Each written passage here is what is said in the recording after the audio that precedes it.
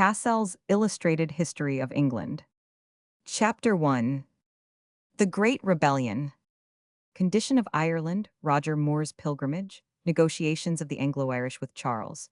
Hugh M. Mahon betrays the plot, rising of the native Irish, massacre of Protestants, measures taken by the English Parliament, return of Charles to London, the Grand Remonstrance, the King's answer, his lieutenant of the Tower, riots in London, blunder of the bishops, attempted arrest of the 5 members, Charles leaves London, the Queen goes to Holland, Charles at York, his repulse from Hull, preparations for war, the royal standard raised, Prince Rupert's headstrong folly, Battle of Edge Hill, Charles marches on London.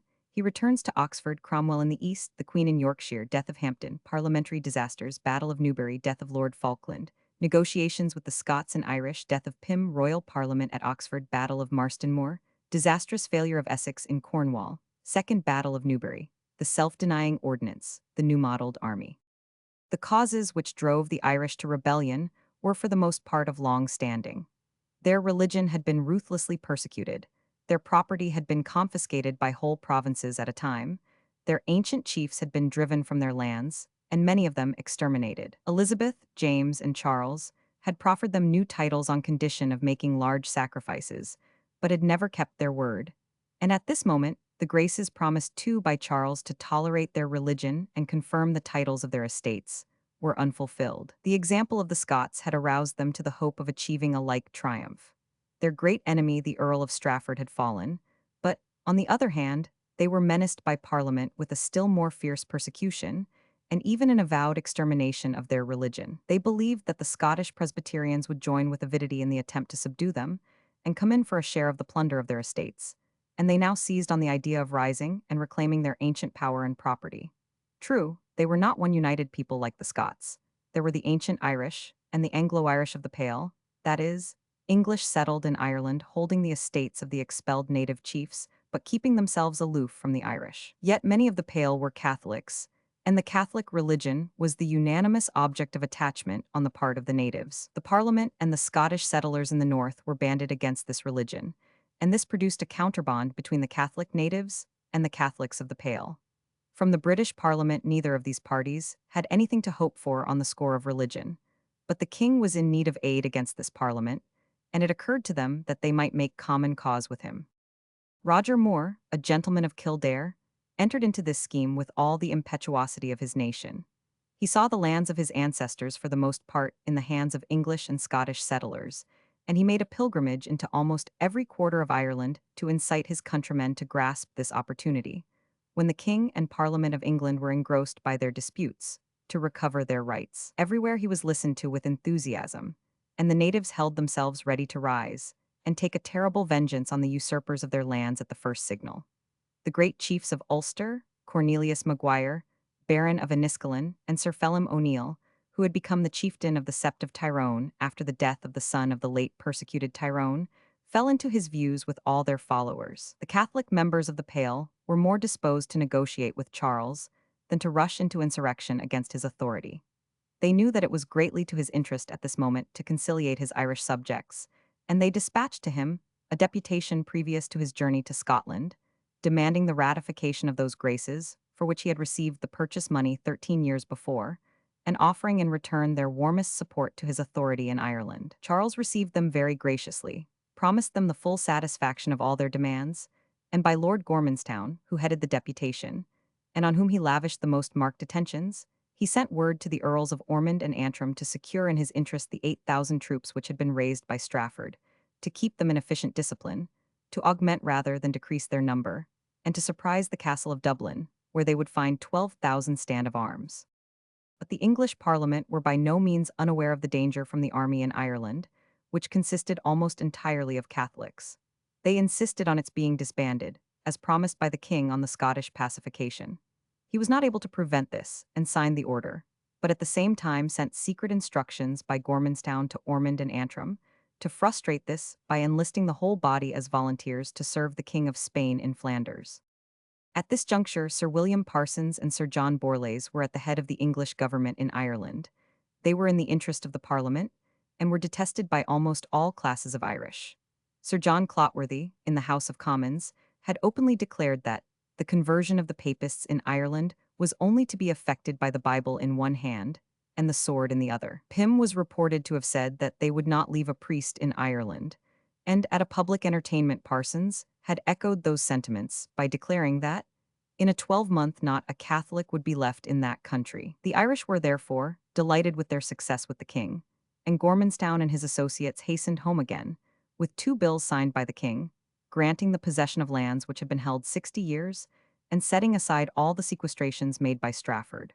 But Parsons and Borlase, aware that the passing of these bills would attach Ireland to the interests of the king, defeated the object by proroguing Parliament a few days before the arrival of the deputies. It was now resolved by Ormond and Antrim to defer any movement till the reassembling of the Irish Parliament in November, when they could at the same moment secure Dublin Castle and the persons of Parsons and Borlase, and issue 3 in the name of the 2 houses His Majesty's concession to the people of Ireland. But the native Irish, stimulated by the addresses of Moore, could not wait so long. They determined to rise without waiting for the combined force on the 23rd of October. 220 men were to surprise the castle, but at the time appointed only 80 appeared. They concluded to wait till the next day for the arrival of the rest, but that night one Hugh M. Mahon, in a drunken fit, betrayed the secret to Owen O'Connolly, a servant of Sir John Clotworthy and a Protestant. He instantly carried the news to Sir William Parsons. The city gates were closed, and a quick search was made for the conspirators. All but M. Mahon and Lord Maguire escaped, but the castle was saved. Ignorant of the failure of the plot, the people of Ulster rose on the appointed day. Charlemont and Dungannon were surprised by Sir Phelim O'Neill, Mount by O'Quinn, Tanderaggy by O'Hanlon, and Newry by MacGinnis. In little more than a week all the open country in Tyrone, Monaghan, Longford, Leitrim, Fermanagh, Cavan, Donegal, Derry, and part of Down were in their hands. The other colonies in which there were English or Scottish plantations followed their example, and the greater part of Ireland was in a dreadful state of anarchy and terror. The Protestant people on the plantations fell beneath the butchering revenge of the insurgents, or fled wildly into the fortified towns. The horrors of the Irish massacre of 1640 have assumed a fearful place in history. The cruelties, expulsions, and oppressions of long years were repaid by the most infuriated cruelty. Men, women, and children fell indiscriminately in the onslaught, and they who escaped, says Clarendon, were robbed of all they had, to their very shirts, and so turned naked to endure the sharpness of the season. And by that means, and for want of relief, many thousands of them perished by hunger and cold. Great care has been taken by Catholic writers to contradict these accounts, and to represent the atrocities committed as of no extraordinary extent. They remind us that no accounts of these barbarous slaughters were transmitted in the reports to the English Parliament, which would have been only too glad to spread and even exaggerate bloody deeds of the Catholics. They reduced the number of people slain during the whole insurrection to about 10,000, instead of the grossly exaggerated statements of Milton in his Iconoclasts, that there were 154,000 in Ulster alone, or of Sir John Temple, that 300,000 were slain or expelled altogether. But nothing less than a most frightful massacre could have left the awful impression which still lives in tradition, and the calculations of modern historians do not make the number massacred less than from 15,000 to 20,000. The Earl of Castlehaven, a Catholic, says that all the water in the sea could not wash from the Irish the taint of that rebellion. Whilst remembering the vengeance, however, we must never forget the long and maddening incentives to it. Much blame was attached to the deputy governors, Borlase and Parsons, who, shut up in security in Dublin, took no measures for suppressing the insurgents. They were charged with purposely allowing the rebellion to spread, in order that there might be more confiscations, in which they would find their own benefit. But it must not be forgotten that they had few soldiers on whom they could rely, for these were nearly all Catholics, nor did the insurgents escape without severe chastisement in many places, for wherever there was a trusty garrison, the soldiers easily repelled the disorderly mob of plunderers, and Sir Phelim O'Neill suffered during the month of November severe losses. Before Charles reached England, O'Connolly, the discoverer of the plot, arrived in London, with letters from the Lords Justices, and was called before the House of Lords to relate all that he knew. They immediately invited the House of Commons to a conference on the state of Ireland, and on the better providing for the security of England. They presented O'Connolly with £500 in money, and settled on him an annuity of £200 a year. It was resolved to look well after the Catholics in England, and to put the ports into a state of defence. The Commons voted that £200,000 should be set apart for the requirements of Ireland, that 6,000 foot and 2,000 horse should be raised for service there, and that the fleet should carefully guard its coast. The Earl of Leicester, the Lord Lieutenant, was desired to furnish a list of the most suitable officers for the service, and arms and ammunition were prepared in haste to be dispatched to Dublin. A pardon was offered to all rebels who laid down their arms by a certain day, at the same time that a reward was set on the heads of the leaders. But the Commons did not stop there. They passed a resolution never to tolerate the Catholic worship either in Ireland or in any part of His Majesty's dominions. Commissioners were appointed to disarm the recusants in every part of the kingdom. Pursuivants were sent out in every direction to seize priests and Jesuits.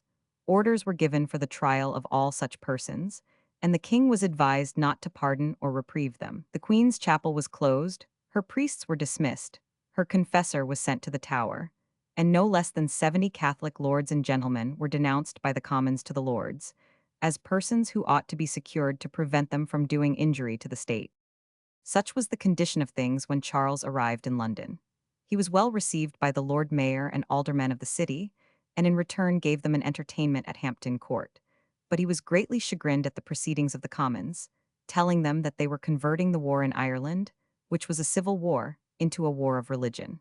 He took umbrage also at Parliament sitting with a guard round their house. The Earl of Essex, on the king's arrival, surrendered his command of the forces south of the Trent to the king, and announced to the Lords that having resigned his commission, he could no longer furnish the guard. A message was sent from the houses, requesting the king to restore them the guard, but he refused, saying he saw no occasion for it. But the Commons let him know that many dangerous persons, Irish and others, were lurking about, and that the incident in Scotland and the late attempt to surprise the castle in Dublin warned them of their danger, and that not only must they have a guard, but they must nominate the commander of it themselves. Whilst Charles was pondering on the answer which he should return to this unwelcome message, Sir Ralph Hopton appeared at Hampton Court with another address from the Commons, yet more ominous. This bore the alarming title of a remonstrance on the state of the kingdom. It had been drawn up and passed by the Commons before the king came back from Scotland, that is, on the 22nd of November, and it was resolved to present it to him on his return. It was the act of the Commons alone, and had not been carried even there without a violent debate, which lasted till 2 o'clock in the morning, the House having sat that day 18 hours. The heat to which the proposal gave rise was such that Sir Philip Warwick says, "We had sheathed our swords in each other's bowels, had not the sagacity and calmness of Mr. Hampden, by a soft speech, prevented it." Cromwell is reported by Clarendon to have said to Lord Falkland as they came out that had it not been carried, he would have sold all and gone to America. So near, adds the royalist historian, was the poor kingdom at that time to its deliverance.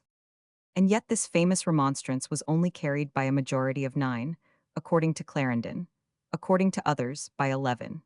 It was, as Clarendon describes it, a very bitter representation of all the illegal things that had been done from the first hour of the king's coming to the crown, to that minute. It consisted of 206 clauses, and dealt among other matters with the war against the French Protestants, the innovations in the church, the illegal imposition of ship money, forced loans, the cruelties of the Star Chamber and High Commission, the forcing of episcopacy on Scotland, the forcing of it on the Irish by Strafford, and all the other illegal proceedings there, the opposition of the king and his ministers to necessary reforms, and the plotting of the queen with the papists at home and abroad.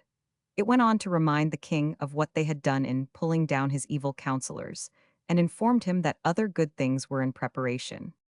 The Clock Tower, Dublin Castle. See larger version. The king the next day delivered his answer in the House of Lords, protesting, as usual, his good intentions, telling the Commons, before he removed evil counsellors, they must point out who they were and bring real facts against them. At the same time, he significantly reminded them that he had left Scotland in perfect amity with him, so that they might infer that they were not to look for support against him there, and calling on them to stir themselves in aiding him to put down the rebellion in Ireland. Matters continued getting worse every day between the king and Parliament. From the 8th to the 20th of December, there was a sullen humor between them. So far from granting the Parliament the usual guard, Charles had posted a guard of his own near the Commons. They summoned the commander of the guard before them, pronounced its being placed there a breach of their privileges, and demanded that it should be removed. On the 14th of December, Charles objected to their ordering the impressment of soldiers from Ireland, that being his prerogative, but that he would permit it for the time on the understanding that his right was not thereby affected. The next day the Commons passed an order for the printing and publishing of their remonstrance, which measure they had failed to carry at the same time as the remonstrance itself. This had a great effect with the public, and the king, in a restless, angry humor, prevailing in nothing against the house, sought to strengthen himself by getting into the Tower a lieutenant of his own party. But in this movement he was equally injudicious and equally unfortunate. Charles dismissed Sir William Balfour, who had honestly resisted his warrant, and refused a bribe of Strafford to permit his escape. But to have deprived the Commons of any plea for interfering in what was unquestionably his own prerogative, he should have replaced him by a man of character. Instead of that, he gave the post to Colonel Lunsford, a man of desperate fortunes and the most unprincipled reputation, outlawed for his violent attacks on different individuals, and known to be capable of executing the most lawless designs. The city immediately petitioned the Commons against the Tower being in the hands of such a man. The Commons called for a conference with the Lords on the subject, but the Lords refused to meddle in what so clearly was the royal prerogative. The Commons then called on them to enter the protest they had made on their books, but the Lords took time to consider it. On Thursday, December 23rd, a petition was addressed to the Commons, purporting to be from the apprentices of London, against papists and prelates, who, they contended, caused the destruction of trade by their plots, and the fears which thence unsettled men of capital, whereby they, the apprentices, were nipped in the bud, on 6 entering the world. The corporation waited on His Majesty on Sunday, the 26th, to assure him that the apprentices were contemplating a rising, and meant to carry the Tower by storm, unless Lunsford were removed, and that the merchants had already taken away their bullion from the mint for fear of him, and the owners of ships coming in with new would not carry it there. That evening Charles took the keys from his new lieutenant, and appointed Sir John Byron in his place. And now, notwithstanding their reluctance, the Lords were compelled to entertain this question, for they found Lord Newport, the Constable of the Tower, also brought into controversy by the king. It appeared that during Charles's absence in Scotland, at a meeting of a number of the peers and members of the Commons at Kensington, regarding some rumor of plots against Parliament, Lord Newport was reported to have said, "Never mind, we have his wife and children." Newport stated in the House that he had waited on the Queen at the time, and assured her that no such words had been spoken. Yet on Friday last the king had reminded him of it and intimated his belief of it. It was now the turn of the Lords to call for a conference with the Commons. This was granted on Monday, and whilst it was sitting, the House of Parliament was surrounded by tumultuous mobs, crying, "Beware of plots! No bishops, no bishops!" Poor Williams, made Archbishop of York on the 4th of this month, was surrounded by this mob and much frightened. But he got away unhurt, any further than in his feelings, from the execrations heaped on the bishops. One David Hyde, however, a ruffian officer who had been in the army in the north, and was now appointed to the service in Ireland, drew his sword and swore that he would cut the throats of those round-headed dogs that bawled against bishops. And by that expression, says Clarendon, gave the first utterance to the name Roundheads, which was at once universally applied to the parliamentary party, the term Cavaliers soon being introduced to designate the Royalists. The same day Lunsford had the insolence to go through Westminster Hall with 30 or 40 of his partisans at his back. The mob fell on them, and they drew their swords and cut right and left among the crowd. Presently there came pouring down to Westminster hundreds of fresh apprentices, with swords, cudgels, and other weapons, crying, slash us now, slash us now." And this was renewed by thousands the next day, December 28th, with the same slash us now, whilst we wait on the Honourable House to request an answer to our petition. Some of the youths were shut into the Abbey and brought before Williams, whilst those without cried that if they were not released, they would break in and pull down the organs. This, however, they were prevented from doing, by numbers of the bishop's men coming out on the Abbey leads, and flinging down stones upon them, by which many were injured. And Sir Richard Weisman, who happened to be passing, was so much hurt that he died of his injuries.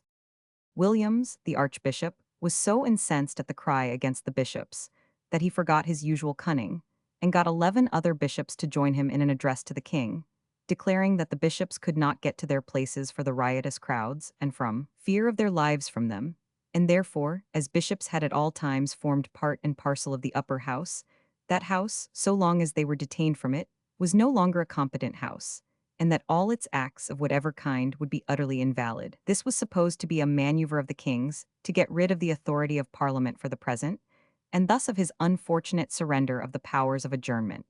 But the Lords, taking no notice of the protest of the bishops, desired a conference with the Commons, and then denounced the protest of the bishops as subversive of the fundamental rights of Parliament, The Commons, on their part, instead of contenting themselves with passing a resolution condemnatory of the folly of the bishops, at once declared them guilty of high treason, and called on the Lords to apprehend them, which was at once done, and 10 of the bishops were committed to the Tower, and 2, on account of their age, to the custody of the usher of the Black Rod. On the last day of this eventful year, Denzil Halls waited on His Majesty, by order of the Commons, to represent to him, that whilst his faithful Parliament was ready to shed the last drop of its blood in defence of His Majesty, it was itself daily exposed to the danger of plots, and ruffians who had dared to shed the blood of the people coming to petition at the very doors of the house. They demanded, therefore, a guard. Charles had taken care to surround his own palace day and night since the commotions. Such a guard was reluctantly granted 3 days after. But if 1641 had been an astonishing year, 1642 was destined to cast even it into the shade, and 7 its very opening was with nothing short of the first trumpet note of civil war. On the 3rd of January, Charles sent his answer to the Commons respecting the guard, acceding to the request, but immediately followed it up by a demand that electrified the Houses, and was soon to electrify the nation. Whilst the Commons were debating on the royal message, the King's new Attorney General, Herbert, appeared at the bar of the House of Lords, and presented articles of high treason against 6 leading members of Parliament, 1 peer and 5 commoners. These members were Lord Kimbolton in the Peers and Halls, Hazelrigg, Pym, Hampden, and Strode in the Commons. There were 7 articles exhibited against them of high treason and other misdemeanor. These were stated in the following words. First, that they have traitorously endeavored to subvert the fundamental laws and government of the Kingdom of England, to deprive the King of his royal power, and to place in subjects an arbitrary and tyrannical power over the lives, liberties, and estates of His Majesty's liege people. Second, that they have traitorously endeavored, by many foul aspersions upon His Majesty and his government, to alienate the affections of his people, and to make His Majesty odious unto them. Third, that they have endeavored to draw His Majesty's late army to disobedience to His Majesty's commands, and to side with them in their traitorous designs. Fourth, that they have traitorously invited and encouraged a foreign power to invade His Majesty's Kingdom of England. Fifth, that they have traitorously endeavored to subvert the rights and the very being of parliaments. Sixth, that for the completing of their traitorous designs, they have endeavored, so far as in them lay, by force and terror, to compel the Parliament to join with them in their traitorous designs, and to that end have actually raised and countenanced tumults against the King and Parliament. Seventh, and that they have traitorously conspired to levy, and actually have levied war against the King. The House of Peers, says Clarendon, was somewhat startled by this alarm, but took time to consider it till the next day, that they might see how their masters, the Commons, would behave themselves. Lord Kimbolton declared his readiness to meet the charge. The Lords sent a message upon the matter to the Commons, and at the same time came the news that officers of the Crown were sealing up the doors, trunks, and papers of Pym, Hampden, and the other impeached members. The House immediately ordered the seals put upon the doors and papers of their members to be broken, and they who had presumed to do such an act to be seized and brought before them. At this moment, the sergeant-at-arms arrived at the door of the house. They ordered him to be admitted, but without his mace, and having heard his demand for the delivery of the 5 members, they bade him withdraw, and sent Lord Falkland and 3 other members to inform the King that they held the members ready to answer any legal charge against them. But the next day the Commons were informed by Captain Languish that the King, at the head of his gentlemen pensioners, and followed by some hundreds of courtiers and officers, armed with swords and pistols, was advancing towards the house. The house was well supplied with halberds, which they had previously ordered into it when the King withdrew their guard, but they saw the advantage of preventing an armed collision, and ordered the accused members to withdraw. Charles entered the house, his attendants remaining at Westminster Hall and at the door of the Commons. As he advanced towards the Speaker's chair, he glanced towards the place where Pym usually sat, and then approaching the chair, said, "By your leave, Mr. Speaker, I must borrow your chair a little." The House, at his entrance, arose and stood uncovered. Lenthal, the Speaker, dropped upon his knees, and Charles, much excited, said, "Gentlemen, I am sorry for this occasion of coming unto you. Yesterday I sent a sergeant-at-arms to apprehend some that at my command were accused of high treason, wherewith I did expect obedience, and not a message. And I must declare unto you here, that albeit no king that ever was in England shall be more careful of your privileges to maintain them to the utmost of his power, than I shall be. Yet you must know that in cases of treason no person hath a privilege, and therefore I am come to know if any of those persons that I have accused, for no slight crime, but for treason, are here. I cannot expect that this house can be in the right way that I do heartily wish it. Therefore I am come to tell you that I must have them, wheresoever I find them. He looked earnestly round the house, but seeing none of them, demanded of the speaker where they were. Lenthal, still on his knees, declared that he had neither eyes to see, nor tongue to speak, but as the house directed. Well, said the king, since I see all the birds are 8 flown, I do expect that as soon as they return hither you do send them to me. And with mingled assurances that he meant no force, yet not without a threat, he withdrew. As he walked out there were raised loud cries of privilege, privilege, and the house instantly adjourned. The Commons, to testify that they no longer felt themselves safe in their own house, betook themselves to the city where, establishing a permanent committee to sit at the Grocers' Hall, they adjourned till the 11th of January. The next day Charles, taking his usual attendance, went into the city, and at Guildhall demanded of the Lord Mayor and aldermen that they should hunt out and deliver to him the accused members who had taken refuge amongst them. His demand was coldly received, and after dining with one of the sheriffs he returned. His passage through the city was attended by continued cries of privilege, privilege of Parliament, and one Henry Walker, an ironmonger and political pamphleteer, threw into his Majesty's carriage a paper bearing the words, "To your tents, O Israel." Scarcely had Charles reached Whitehall, when a deputation from the corporation waited on him, complaining of the Tower being put into unsafe hands, of the fortifying of Whitehall, the wounding of citizens on their way to petition Parliament, of the dangerous example of the king entering the House of Commons attended by armed men, and praying him to cease from the prosecution of the 5 members of Parliament, and to remove from Whitehall and the Tower all suspicious personages. As Charles still persisted by proclamation in endeavoring to get possession of the 5 members, and as 100 stand of arms, with gunpowder and shot, had been removed from the Tower to Whitehall, 1,000 marines and boatmen signed a memorial to the Committee of the Commons sitting at Guildhall, offering to guard them on the appointed day to their house in Westminster. The committee accepted the offer, which was immediately followed by one from the apprentices. Seeing that the city, the seamen, and everybody were of one mind in condemning his violent invasion of the national sanctuary of the House of Commons, Charles, on the 10th of January, the day previous to the meeting again of Parliament, quietly withdrew with his family to Hampton Court, and the next day removed thence to Windsor. Little did he imagine, deplorable as was his retreat, that he would never enter his capital again till he came as a prisoner in the hands of this insulted Parliament. Yet his feelings at this moment must have been melancholy in the extreme. In this sad condition, says Clarendon, was the king at Windsor, fallen in 10 days from a height and greatness that his enemies feared, to a lowness that his own servants durst hardly avow the waiting on him. Charles had now decided on war, but money was necessary, and to obtain it he determined to send the queen abroad. A pretext was easily found. The Princess Mary, who had been some time betrothed to the Prince of Orange, though she was yet a mere child, only about 10 years of age, was to be delivered to the Dutch court, and nothing was more natural than that her mother should accompany her. Even the stern reformers, who had forbidden her twice before leaving the kingdom, could find no excuse for forbidding this maternal office.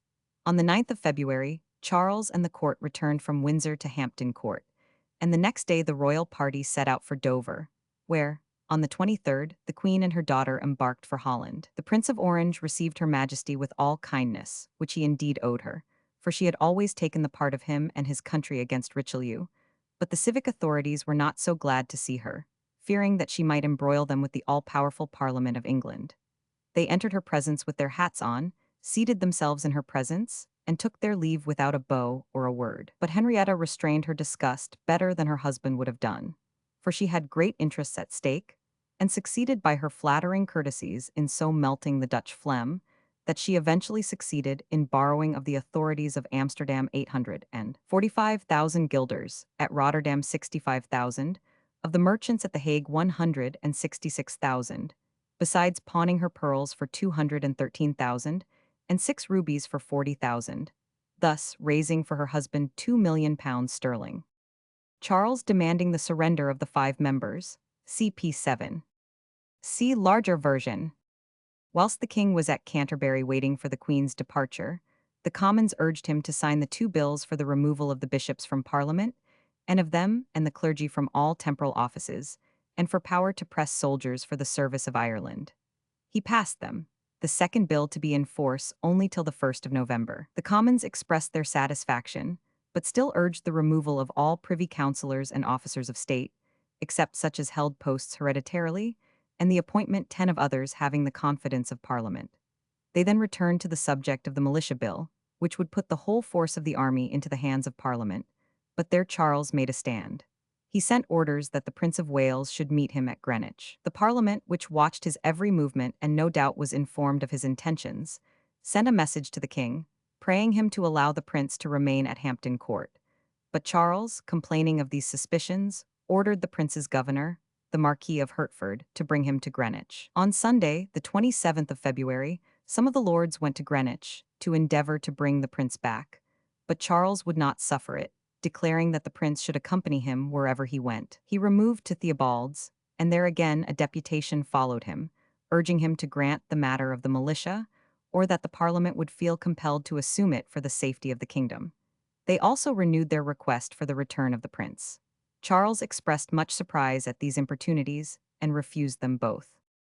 On receiving this answer, the two houses issued an order to fit out the fleet and put it into the command of the Earl of Northumberland as Lord High Admiral. The lords, who had hesitated to join the Commons in the demand of the control of the militia, now passed the ordinance for it with very few dissensions. 55 lords and commons were named as Lord Lieutenants of counties, many of them royalists, but still not such as the Commons feared joining the king in an open rupture. The Commons then proceeded to issue a declaration, expressing their apprehensions of the favor shown to the Irish rebels by the court, of the intention of evil advisers of the king to break the neck of Parliament, and of the rumors of aid from abroad for these objects from the Pope and the kings of France and Spain. The lords, with only 16 dissentient voices, joined in this declaration, and the earls of Pembroke and Holland waited on the king with it at Royston. On hearing this outspoken paper read, Charles testified much indignation, pronouncing some assertions in it, in plain terms, lies, and when the earls entreated him to consent to the granting of the militia for a time, he exclaimed, "No, by God, not for an hour. You have asked that of me which was never asked of any king, and with which I should not trust my wife and children." This was true, but he had formerly said he would sooner lose his life than consent to the bill against the bishops, and yet he gave them up. That he would on the first opportunity break his word was certain. That at this very moment his wife was moving heaven and earth abroad, and pawning her jewels for money to put down Parliament and people, was equally well known. In vain, therefore, were the solemn asseverations which he made, that he desired nothing so much as to satisfy his subjects. At this moment he was stealing away towards the north. He got away to Newmarket, thence to Huntingdon, next to Stamford, and from that place wrote to the two houses, informing them that he proposed to take up his residence for a time in York. The deputies had strongly importuned him to return to the neighborhood of his Parliament. This was his answer, accompanied by a positive refusal to put the militia into their hands. The houses were at once roused to action. War was inevitable. The king was intending to take them by surprise. They therefore voted that the king's absence was most detrimental to the affairs of Ireland, that the king was easily advised, and that it was necessary for Parliament that the power of commanding the militia must be exercised by the sole authority of Parliament, and orders for that purpose were issued to the lieutenants and deputy lieutenants of the counties.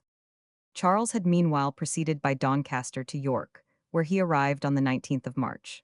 On the 26th, the Lords Willoughby and Dungarvan, with Sir Anthony Arabi, arrived from Parliament with a justification of their proceedings. They admitted that he had passed many satisfactory bills at their instance, but that always at the same time, some attempts had been set on foot to render them abortive. They informed him that they had certain information of preparations making abroad, and of a design to enter Hull with foreign forces. Charles denied the truth of these allegations, and assured them that he would return and reside near his Parliament as soon as he was sure of the safety of his person. He did not forget, however, the words dropped about Hull. It was of immense consequence to obtain possession of that place, but it was in the keeping of the stout Sir John Hotham and his son, who had declared in Parliament, "Fall back, fall edge," he would carry out the wishes of Parliament. As Charles could not hope to obtain it by force, he conceived the idea of winning it by stratagem. 11. He sent the Earl of Newcastle to request that the town and arsenals might be put into his hands. Newcastle assumed the name of Sir John Savage to obtain admission to the town, but was discovered, and this clumsy trick only increased the suspicions of the people. Parliament then sent an order for the removal of the arms and ammunition to the Tower of London.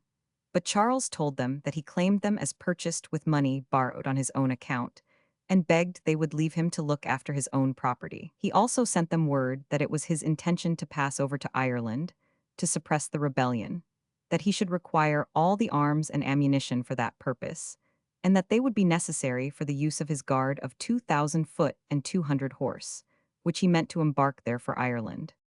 On the 22nd of April he sent the Duke of York, the Prince Palatine, his nephew, the Lords Newport, Willoughby, and some other persons of distinction, but without any armed force, to see the town of Hull. Sir John Hotham and the mayor received them with all honor, and entertained them as became their rank.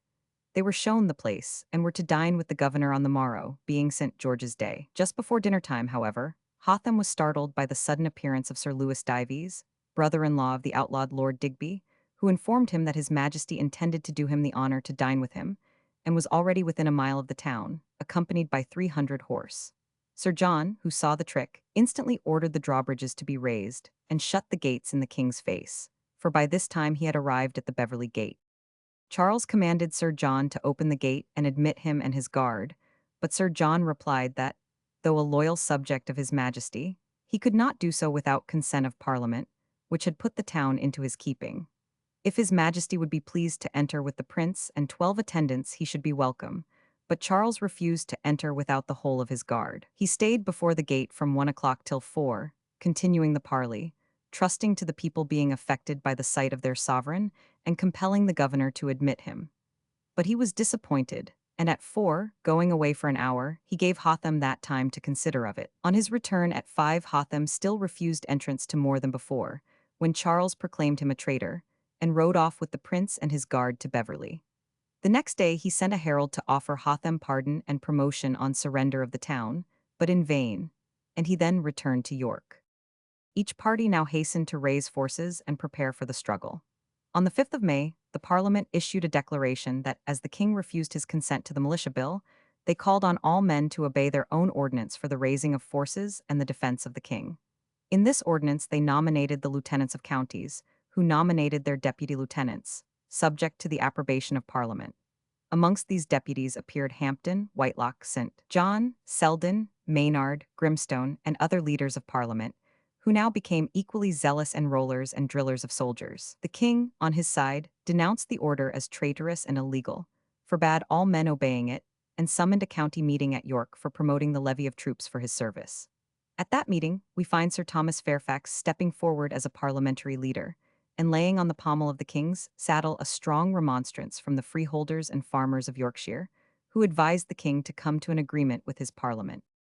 The country was now come to that crisis when every man must make up his mind and show to which side of the dispute he leaned.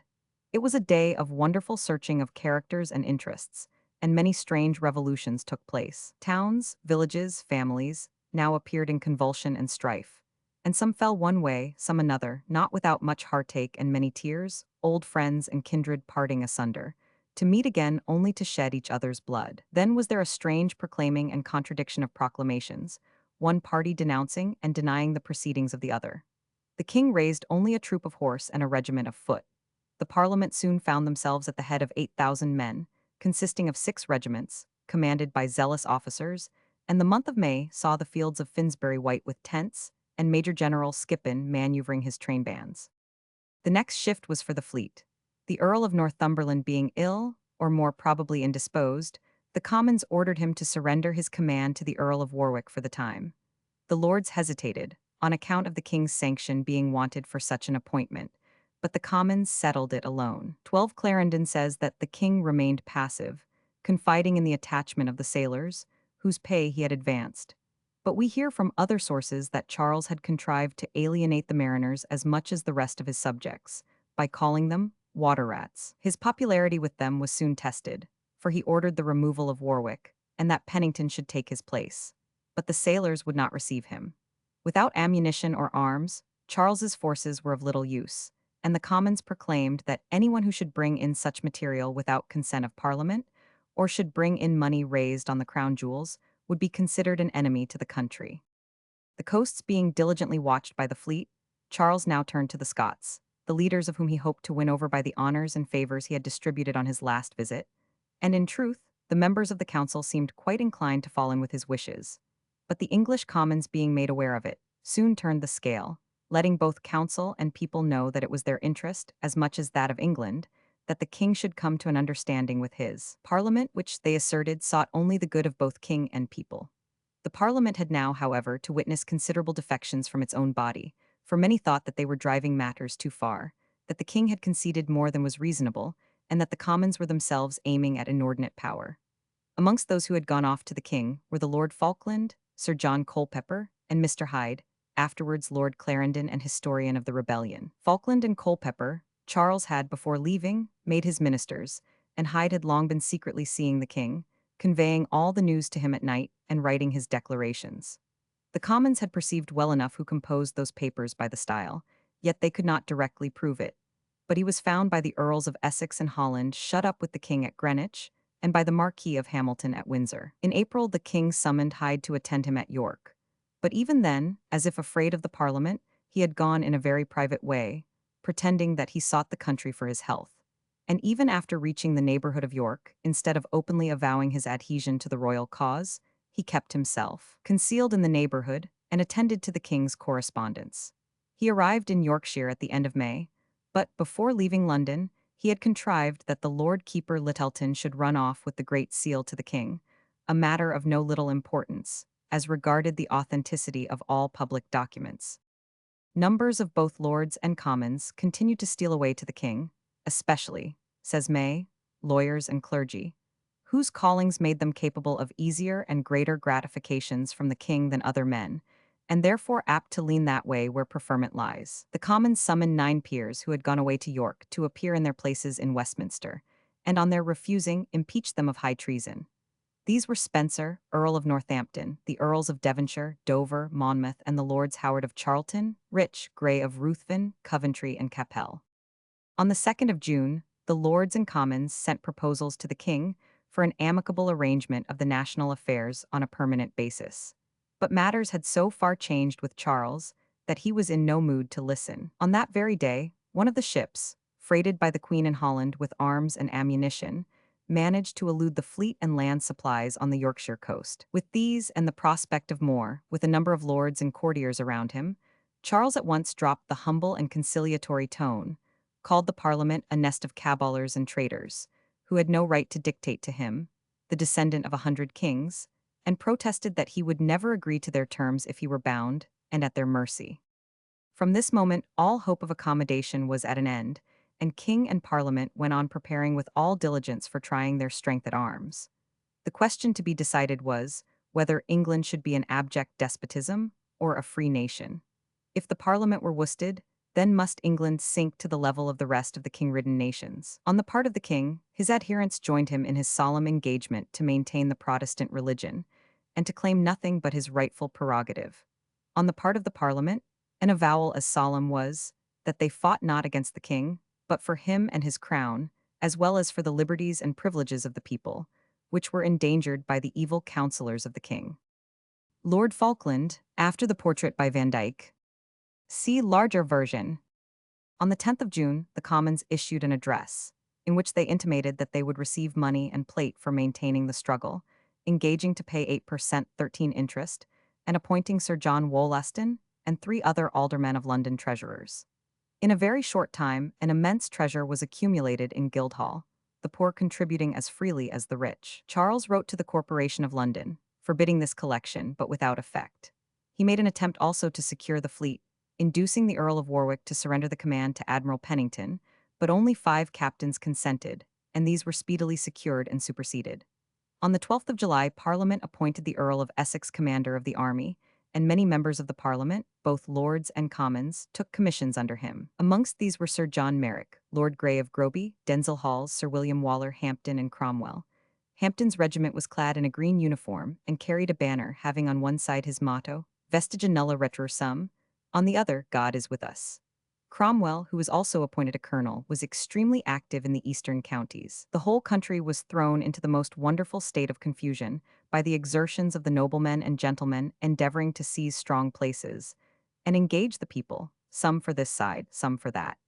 Never had there been such a state of anarchy, opposition, and rending asunder of old ties. For the most part, the southern counties and mercantile places were for the Parliament, the more purely agricultural and remote districts for the king. In many, however, there was a pretty equal division of interests and fierce contests for superiority. In Lincolnshire, Lord Willoughby of Parham was very successful for Parliament. In Essex, the 14th Earl of Warwick was equally so, and Kent, Surrey, Middlesex, and the seacoast of Sussex were strongly parliamentary. Cromwell did wonders in Suffolk, Norfolk, and Cambridge. In Berkshire, Hampden and the Earl of Holland were opposed by the Earl of Berkshire, Lord Lovelace, and others, but the Earl of Berkshire was seized by Hampden and sent up to the Parliament. In Buckinghamshire, Hampden had it nearly all his own way. Colonel Goring, who was governor of Portsmouth, after receiving a large sum from Parliament to put that place in full condition of defence, betrayed it, as he had before done the royal party. But the Parliament seized the Earl of Portland, Goring's ally, and put the Isle of Wight into the keeping of the Earl of Pembroke. Warwickshire was divided between Lord Brooke for the Parliament and the Earl of Northampton for the King, Leicestershire between the Earl of Huntingdon for the King and the Earl of Stamford for the Parliament. Derbyshire was almost wholly for the King, and so on northward. Yet in Yorkshire, Lord Fairfax was zealous for Parliament, and so were Sir Thomas Stanley and the Egertons in Lancashire. The Earl of Derby and his son, Lord Strange, embraced the side of royalty, and the first blood in this war was shed by Lord Strange endeavouring to secure Manchester, where he was repulsed and driven out. Great expectations were entertained by the Royalists of the assistance of the numerous Catholics in Lancashire and Cheshire, but they were either indifferent or overawed. In the west of England, the king had a strong party. Charles, in his commission of array, had appointed the Marquis of Hertford Lieutenant General of the West, including 7 counties in Wales, and the second skirmish took place in Somersetshire, between him and the Deputy Lieutenant of the county, where 10 men were killed and many wounded. No exertions were spared by the Parliament at the same time to induce the king to come to an arrangement, but he showed that he was at heart totally unchanged, for he replied to their overtures by still insisting that the Lord Kimbolton and the 5 members of the Commons should be given up to him, as well as Alderman Pennington, the Lord Mayor of London, and Captain Venn, commander of the train bands. He demanded indictments of high treason against the Earls of Essex, Warwick, and Stamford, Sir John Hotham, Major General Skippon, and all who had dared to put in force the ordinance of Parliament for the raising of the militia. Yet at the same time, he was in secret negotiation with Hotham for the betrayal of Hull, and Hotham sullied that reputation for patriotic bravery which he had acquired by listening to him. He was, however, stoutly resisted by the inhabitants, the garrison, and his own son. The king then invested Hull, and intrigued with some traitors within to set fire to the town, so that he might assault it in the confusion. But the plot was discovered, and the incensed inhabitants made a sortie under Sir John Meldrum, and put the king's forces to a precipitate flight. Charles then marched away to Nottingham, where he raised his standard on the 25th of August, according to Clarendon, on the 22nd, according to Rushworth. It was a most tempestuous time. The standard, which was raised on the Castle Hill, an elevated and exposed place, was blown down in the night, an ominous occurrence in the opinion of both soldiers and people, and it was 3 days before it could be erected again, owing to the fierceness of the wind. Besides the prostration of the standard, the condition of the king's affairs was equally discouraging. The people showed no enthusiasm in flocking to the royal banner. The arms and ammunition did not arrive from York, and the royal arms had received a severe repulse at Coventry. News came that the Earl of Essex was at the head of 15,000 men at Northampton, and the Earl of Southampton and his other officers entreated the king to make overtures of peace to the Parliament, telling him that if they refused them, it would turn the tide of popular favor against them. At first Charles listened to such counsels with anger, but at length dispatched Sir John Culpeper to London to treat.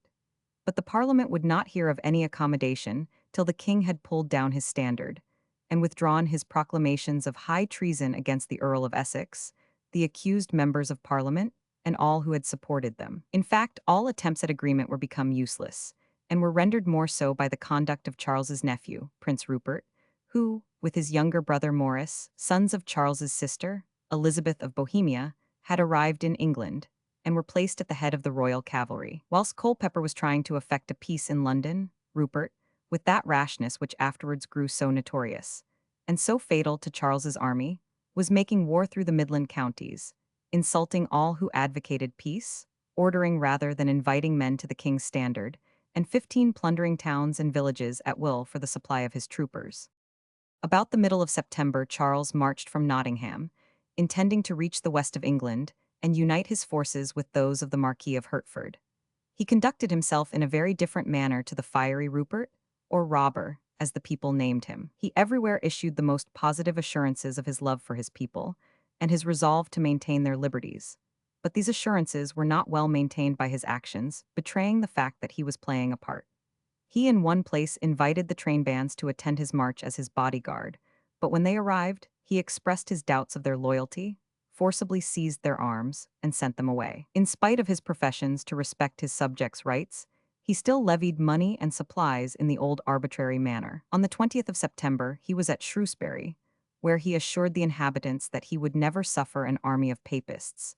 And on the 23rd, he wrote to the Earl of Newcastle, telling him that the rebellion had reached that height, that he must raise all the soldiers he could, without any regard to their religion. He received £5,000 in cash from the Catholics in Shropshire, sold a title of baron for £6,000 more, and began minting money from plate with great alacrity. And to put the finish to his insincerity, he dispatched orders to Ireland to send him as many troops thence as they could, who were almost wholly Catholic. But the Earl of Essex was carefully watching the king's progress. He had sent him the parliamentary proposals of accommodation, which he refused to receive from what he called a set of traitors. Essex reached Worcester, in his march to cut off the king's movement towards London, just as Prince Rupert and Colonel Sandys had had a skirmish in that town, from which Rupert was forced to fly. There Essex lay still for 3 weeks, till at length Charles, encouraged by his inaction, ventured to quit Shrewsbury on the 20th of October, and by a bold march by Wolverhampton, Birmingham, and Kenilworth, actually shot past Essex's position on the road to London.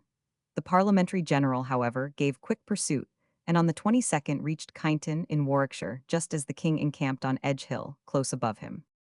Charles had the way open, but a council of war advised the attack of Essex, who had marched at such a rate that a great part of his forces was left behind.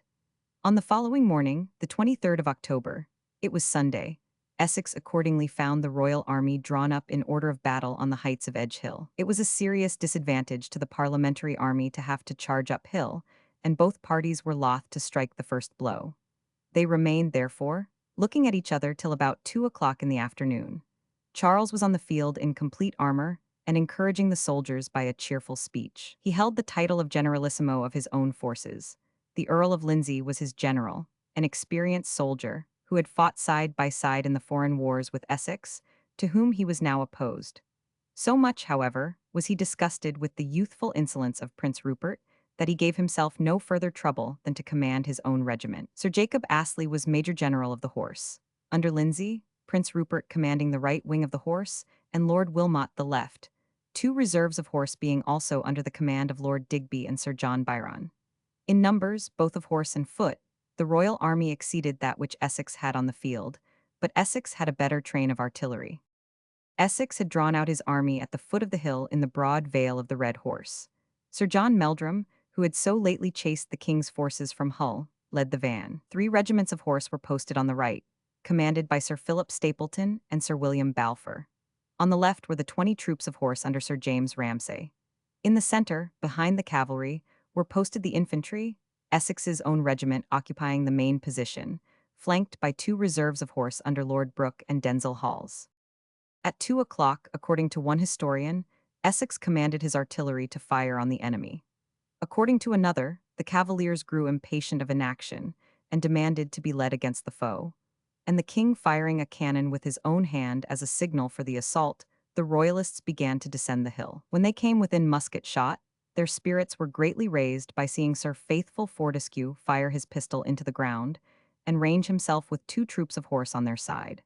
The parliamentary cavalry made a charge on the king's center and endeavored to seize the standard, but could not resist the pikes of the royalists. Prince Rupert made a furious charge on the left wing of the parliamentarians, broke it, and 16 pursued it in headlong chase into the village of Kyneton, where, finding the baggage of the enemy, he allowed his men an hour to plunder it. This uncalculating conduct on the part of Rupert continued through the whole war, and no amount of experience of the disastrous results of it ever cured him of it in the least. Put him at the head of a body of horse, and such was his valor and impetuosity that he would carry all before him, but he was rarely seen again in the field till the battle was over, when he returned from the headlong chase, often to find his friends totally defeated. Today, during Rupert's absence, the main bodies of infantry were led into action by Essex and Lindsey, each marching on foot at the head of his men. The steady valor of the Roundheads astonished the Cavaliers. The left wing of Charles's army, under Lord Wilmot, sought refuge behind a body of pikemen.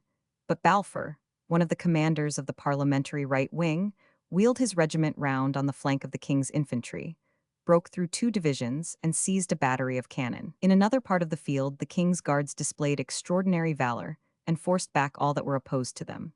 Essex, perceiving it, ordered two regiments of infantry and a squadron of horse to charge them in front and flank, and at the same time Balfour, abandoning the guns he had captured, attacked them in the rear. They were now overpowered and broke. Sir Edward Varney, the standard-bearer, was killed and the standard taken. But this being entrusted by Essex to his secretary, Chambers, was, by treachery or mistake, given up to a Captain Smith, one of the king's officers whom Charles, for this service, made a baronet on the field.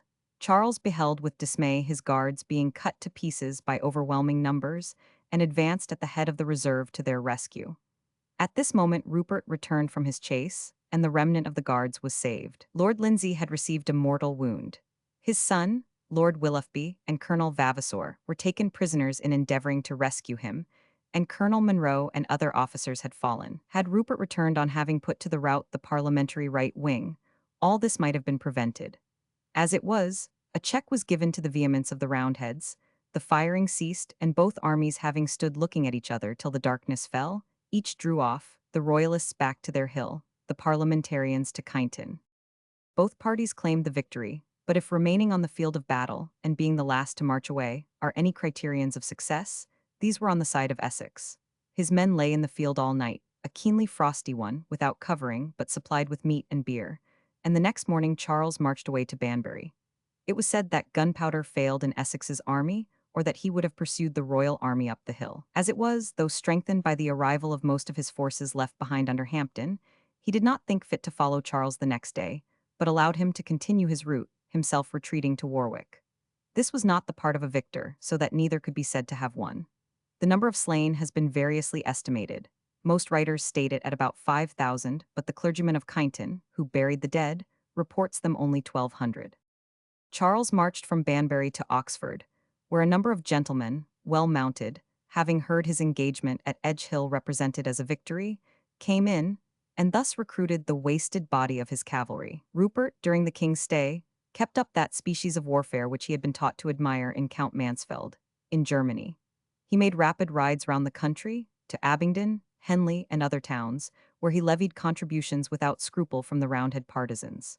The Londoners were in the greatest alarm at the tidings of the king's growing army at Oxford, and sent pressing orders to Essex to hasten to the defense of the capital. The train bands were kept constantly under arms, trenches were thrown up round the city, forces were dispatched to hold Windsor Castle, seamen and boatmen were sent up the Thames to prevent any approach in that direction, and the apprentices were encouraged to enroll themselves by the promise of the time they served being reckoned in the term of their apprenticeship. At length Essex reached London, posted his men about Acton on the 7th of November, and rode to Westminster to give an account of his campaign.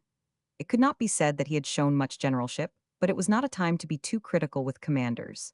The brilliant military genius of Cromwell had not yet revealed itself. Therefore the Parliament gave him hearty thanks, voted him £5,000, and recommended the capital to his care. St. Mary's Church, Nottingham, from a photograph by Frith and Co. See larger version. Essex was scarcely arrived when news came that Charles had quitted Oxford, and was 17 directing his march on London. Henry Martin, a member of the Commons, who commanded at Reading, considering that town untenable, fell back on London. The panic in the capital was great. A deputation was sent, consisting of the Earl of Northumberland and 3 members of the Commons, to meet the king and present a petition for an accommodation. They encountered him at Colnbrook.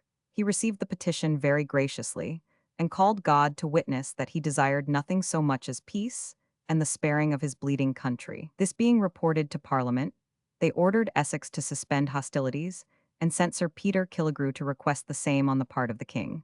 Supposing that after this gracious message, in which he promised to reside near London till the differences were settled, he would have ceased all offensive operations. But scarcely was Killigrew gone, when Parliament was startled by the sound of artillery, and Essex rushed from the house and rode in the direction of the sound. He found Prince Rupert closely followed by the king in the full attack of Brentford, which was defended by a small force of Hall's horse. The king had taken advantage of a thick November fog to endeavor to steal a march on London. But Hall's horse, though few, were stout, and withstood the whole weight of the attack till reinforced by the regiments of Hampden and Brooke. Thus the king's object was defeated.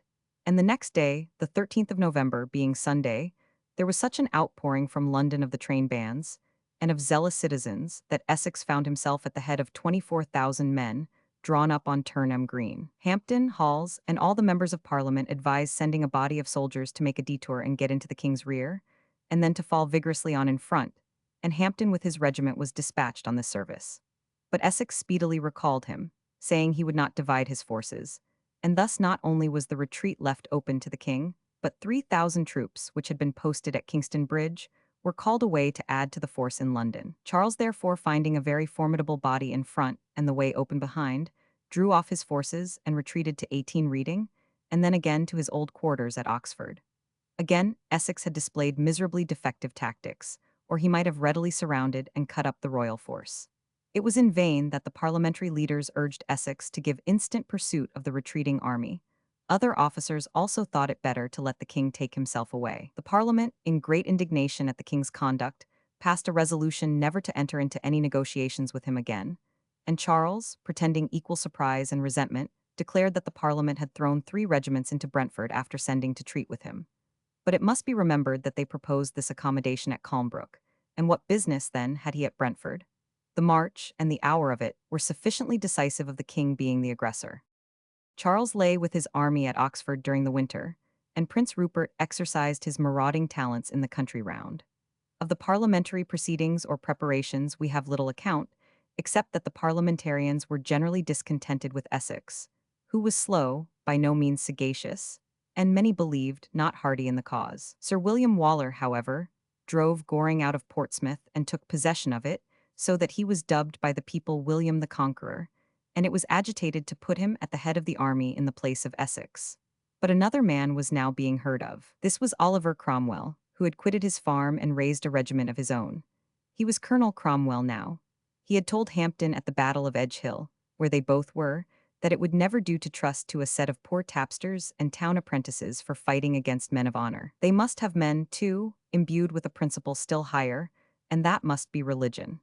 Hampden said it was a good notion if it could be carried out, and from that time Cromwell kept it in view, and so collected and trained that regiment of serious religious men, known as his Invincible Ironsides. Cromwell was active all this winter along the eastern coast, in Cambridgeshire, Huntingdonshire, Essex, and elsewhere, raising supplies, stopping those of the enemy, and forming associations of counties for mutual defense. 4 or 6 were formed, but all soon went to pieces except that of the counties of Norfolk, Suffolk, Essex, Cambridge, Hertfordshire, of which Lord Grey of Wark was the commander, and Oliver, his lieutenant, the sole. This association maintained its district during the whole war. In February we find Cromwell at Cambridge, the castle of which, with its magazines, he had taken by storm, and had now collected their great forces from Essex, Norfolk, and Suffolk. The Queen's arrival in Yorkshire early in February created immense enthusiasm amongst the Cavaliers. Her spirit, her manners, her condescension fascinated all who came near her. She was in every sense now a heroine, and the fact of the Parliament having impeached her of high treason, and her head being forfeited if she fell into their hands, only raised her own resolution and the devotion of all around her. She was conducted to York by a guard of 2,000 cavaliers, headed by the Marquis of Montrose himself, and attended by 6 pieces of cannon, 2 mortars, and 250 wagons of ammunition. The Lord Fairfax, who was the only parliamentary general with any force in the north besides the governor of Hull, was gallant enough to offer to escort her himself with his Roundheads. But she knew she was outlawed and declined the honor. She rode on horseback on the march, calling herself the She Majesty Generalissima, ate her meals in the sight of the army in the open air, and delighted the soldiers by talking familiarly to them. She remained nearly 4 months at York, doing wonderful service to the king's cause, and, as we shall find, succeeding through the Earl of Newcastle even in corrupting the faith of the Hothams at Hull. Her arrival gave new spirit to the royal cause, but was undoubtedly, at the same time, the most fatal thing which could have happened to it, as it strengthened the king in his obstinate determination to refuse all accommodation with the Parliament. And although the Parliament, in its resentment at the king's treachery at Brentford, had vowed never to treat with him again, in March 1643, It made fresh overtures to him. The deputation sent to him consisted of the Earls of Northumberland, Pembroke, Salisbury and Holland, Viscounts Wenman and Dungarvan, John Holland and William Lytton, Knights and William Pierpoint, Bulstrode Whitelock, Edmund Waller and Richard Winwood, Esquires. They were received by the king in the garden of Christ Church and permitted to kiss his hands. On Waller performing that ceremony, Charles said graciously, "You are the last, but not the worst, nor the least in my favor." In fact, Waller at that moment was engaged in a plot for the king, whence the 19 significant remark. As the two parties insisted on their particular demands, the interview came to nothing. Courteous as the king was to Waller, he was otherwise by no means so to the deputation. The queen was in the country with abundant supplies of arms and ammunition, and he was elated with the fact. He interrupted the Earl of Northumberland so rudely and so frequently, whilst reading the parliamentary proposals, that the Earl stopped and demanded proudly whether His Majesty would allow him to proceed.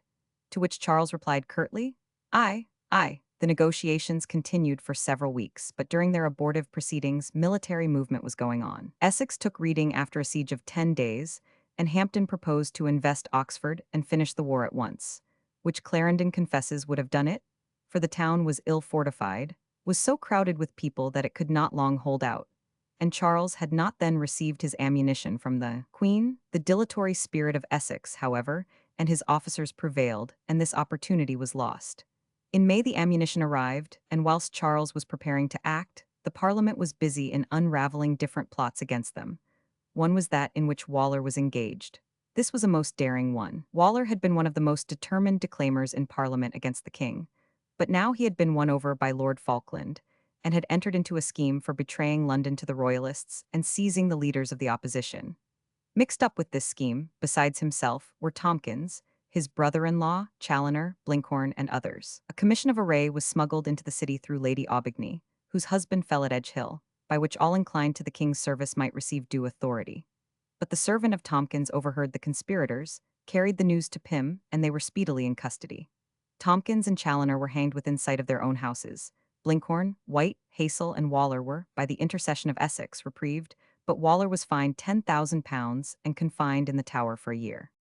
About the same time, a similar plot for betraying Bristol was detected by Colonel Fiennes, the governor, son of Lord Say and Seal. The chief conspirators were Robert and William Yeomans, who were condemned to be executed, but one of them was saved by the king declaring that he would hang as many of his prisoners. The prospect which was opened of terror and barbarity by such retaliation put an end to it, and saved at this time Colonel Lilburne, who had been taken at Brentford. Lilburne was an ultra-republican, and at the same time a declaimer from the Bible on the mischief of kings. He had been whipped in Westminster, but had only been made more outrageous, and was so pugnaciously inclined, that it was said that if he were left alone in the world, John would be against Lilburne, and Lilburne against John. Charles ordered his execution, but the threats of the Parliament of sweeping retaliation saved the democratic orator and soldier. The Parliament now made a new Great Seal, and passed under it no less than 500 writs in one day.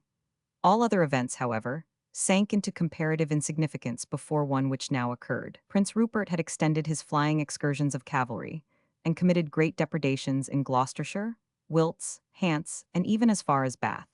And though the Earl of Essex had his forces lying about Thame and Brickhill, in Buckinghamshire, yet he was so inert that Rupert burst into both Bucks and Berkshire in his very face. Colonel Hurry, who had gone over from Essex to the king, now informed Rupert that 2 parliamentary regiments were lying at Wycombe, apart from the rest of the army, and easy to be cut off.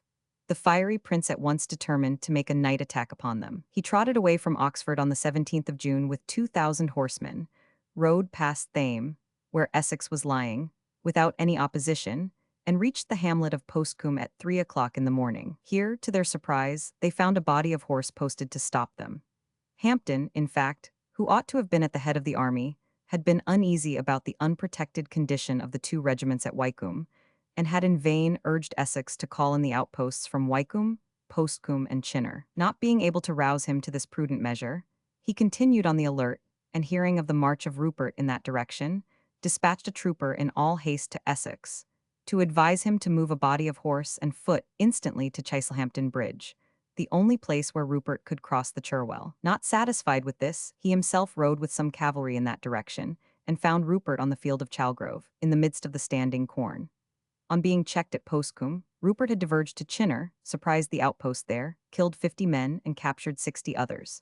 On descrying Hampton's 20 detachment coming down Beacon Hill, he posted himself in the wide field of Chalgrove, where he was attacked by the troops of Captains Gunter and Sheffield, with whom Hampton had ridden. They boldly charged Rupert, but Gunter was soon slain, and Hampton, who was looking impatiently but in vain for Essex's reinforcements, rode up to lead on Gunter's troopers to the charge and received a mortal wound.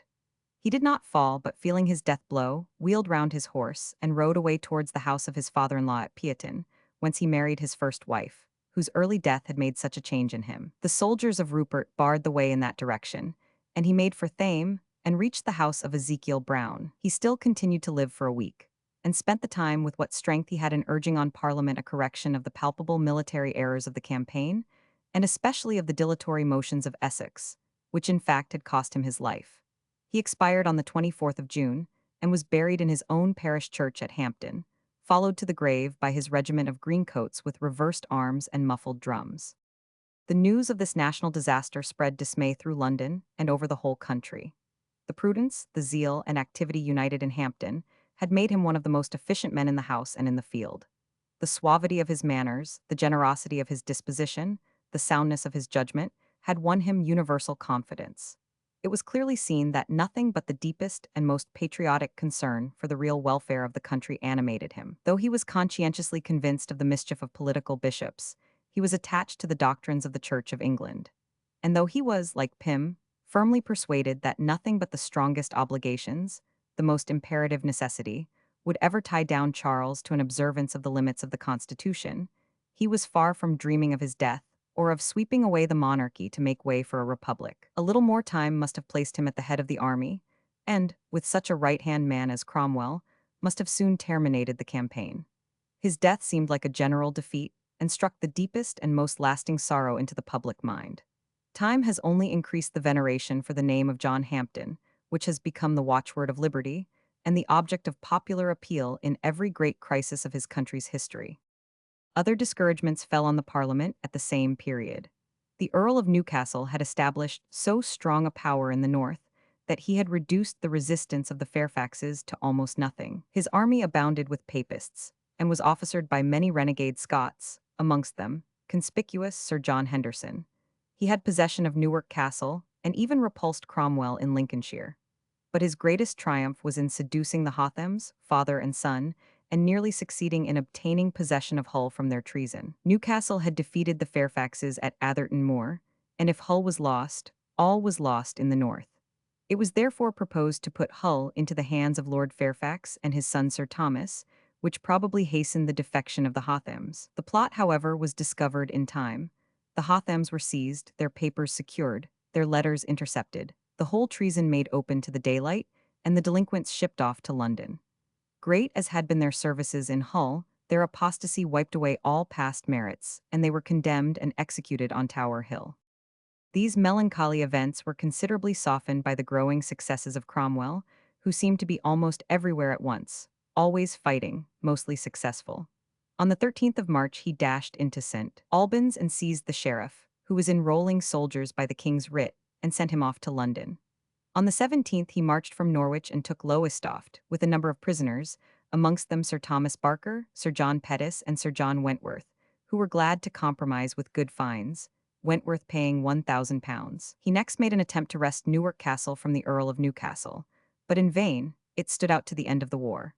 But he raised the siege of Croyland, made his appearance at Nottingham and Lynn, and in July he defeated Newcastle's troops near Grantham, took Burghley House and Stamford, and before the month closed, fought a stout battle under the walls of Gainsborough to relieve Lord Willoughby, who was sorely pressed in that town by Newcastle's forces, and but for Cromwell's timely march to his aid, would have been cut to pieces.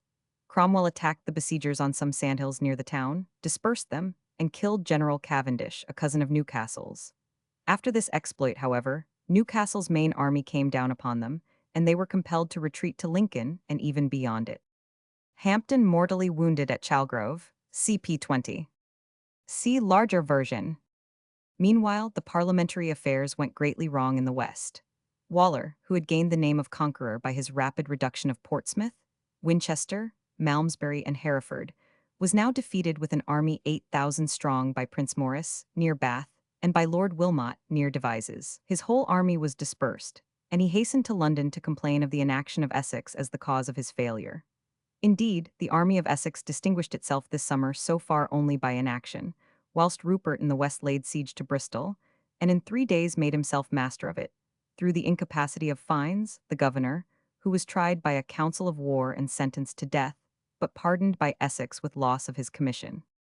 It was imagined that Charles, being now reinforced by a number of French and Walloons who came with the Queen, and strengthened by victory, would make a grand attempt on the capital. There was no little alarm there. Essex, who had done nothing through the summer but watch his men melt away from his standard, recommended Parliament to come to terms with the king, and the lords were of his opinion. Many of them were ready to run off to Charles on the first opportunity. Bedford, Holland, Northumberland, and Clare, father of Denzil Halls, were strongly suspected, and soon after proved that these suspicions were not unjust. 4 nobles had been appointed to raise new forces, but seeing how things were going, all declined their commissions except Lord Kimbolton, now by the death of his father become Earl of Manchester. He accepted the command of the Eastern Association, having Cromwell and 3 other colonels under him, and soon had a fine force in those counties. Parliament, listening to neither Essex nor the faint-hearted fears of the peers, refused to open fresh negotiations with the king. They called on the Londoners to invigorate their train bands and to put the city into a state of defense, and their call was zealously responded to. Ladies as well as gentlemen turned out and handled spades and pickaxes in casting up an entrenchment all round the city.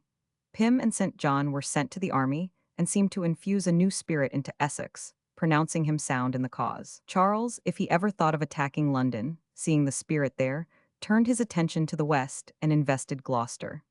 Essex was dispatched to relieve that city, and made a march much more active and efficient than was his wont. He set out on the 26th of August, and on the night of the 10th day, though he had been harassed on his way by the flying troopers of Rupert and Lord Wilmot. That is, on the 5th of September, the people of Gloucester saw his signal fires on the top of Prestbury Hill, amid the rain and darkness. The king also saw them, fired his tents in the morning, and marched away. From that hour the prospects of Charles grew gloomier.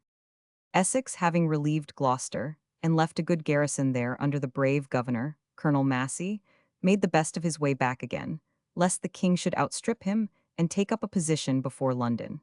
Charles had not neglected the attempt to cut off his return. At Auburn Chase, Essex was attacked by the flying squadrons of Rupert, and after beating them off, he found the king posted across his path at Newbury on the 20th of September.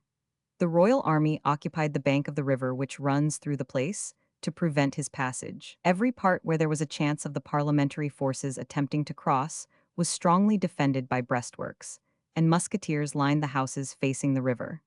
It was supposed that Charles could easily keep the Roundheads at bay and force them to retreat or starve. Essex drew up his forces, however, with great skill upon an eminence called Biggs Hill, about half a mile from the town, and Charles was prepared to wait for a chance of taking him at a disadvantage. But the rashness of the young cavaliers under Digby, Carnarvon, and Jermyn led to skirmishes with the parliamentarians, and Charles soon found himself so far involved that he was obliged to give orders for a general engagement. The royal horse charged that of Essex with a recklessness amounting almost to contempt, but though they threw them into disorder, they found it a different matter with the infantry, consisting of the train bands and apprentices of London. These received the cavaliers on their pikes and stood as immovable as a rock, and showed such resolute and steady spirit that they soon allowed the horse to recover itself, and the whole army fought with desperation till dark. The effect was such that Charles would not risk another day of it.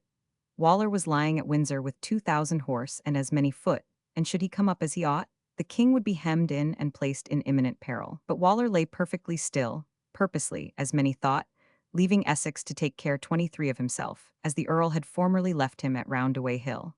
In the morning, therefore, Essex found the king's forces withdrawn and the way open. Charles had retreated again towards Oxford, having deposited his guns and ammunition at Donnington Castle, Chaucer's old residence, which lay within sight, and ordered Rupert to harass the Parliament army on its march. Essex made his way to Reading, whence he hurried up to town to complain of the neglect of Waller, and to offer the surrender of his commission.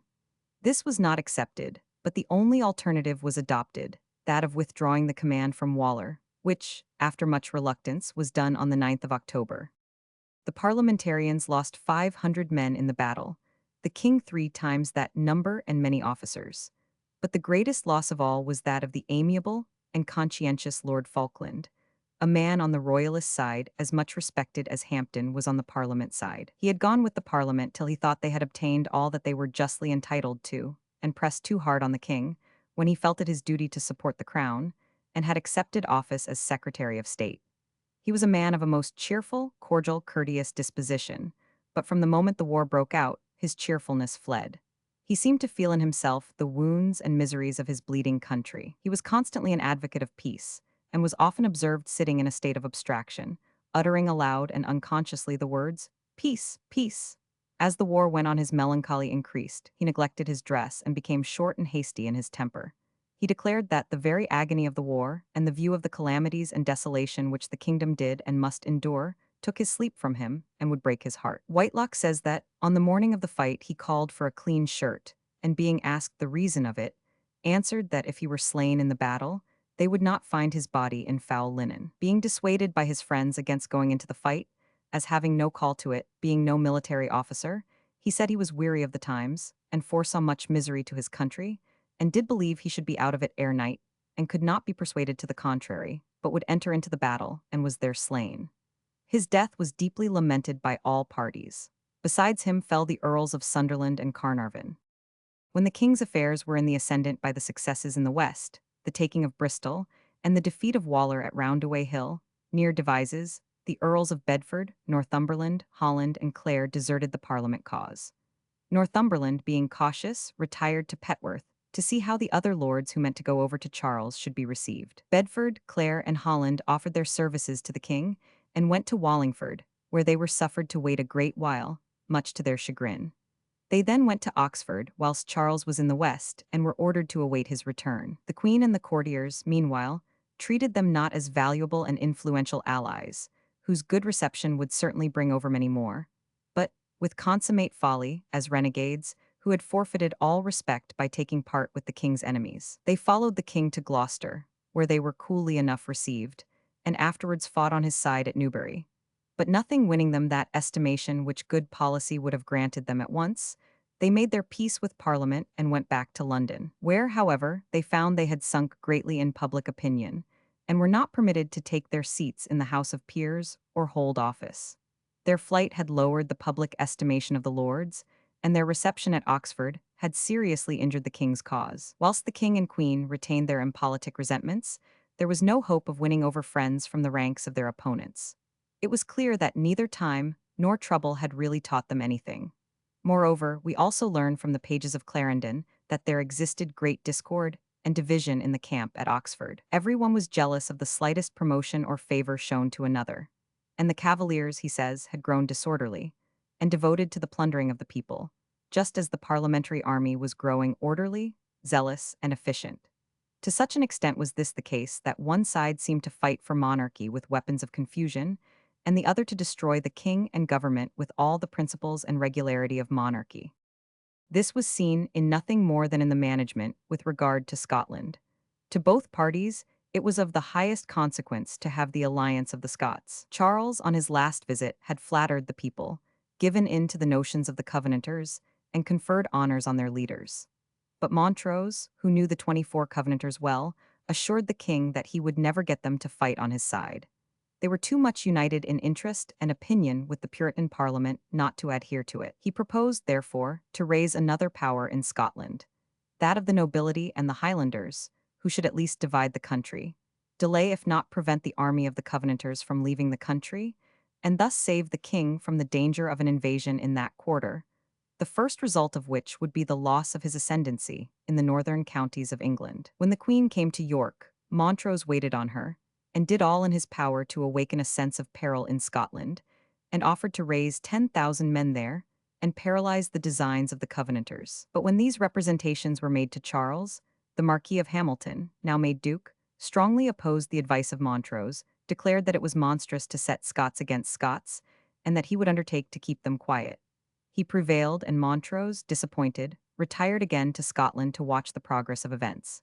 Hamilton went to Scotland, with authority from the king to take the lead in all movements of the Royalists. As was foreseen, the English Parliament made overtures to the Scots for assistance, and the Scots were by no means loth to grant it, provided they could make advantageous terms.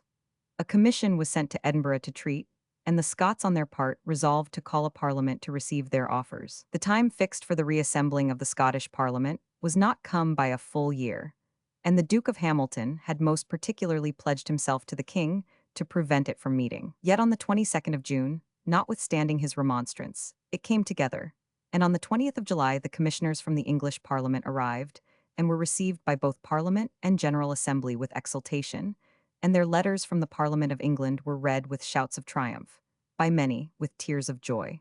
Their arrival was regarded as a national victory. The conduct of Hamilton was now suspicious. If he was honest, he had misled the king, for he found he had no power to resist the popular feeling in Scotland, but the general opinion coincided with that of Montrose, that he was a traitor. The royalists called upon him to summon them to his aid, to assemble them in a large body, mounted and armed, and supported by them to forbid the meeting of Parliament as illegal. But that, Hamilton assured them, would fright the people and lead to disturbance. He proposed that the meeting should take place, that all the royalist members should appear in their places, and then he would declare the meeting illegal and dismiss it. To their astonishment, however, Hamilton did not dismiss it, but allowed it to sit. On this Montrose posted away to England, followed the king to Gloucester, and represented to him the conduct of Hamilton as confirming all former declarations of his perfidy. After the Battle of Newbury, Charles listened more at leisure to these representations. He was so far convinced that he thought of ordering the Earl of Newcastle to send for Hamilton and his brother Lord Lanark, and to confine them at York. But at that moment, the two brothers, probably aware of the proceedings of Montrose, appeared themselves at Oxford, where Charles ordered the council to examine into the charges against them. Lanark managed to escape from custody, and hastened direct to London and to the Parliament, which received him most cordially, a pretty strong proof of mutual understanding.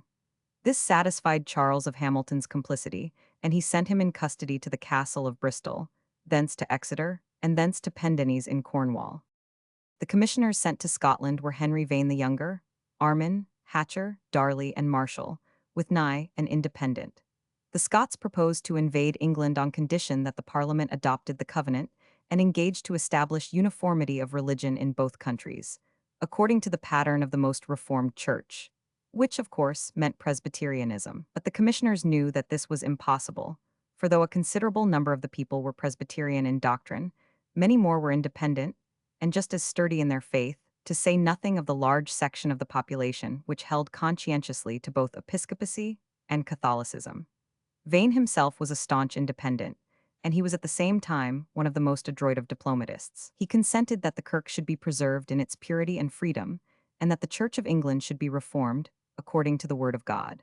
As the Scots could not object to reformation according to the Word of God, and the example of the first Reformed churches, which they applied especially to their own, they were obliged to be content with that vague 25 language. Vane also obtained the introduction of the word league, giving the alliance a political as well as a religious character. It was concluded to send a deputation with the commissioners to London, to see the solemn league and covenant signed by the two houses of Parliament, at the head of which went Alexander Henderson, the well-known moderator of the Assembly. Whilst they were on their journey, the ministers in Scotland readily proclaimed from their pulpits that now the Lord Jesus had taken the field against Antichrist, that Judah would soon be enslaved if Israel was led away captive, and that the curse of Meroz would fall on all who did not come to the help of the Lord against the mighty. Archbishop Laud's Library, East Quadrangle, John's College, Oxford. See larger version. On the 25th of September, the very day that Essex arrived in London after the Battle of Newbury, and received the thanks of Parliament, the two houses met with the Westminster divines in the Church of St. Margaret, where, after various sermons, addresses, and blessings, the two houses signed the League and Covenant, and their example was followed by the Scottish commissioners and the divines. It was then ordered to be subscribed in every parish by all persons throughout the country. It was agreed that the Estates of Scotland should send an army of 21,000 men into England, headed by the old Earl of Leven. They were to receive £31,000 a month, £100,000 of it in advance, and another sum at the conclusion of peace. £60,000 were soon remitted, the levies began, and in a few months Leslie mustered his army at Harlaw. The union of the Scots with the Parliament was an alarming blow to the Royalists. If they had found it difficult to cope with Parliament alone, how were they to withstand them and the Scots? To strengthen himself against this formidable coalition, Charles turned his attention to Ireland. There the army had actually grown to 50,000 men. As the restorers of the English influence, these were to be paid out of the estates of the revolted Irish, and numbers of both English and Scots had flocked over. A large body of Scots had landed under the command of General 26 Monro, eager to avenge the massacre of their Presbyterian brothers in Ulster. The natives had been driven back, and the invaders were busy parceling out the evacuated lands. 2.5 million of acres had been promised by the English Parliament as the reward of the victors. To resist the tempest which threatened to exterminate them, the Irish Catholics formed themselves into a confederation and created a kind of parliament at Kilkenny. They imitated in everything the measures by which the Scots had succeeded in enfranchising their religion.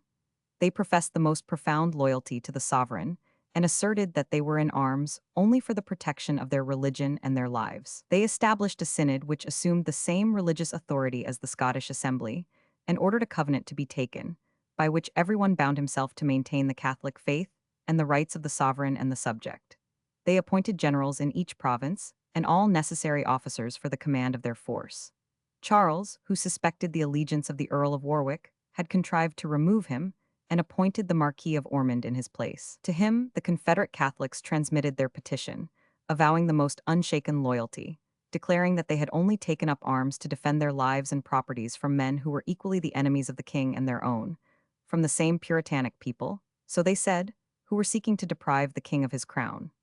These petitions, forwarded to Charles, suggested to him the idea of deriving use from these forces. As they prayed him to assemble a new parliament in Ireland, to grant them the freedom of their religion and the rights of subjects, he instructed Ormond to come to terms with them, so that in their pacification they might be able to spare a considerable body of troops for his assistance in England. This was effected in September 1643, and the Confederates contributed directly £30,000 for the support of the Royal Army, £15,000 in money, and £15,000 in pensions. This was not accomplished without exciting the notice of the English Parliament, who sent over commissioners to endeavor to win over the Protestants in Ormond's army, but in vain. In November, Ormond shipped 5 regiments to the king. These were sent to Chester to garrison that town under Lord Byron, but they were rather marauders than soldiers.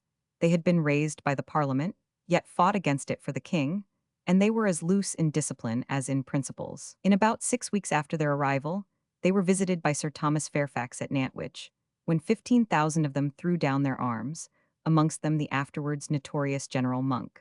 Nor was this the only mischief occasioned to the royal cause by these Irish troops. Their arrival disgusted the royal forces under Newcastle in the north, who declared they would not fight with Catholics and Irish rebels. Whilst the Scots were mustering to enter England, the Marquis of Newcastle was bearing hard on the Parliament forces in Yorkshire. He had cleared the country of them except Hull, which he was besieging, and Lincolnshire was also so overrun with his forces that Lord Fairfax, governor of Hull, was obliged to send his son, Sir Thomas, across the Humber to the help of the Earl of Manchester. Fairfax united with Cromwell near Boston, and at Winceby-on-the-Wolds, about 5 miles from Horncastle, the united army under Manchester came to a battle with the troops of Newcastle and completely routed them, thus clearing nearly all Lincolnshire of them. Cromwell had a horse killed under him, and Sir Ingram Hopton of Newcastle's army was killed. The battle was won by Cromwell and Fairfax's cavalry. The close of 1643 was saddened to the Parliament by the death of Pym, December 8. It was, indeed, a serious loss, following that of Hampden. No man had done so much to give firmness to the Commons and clearness to the objects at which they aimed. His mind was formed on the old classic model of patriotic devotion. He had no desire to pull down the crown or the church, but he would have the one restrained within the limits of real service to the country, and the other confined to those of its communion.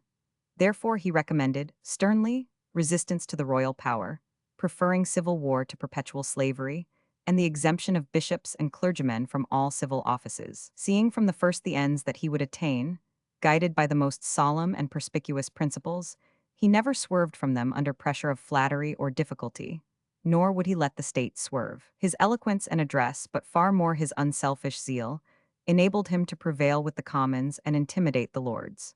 He boldly told the peers that they must join in the salvation of the country, or see it saved without them, and take the consequences in the esteem or the contempt of 27 the people. They would have fared better had they profited by his warning. Pym was the Aristides of the time.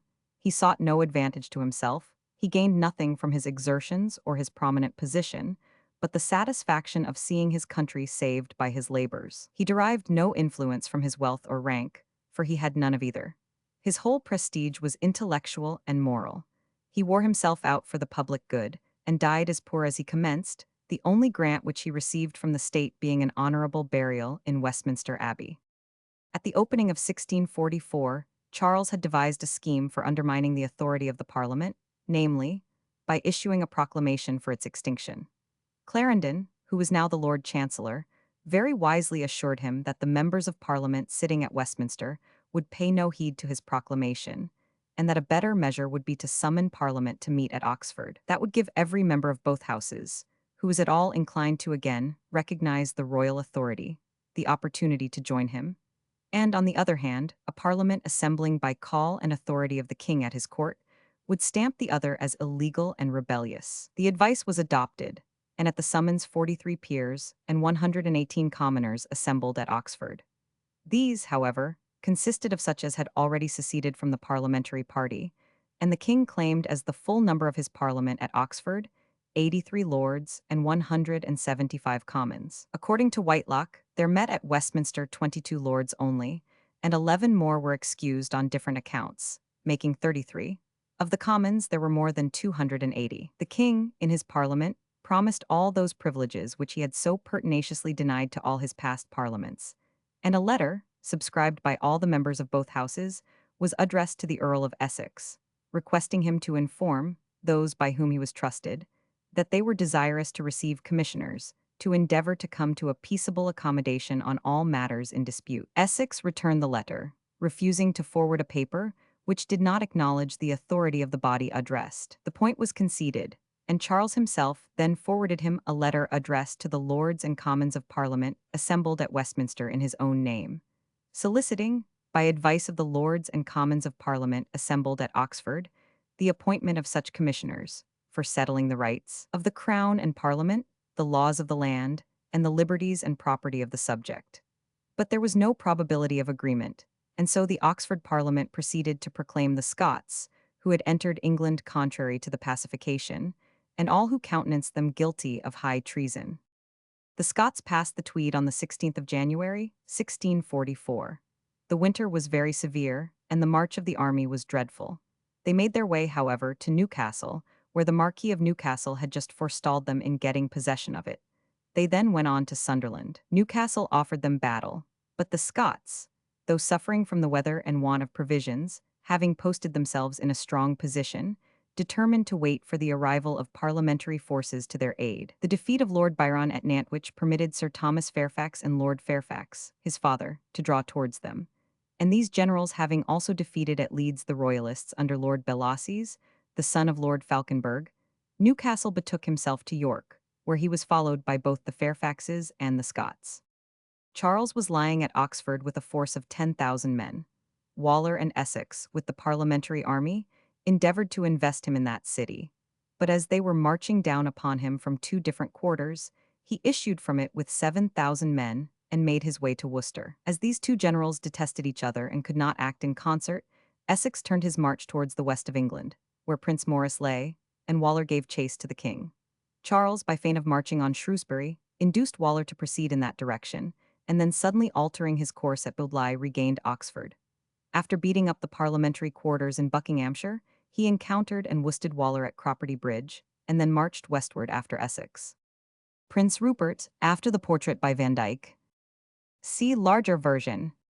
While these maneuvers were in progress, the Earl of Manchester, having as his Lieutenant General Oliver Cromwell, marched northward to co-operate with Leslie and the Fairfaxes at York against Newcastle.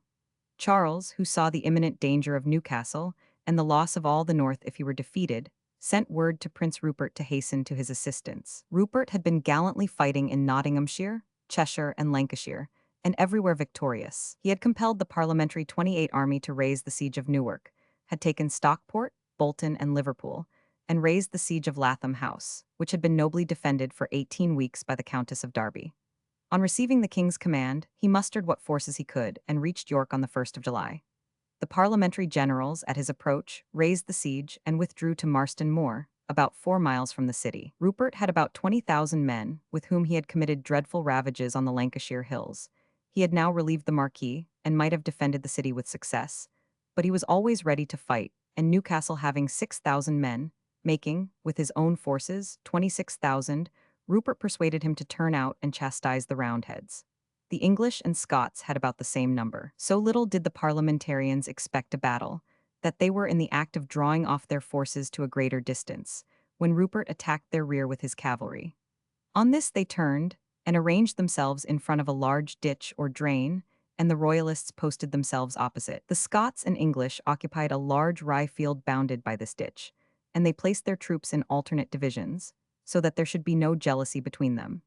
It was not till 5 o'clock in the afternoon of the 2nd of July that the two armies had arranged themselves for the fight, and then they stood gazing on each other for 2 hours, each loth to risk the disadvantage of crossing the ditch first. Newcastle, who did not want to fight, had retired to his carriage in ill humor, and all began to think that there would be no battle till the morrow, when Rupert, who was 29 posted on the right wing with his cavalry, another body of cavalry covering the flank of the infantry on the left, made one of his sudden and desperate charges. Like all these exploits of his, it was so impetuous that it bore the parliamentary cavalry on their left wing clear away before it, and the officers and their horse were speedily in full flight, pursued by the fiery Rupert, who, as was his wont, forgot all but the fugitives before him, and with 3,000 cavalry, galloped after them for some miles.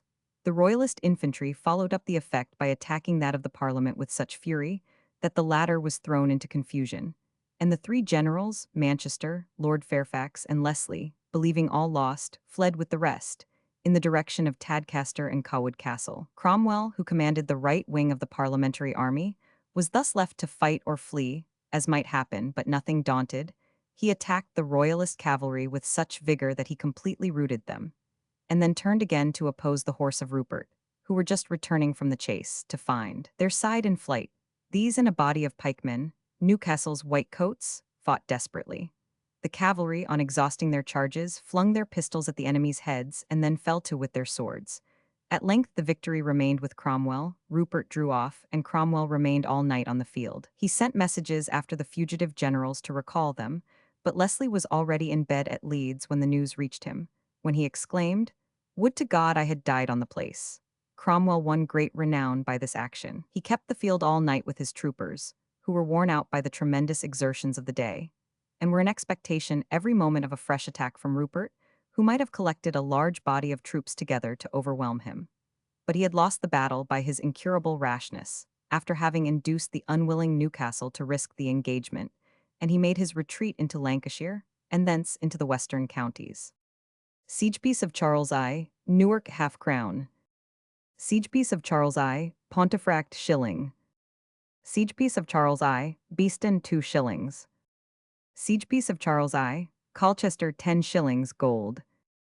4,150 bodies of the slain were buried on the moor. The greater part of the arms, ammunition, and baggage of the Royalists fell into the hands of Cromwell, with about 100 colours and standards, including that of Rupert himself, and the arms of the Palatinate. Newcastle evacuated York and retired to the Continent, accompanied by the Lords Falconberg and Witherington, and about 80 gentlemen who believed the royal cause was totally ruined. This, the bloodiest battle of the war, was fought on the 2nd of July, and on the morning of the 4th the parliamentary forces were again in muster, and sat down before the walls of York. On the 7th, being Sunday, they held a public thanksgiving for their victory, and on the 11th, being 30 ready to take the city by escalade, Glenham, the governor, came to terms, on condition that the garrison should be allowed to march out with all the honors of war, and retire to Skipton. On the 16th they evacuated the city, and the parliamentarians entered and marched directly to the cathedral to return thanks for their victory. The Battle of Marston Moor had indeed utterly destroyed the king's power in the north. Newcastle alone stood out, but this the Scots invested and readily reduced, taking up their quarters there for the present. In the west, matters for a while wore a better aspect for the king. Essex, on the escape of the king from Oxford, directed his course west. The Royalists were strong in Devon, Cornwall, and Somersetshire, but to effectually compete with them, Waller should have united his forces with the commander-in-chief. He was too much in rivalry with him to do that. The king set off after Essex to support his forces in the western counties, and Essex, as if unaware of the royal army following him, continued to march on. The queen, who had been confined of a daughter at Exeter, on the approach of Essex requested of him a safe conduct to Bath, on pretence of drinking the waters, whence she proposed to get to Falmouth, and thence back to France. Essex ironically replied that he would grant her an escort to London, where she could consult her own physicians, but where he knew that she was proclaimed guilty of high treason. Henrietta Maria, however, made her way to Falmouth without his courtesy, and thence in a Dutch vessel, accompanied by 10 other ships, she reached France, though closely pursued by the English admiral, who came near enough to discharge several shots at the vessel. Essex advanced to Lyme Regis, where he relieved Robert Blake, afterwards the celebrated admiral, who was there closely besieged by Prince Maurice, and still proceeding, took Taunton, Tiverton, Weymouth, and Bridport. This was something like victory.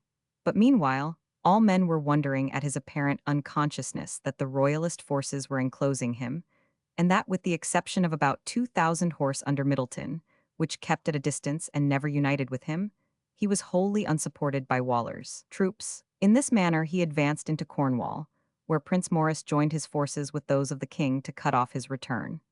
At this crisis, many began to suspect that he meant to go over to the king's party, but in this they misjudged him, for at this time Charles made overtures to him, but in vain. He received a letter from the king, promising him if he would join him in endeavoring to bring the parliament to terms, he would guarantee both the liberties and religion of the people, and another from 84 of the king's principal officers, protesting that if the king should attempt to depart from his engagements, they would take up arms against him. Essex sent the letter to the parliament, proving his faith to them, but it would have been still better if he could have proved to them also his military ability. But near Liskeard, he suffered himself to be hemmed in by different divisions of the royal army, and his supplies to be cut off by allowing the little port of Fowey to fall into the hands of the king's generals, Sir Jacob Astley and Sir Richard Grenville. He was now attacked by Charles on the one hand, and Colonel Goring on the other. Essex sent pressing demands to Parliament for succor and provisions, but none came, and one night in September his horse, under Sir William Balfour, by a successful maneuver, passed the enemy and made their way back to London. Essex, with Lord Roberts and many of his officers, escaped in a boat to Plymouth, and Major General Skippon, with the fort, capitulated, leaving to the king their arms and artillery. Essex had no right to expect anything but the most severe censure for his failure. He retired to his house and demanded an investigation, charging his disasters to the neglect of Waller. The Parliament, however, instead of reproaching him, thanked him for the fidelity which he had shown when tempted by the king, and for his many past services. To Cromwell, the general aspect of things had become well nigh intolerable. But it was in vain that he endeavored to move the heavy spirit of his superior, the Earl of Manchester, and hence they came more and more to disputes. Cromwell was insubordinate because it was impossible that fire could be subordinate to earth. In vain he pointed out what ought to be done, and he grew impatient and irritated at what was not done. That irritation and impatience became the greater as he turned his eyes on what Essex, Waller, and the rest of the parliamentary generals were doing. It seemed to him that they were asleep, paralyzed, when a few bold strokes would bring the war to a close. Charles, having broken up Essex's army in Cornwall, and put Essex himself to flight, made a hasty march back again to Oxford to avoid being 31 himself in turn, cooped up in the narrow west. Already the Parliament was mustering its forces for that purpose. Essex and Waller were again set at the head of troops, and the victorious forces of Marston Moor, under Manchester and Cromwell, were summoned to join them. They endeavored to stop the king in his attempt to reach Oxford, and encountered him again near the old ground of battle at Newbury. Charles was attacked in two places at once, Shaw on the eastern, and at Speen on the western side of the town. The Earl of Essex was ill, or, as many believed, pretended to be so. At all events, the command fell to Manchester. On the 26th of October, the first brush took place, and the next morning being Sunday, the attack was renewed more vigorously.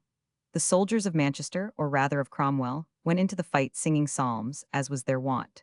The battle was fiercely contested, and it was not till 10 o'clock at night that Charles retreated towards Wallingford. It was full moonlight, and Cromwell prepared to pursue him, but was withheld by Manchester. Again and again did Cromwell insist on the necessity of following, and completing the rout of the royal army. The next morning, says Ludlow, we drew together and followed the enemy with our horse, which was the greatest body that I saw together during the war, amounting at least to 7,000 horse and dragoons. But they had got so much ground that we could never recover sight of them, and did not expect to see any more in a body that year. Neither had we, as I suppose, if encouragement had not been given privately by some of our party. In other words, there were strong suspicions that the aristocratic generals did not want to press the king too closely. This became apparent 10 days after. Charles, on retreating, had done exactly as he did before at the same Newbury.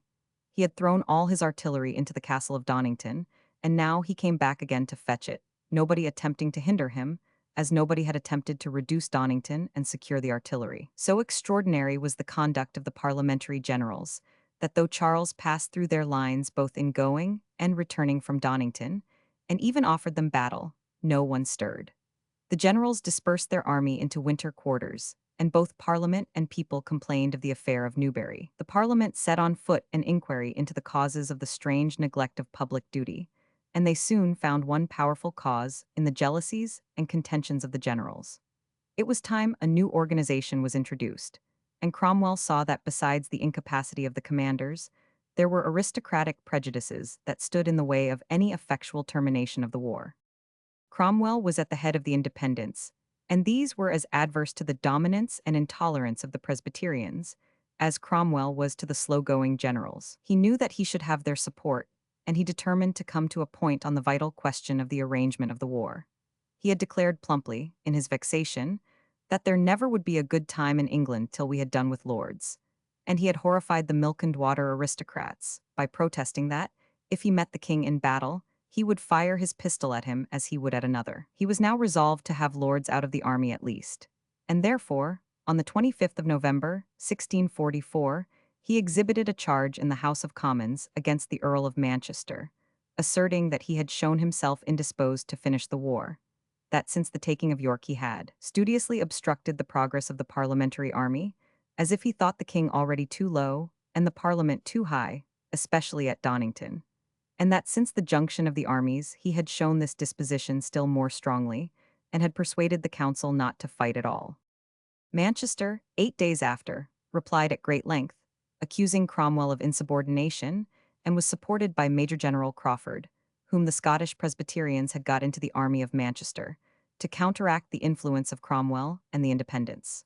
Crawford even dared to charge Cromwell with leaving the field of Newbury from a slight wound. Cromwell, on the 9th of December, leaving such charges to be answered by Marston Moore and his share of Newbury, proposed a measure which at once swept the army of all its deadweights. In the Grand Committee there was a general silence for a good space of time, one looking on the other, to see who would venture to propose the only real remedy for getting rid of the Essexes and Manchesters out of the army, when Cromwell arose and proposed the celebrated self-denying ordinance. "It is now time to speak," he said, "or forever hold the tongue. They must save the dying nation by casting off all lingering proceedings, like those of the soldiers of fortune beyond the sea, who so pursued war because it was their trade." What, he asked, did the 32 nations say? That members of both houses had got good places and commands, and by influence in Parliament or in the army, meant to keep them by lingering on the war. What he told them to their faces, he assured them was simply what all the world was saying behind their backs. But there was a sure remedy for all that, and for himself, he cared to go no farther into the inquiry, but to apply that remedy. It was for every one to deny themselves and their own private interests, and for the public good to do what Parliament should command. He told them that he would answer for his own soldiers, not that they idolized him, but because they looked to Parliament, and would obey any commands the Parliament should lay upon them for the cause. Accordingly, the same day, Mr. Tate of Northampton formally moved the self-denying ordinance. That is, that no member of either house should hold a command in the army or a civil office. This was so surprising a measure that even Whitelocke observed that our noble generals, the Earls of Denbigh, Warwick, Manchester, the Lords Roberts, Willoughby, and other lords in your armies, besides those in civil offices, and your members the Lord Grey, Lord Fairfax, Sir William Waller, Lieutenant General Cromwell, Mr. Hollies, Sir Philip Stapleton, Sir William Brereton, Sir John Merrick, and many others must be laid aside if you pass this ordinance. The proposition seen in these dimensions was daring and drastic. Manchester, Essex, Denzil Halls, Merrick, Stapleton, and others, who had so long gone on side by side with Cromwell, Whitelocke, and others, were now not only indignant at Cromwell's bold and aspiring tone, but bitterly opposed to him on the ground of faith and church government. They were for preserving church and state, and they were linked with the Scots, who were vehement for the general acceptation of the Presbyterian doctrine, if they could not carry its formula. They met at Essex House, and concerted how they were to put down not only this troublesome man, but the troublesome party of which he was the representative, the Independents, who were for liberty in the church and the state, and would hear nothing of the domination of synods and presbyteries any more than of bishops. They sent to Whitelocke and Maynard to consult them as lawyers, on nothing less than impeaching Cromwell as an incendiary. The Lord Chancellor of Scotland addressed them thus: Ye ken vera weel that Lieutenant General Cromwell is no friend of ours, and since the advance of our army into England, he hath used all underhand and cunning means to take off from our honor and merit with this kingdom, an evil requital of all our hazards and services. But so it is, and we are nevertheless fully satisfied of the affections and gratitude of the good people of this nation in general. It is thought requisite for us, and for the carrying on of the cause of the twa kingdoms, that this obstacle or remora may be moved out of the way, who, we foresee, will otherwise be no small impediment to us, and the gude design that we have undertaken. He not only is no friend to us, and to the government of our church, but he is also no well-willer to his excellency, whom you and us all have cause to love and honor. And if he be permitted to go on in his ways, it may, I fear, endanger the whole business. Ye ken vera weel the accord atwixt the twa kingdoms, and the union by the solemn league and covenant, and if any be an incendiary between the twa nations, how he is to be proceeded against. Whitelocke replied that the word incendiary meant just the same thing in English as it did in Scottish, but that whether Cromwell was an incendiary was a thing that could only be established by proofs, and that, he thought, would be a tough matter. Maynard agreed with Whitelocke, and though Halls and others of the Presbyterian party urged an immediate impeachment, the Scots cautiously paused. The question of the self-denying ordinance was vigorously debated for 10 days in the Commons. Vane seconded the motion of Tate, and another member observed that 2 summers had passed over, and they were not saved. A fast was appointed for imploring a blessing on the new project. The people of London on the 12th of December petitioned the House, thanking them for their proceedings, and, after serious debate and opposition, the bill was passed on the 19th. On the 21st it was sent up to the Peers, where it was vigorously attacked by Essex, Manchester, and the rest of the Lords affected. On the 13th of January, 1646, the Lords threw it out. But the Commons went on remodeling the army, fixed its numbers at 21,000 effective men, namely, 14,000 foot, 6,000 horse, and 1,000 dragoons. They then nominated Sir Thomas Fairfax commander-in-chief instead of Essex. Skippon, the old trainband major, was made major general. The lieutenant general was left unnamed. The Commons, in spite of their own ordinance, resolving that Cromwell should hold that post, but avoiding 33 to increase the opposition to the general measure by not mentioning him. St. Margaret's, Westminster, 1888. See larger version. On the 28th of January, the Commons, having completed the organization of the army and the appointment of the officers, again sent the ordinance up to the Peers, who, seeing that they should be obliged to swallow it, molded it into a more digestible shape, by insisting that all officers should be nominated by both houses, and that no one should be capable of serving who did not take the solemn league and covenant within 20 days.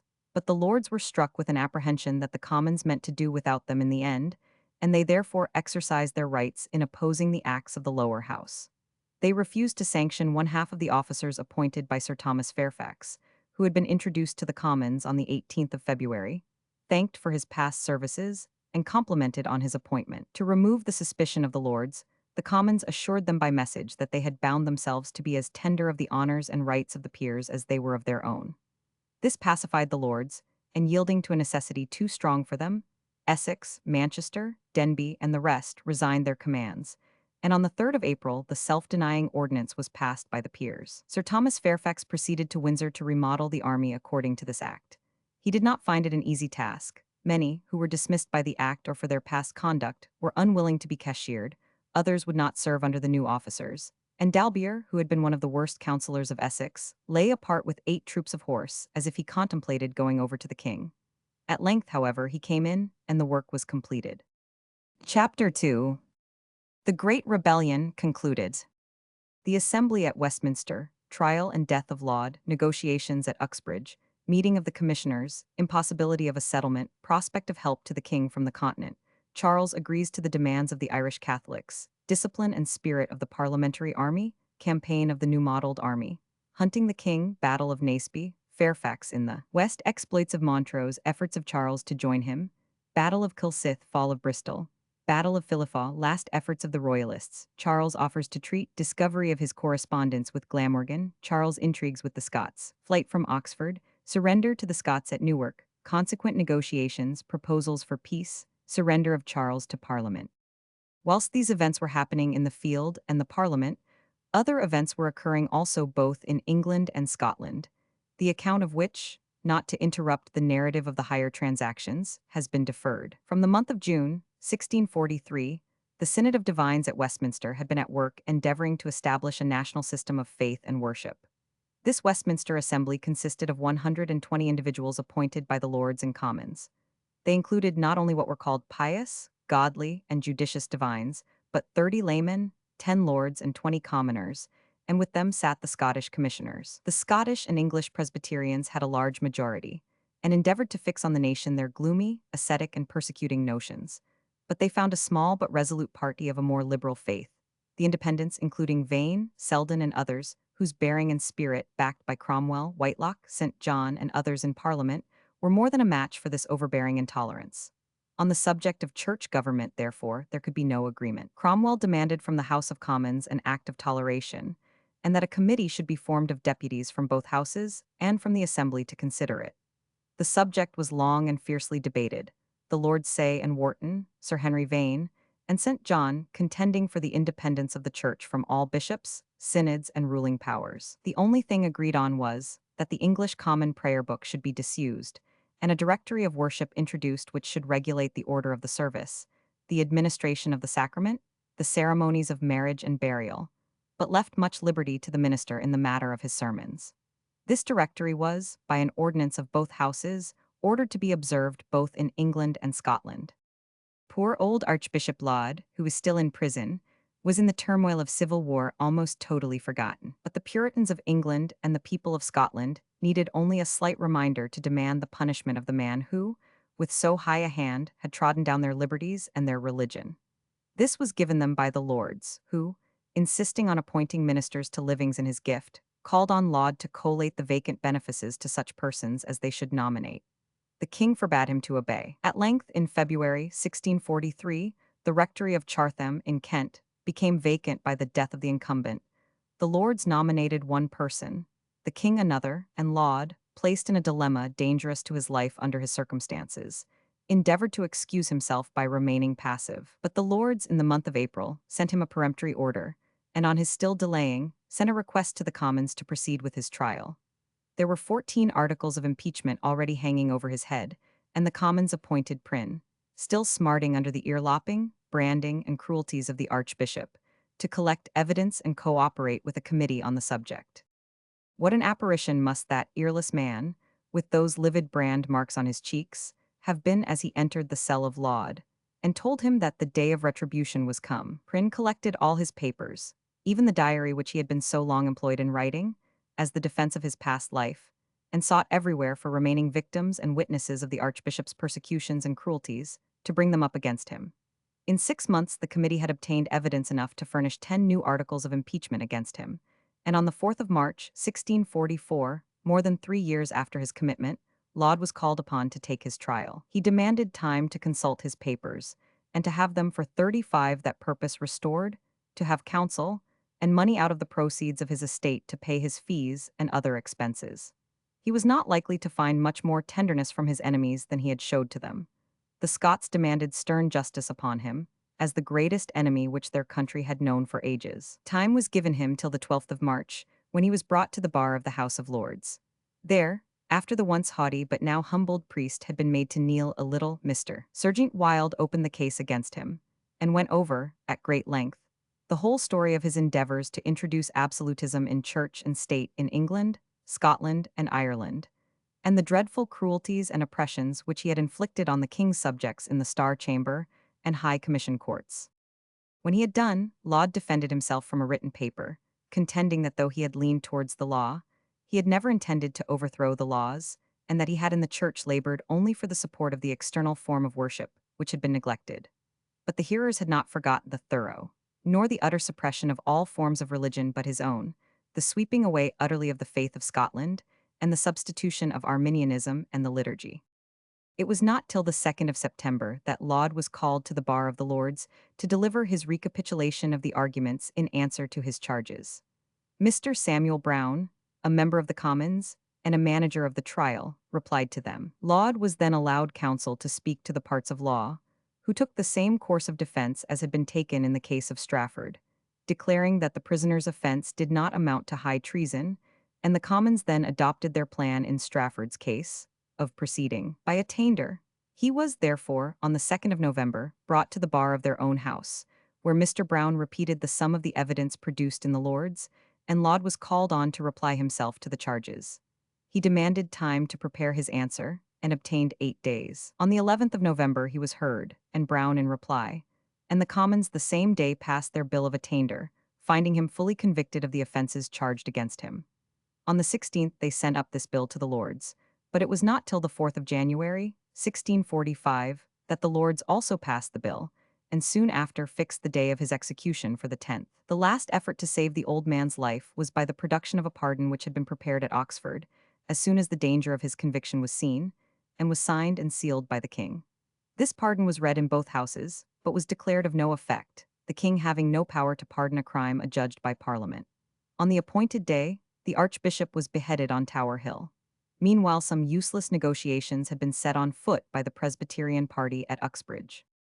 Charles had, during the last summer, after every temporary success, proposed negotiations, thus showing his readiness to listen to accommodation, and throwing on the Parliament the odium of continued warfare. At the same time, it must be confessed that he was by no means inclined to accept terms which would surrender altogether his prerogative, or sacrifice the interests of those who had ventured everything for him.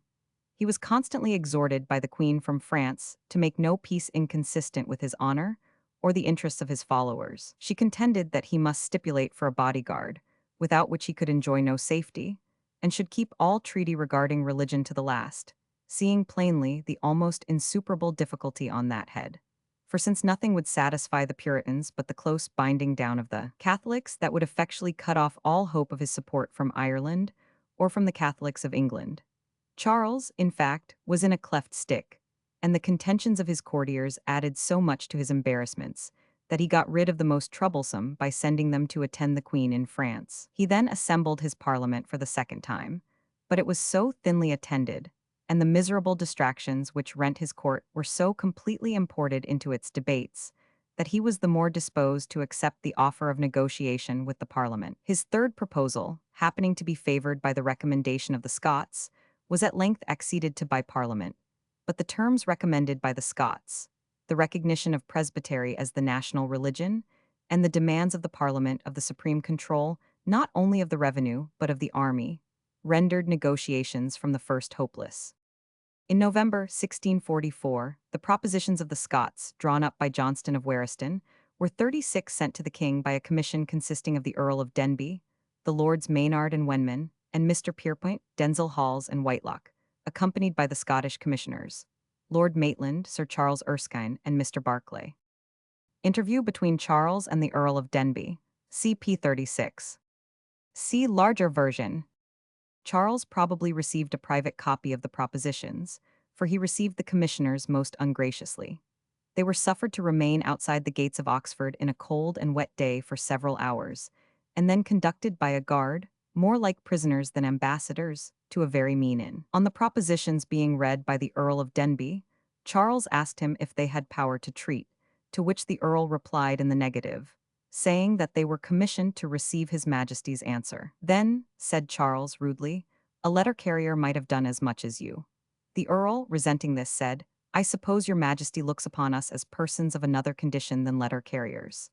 I know your condition, retorted the king, but I repeat it, that your condition gives you no more power than a letter carrier. Whilst Denbigh had read over the list of persons who were to be accepted from the conditions of the treaty, Rupert and Morris, who were of the accepted, and were present, laughed in the Earl's face. This insolence displeased even the king, and he bade them be quiet. The interview terminated, however, as unfavorably as it began.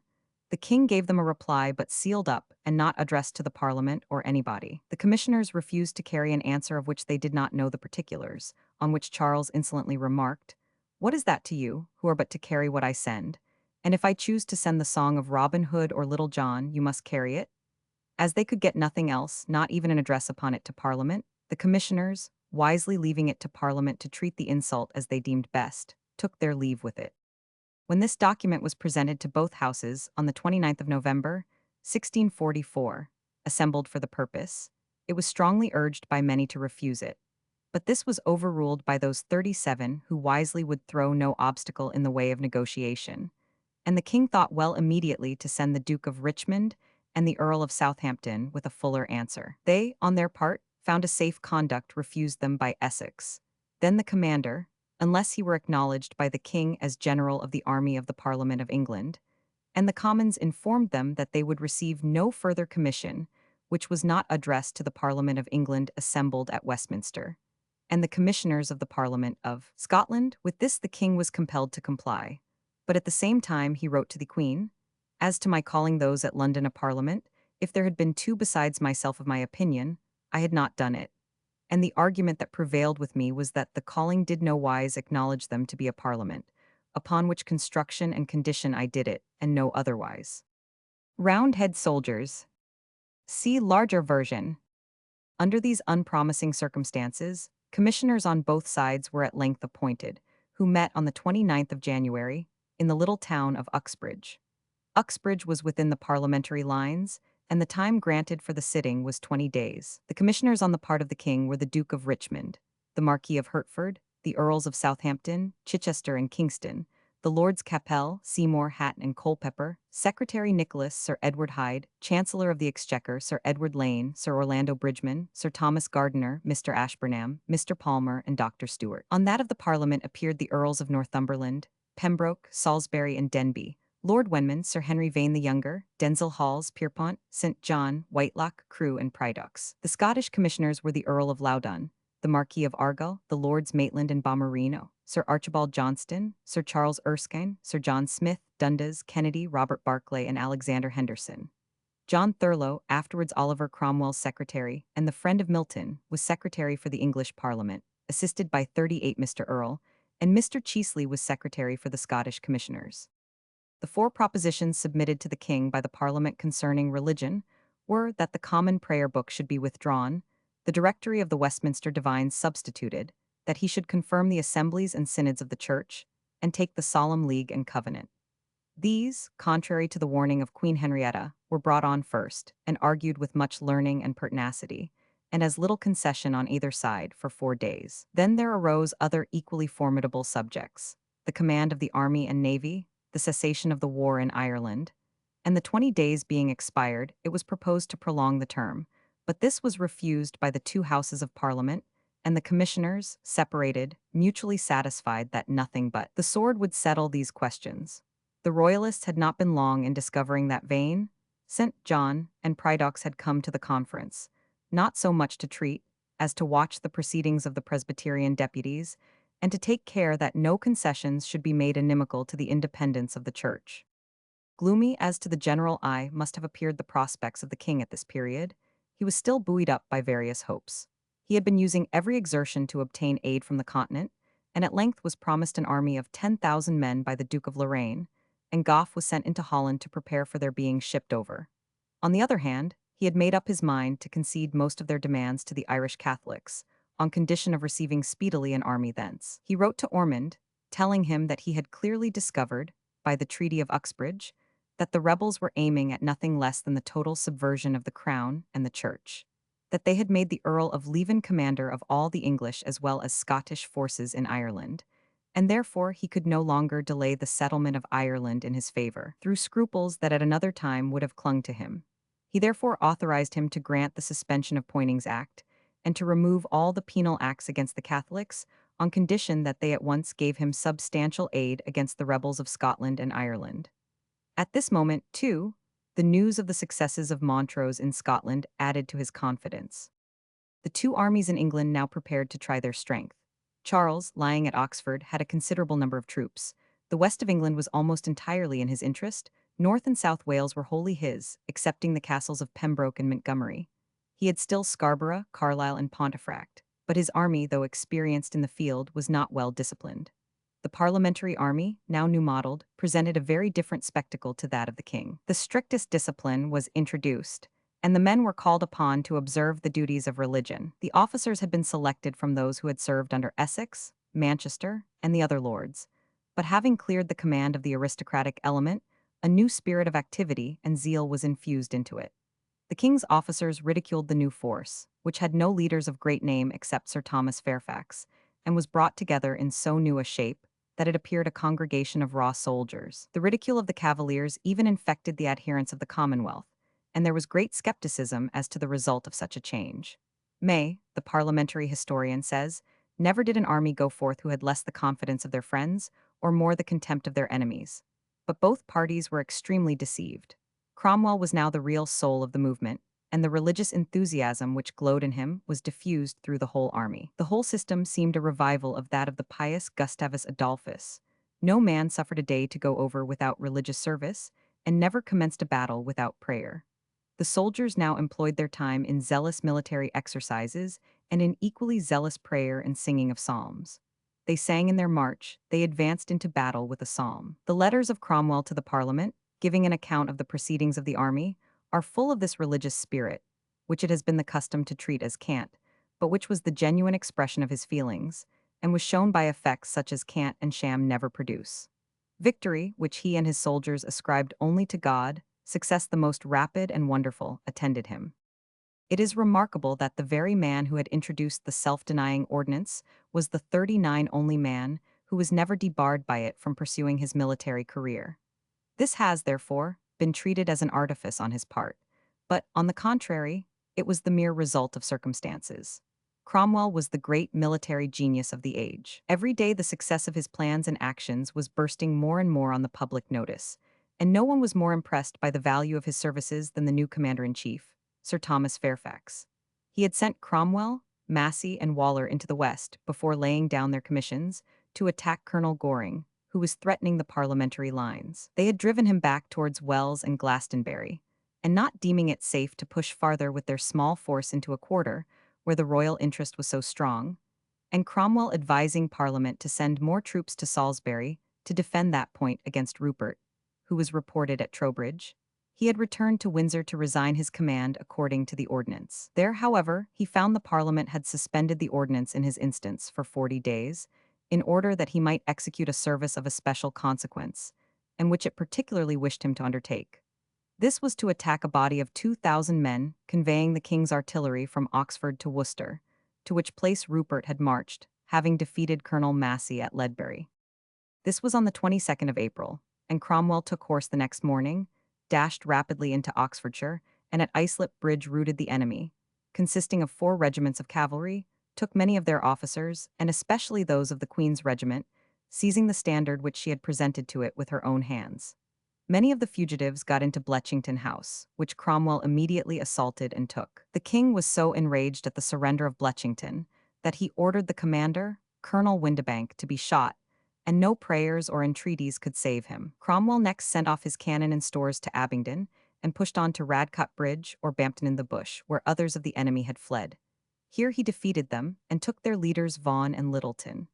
Cromwell next summoned Colonel Burgess, the governor of the garrison at Farringdon, to surrender, but he was called away to join the main army, the king being on the move. Charles, in fact, issued from Oxford, and, joined by both Rupert and Morris, advanced to relieve Chester, then besieged by Sir William Brereton. Fairfax, instead of pursuing him, thought it a good opportunity to take Oxford and prevent his returning there. But the king's movements alarmed him for the safety of the eastern counties, to which he had dispatched Cromwell to raise fresh forces and strengthen their defenses. Cromwell was recalled, and Fairfax set out in pursuit of the king. Charles relieved Chester by the very news of his march. Brereton retired from before it, and the Scottish army, which was advancing southward, fell back into Westmoreland and Cumberland, to prevent a rumored junction of the king and the army of Montrose. Whatever had been Charles's intentions in this movement, he wheeled aside and directed his way through Staffordshire into Leicestershire, and took Leicester by assault. From Leicester he extended his course eastward, and took up his headquarters at Daventry, where he amused himself with hunting, and Rupert and his horse with foraging and plundering the whole country round. Fairfax, now apprehensive of the royal intentions being directed to the eastern counties, which had hitherto been protected from the visitations of his army, pushed forward to prevent this, and came in contact with the king's outposts on the 13th of June, near Burrow Hill. Charles fired his huts, and began his march towards Harborough, intending, perhaps, to proceed to the relief of Pontefract and Scarborough, but Fairfax did not allow him to get far ahead. A council of war was called, and in the midst of it, Cromwell rode into the lines at the head of 600 horse. It was now determined to bring the king to action. Harrison and Ireton, officers of Cromwell, soon to be well known, led the way after the royal army, and Fairfax, with his whole body, was at once in full chase. The king was in Harborough, and a council being called, it was considered safer to turn and fight than to pursue their way to Leicester like an army flying from the foe. It was therefore resolved to wheel about and meet the enemy. At 5 o'clock the next morning, the 14th of June, the advanced guards of each army approached each other on the low hills, a little more than a mile from the village of Naseby, in Northamptonshire, nearly midway between Market Harborough and Daventry. The Parliament army ranged itself on a hill yet called the Mill Hill, and the King's on a parallel hill, with its back to 40 Harborough. The right wing was led by Cromwell, consisting of 6 regiments of horse, and the left, consisting of nearly as many, was, at his request, committed to his friend, Colonel Ireton, a Nottinghamshire man. Fairfax and Skippon took charge of the main body, and Colonels Pride, Rainsborough, and Hammond brought up the reserves. Rupert and his brother Maurice led on the right wing of Charles's army, Sir Marmaduke Langdale the left, Charles himself the main body, and Sir Jacob Astley, the Earl of Lindsay, the Lord Baird, and Sir George Lisle the reserves. The word for the day of the Royalists was, God and Queen Mary. That of the Parliamentarians, God our strength. A wide moorland called Broadmoor lay between them. The Cavaliers made themselves very merry at the new-modelled army of Roundheads, for which they had the utmost contempt, having nothing aristocratic about it, and its head being Farmer Cromwell, or the brewer of Huntingdon, as they pleased to call him. They expected to sweep them away like dust, and Rupert, making one of his headlong charges, seemed to realize their anticipations, for he drove the left wing of the Roundheads into instant confusion and flight, took Ireton prisoner, his horse being killed under him, and himself wounded severely in 2 places. And, in his regular way, Rupert galloped after the fugitives, thinking no more of the main battle. But the scattered horse, who had been diligently taught to rally, collected behind him, returned to the defense of their guns, and were soon again ready for action. On the other hand, Cromwell had driven the left wing of the king's army off the field, but took care not to pursue them too far. He sent a few companies of horse to drive them beyond the battle, and with his main body he fell on the king's flank, where at first the royal foot was gaining the advantage. This unexpected assault threw them into confusion, and the soldiers of Fairfax's front, which had given way, rallying and falling in again with the reserves as they came to the rear, were brought up by their officers and completed the rout. Rupert, who was now returning from the chase, rode up to the wagon train of the parliamentary army, and, ignorant of the state of affairs, offered quarter to the troops guarding the stores. The reply was a smart volley of musketry, and falling back and riding forward to the field, he found an overwhelming defeat. His followers stood stupefied at the sight, when Charles, riding up to them in despair, cried frantically, "One charge more, and the victory is ours yet." But it was in vain. The main body was broken, that of Fairfax was complete, the artillery was seized, and the Roundheads were taking prisoners as fast as they could promise them quarter. Fairfax and Cromwell, the next moment charged the dumbfoundered horse, and the whole fled at full gallop on the road towards Leicester, pursued almost to the gates of the town by Cromwell's troopers. The slaughter at this battle was not so great as might have been expected, but though the loss on the parliamentarian side was small, amounting to about 200 men, the Royalists had 1,000 killed. 5,000 prisoners were taken, including a great number of officers, and a considerable number of ladies in carriages. All the king's baggage and artillery, with 9,000 stand of arms, were taken, and amongst the carriages that of the king containing his private papers. A fatal loss, for it contained the most damning evidences of the king's double-dealing and mental reservations, which the Parliament took care to publish, to Charles's irreparable damage. Clarendon accuses the Roundheads of killing above 100 women, many of them of quality, but other evidence proves that this was false, the only women who were rudely treated being a number of wild Irish ones, who were armed with skeans, knives a foot long, and who used them like so many maniacs. The next day Fairfax sent Colonel Fiennes and his regiment to London with the prisoners and the colours taken, above 100 of them, and he prayed that a day of thanksgiving might be appointed for the victory. But the most essential fruit of the victory was the reading in Parliament of the king's letters. In these, the affair of the Duke of Lorraine came to light, the attempt to bring in the Lorrainers, the French, the Danes, and the Irish to put down the Parliament, whilst Charles had been making the most sacred protestations to that body that he abhorred bringing in foreign soldiers. There appeared his promise to give the Catholics full liberty of conscience, whilst he had been vowing constantly that he would never abrogate the laws against popery, and his letter to his wife, showing that at the Treaty of Uxbridge, he was merely conceding the name of a parliament with a full determination, on the first opportunity, to declare it no parliament at all. These exposures were so dreadful, and gave such an assurance that the king was restrained by no moral principle, that the royalists would not believe the documents genuine till they had examined them for themselves.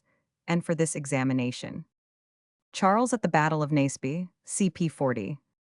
See larger version. The defeated and dishonored king did not stop to pass a single night at Leicester, but rode on to Ashby that evening, and after a few hours' rest pursued his course towards Hereford. At Hereford, Rupert, fearful of the parliamentary army attacking their only remaining strong quarter, the west, left the king and hastened to Bristol to put it into a state of defence. Charles himself continued his march into Wales and took up his headquarters at Raglan Castle, the seat of the Marquis of Worcester. There, pretty sure that Fairfax was intending to go westward, he spent the time as though nothing had been amiss, hunting like his father, when he should have been studying the retrieval of his affairs, and passing the evenings in entertainments and giving of audiences. The most probable cause of Charles thus spending his time there, and at Cardiff, to which he next retired, is that he had been urging the dispatch of an Irish army, and was expecting it there. At the same time, he could there more easily communicate with Rupert regarding the defence of the west of England. The Parliament forces under Cromwell marched on Bristol where Rupert lay, whilst Fairfax met and defeated Goring at Langport, and then besieged and took Bridgewater on the 23rd of July. Matters now appeared so threatening that Rupert proposed to Charles to sue for peace. But the king rejected the advice with warmth, declaring that, though as soldier and statesman he saw nothing but ruin before him, yet as a Christian he was sure God would not prosper rebels, and that nothing should induce him to give up the cause. He avowed that whoever stayed by him must do so at the cost of his life, or of being made as miserable as the violence of insulting rebels could make him. But by the grace of God he would not alter, and bade Rupert not on any consideration to hearken after treaties. He would take no less than he had asked for at Uxbridge. Charles, blind to the last, was still hoping for assistance from Ireland, and was elated by the news of successes from Montrose. It will be recollected that the Earls of Antrim and Montrose had been engaged by Charles to exert themselves in Ireland and Scotland on his behalf. Their first attempt was to take vengeance on the Covenanting Earl of Argyll, who had so much contributed to defeat the king's attempts on the Scottish church and government. Montrose, therefore, unfurled the royal standard as the king's lieutenant general at Dumfries, but having before been a strong Covenanter, he did not all at once win the confidence of the royalists. His success was so poor that he returned to England. At Carlisle he was more effective in serving the king, and was made a marquis in consequence. After the Battle of Marston Moor, he again returned into the Highlands, and there learned the success of Antrim's labours in Ireland. He had sent over a body of 1,500 men under the command of his kinsman Alistair MacDonald, surnamed Mac Colcatesh or Colkitto. They landed at Knoydart, but a fleet of the Duke of Argyll's burnt their ships, and hung in their rear waiting a fitting chance to destroy them. To their surprise, they received no welcome from the Scottish royalists. However, they continued their march to Badenoch, ravaging the houses and farms of the Covenanters, but every day menaced by the gathering hosts of their foes, and learning nothing of their ally Montrose. At last Montrose obtained tidings of them. They met at Blair Athol in the beginning of August 1644. Montrose assumed the command and published the royal commission. At the sight of a native chief, the Highlanders flocked to his standard, and the Covenanters saw to their astonishment an army of between 3,000 and 4,000 men spring at once, as it were, out of the ground. Montrose wrote to Charles that if he could receive 500 horse on his way, he would soon be in England with 20,000 men. The movements and exploits of Montrose now became rather a story of romance than of sober modern warfare. Argyll and Lord Elcho dogged his steps, but he advanced or disappeared, with his half-clad Irish and wild mountaineers, amongst the hills in a manner that defied arrest. At Tippermuir in Perthshire, he defeated Elcho, took his guns and ammunition, and surprised and plundered 43 the town of Perth. As was constantly the case, the Highlanders, once loaded with booty, slipped off to their homes, and left alone with his Irish band, who were faithful because their way home was cut off, he retreated northward in hope of joining the clan Gordon. Montrose found himself stopped at the Bridge of Dee by 2,700 Covenanters under Lord Balfour of Burleigh, but he managed to cross at a ford higher up, and, falling on their rear, threw them into a panic. They fled to Aberdeen, pursued by the Irish and Highlanders, and the whole mass of pursuers and pursued rushed wildly into the city together. The place was given up to plunder, and for 3 days Aberdeen became a scene of horror and revolting license, as it had been from an attack of Montrose 4 years before, when fighting on the other side. The approach of Argyll compelled the pillagers to fly into Banffshire, and, following the banks of the Spey, he crossed the hills of Badenoch, and after a series of wild adventures in Atholl, Angus, and Forfar, he was met by the Covenanters at Cassell and compelled to retreat into the mountains. His followers then took their leave of him, worn out with their rapid flights and incessant skirmishes, and he announced his intention of withdrawing for the winter into Badenoch. The Earl of Argyll, on his part, retired to Inverary and sent his followers home. He felt secure in the mighty barrier of mountains around, which in summer offered a terrible route to an army, but which, now blockaded with snow, he deemed impregnable. But he was deceived. The retirement of Montrose was a feint. He was busily employed in rousing the northern clans to a sweeping vengeance on Argyll and the prospect of a rich booty. In the middle of December, he burst through all obstacles, threaded the snow-laden defiles of the mountains, and descended with fire and sword into the plains of Argyllshire. The Earl was suddenly roused by the people from the hills, whose dwellings were in flames behind them, and only effected his escape by pushing across Loch Fyne in an open boat. Montrose divided his host into 3 columns, which spread themselves over the whole of Argyllshire, burning and laying everything waste. Argyll had set a price upon Montrose's head, and Montrose now reduced his splendid heritage to a black and frightful desert. The villages and cottages were burnt down, the cattle destroyed or driven off, and the people slain wherever found with arms in their hands. This miserable and melancholy state of things lasted from the 13th of December to the end of January, 1645. Argyll by that time had mustered the clan Campbell, and Lord Seaforth the mountaineers of Moray, Ross, Sutherland, and Caithness, to bear down on the invaders. Montrose, therefore, led forth his Highlanders and Irish to encounter them, and came first on Argyll and his army at Inverlochy Castle in Lochaber. There he totally defeated Argyll and slew nearly 1,500 of his people. This success brought to his standard the clan Gordon and others. The whole north was in their power, and they marched from Inverlochy to Elgin and Aberdeen. At Brechin they were met by Bailey with a strong force which protected Perth, but Montrose marched to Dunkeld, and thence to Dundee, which he entered, and began plundering, when Bailey arrived with his Covenanters and caused him to retire. Once more he escaped to the mountains, but this time not without severe losses, for his indignant foes pursued him for 60 miles, cutting off many of his soldiers, besides those that had perished in the storming of Dundee. When he appeared again, it was at Aldearn, a village near Nairn, where, on the 9th of May, he defeated the Covenanters under John Urry or Hurry, after a bloody battle, 2,000 men being said to be left upon the field. The General Assembly addressed a sharp remonstrance to the king, which was delivered to him soon after the Battle of Naseby, but it produced no effect. In fact, it was more calculated to inflame a man of Charles's obstinate temper, for it recapitulated all his crimes against Scotland, from his first forcing the common prayer upon them till then, and called on him to fall down at the footstool of the Almighty and acknowledge his sins, and no longer steep his kingdom in blood. They did not merely remonstrate, the Covenanters continued to fight. But, unfortunately, their commanders having divided their forces, as Urry was defeated at Aldearn, so Bailey was soon afterwards routed at Ulford, in Aberdeenshire, with such effect that scarcely any but his principal officers and the cavalry escaped. Again the Covenanters raised a fresh army of 10,000 men, and sent them against Montrose, and the Scottish army, which lay on the borders of England under the Earl of Leven, commenced their march southward, to attack the king himself. On the 2nd of July, the very day on which Montrose won the Battle of Ulford, they were at Melton Mowbray, whence they marched through Tamworth and Birmingham 44 into Worcestershire and Herefordshire. On the 22nd they stormed Cannon Frome, a garrison of the king's between Worcester and Hereford, and, as they were pressing on, Charles sent Sir William Fleming to endeavour to seduce the old Earl of Leven and the Earl of Callendar from their faith to Parliament by magnificent promises, but they sent his letters to the Parliament and marched on and laid siege to Hereford.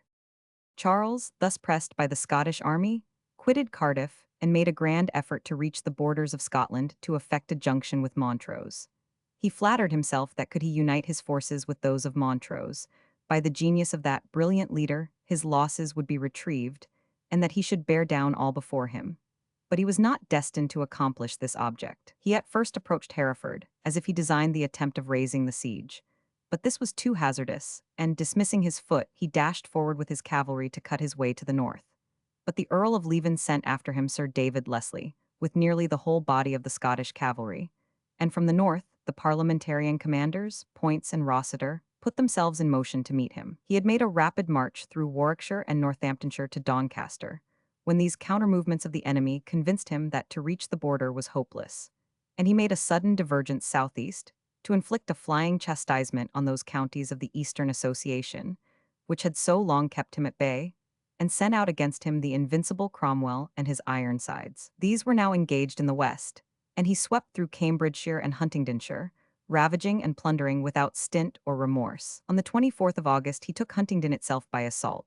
He did not delay, however, but continued his marauding course through Woburn and Dunstable, thence into Buckinghamshire, and so to Oxford, where he arrived on the 28th.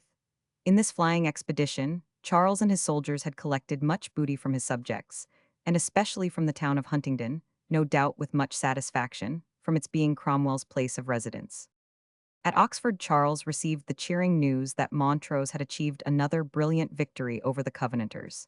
He had, on again issuing from the mountains, menaced Perth, where the Scottish Parliament was sitting, and then descended into the lowlands. It was evident that he was acting in concert with the king, who at that very time was making his hurried march for the border. Montrose crossed the Forth near Stirling, where at Kilsyth he was met by Bailey and his new army.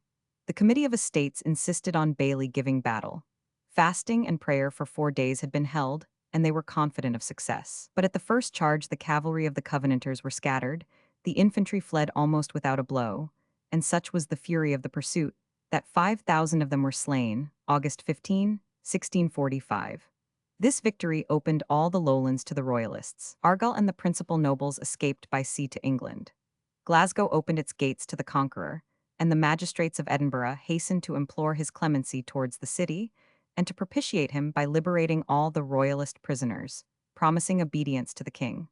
Most of these liberated prisoners, and many of the nobility, joined the standard of Montrose. Had the king been able to effect a junction with him at this moment, the result must have been important, but it could only have occasioned more bloodshed, without ensuring any decided victory. For all England was by this time in the hands of the Parliament. Sir David Leslie, instead of following the king with his cavalry southward again, had continued his march northward to prevent any inroad on the part of Montrose, and the Earl of Leven, quitting Hereford, advanced northward to support him. Charles immediately left Oxford and advanced to Hereford, where he was received in triumph. Thence he set out to relieve Rupert, who was besieged by Fairfax and Cromwell in Bristol. But on reaching Raglan Castle, he heard the appalling news that it had surrendered. The prince had promised to hold it for 4 months, yet he surrendered it in the 3rd week of the siege. Fairfax having decided to storm it on the 10th of September, 1645, this was done accordingly. It was assaulted by the troops under Colonel Weldon, Commissary General Ireton, Cromwell, Fairfax, General Skippon, Colonels Montague, Hammond, Rich, and Rainsborough, from different sides at the same time. The town was set on fire in 3 places by the Royalists themselves, and Rupert, foreseeing the total destruction of the city, capitulated. He was allowed to march out, and was furnished with a convoy of cavalry, and the loan of 1,000 muskets to protect them from the people on the way to Oxford, for he had made himself so detested by his continual ravagings of the inhabitants that they would have knocked him and 45 his men on the head. Even as he passed out of the city, the people crowded round with fierce looks, and muttered, "Why not hang him?" Cavalier soldiers. See larger version.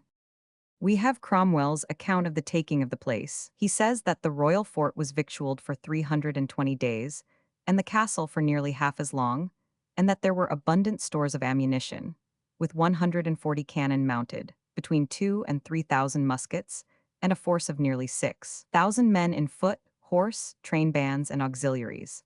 Well might Charles feel confounded at the surrender. He was so exasperated that he overwhelmed Rupert with reproaches. He even accused him of cowardice or treason, revoked his commission, and bade him quit the kingdom. He ordered the council to take him into custody if he showed any contumacy.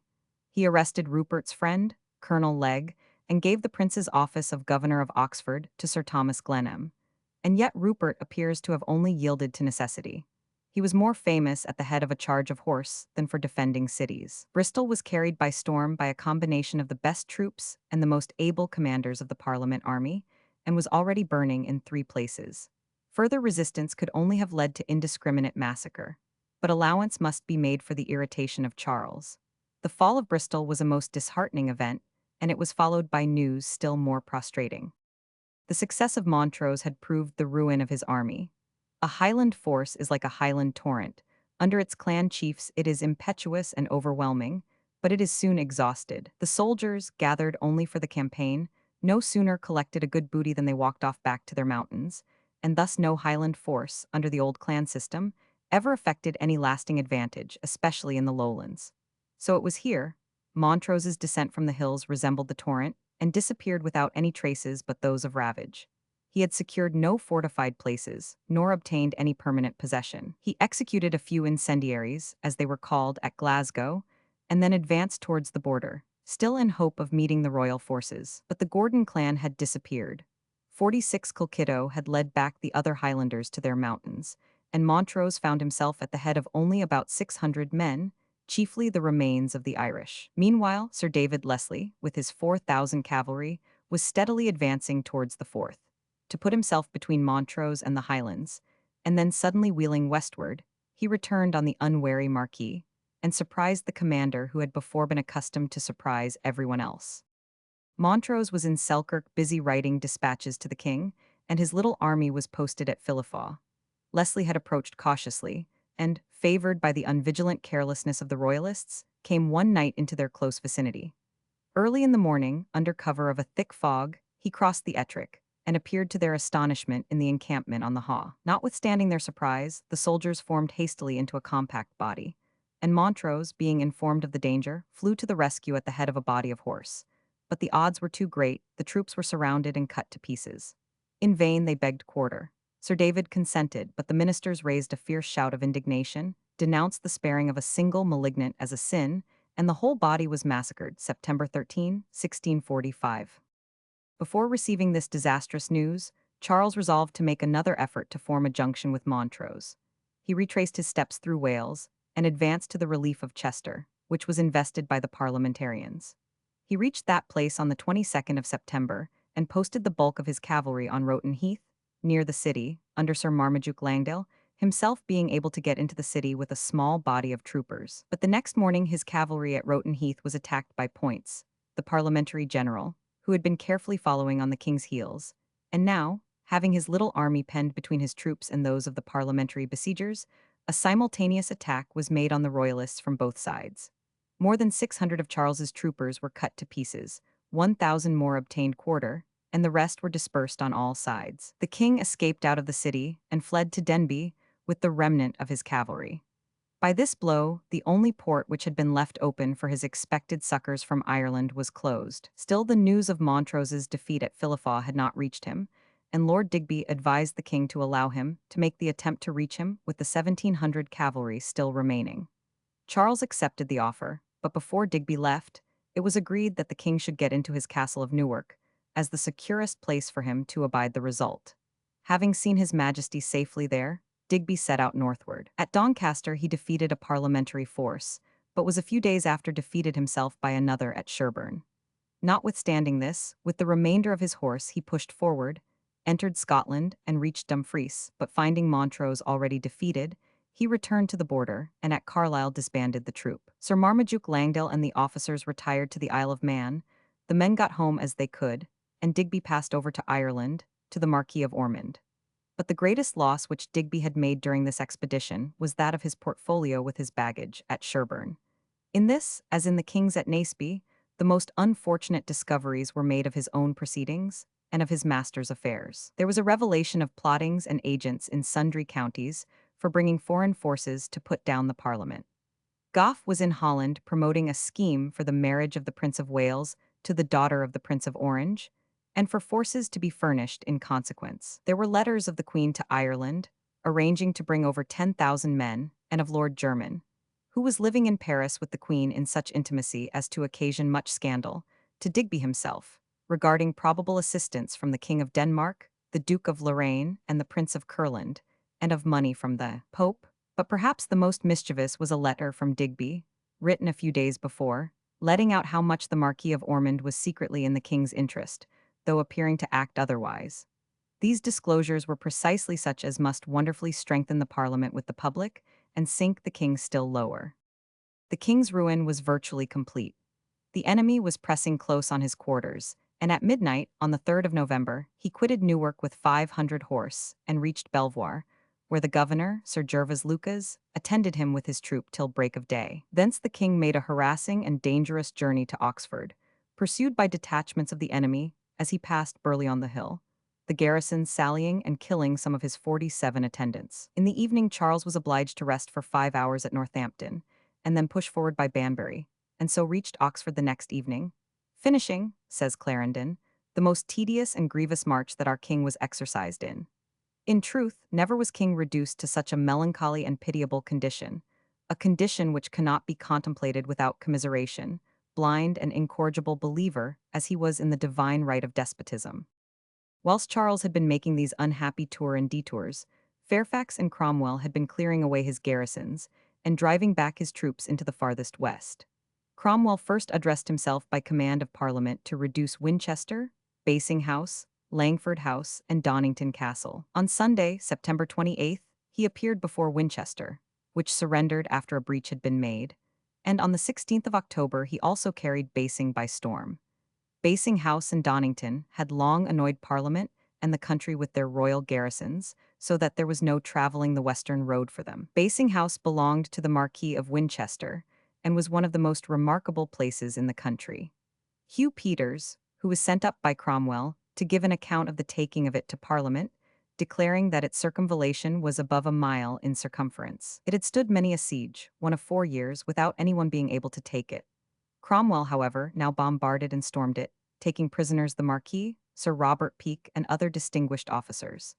8 or 9 gentlemen of rank ran out as the soldiers burst in, and were treated with some unceremonious freedoms, but, says Peters, not uncivilly, considering the action in hand. Having demolished Basing, Cromwell next summoned Langford House, near Salisbury, and thence he was called in haste down into the west, where Fairfax and he drove back Goring, Hopton, Astley, and others, beating them at Langport, Torrington, and other places, storming Bridgewater and forcing them into Cornwall, where they never left them till they had reduced them altogether in the spring of 1646. Charles lying now at Oxford, his council, seeing that his army was destroyed, except the portion that was cooped up by the victorious generals in the west, and which every day was forced into less compass, advised him strongly to treat with the Parliament, as his only chance. They represented that they had no funds even for subsistence, except what they seized from the country around, which exasperated the people, and made them ready to rise against them. There were some circumstances, yet in his favor, and these were the jealousies and divisions of his enemies. The Parliament and country were broken up into 2 great factions of Presbyterians and Independents. The Presbyterians were by far the most numerous, and were zealously supported by the Scots, who were nearly all of that persuasion, and desired to see their form of religion prevail over the whole country. They were as fiercely intolerant as the Catholics, and would listen to nothing but the entire predominance of their faith and customs. But the Independents, who claimed and offered liberty of conscience, and protested against any ruling church, possessed almost all the men of intellect in Parliament, and the chiefs at the head of the army. Cromwell, in his letter from the field of Naseby, called for toleration of conscience, and Fairfax urged the same doctrine in all his dispatches from the west. There was, moreover, a jealousy growing as to the armies of the Scots, who had got most of the garrisons in the north of England and Ireland into their hands. These divisions opened to Charles a chance of treating with one party at the expense of the other, and in his usual way, he made overtures to all. To the Scots he offered full concession of all their desires, and great advantages from the influence which their alliance with him would give. To the Independents, he offered the utmost toleration of religious opinion, and all the rewards of preeminence in the state and the army. To the Presbyterians, he was particularly urged by the Queen to promise the predominance of their church and the like advantages. With the Catholics of Ireland, he was equally in treaty. But whilst his secret negotiations were going on in Ireland, the Scots endeavored to bring theirs to a close by applying to the Queen in Paris. 3 great changes had taken place, all favorable to Charles. Both the king, Louis Roman XIII, and Richelieu were dead. Richelieu had never forgiven Charles's attempts on La Rochelle, and his effort to raise the Huguenots into an independent power in France, nor his movements in Flanders against his designs. Mazarin, who now succeeded as the minister of Louis Roman XIV, had no particular resentment against Charles, and though cautious in taking direct measures against the English Parliament, did not oppose any of the attempts at pacification between the 48 king and his subjects. The Scots had always found Richelieu their ally, and they now applied to his successor to assist them in bringing matters to bear with Charles. In consequence of this, Montreuil was sent over to London, who conferred with the Scottish commissioners, and then conveyed to Charles their proposals. But the king, who had promised them all concessions consistent with his honor, found the very first proposition to be that episcopacy should be forever abolished not only in Scotland, but in England, and presbytery made the established church. He had conceived that they would be satisfied with the supremacy of their faith in their own country, and he at once refused this demand. It was in vain that Montreuil pointed out to him that the Scots and the Presbyterians of England were agreed upon this point, and that consequently any arrangement with the latter party must inevitably be upon the same basis. Charles declared that rather than consent to any such terms, he would agree with the independents. Montreuil replied that the Scots sought only to make him king, first having their own wishes as to religion gratified. But the independents, he was confident, contemplated nothing less than the subversion of his throne. He informed him that the Queen had given to Sir Robert Murray a written promise that the king would accede to the demand of the Scots, which promise was now in the hands of the Scottish commissioners. Moreover, that this was the earnest desire of the Queen Regent of France, and of Mazarin. Nothing, however, could shake Charles's resolution on this head, and he therefore made a direct application to Parliament to treat for an accommodation.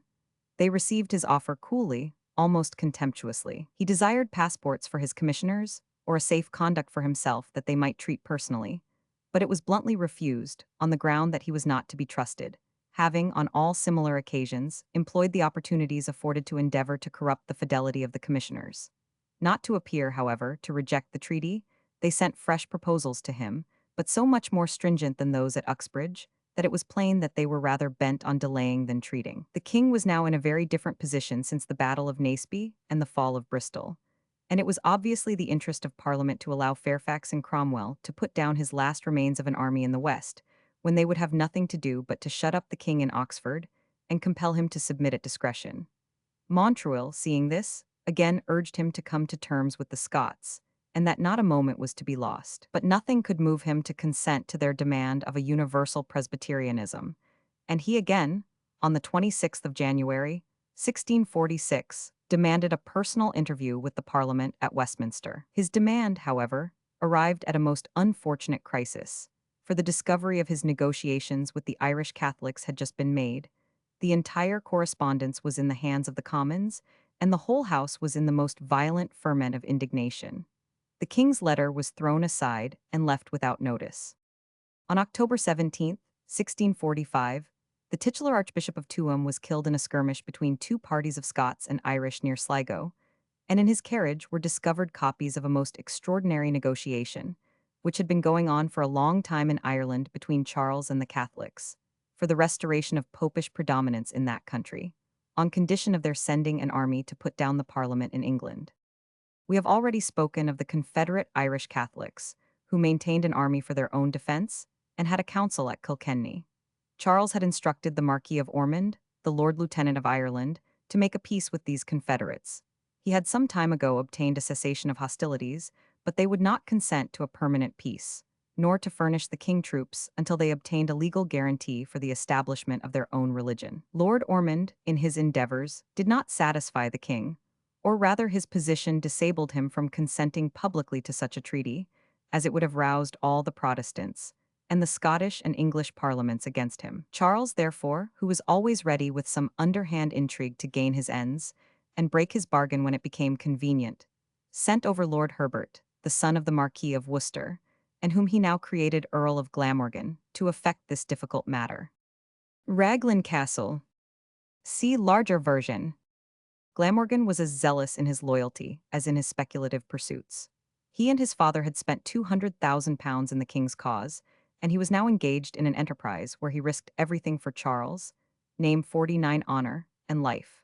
He was furnished with a warrant which authorized him to concede the demands of the Catholics regarding their religion and to engage them to send over 10,000 men. After many difficulties, he reached Dublin, communicated to Ormond the plan, saw with him the Catholic deputies in Dublin, and then hastened to Kilkenny to arrange with the council there.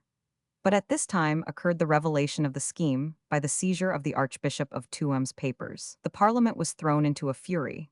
The Marquis of Ormond, to make his loyalty appear, seized Glamorgan and put him into prison, and the king sent a letter to the two houses of Parliament, utterly disavowing the commission of Glamorgan and denouncing the warrant in his name as a forgery. All this had been agreed upon before between the king and Glamorgan, should any discovery take place. And on searching for Glamorgan's papers, a warrant was found, not sealed in the usual manner, and the papers altogether informal, so that the king might by this means be able to disavow them. But that Ormond and the Council of Kilkenny had seen a real and formal warrant, there can be no question.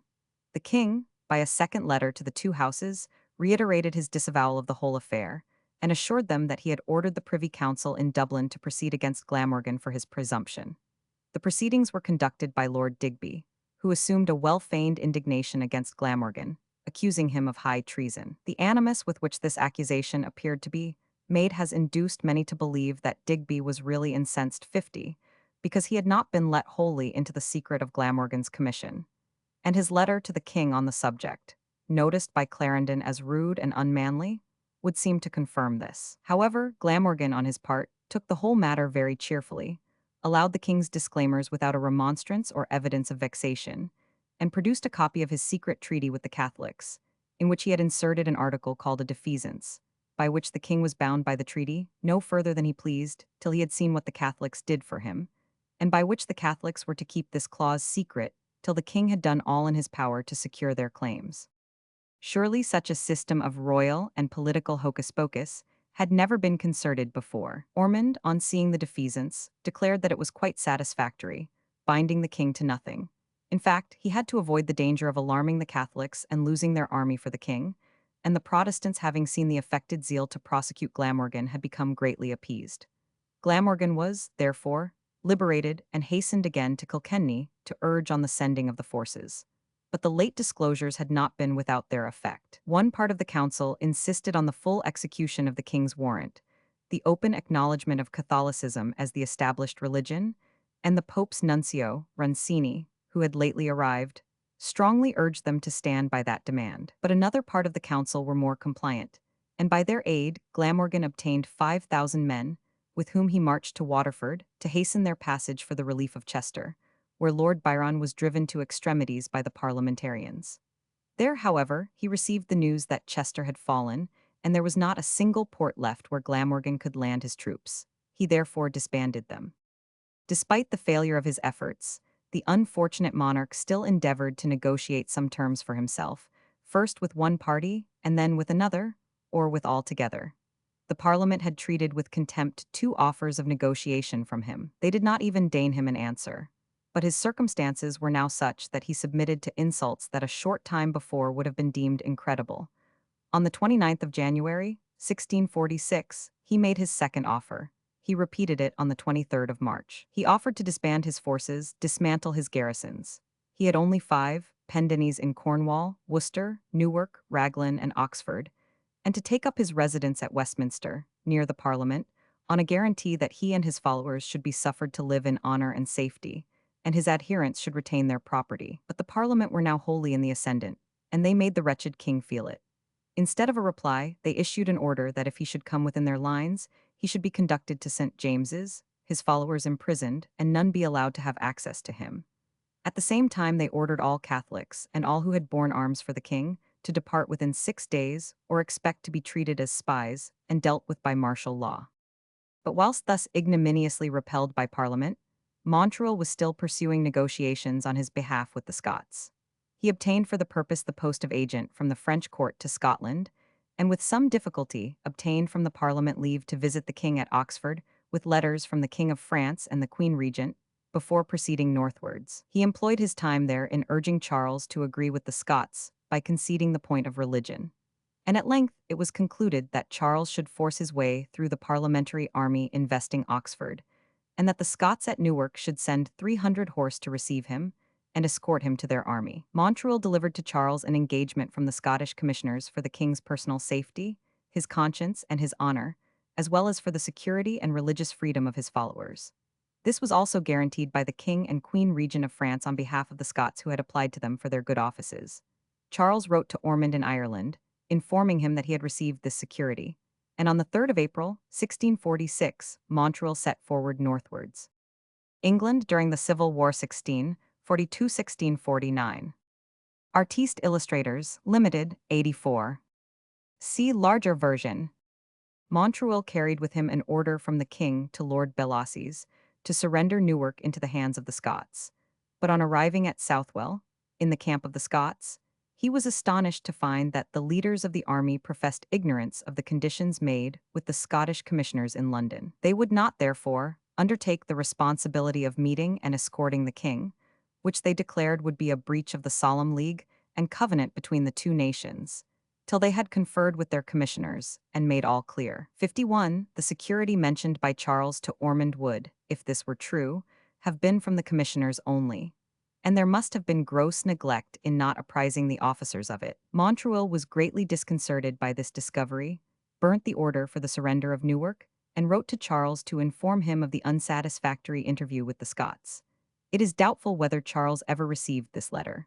At all events, impatient of some results, for the parliamentary army was fast closing round Oxford, he snatched at another chance. Captain Fawcett, governor of Woodstock, sent to tell him that that garrison was reduced to extremities, and to inquire whether he might expect relief, or whether he should surrender it on the best terms he could obtain. Charles immediately applied to Colonel Rainsborough, the chief officer conducting the siege of Oxford, for passports for the Earl of Southampton and Lindsay, Sir William Fleetwood, and Mr. Ashburnham, to treat with him about the surrender of Woodstock. But the main thing was to propose the coming of the king to them on certain conditions. Rainsborough and the other officers appeared much pleased, but said they could not decide so important an affair without reference to their superior officers. But if the offer were entertained, they would the next day send a pass for them to come and complete the negotiation.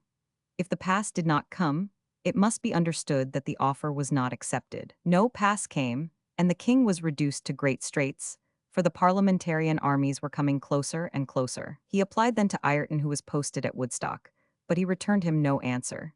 To Vane, but he referred him to Parliament, and thus was the humiliated king treated with the most insulting contempt.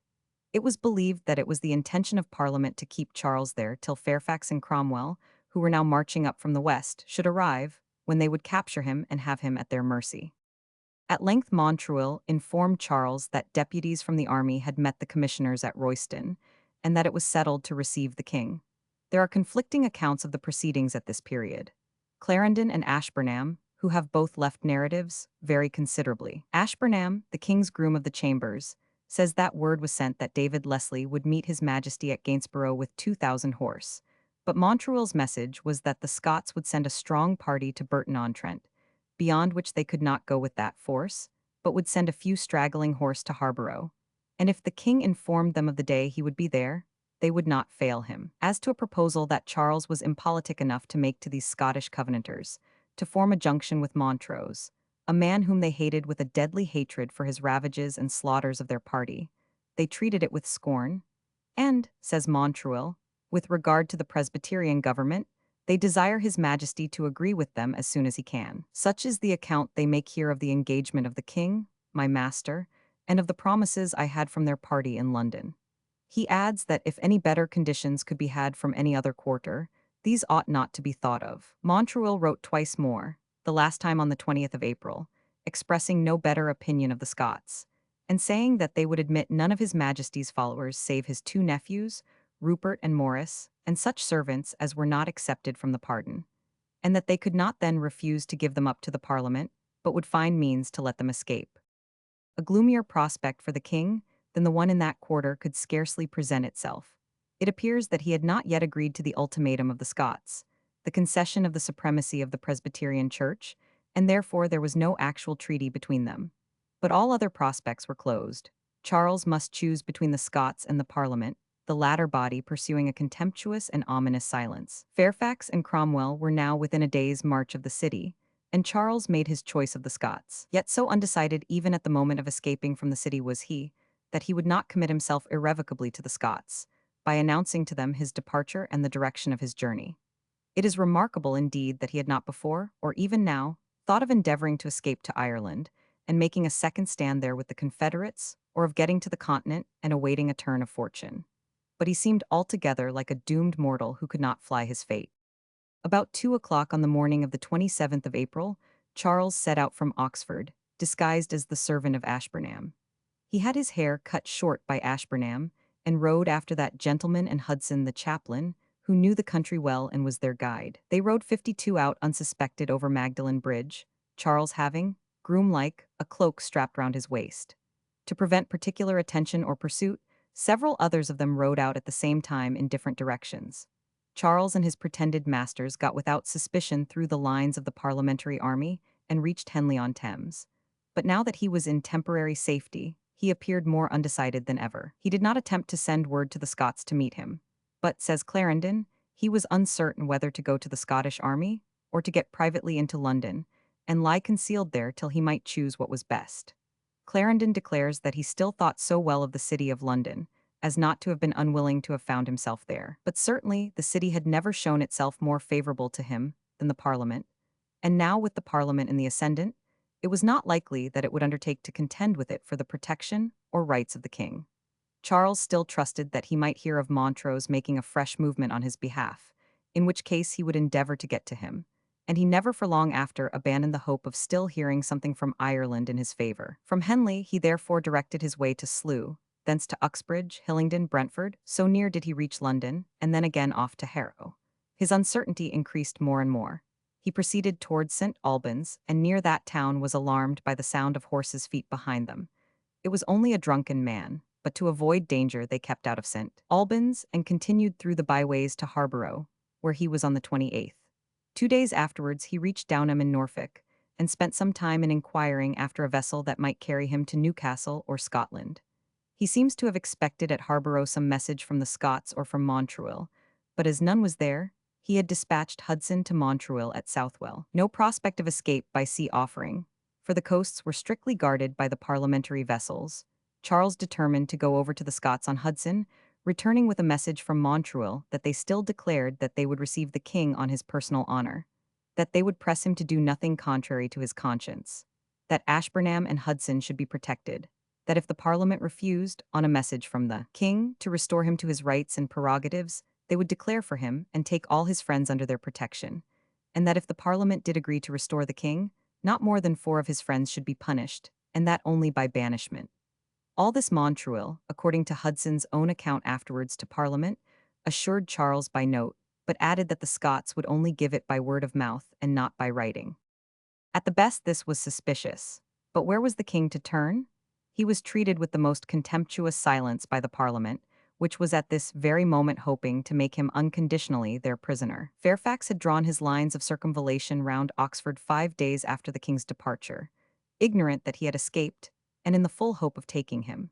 For 9 days Charles was wandering about, nobody knowing where he was, and during that time Clarendon says he had been in different gentlemen's houses, where he was not unknown but untaken notice of.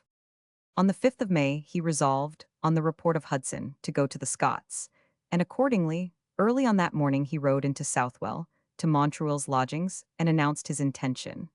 The manner in which he was received there is related in very contradictory terms by Ashburnham and Clarendon. Ashburnham says that some of the Scottish commissioners came to Montreal's lodgings to receive him, and accompanied him with a troop of horse to the headquarters of the Scottish army at Kellam, where they went after dinner, and were well received. Many lords coming instantly to wait on him, with professions of joy that his majesty had so far honoured their army as to think it worthy of his presence after so long an opposition. Clarendon, on the other hand, declares that, very early in the morning he went to the general's lodgings and discovered himself to him, who either was, or seemed to be, exceedingly surprised and confounded at his majesty's presence, and knew not what to say, but presently gave notice to the committee, who were no less perplexed. Both of them, however, agree that the Scots soon convinced Charles that they considered that he had surrendered himself unconditionally into their hands, that he had not complied with their terms, and that there was no treaty actually between them. And from all that appears, this was the case. Charles had trusted to the assurances of Montreuil, and had really no written evidence 53 of any engagement on the part of the Scots, nor was any ever produced. Some of the lords, says Ashburnham, desiring to know how they might best testify their gratitude to his majesty for the confidence he had reposed in them, he replied that the only way was to apply themselves to the performance of the conditions on which he had come to them. At the word conditions, Lord Lothian expressed much surprise, and declared he knew of no conditions concluded, nor did he believe any of the commissioners residing with the army knew of such. On this, Charles desired Montreuil to present a summary of the conditions concluded with the commissioners in London, sanctioned by the King of France. It should, however, be borne in mind that since then the army commissioners had met with the commissioners from London at Royston, and had agreed to the terms to be offered to the king. When Ashburnham, therefore, affirms that many of the commissioners of the army still protested their ignorance of these conditions, it can only mean that such conditions were not concluded with the king, either there or anywhere, for Charles had never consented to accept them. When Charles, therefore, asked them what they meant then, by inviting him to come to them, and why they had sent word that all differences were reconciled, and that David Leslie should meet him with an escort of horse, they replied that this was on the understanding that his majesty meant to accept their terms, from which they had never receded, and that they now thought that by his coming to them, he had meant to accept the cardinal condition, the taking of the covenant. Flight of Charles from Oxford, CP 51. See larger version. Charles must have been well aware of the truth of all this, but he was a man who played fast and loose so constantly that it was impossible to make any treaty with him. At the very time that he was preparing to leave Oxford, so alive were all these quibbles and evasions in his mind, that he wrote to Lord Digby, expressing his intention to get to London if he could. Not, he says, without hope that I shall be able so to draw either the Presbyterians or the Independents to side with me for extirpating one another, that I shall really be king again. This proves that on setting 54 out from Oxford, he had held himself loose from any compact with the Scots, and did not mean to go to them at all if he could manage to cozen the Presbyterians or Independents to take his part and extirpate one another. Such a man was as slippery as an eel. He now insisted solemnly on the existence of the very conditions that he had purposely kept clear of. The Scots stood by their offered terms, and exhorted him to accept the covenant, entreating him with tears and on their knees to take it, or to sanction the Presbyterian worship if he could not adopt it, and pledging themselves on that condition to fight for him to the last man. But this Charles would not do. He was still, though beaten and voluntarily surrendered to his enemies, as full of the persuasion of the divinity of kingship as ever. He therefore undertook to give the word to the guard, in virtue of his being the chief person in the army, but old Leven quickly undeceived him, by saying, "I am the older soldier. Your majesty had better leave that office to me." It was now necessary to apprise the Parliament of the king, having entered their camp, a piece of intelligence which produced a wonderful sensation. Fairfax had already announced to the Parliament that the king had escaped out of Oxford, and was believed to have gone towards London, whereupon the two houses had issued a proclamation forbidding anyone to harbor or conceal his person on pain of high treason, and of forfeiting the whole of their estate, and being put to death without mercy. All papists and other disaffected persons were ordered, on the supposition that the king might be in London, to remove before the 12th of May to 25 miles distance from the metropolis, leaving, before they went, a notice at Goldsmiths' Hall of the places to which they intended to retire. When the letter arrived from the Scottish commissioners, the Parliament was filled with jealousy and alarm. There had long been a feeling of the design of the Scots, supported by the Presbyterians, assuming an undue power, and now to hear that they had the king in their hands was most embarrassing. They instantly sent word to the Scots that his majesty must be disposed of according to the will of the two houses of Parliament, and that, for the present, he must be sent to Warwick Castle, that Ashburnham and Hudson, the king's attendants, should be sent for by the sergeant-at-arms or his deputy, to be dealt with as delinquents, and that a narrative must be prepared of the manner in which the king came to the Scottish camp, and forthwith sent to the two houses. To enforce these orders, they commanded Points to watch the Scottish army with 5,000 men, and Sir Thomas Fairfax to prepare to follow him.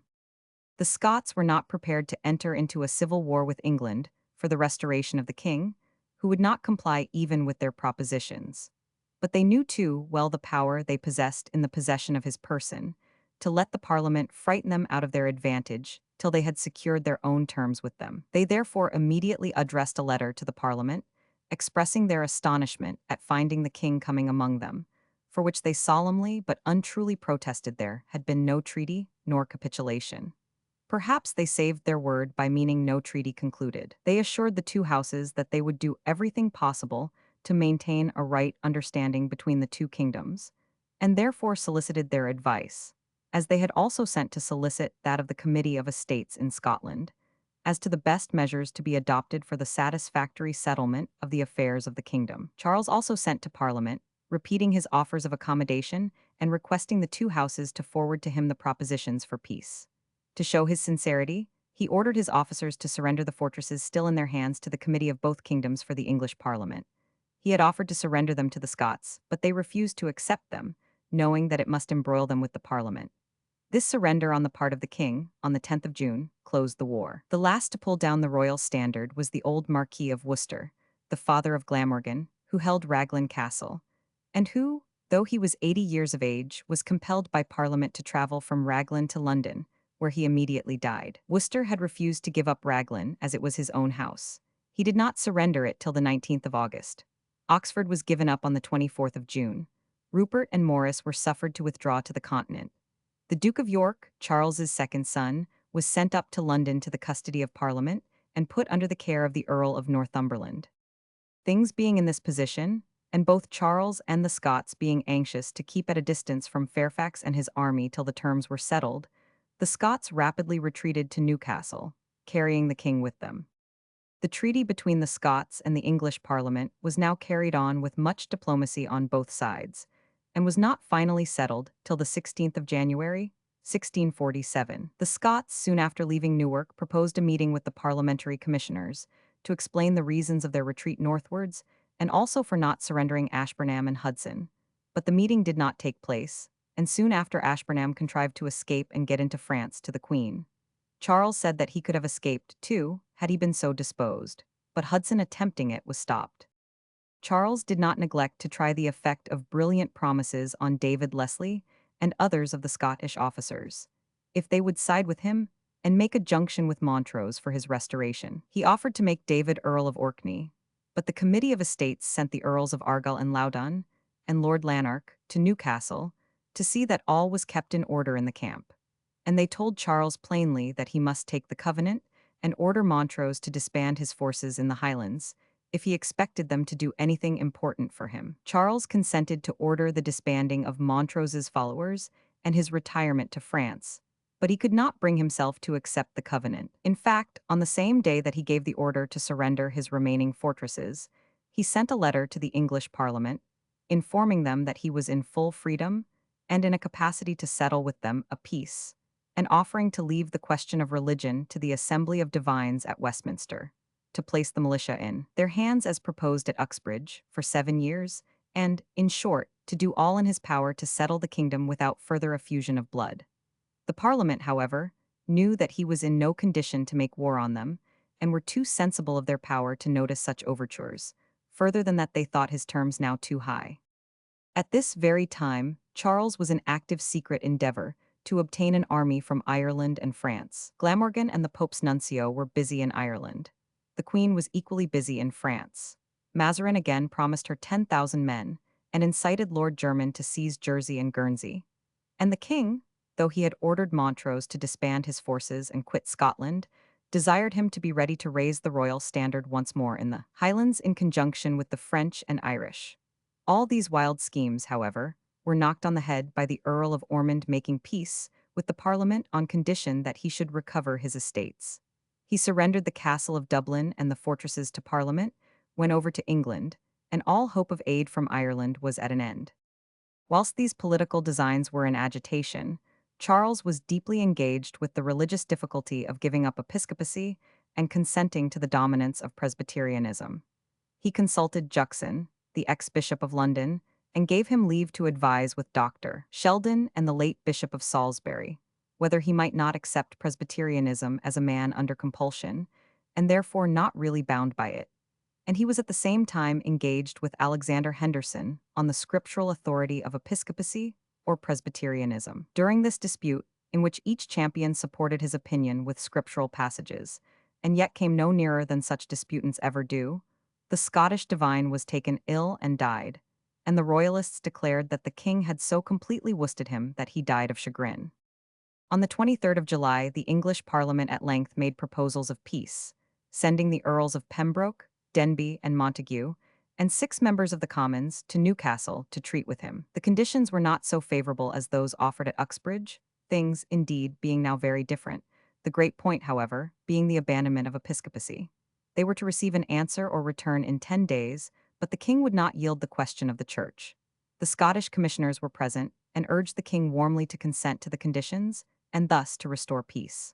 The Earls of Loudoun and Argyll implored it on their knees. Then Loudoun, Chancellor of Scotland, told him that the consequences of his answer to the propositions were so great that on it depended the ruin of his crown and kingdoms, that the Parliament, after many bloody battles, had got the strongholds and forts of the kingdom into their hands, that they had his revenue, excise, assessments, sequestrations, and power to raise all the men and money in the kingdom, that they had gained victory over all, and that they had a strong army to maintain it, so that they might do what they would with church or state, that they desired neither him nor any of his race longer to reign over them, and had sent these propositions to his majesty, without the granting 56 whereof the kingdom and his people would not be in safety, that if he refused to assent, he would lose all his friends in Parliament, lose the city, and lose the country, and that all England would join against him as one man to process and depose him, and to set up another government, and that both kingdoms for safety would be compelled to agree to settle religion and peace without him, to the ruin of his majesty and posterity. And he concluded by saying that if he left England, he would not be allowed to go and reign in Scotland. This, it must be confessed, was plain and honest, and therefore loyal and patriotic speaking. The General Assembly of the Kirk had already come to this conclusion, but all was lost on the king. Parliament now having proved that all negotiation was useless, their commissioners returned and reported that they could obtain no answer from the king, except that he was ready to come up to London and treat in person. A Presbyterian member, on hearing this report, exclaimed, "What will become of us, now the king has rejected our propositions?" "Nay," replied an independent member, "what would have become of us had he accepted them? And really, it is difficult to see what could have been the condition of the kingdom, had a man of Charles's incorrigible character been again admitted to power." The Parliament returned thanks to the Scottish commissioners for their zealous cooperation in the endeavour to arrange matters with the king. A severe blow to Charles, who had till now clung to the hope of seizing some advantage from the jealousies which for many months had prevailed between the Parliament and the Scottish army. On the 12th of August, the Scottish commissioners presented a paper to the House of Lords, stating that the Kingdom of Scotland had, on the invitation of both houses, carefully undertaken and faithfully managed their assistance in the kingdom towards obtaining the ends expressed in the covenant, and as the forces of the common enemy were now broken and destroyed, through the blessing of God, they were willing to surrender up the fortresses in their hands and retire into their own country, on a reasonable compensation being made for their sufferings and expenses. They stated truly that many base calumnies and execrable aspersions had been cast upon them by printed pamphlets and otherwise, which they had not suffered to turn them from that brotherly affection which was requisite for the great end in view, and which they trusted would yet be effected, notwithstanding the lamentable refusal of their propositions by the king. They claimed, moreover, still to be consulted on the measure for accomplishing the common object of peace for the kingdom. The Commons appointed a committee to settle the accounts between them.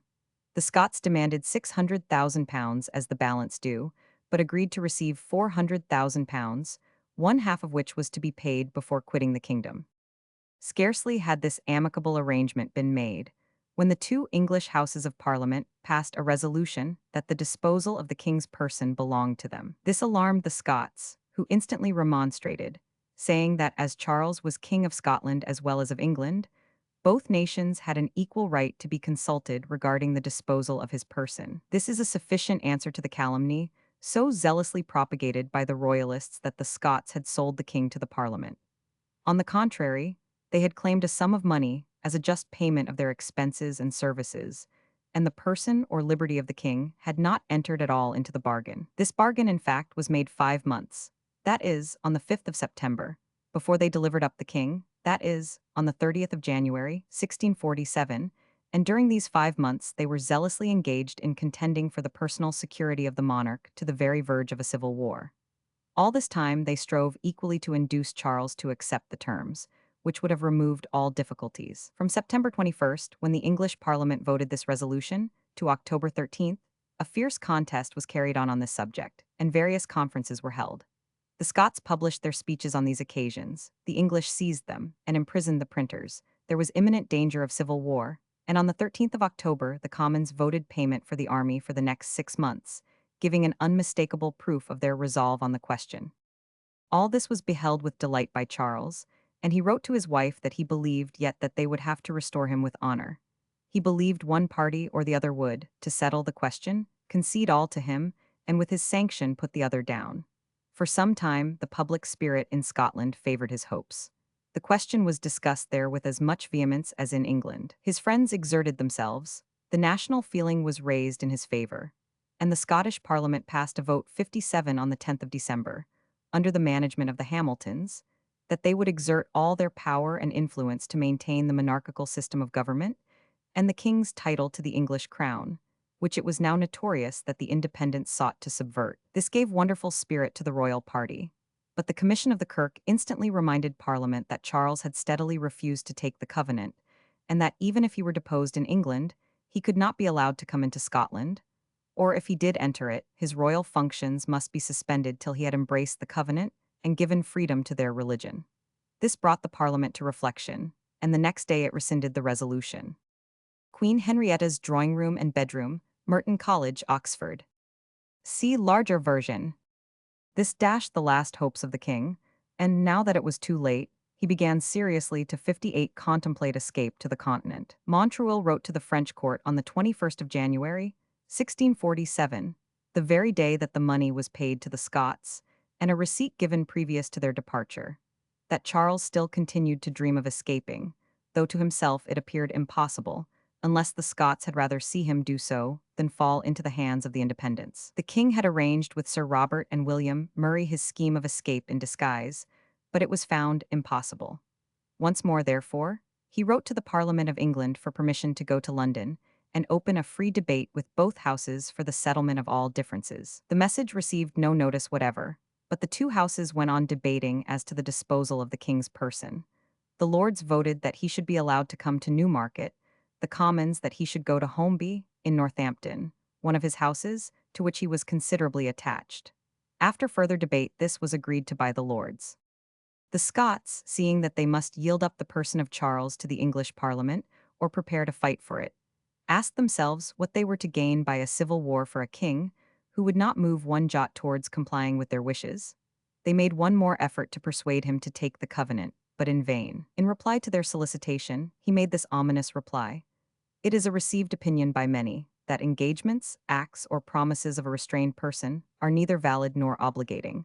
How true or false this is I will not now dispute, but I am sure if I be not free, I am not fit to answer your or any propositions." And he demanded if he went to Scotland whether he should be free, with honor and safety. It was clear what was in his mind, that if he did take the covenant he would be at liberty to break it when he had the power.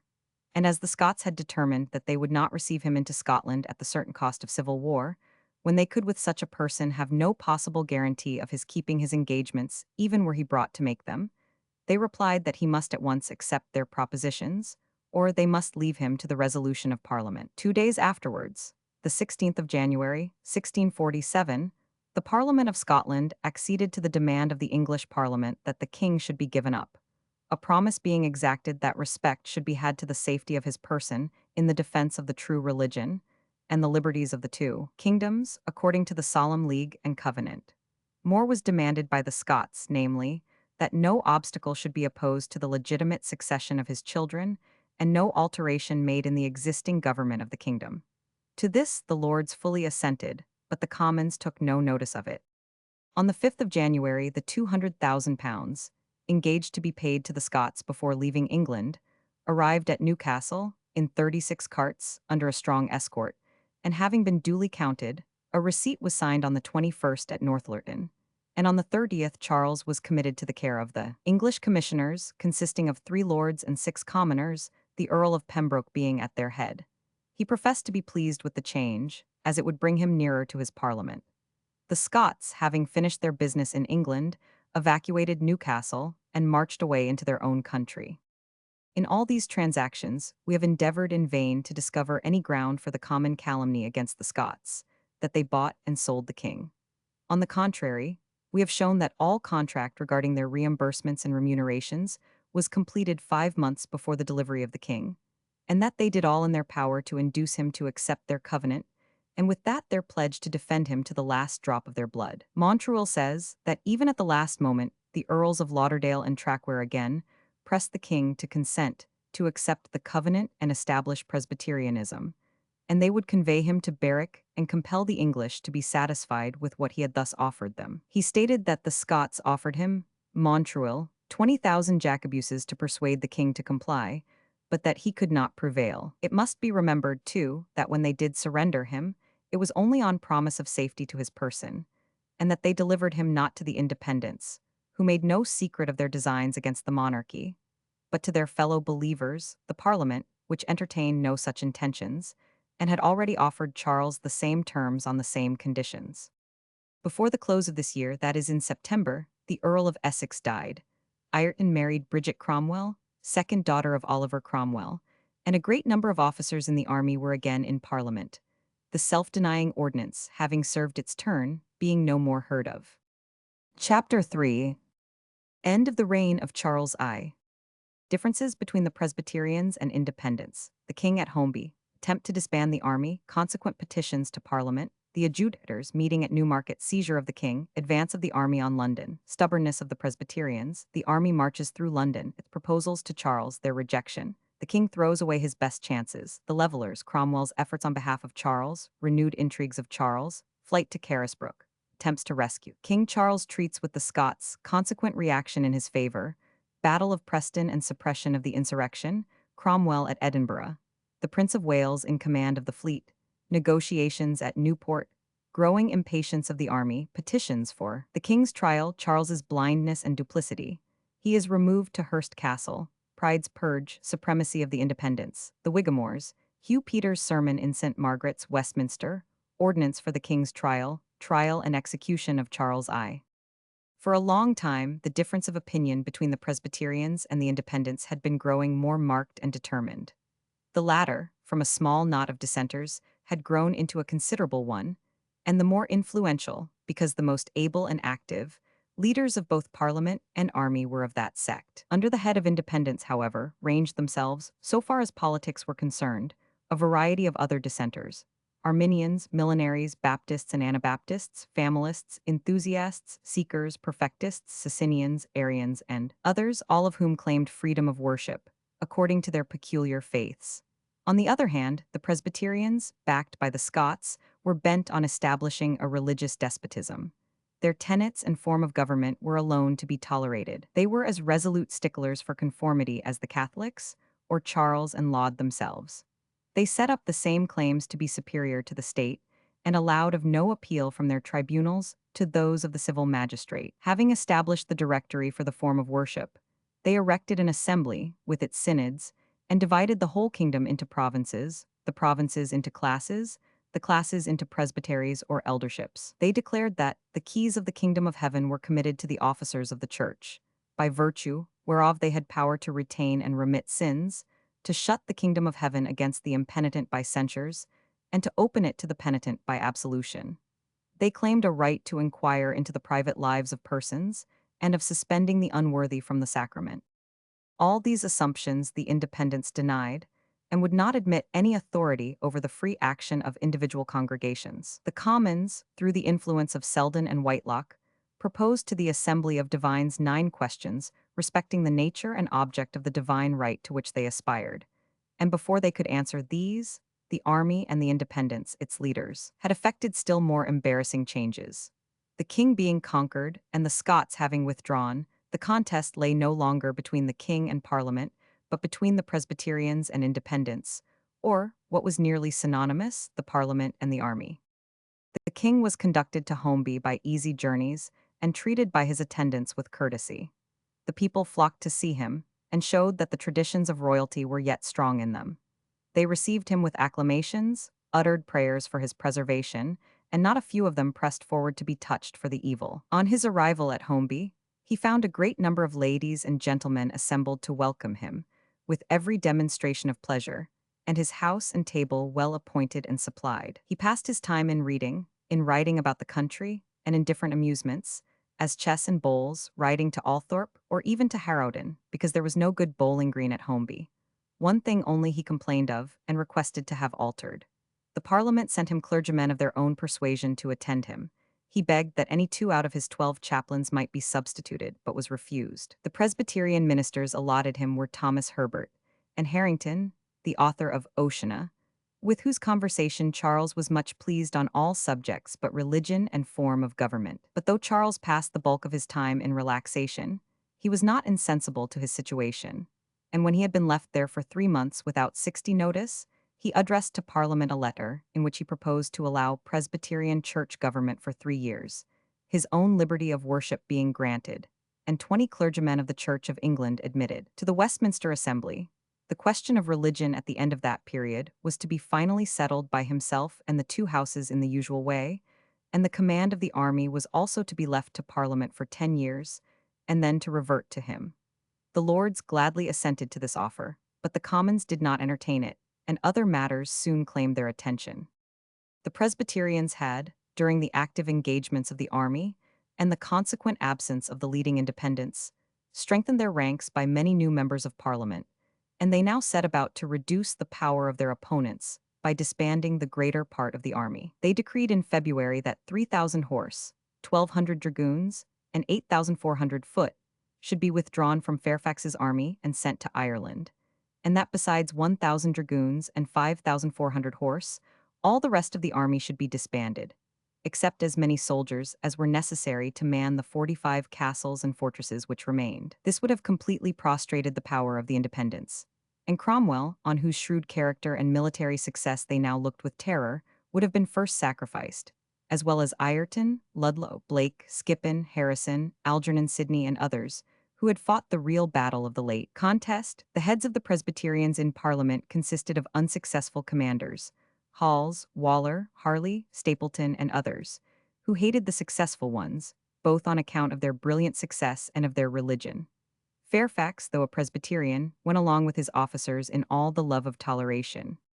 It was voted in the Commons, not only that no officer under Fairfax should have higher rank than that of colonel, but that no one should hold a commission who did not take the covenant and conform to the government of the Church as fixed by Parliament. This would have been a sweeping measure, had the Parliament not had a very obvious party motive in it, and had it paid its soldiers, and been in a condition to discharge them. But at this moment they were immensely in arrears with the pay of the army, and that body, feeling its strength, at once broke up its cantonments round Nottingham, and marched towards London, halting only at Saffron Walden. This movement created a terrible alarm in the city. Parliament regarded it as a menace, but Fairfax excused it on the plea of the exhausted state of the country round their old quarters. The Commons hastened to vote £60,000 towards the payment of arrears, which amounted to 43 weeks for the horse and 18 for the infantry. In the city, the council and the Presbyterians got up a petition to both houses, praying that the army might be removed farther from London.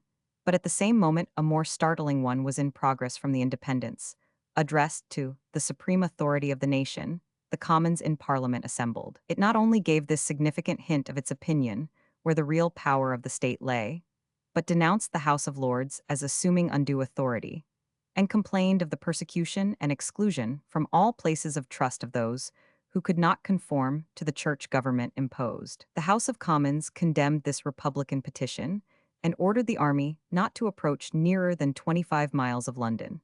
A deputation was sent down to Saffron Walden, where Fairfax summoned a convention of officers to answer them. These gentlemen, on the mention of being sent to Ireland, said they must know, before they could decide, what regiments, what commanders were to go, and whether they were sure of getting their arrears and their future daily pay. They demanded their arrears and some recompense for past services. The commissioners, not being able to answer these demands, returned and reported to the Commons, mentioning also a petition in progress in the army. Alarmed at this, the Commons summoned to their bar some of the principal officers: Lieutenant General Hammond, Colonel Robert Hammond, his brother, Colonel Robert Lilburn, Lieutenant Colonel Grimes, and Colonel Ireton, Cromwell's son-in-law, a member of the House. And they voted that 3 regiments, commanded by the staunch Presbyterian officers, Points, Copley, and Bethel, should remain at home. But what roused the army more than all besides was a motion made by Denzil Halls, and carried, that the army's petition, which was not yet presented, was an improper petition, and that all who were concerned in it should be proceeded against as enemies to the state and disturbers of the public peace. This declaration of the 30th of March was little short of an act of madness. It could only excite 61 the indignation of a power against which the Parliament, grown unpopular and divided against itself, was but as a reed in a whirlwind. The officers pronounced it a blot of infamy upon them, and the Parliament was glad to attempt to lay the storm by voting, on the 8th of April, that the regiments of Fairfax, Cromwell, Rossiter, Whalley, and Graves should remain in England. A week afterwards the Commons sent down another deputation, accompanied by the Earl of Warwick, who harangued the officers earnestly to engage for Ireland, promising that Major General Skippon should command them. Many were pleased with them, but more cried out, "Fairfax and Cromwell. Give us Fairfax and Cromwell, and then we all go." Lord Fairfax, after the portrait by Cooper. See larger version. On the return of the deputation without success, the Commons debated whether they should not disband the whole army. Hall strongly recommended it, and that they should give the soldiers 6 weeks' pay on disbanding. He thought it would be easy then to engage the men to go to Ireland under other officers, and that 4 of those officers who were regarded as most hostile in this movement should be summoned to the bar of the House. How miserably he was mistaken was immediately shown, for a petition was presented that very day, the 27th of April, signed by Lieutenant General Hammond, 14 colonels and lieutenant colonels, 6 majors, and 130 captains, lieutenants, and other commissioned officers. It was drawn up in energetic language, complaining of the calumnies spread abroad regarding the army, and enumerating the 62 services they had done, the sacrifices they had made for the Commonwealth, and praying for the payment of the soldiers' arrears. It declared, indeed, that this movement of petitioning had commenced amongst the soldiers, and that the officers had been induced to take it up to prevent anything unacceptable to the House from being put forward. But the petition of the officers did not prevent the petition of the men. When they saw the Commons did not immediately comply with the petition of the officers, smarting under the vote of disbandment, coupled with the withholding of their pay, horse dragoons and infantry went on their own way. They had lately entered into an association to make their complaints known. The officers had established a military council to consult on and take care of the interests of the army, and the men established a council too. 2 commissioned officers, but not exceeding in rank ensigns, and 2 private soldiers from each regiment, met from time to time to discuss the wants of the army. They were called adjudators or assistants in the cause, and the word soon became corrupted into agitators. Thus there was a sort of army parliament, the officers representing the peers, the soldiers the commons. The whole scheme has been, and it is probable very justly, ascribed to the genius of Cromwell. What confirms the supposition is that an old friend of his, Barry, a captain, became its president, and that Ayres and Desborough, his 2 particular friends, the latter of whom had married his sister, were in close communication with the leading officers amongst the agitators. These movements on the part of the army, and the zealous manner in which Cromwell rose and vindicated the conduct of the soldiers on this occasion, warning the House not to drive so loyal and meritorious a body as the army to desperation, caused them to order him, Skippon, and Fleetwood to go down to the army and quiet its discontent by assuring the soldiers of pay and indemnification. These 3, on the 7th of May, met the officers, who demanded time to prepare an answer after consulting their regiments. There appeared to have been doubts and dissensions sown by the Presbyterians, and as the different regiments came to opposite conclusions, the Parliament thought it might venture to disband them. On the 25th it was settled that such regiments as did not volunteer for Ireland should be disbanded at fixed times and places. Fairfax, pleading indisposition, left the House and hastened down to the army, and immediately marched it from Saffron Walden to Bury St. Edmunds. The soldiers declared that they would not disband till they were paid, and demanded a rendezvous, declaring that if the officers did not grant it they would hold it themselves. Fairfax announced this to the Parliament, praying it to adopt soothing measures, and that, though he was compelled to comply with a measure out of order, he would do what he could to preserve it. The House, on the 28th, sent down the Earl of Warwick, the Lord Delaware, Sir Gilbert Gerard, and 3 other members of the Commons, to promise 8 weeks' pay, and to see the disbanding effected. On hearing the terms from the commissioners, the soldiers exclaimed, "8 weeks' pay, we want nearer 8 times 8. There was universal confusion. The men refused to disband without full payment. They hastened to their rendezvous at Bury St. Edmunds, each man paying fourpence towards the expenses, and they ordered that the army should draw together, and a general rendezvous be held on the 4th of June. At Oxford, the soldiers seized the disbanding money as part payment and demanded the rest, or no disbanding. On the 4th and 5th of June, accordingly, the grand rendezvous was held on Kentford Heath, near Newmarket. They entered into a covenant to see justice done to one and all, and not till then to listen to any other orders or terms. Meanwhile, a still more extraordinary scene had taken place, of which the direct springs may be guessed, but which springs were so closely concealed that no clever historian could ever lay them bare. Scarcely was the Honourable House of Commons in possession of the news of the Kentford Heath rendezvous, when it was paralyzed by this still more amazing announcement. The House of Lords, not liking the proceedings of the army, had ordered the king for greater safety to be removed from Holmby to Oatlands, nearer the capital. The army anticipated that move, and by whose orders no man knows, nor ever will know, Cornet Joyce of Walla's regiment, followed by a strong party of horse, presented himself on the 2nd of June, a little after midnight at Holmby House. After surrounding the house with his troop, said to be 1,000 strong, he knocked and demanded admittance, telling Major General Brown and Colonel Graves that he was come to speak to the king. From whom? Demanded these officers, awoke from their sleep. From myself, said Joyce, whereat they laughed. But Joyce told them it was no laughing 63 matter. They then advised him to draw off his troops, and in the morning he should see the commissioners. Joyce replied that he was not come there to be advised by them, or to talk to the commissioners, but to speak to the king, and speak to him he would, and that soon. At this threat Brown and Graves bade their soldiers stand to their arms and defend the place.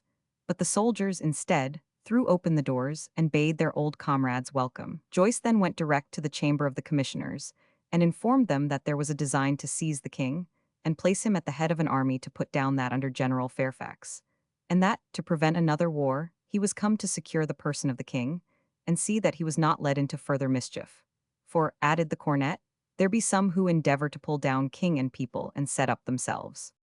The commissioners desired him not to disturb the king's sleep, but to wait till morning, and they would tell his majesty of his arrival and business. In the morning Joyce found that Brown had contrived to send off Graves to fetch up the king's guard, and some of his damning blades did say and swear they would fetch a party. But Joyce, a stout fellow for a tailor, which he had been, did not trouble himself about that, for he knew the guard would not move, and at length insisted on being admitted to the king himself. According to Joyce's own account, it was 10 o'clock in the evening again when he was ushered, with 2 or 3 of his followers, into the royal presence. The soldiers took off their hats and displayed no rudeness but a blunt proceeding to business. According to Clarendon, the cornet told the king that he was sorry to have disturbed his sleep, but that he must go with him. Charles asked whither. He said to the army. But where was the army? Replied the king. The cornet said they would show him. His majesty asked by what authority they came. Joyce said by this, and showed him his pistol, and desired his majesty to cause himself to be dressed, because it was necessary they should make haste. The king sent for the commissioners, who asked Joyce whether he had any order from Parliament. He said no. From the general? No. What then was his authority? He gave the same reply as to the king, by holding up his pistol. They said they would write to the Parliament to learn its pleasure, to which Joyce replied they could do so, but the king meanwhile must go with him. Finding that the soldiers sent for would not come, and that the officers of the guard said that Joyce's troop were not soldiers of one regiment, but drawn from several regiments, and that Joyce was not their proper officer, it was clear that there was a general design in the affair, and the king said he would go with them at 6 in the morning. At the hour appointed the king appeared on horseback, and found the troop all mounted and ready. The king had overnight demanded of Joyce whether he should be forced to do anything against his conscience, and whether he should have his servants with him. And Joyce replied that there was no intention to lay any constraint on his majesty, only to prevent his being made use of to break up the army before justice had been done to it. Before starting, Charles again demanded from Joyce, in the presence of the troop, where was his commission, enjoining him to deal ingenuously with him, and repeating, "Where, I ask you again, is your commission?" "Here," said Joyce, "behind me," pointing to the soldiers. Charles smiled and said, "It is a fair commission, and as well written as I have ever seen a commission written in my life. A company of handsome, proper gentlemen, as I have seen a great while. But what if I should refuse to go with you? I hope you would not force me. I am your king, you ought not to lay violent hands on your king. I acknowledge none to be above me here but God." He then demanded again whither they proposed to conduct him. Oxford and Cambridge were named, to both of which places Charles objected. Newmarket was next named, and to that he consented. So the first day they rode to Hinchinbrook, and the next to Childersley, near Newmarket. The news of these proceedings of the army carried consternation into the two houses of Parliament, and into the city, where the Presbyterian party was in full strength. They ordered the immediate arrest of Cromwell, which they had been intending some time, but they were informed that he left town the very same morning that Joyce appeared at Holmby, a significant fact, and was seen riding away with only one attendant. He reached the headquarters of the army with his horse all in foam. The House voted to sit all the next day, though it was Sunday, and have Mr. Marshall to pray for them. Rumor declared that the army was on its march and would be there the next day at noon. The House ordered the Committee of Safety to sit up all night, taking measures for the protection of the city, the 64 train bands to be called out, and all the lines of communication guarded. The next day the shops were shut, the town was in indescribable confusion, and terror in every face as though the army was already there. The Parliament wrote to Fairfax, commanding that the army should not infringe the order of the two houses, by coming within 25 miles of London, that the king should be returned to the care of the commissioners who attended him at Holmby, and that Colonel Rossiter's regiment should guard his person. Fairfax replied that the army had reached St. Albans before he received their command, but it should proceed no farther, that he had sent Colonel Whalley with his regiment to meet his Majesty on his way from Holmby, and offered to return him thither, but that he preferred the air of Newmarket, and that all care should be taken of his person. Cornet Joyce's interview with Charles, CP 63. See larger version. In fact, Charles was delighted with the change. He had escaped from the harsh keeping and the strict regimen of the Presbyterians, whom he detested, and felt himself, as it were, a king again at the head of an army. The dissensions now rushing on so hotly between his enemies wonderfully encouraging his hopes of making friends of the more liberal party. He was in a condition of greater freedom and respect in the army than he had been at Holmby. There was a larger number of troops, and the officers were superior. He was relieved from the presence of Cornet Joyce. All restraint being taken off from persons resorting to him, he saw every day the faces of many that were grateful to him.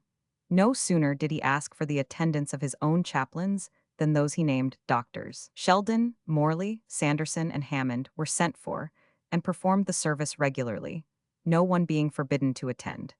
The king was left to his leisure and his friends, only removing with the army as it moved, and in all places he was as well provided for and accommodated as he had been in any progress. The best gentlemen, Clarendon admits, of the several counties through which he passed, daily resorted to him without distinction.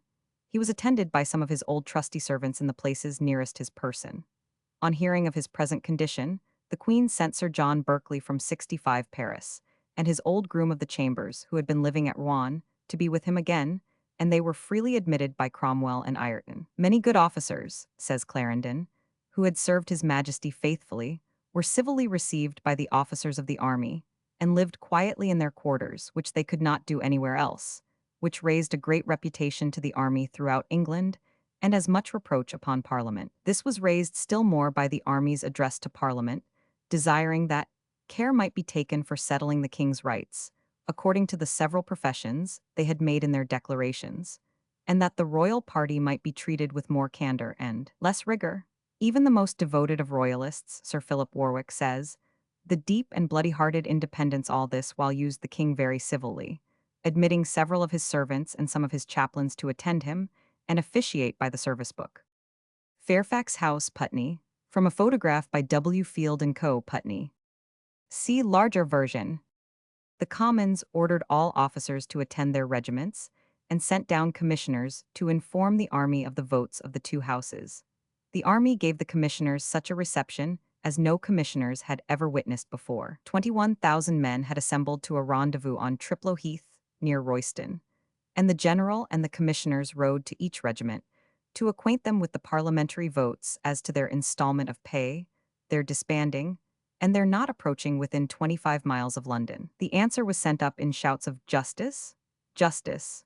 A petition also from the well-affected people of Essex was delivered on the field to the general in presence of the commissioners, against the disbanding, declaring that the Commonwealth had many enemies, who watched for such an opportunity to destroy the good people. A memorial was, moreover, drawn up and signed by the general and all the chief officers, to the Lord Mayor and Corporation of London, warning them against false representations of the intentions of the army.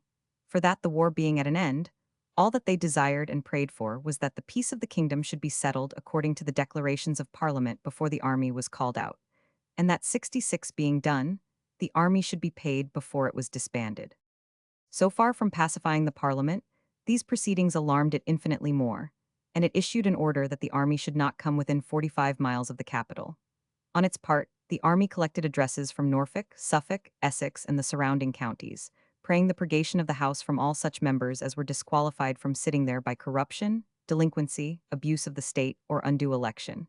And on the 16th of June, from its headquarters at St. Albans, the army formally impeached of high treason 11 of the most active Presbyterian members. This impeachment was presented to the House by 12 officers of the army, colonels, lieutenant colonels, majors, and captains. Within a few days, the general and officers sent a letter to the House, informing it that they would appoint proper persons to conduct the impeachment and make good their charges, and desired the House to suspend the accused forthwith, as it was not fitting that those persons who had done their best to prejudice the army should sit as judges of their own actions. This, says Clarendon, was an arrow out of their own quiver, which the Commons did not expect. And though it was a legitimate consequence of the impeachments of Strafford, Laud, and others, they endeavored to set it at defiance. The Parliament and its army were, in fact, come to the pass which the brave old royalist, Sir Jacob Astley, had foreseen when he surrendered his regiment at Stowe, in 1646. You have done your work, my masters, and may go and play, unless you will fall out amongst yourselves. The army, to settle the matter, marched from St. Albans to Uxbridge, and at that sight the 11 members withdrew from the House of Commons, and the Commons assumed a modest and complying behavior, voting the army under Fairfax to be the real army of England and worthy of all respect. They sent certain proposals to Fairfax, which induced him to remove his headquarters from Uxbridge to Wycombe. The 11 members, looking on this as a degree of submission to Parliament, immediately plucked up courage, and Hawes and the rest appeared in their places, preferring charges in return against the officers and demanding a fair trial. But they soon perceived their mistake, and, soliciting the Speaker's leave of absence and his passport to go out of the kingdom, disappeared. The struggle between the army and Parliament, that is, between the Presbyterian and independent interests, was all this time raging. For 6 weeks the army was advancing or retiring, according as the Parliament acted, the Parliament only giving way through intimidation. According as affairs stood, the city was either peaceful or in alarm, now shutting its shops, now carrying on much negotiation, the army lying still near and paid more regularly out of terror by the Parliament. At length the army had so far succeeded as to have the insulting declaration of Hall's, the blot of ignominy, erased from the journals of the House, and the ordinance of the 4th of May, procured by Hall's, for the placing of the militia of the city in more exclusively Presbyterian hands, revoked. But towards the end of July, the strong Presbyterian element in London was again in such ferment that it forgot its terrors of the army and proceeded to daring extremities. The Presbyterian faction demanded that conventicles, that is, the meeting houses of all classes except Presbyterians, should be closed and called on the citizens to meet in Guildhall to hear the covenant read and sign an engagement. Soldiers, sailors, citizens, and apprentices, to drive away the army and bring the king to Westminster and make a treaty with him. 100,000 signatures were put to this paper, and had the courage been half as great as the bluster, the army had been swept to destruction. On the 26th of July, a few days afterwards, a vast rabble surrounded the Houses of Parliament, calling on both Lords and Commons to restore the order regarding the city militia. They crowded into the houses with their hats on, crying, "Vote, vote," and their numbers keeping the doors open. Under this intimidation, both Lords and Commons voted the restoration of the Presbyterian ordinance for the change of the militia, and adjourned to Friday. On Friday the two houses met, but were astonished to find that their speakers had fled, accompanied by several members of both houses, and were gone to the army. It was found that Sir Henry Vane, the Earl of Northumberland, the Earl of Warwick, and other lords and commoners were gone. Had it been only Sir Henry Vane and the Independents who had gone, it would have astonished nobody.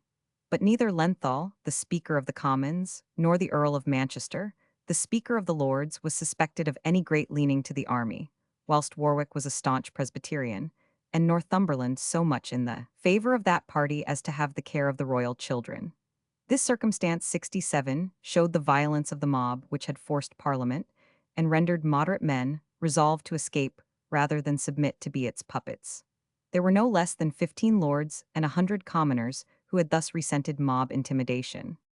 On making this lamentable discovery, the two houses elected temporary speakers and issued orders forbidding the army to advance, recalling the 11 fugitive members, and ordered Massey, Waller, and Points to call out the militia and defend the city. No sooner had Fairfax heard the news of these proceedings than he instantly sent the king to Hampton Court and marched from Bedford to Hounslow Heath, where he ordered a general rendezvous of the whole army. On Hounslow Heath, at the appointed rendezvous, the speakers of the two houses, with their maces, and attended by the fugitive lords and commons, stated to the general that they had not freedom in Westminster, but were in danger of their lives from tumult, and claimed the protection of the army. The general and the officers received the speakers and members with profound respect, and assured them they would reinstate them in their proper places, or perish in the attempt. Nothing, in fact, could have been such a godsend to the army, for, besides their own grievances, they had the grievances of the coerced members to redress, and the sanctity of Parliament to defend. They ordered the most careful accommodation for the comfort of the members, and a guard to attend them, consulting them on all their measures. Fairfax quartered his army about Hounslow, Brentford, Twickenham, and the adjacent villages, at the same time ordering Colonel Rainsborough to cross the Thames at Hampton Court with a brigade of horse and foot and cannon, and to secure Southwark and the works which covered the end of London Bridge. Meanwhile, never was London in more terrible confusion. The Commons, having no mace of their own, sent for the city mace. The colonels were in all haste calling out the militia. On Saturday and Monday, August 1 and 2, the shops were all shut, nothing going on but enlisting and mustering.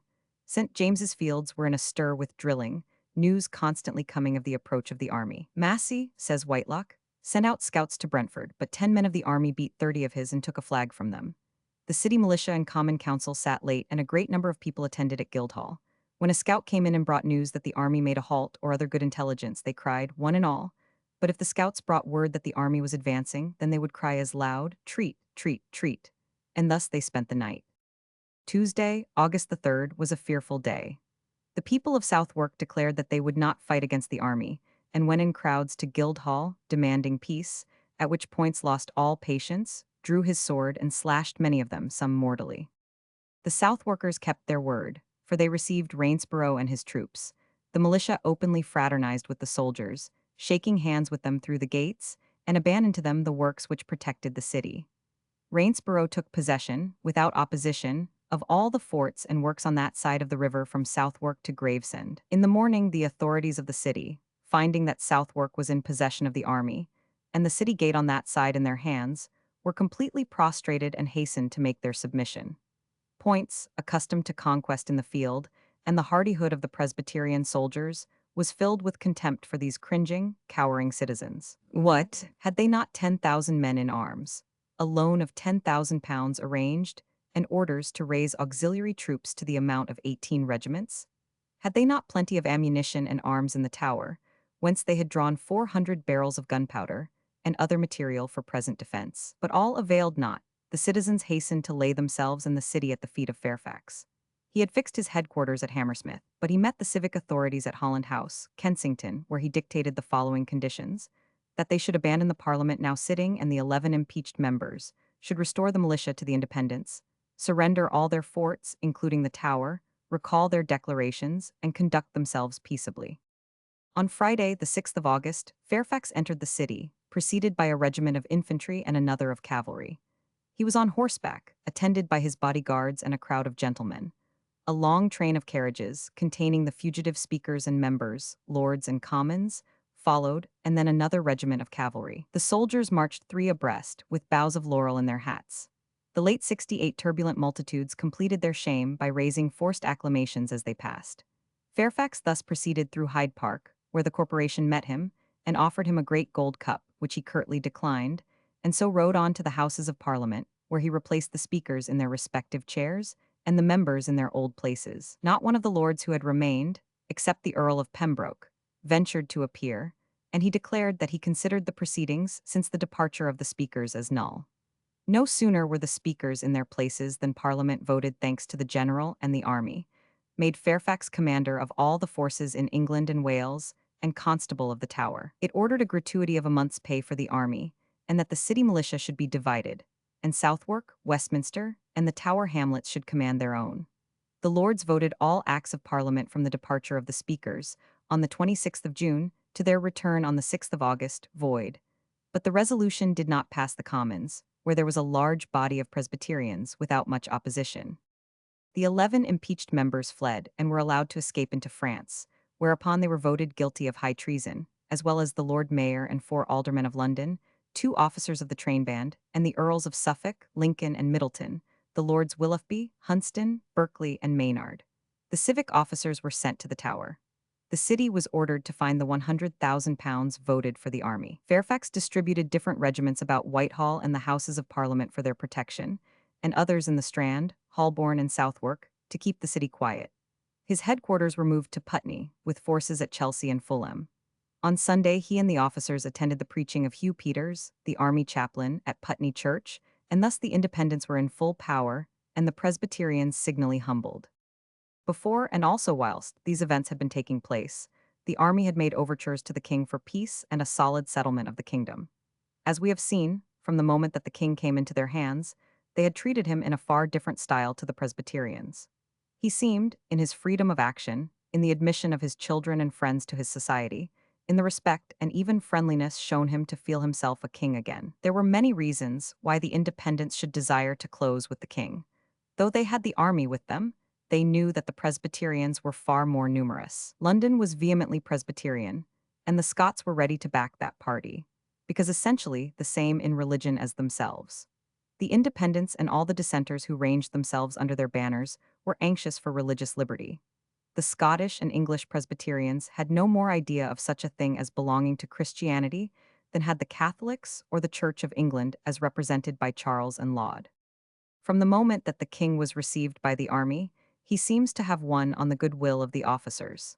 Fairfax, on meeting him on his way from Holmby, kissed his hand and treated him with all the deference due to the sovereign. Cromwell and Ireton, though they did not so far condescend, and kept a degree of distant reserve, as remembering that they had to treat Charles as an enemy, were soon softened, and Cromwell sent him assurances of his attachment and of his desire to see his affairs set right. Many of the officers openly expressed commiseration of his misfortunes and admiration of his real piety and his amiable domestic character. It was not long before such relations were established with him, and with his confidential friends, Berkeley, Ashburnham, and Legge, that secret negotiations were commenced for a settlement of all the difficulties between him and his people. The officers made him several public addresses expressive of their sincere desire to see a pacification effected, and Fairfax, to prepare the way, addressed a letter to the 2 houses, repelling the aspersion cast upon the army of its being hostile to the monarchy, and avowing that tender, equitable, and moderate dealings towards him, his family, and his former adherents, should be adopted to heal the feuds of the nation. Lord Clarendon, after the portrait by Sir Peter Lely. See larger version. It has been the fashion to consider Cromwell as a consummate hypocrite, and to regard all that he did as a part acted for the ultimate attainment of his own ends. This is the view which Clarendon has taken of him. But whatever he might do at a later period, everything shows that at this time, both he and his brother officers were most really in earnest, and could Charles have been brought to subscribe to any terms except such as gave up the nation to his uncontrolled will, at this moment his troubles would have been at an end, and he would have found himself on a constitutional 69 throne, with every means of honor and happiness in his power. Nothing more convincingly demonstrates this than the conditions which the Parliament submitted to him. They, in fact, greatly resembled the celebrated conditions of peace offered at Uxbridge, with several propositions regarding Parliament and taxation, which mark a wonderfully improved political knowledge and liberality in the officers.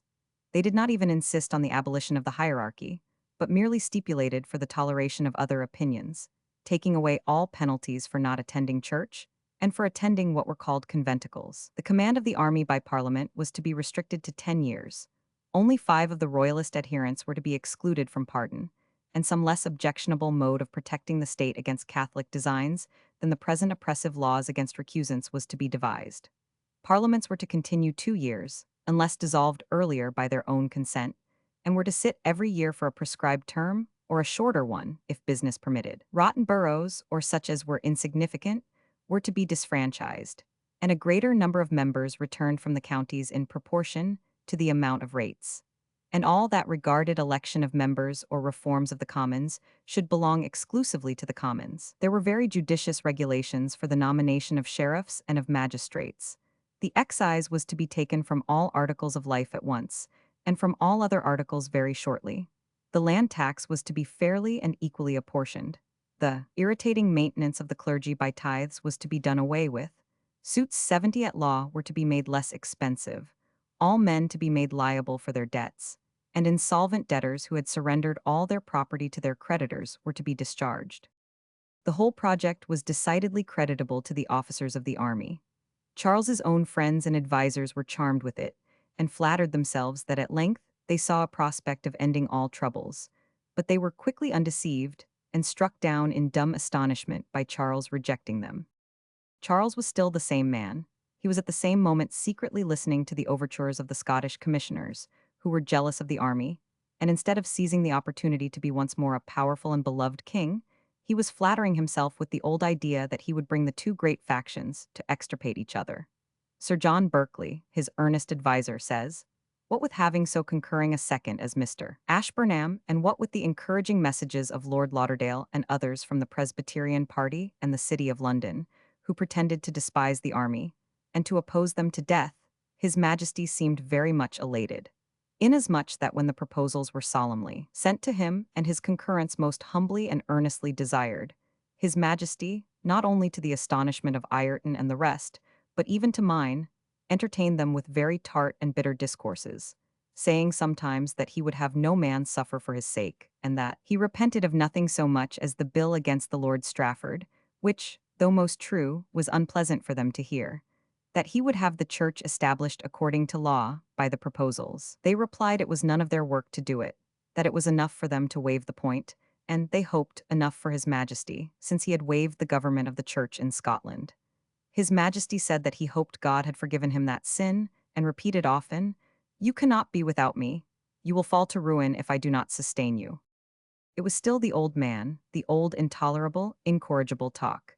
He could not give up a single proposition to save all the rest, his life, his family, his crown and kingdom. The officers looked at one another in amazement, the king's friends in consternation. Sir John Berkeley whispered in his ear that his Majesty seemed to have some secret strength that they did not know of, on which Charles seemed to recollect himself and spoke more softly. But it was too late, for Colonel Rainsborough, who was least inclined for the pacification, rode to the army and made known the king's obstinacy. The agitators rushed together in crowds, and, excessively chagrined at the rejection of such terms, burst into the bedchamber of Lord Lauderdale, whom they suspected of having thus perverted the king's mind, and compelled him, in spite of his standing in his position as commissioner from the estates of Scotland, to rise and get off back again to Edinburgh. At this crisis, the alarm at the proceedings in London, and the march upon it just related, took place. Still, the officers did not cease their exertions to persuade the king to adopt the proposals, but he was waiting to see what turn affairs would take, and listening at the same time to the Scots and the Irish Catholics. This idea was so little concealed that, talking with Ireton, he let slip the observation, "I shall play my game as well as I can." On which Ireton replied, "If your Majesty has a game to play, you must give us leave also to play ours." As the bluster of the city seemed to subside before the approaching army, Charles sent Berkeley to ask the officers, if he should accept the proposals, what would ensue? They said, "We will offer them to the Parliament." And if they should reject them, what then? The rest of the officers hesitating to answer such a question, Rainsborough said bluntly, "If they won't agree, we will make them." To which all the rest instantly assented. Berkeley carried this decisive answer to Charles, but there, he says, he had very different work. He was just as unyielding as ever. Cromwell and Ireton then begged that though the king would not sign the proposals, he would at least write a kind letter to the army, which should show the country that they were doing nothing contrary to his Majesty's mind. With the cooperation of Berkeley, Ashburnham, and others of the king's friends, they met at Windsor and drew up such a letter, but they could not prevail on him to sign it till the city had yielded, and it was too late. Still the officers, to prove that their triumph had not altered in the least their desire for agreement with the king, again voted the proposals as their terms of settlement. Charles renewed his discussion with them, and was every day sending messages by Ashburnham to Cromwell and Ireton, yet never coming nearer. But, on the other hand, bringing those officers into suspicion with a new and fanatic party which had arisen, which originally 71 called themselves rationalists, but soon after levelers. The Children of Charles I. From the picture by Miss Margaret I. Dixie, in the Oldham Art Gallery. See larger version. The Levellers were, in fact, a set of men amongst whom Lilburne, now Colonel John Lilburne, was a leading character. They had imbibed from the Old Testament, which was their favorite study, a spirit of republicanism combined with a wild fanatic style of language. They found in the remarks on monarchs in the scriptures, on the election of Saul by Israel, a clear denunciation of all kings, and they declared they would no longer seek after kings, who aimed only at absolute power, nor after lords who sought only honors and places, but they would have a free government by a parliament and a free religion. They drew up a paper called The Case of the Army, and another called The Agreement of the People, which were presented to the general and the agitators of the 11 regiments. Religious republicanism was abroad in the army, and they drew up a new constitution, at which a biennial parliament, with 6 monthly sessions, a widely extended franchise, and a more equally distributed representation, was at the head. There were to be neither king nor lords in their system.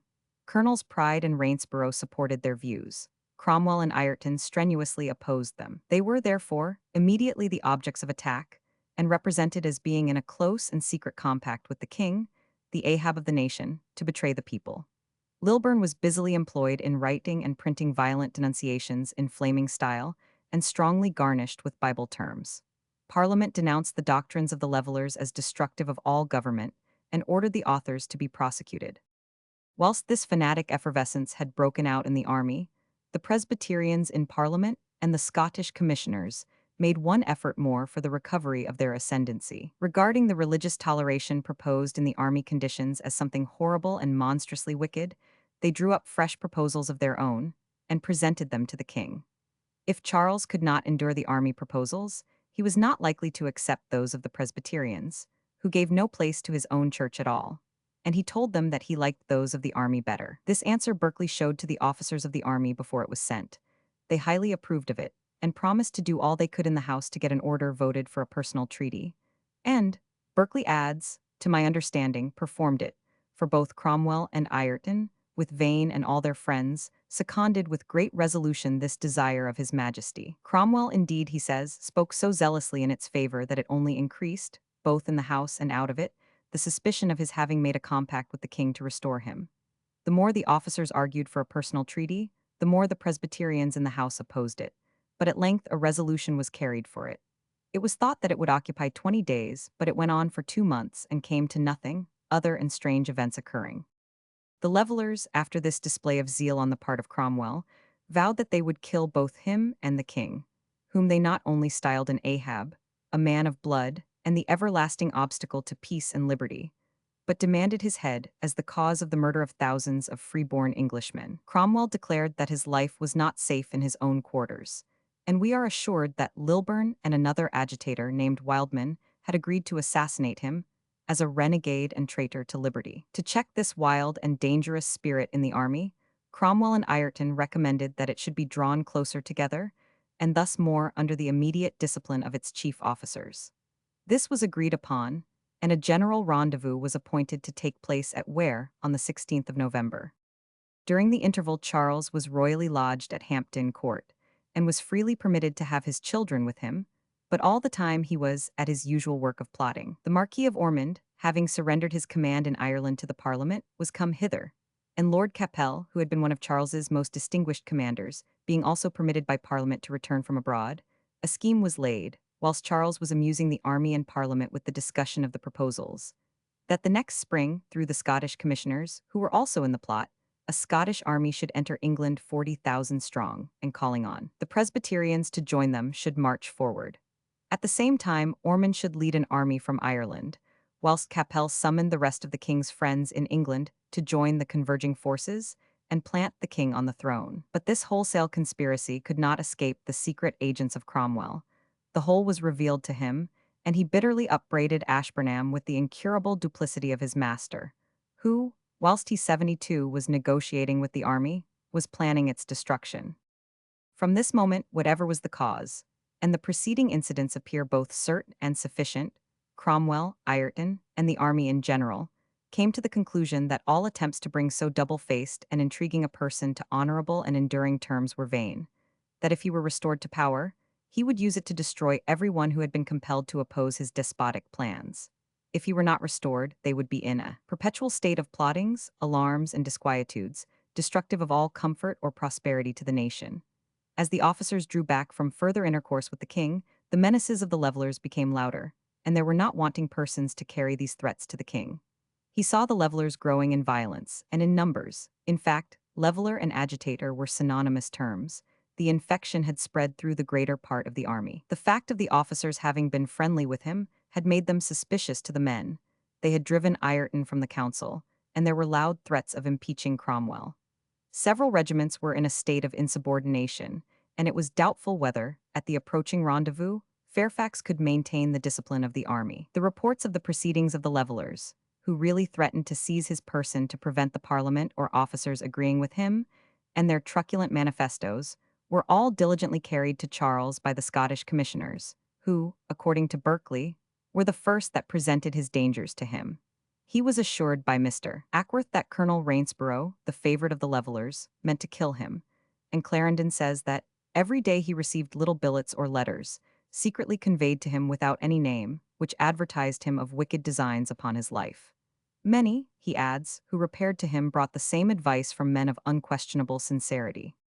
Charles resolved to escape, and, as he was in some cases as religiously scrupulous of his word as he was in others reckless of it, he withdrew his promise not to attempt to escape, on the plea that he found himself quite as rigorously watched as if he were not on honor. Colonel Whalley, who commanded his guard, at once ordered it to be doubled, and dismissed all the king's servants except Legge, refusing further admittance to him. Notwithstanding this, he found means of communicating with Ashburnham and Berkeley, and consulted with them on the means of escape and the place to escape to. He suggested the city, and Ashburnham advised him to go to the house of the Lord Mayor, in London, there to meet the Scottish commissioners, agree with them on their last propositions, and then send for the lords. Berkeley disapproved of this, believing they would not bring over the commons, and then Ashburnham recommended the king to flee to the Isle of Wight and throw himself on the generosity of Colonel Hammond, the governor there. This, he says, he did, because Colonel Hammond had a few days before told him he was going down to his government, because he found the army was resolved to break all promises with the king, and that he would have nothing to do with such perfidious actions. This seems to have inspired a belief in these men that Hammond was secretly in favor of the king, strengthened, no doubt, by the fact that Dr. Hammond, the king's chaplain, was his uncle, and had lately introduced him to his majesty as an ingenuous and repentant youth, and, notwithstanding his post, of real loyalty. They forgot that Hammond had another uncle, Lieutenant General Hammond, who was as democratic as the chaplain was loyal, and was a great patron of the adjudators. They seem to have reckoned as little on the honor of the young man, who was a gentleman and officer, and had married a daughter of John Hampden. There were other schemes, one to seek refuge in Sir John Oglander's house, in the Isle of Wight, and there was a talk of a ship being ordered to be somewhere ready for him. But when the escape was made, it appeared to have been just as ill-contrived as all the rest of Charles's escapes. Ashburnham and Berkeley had contrived to meet the king in the evening in the gallery of Hampton Court, and settled the mode of escape. It was the king's custom, on the Mondays and Thursdays, to write letters for the foreign post, and in the evenings he left his bedchamber between 5 and 6 o'clock and went to prayers, and thence to supper. On one of these evenings, Thursday, the 11th of November, Whalley, finding the king much later than usual in leaving his chamber, became uneasy, went thither, and found him gone. On the table he had left some letters, one to the Parliament, another to the commissioners, and a third to Colonel Whalley. In the letter to the Parliament he said liberty was as necessary to kings as others, that he had endured a long 73 captivity in the hope that it might lead to a good peace, but that, as it did not, he had withdrawn himself. That wherever he might be, he should earnestly desire a satisfactory agreement without further bloodshed, and was ready to break through his cloud of retirement and show himself the father of his country whenever he could be heard with honor, freedom, and safety. Carisbrooke Castle, Isle of Wight, from a photograph by F.G.O. Stewart, Southampton. See larger version.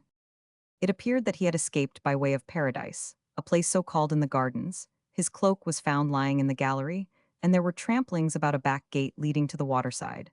Legge accompanied him down the back stairs, and Ashburnham and Berkeley joined them at the gate.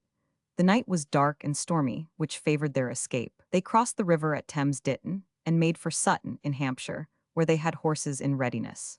Why they had not provided horses at a nearer point does not appear. In the night they lost their way in the forest, and reaching Sutton only at daybreak, and hearing that a county committee on parliamentary business was sitting there, they got out their horses and rode away towards Southampton. That night Cromwell was aroused from his bed at Putney with a startling express that the king had escaped. He at once dispatched a letter to the Speaker, Lenthal, dated 12 o'clock, with the tidings for Parliament, and the news was announced next morning to both houses. The confusion may be imagined. Orders were issued to close all ports, and those who concealed the place of the king's retreat or harbored his person were declared guilty of high treason and menaced with loss of all their estate and with death without mercy. On the 13th of November, Whalley gave a narrative to the lords of the particulars of his escape as far as known. It appeared that the repeated howling of a greyhound in the king's chamber first assured them that he could not be there. However, on Monday, the 15th, a letter from Colonel Hammond from the Isle of Wight, much to the relief of Parliament and army, announced that the absconded king was safe in his hands at Carisbrooke Castle. Charles was at first treated by Colonel Hammond with great leniency, and again employed the time on his hands in negotiation. As the army had restored unity to itself, he sought to obtain its concurrence to a personal treaty, and sent Berkeley to Fairfax, Cromwell, and Ireton at Windsor. On his way there he fell in with Cornet Joyce, who carried off the king from Holmby, who informed him of an ominous proposition discussed by the agitators, namely, to bring the king to trial. Not, he said, with any design of putting him to death, but to prove on evidence who really bore the blame of the war. This prelude too truly prefigured the interview itself. Fairfax, Cromwell, and Ireton received Berkeley with severe aspects and distant coldness, and told him that they were but the servants of the Parliament, and referred him to it. He was not prevented by this, however, from sending a secret message to Cromwell, reminding him of his promises, and letting him know that he had secret instructions from the king to him. But Cromwell had now had convincing proofs of the king's duplicity. He refused to receive the letters, informed Berkeley that he would do all in his power towards effecting a real peace, but was not disposed to risk his head for the king's sake. Repulsed here, Charles applied to Parliament, which sent him 4 propositions as the basis of agreement, namely, that His Majesty should concur in the bill for settling the militia, should recall all the proclamations, oaths, etc. against Parliament, should disqualify all peers made since the renewal of the Great Seal from sitting in the House of Peers, and should pass a bill for the adjournment of Parliament being placed in the power of the Houses themselves. These bills were sent by commissioners to Carisbrooke, but the Scottish commissioners, who dreaded the acceptance of them as rendering the English Parliament independent of the League and Covenant, hastened there, too, with a modified treaty of their own. Charles, thus encouraged, refused the 4 bills. The commissioners kissed hands and returned, and Charles signed the proposals of the Scots, which guaranteed the independence of their own religion, on condition of finding an army of 40,000 men for the restoration of the king. Charles was not left long in ignorance of the effect of his refusal of the parliamentary proposals and of the discovery of his secret treaty with the Scots. Colonel Hammond received orders to take every measure for the safe keeping of the king, and for preventing the lurking of suspicious vessels in Southampton water, as it was known that a ship had been engaged by the Queen to carry off Charles and land him at Berwick, in readiness to cooperate with the Scottish movement. Hammond dismissed Ashburnham, Legge, and Berkeley, with all other royalists from the island, sent away a vessel, supposed to be the very one engaged by the Queen, and put the king under strict surveillance and a double guard. He was no longer an apparently free guest, but a close prisoner. This treatment only doubled his determination to escape. Ashburnham, Berkeley, and Legge, though banished from the island, kept saddle horses on the coast ready, in case of the king's escaping from Carisbrooke, and his friends from all quarters corresponded with him, and their letters were conveyed to him by Henry Firebrace, who was in some employment in the castle, and was occasionally engaged by one of the warders to take his place before the king's chamber door, when he put the correspondence entrusted to him through a crevice of the door. The whole island resented the incarceration of the king, and there were loud threats of rising and liberating him by force. One Captain Burleigh was mad enough to make the attempt. At midnight a drum was beaten. Burleigh put himself at the head of a rabble in Newport, without, as reported, having a single musket among them, and was speedily taken and executed. On the 3rd of January, 1648, the 2 houses discussed the relations with the king, and in the Commons the plainest republican sentiments were avowed. The refusal of the 4 bills by the king was deemed convincing proof that no possibility was left of ever coming to agreement with him. Sir Thomas Roth declared that kings of late had conducted themselves more like inmates of Bedlam than anything else, and that he did not care what government was set up if it were not by kings or devils. Ayrton contended that the relation of king and subjects implied mutual bonds and duties. The king was to protect the people, and the people to maintain the king in his duty, but that Charles had abandoned his duty, had ceased to protect his people, nay, had made war on them, and therefore had annulled the compact. That, seeing this, the army was resolved to stand by the Parliament for the establishment of national right. Cromwell, after many had proceeded in a like strain, asserted that it was time to fulfill the wearied expectation of the people, and to show that they could govern and defend the kingdom by their own power, and to decide that there was 75 nothing to be hoped from a man whose heart God had hardened in obstinacy. In fact, in Parliament, almost as much as in the army, a large party had come to the conclusion that it was odious in the sight of God to be governed by a king. The result was a vote that Parliament would make no further applications or addresses to the king, nor receive any message from him, except by full consent of both houses, under penalty of high treason. The Lords concurred in the vote, and a public declaration was circulated to that effect, and it was also agreed that the Committee of Public Safety should again sit and act alone, without the aid of any foreign coadjutors. This was a plain hint to the Scots that Parliament knew of their late treaty. Hitherto they had formed part of the committee of both kingdoms, so that they had shared the government of England. This was withdrawn. The Scots therefore demanded the payment of the last £100,000 due to them by the Treaty of Evacuation, and announced their intention to retire on receiving it. This decided step of Parliament, and the rigor with which Charles was guarded, put the Scots, the Presbyterians, the Royalists all on the alert. They stirred up everywhere a feeling of commiseration for him, as harshly and arbitrarily used. It was represented that the vote of non-address amounted to a declaration that all attempts at reconciliation were at an end, and that the independents meant to give effect to the doctrines of the army and put the king to death. These efforts were productive of a rapidly and widely spreading sentiment in the king's favor, and soon formidable insurrections were on foot. The king himself omitted no means of attempting his escape. By his plans, his second son, the Duke of York, had made his escape from the care of the Earl of Northumberland in female attire, and got to Holland. Towards the end of March, Charles tried to escape out of the window of his chamber. A silken cord was prepared to let him down, and, to prove the safety of the descent, Firebrace forced himself between the iron stanchions of the window and let himself down.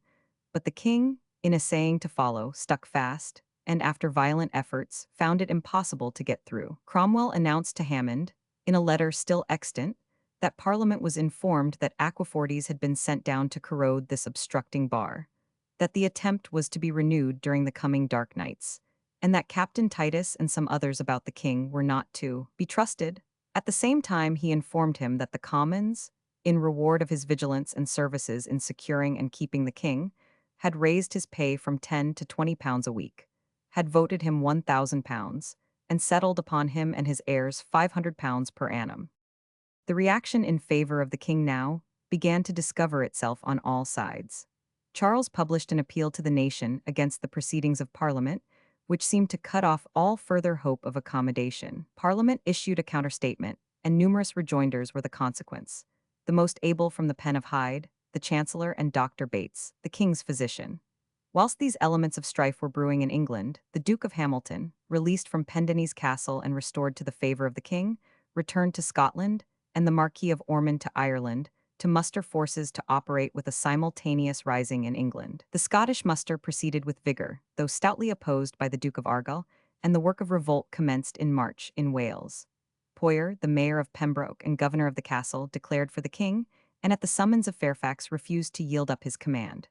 Powell and Langherne, two officers of disbanded regiments, joined him, and many of their old soldiers followed them. The Royalists ran to arms. 8,000 men were soon afoot in the Principality.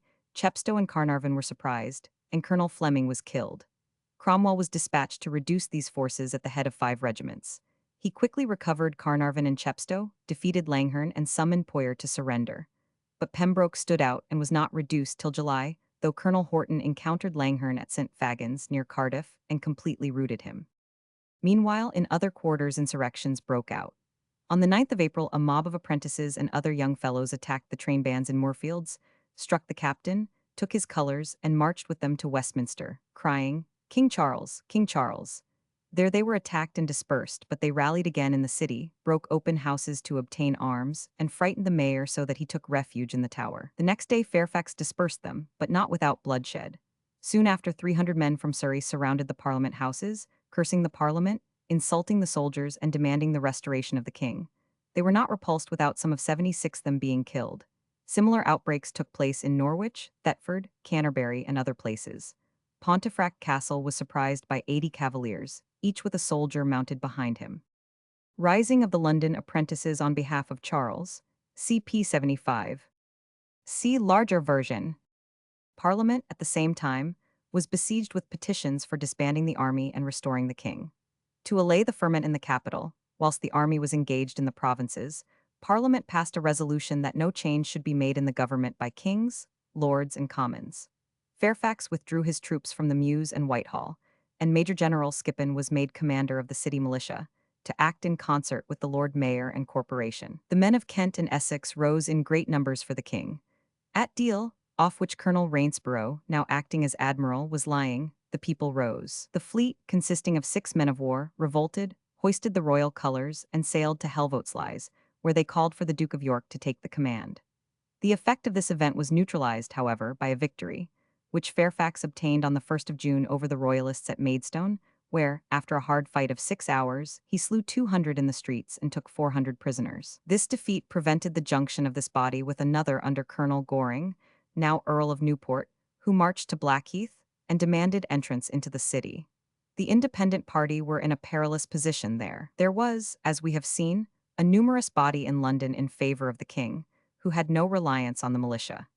To conciliate public opinion, the Parliament ordered the release of the aldermen imprisoned at the desire of the army, and revoked the impeachment against the 6 lords and 11 commoners. Hals and his associates resumed their seats and their old measures, voted for a renewed negotiation with Charles on condition that he should restore Presbyterianism, and give the command of the army to Parliament for 10 years. Luckily for the independents, the Lords rejected these propositions and voted a treaty without any conditions.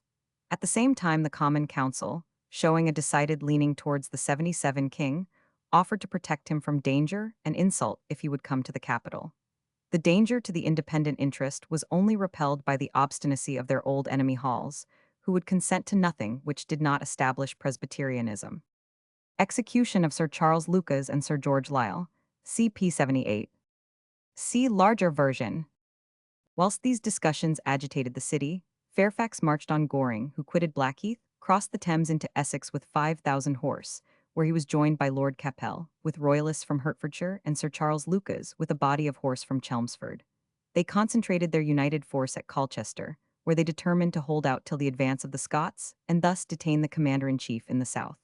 The Scots were now in reality on the march. The Duke of Hamilton had not been able to muster more than a fourth of his promised 40,000, though he proclaimed everywhere that Charles had promised to take the covenant and uphold the Presbyterian religion. Argyll and the old covenanting body wholly distrusted these assurances. The assembly of the kirk demanded proofs of the king's engagement. The ministers from the pulpits denounced the curse of Meroz on all who engaged in this unholy war, and the women cursed the duke as he passed, and pelted him with stones from their windows. The English royalists under Langdale, about 4,000 brave cavaliers, had surprised Berwick and Carlisle, and awaited with impatience Hamilton's arrival. Lambert, the parliamentary general, advanced and besieged Carlisle, and Hamilton was urged to advance and relieve it. He sent forward a detachment, and on the 8th of July arrived himself, being already supported by 3,000 veterans from the Scottish army in Ireland, and now uniting with Sir Marmaduke Langdale, he presented a formidable force. Lambert retired at his approach, and had Hamilton been a man of any military talent, he might have struck an effective blow. But from the moment that he crossed the border, he appeared to have lost all energy. His army was paralyzed by internal dissensions. The Scottish Presbyterian soldiers were scandalized at having to fight side, 78 by side, with Langdale's Prelatists and Papists, whom they had been accustomed to see ranged against them as the enemies of the Covenant. In 40 days he had advanced only 80 miles, and when he reached the left bank of the Ribble, near Preston, Cromwell had reduced Pembroke, marched rapidly northward through Gloucester, Warwick, Leicester, to Nottingham, where he left his prisoners with Colonel Hutchinson, governor of the castle, and soon joined Lambert at Otley Park, and forced back Langdale from Clitheroe on the main body at Preston. Hamilton at the last moment was all unprepared. Monroe, with his veterans, lay still at Kirkby Lonsdale. Yet Hamilton, with his 14,000, should have been a match for Cromwell, Lambert, and Lilburn's 9,000. But Cromwell attacked them with such vigor that, after a hard battle of 6 hours, he routed the whole force. The Cavaliers fought like lions, and only retreated from hedge to hedge before the foe. They called repeatedly on the Scots for reinforcements and ammunition, but not being able to get either, retreated into the town. There they discovered that their allies were engaged in a fierce contest with the enemy for possession of the bridge.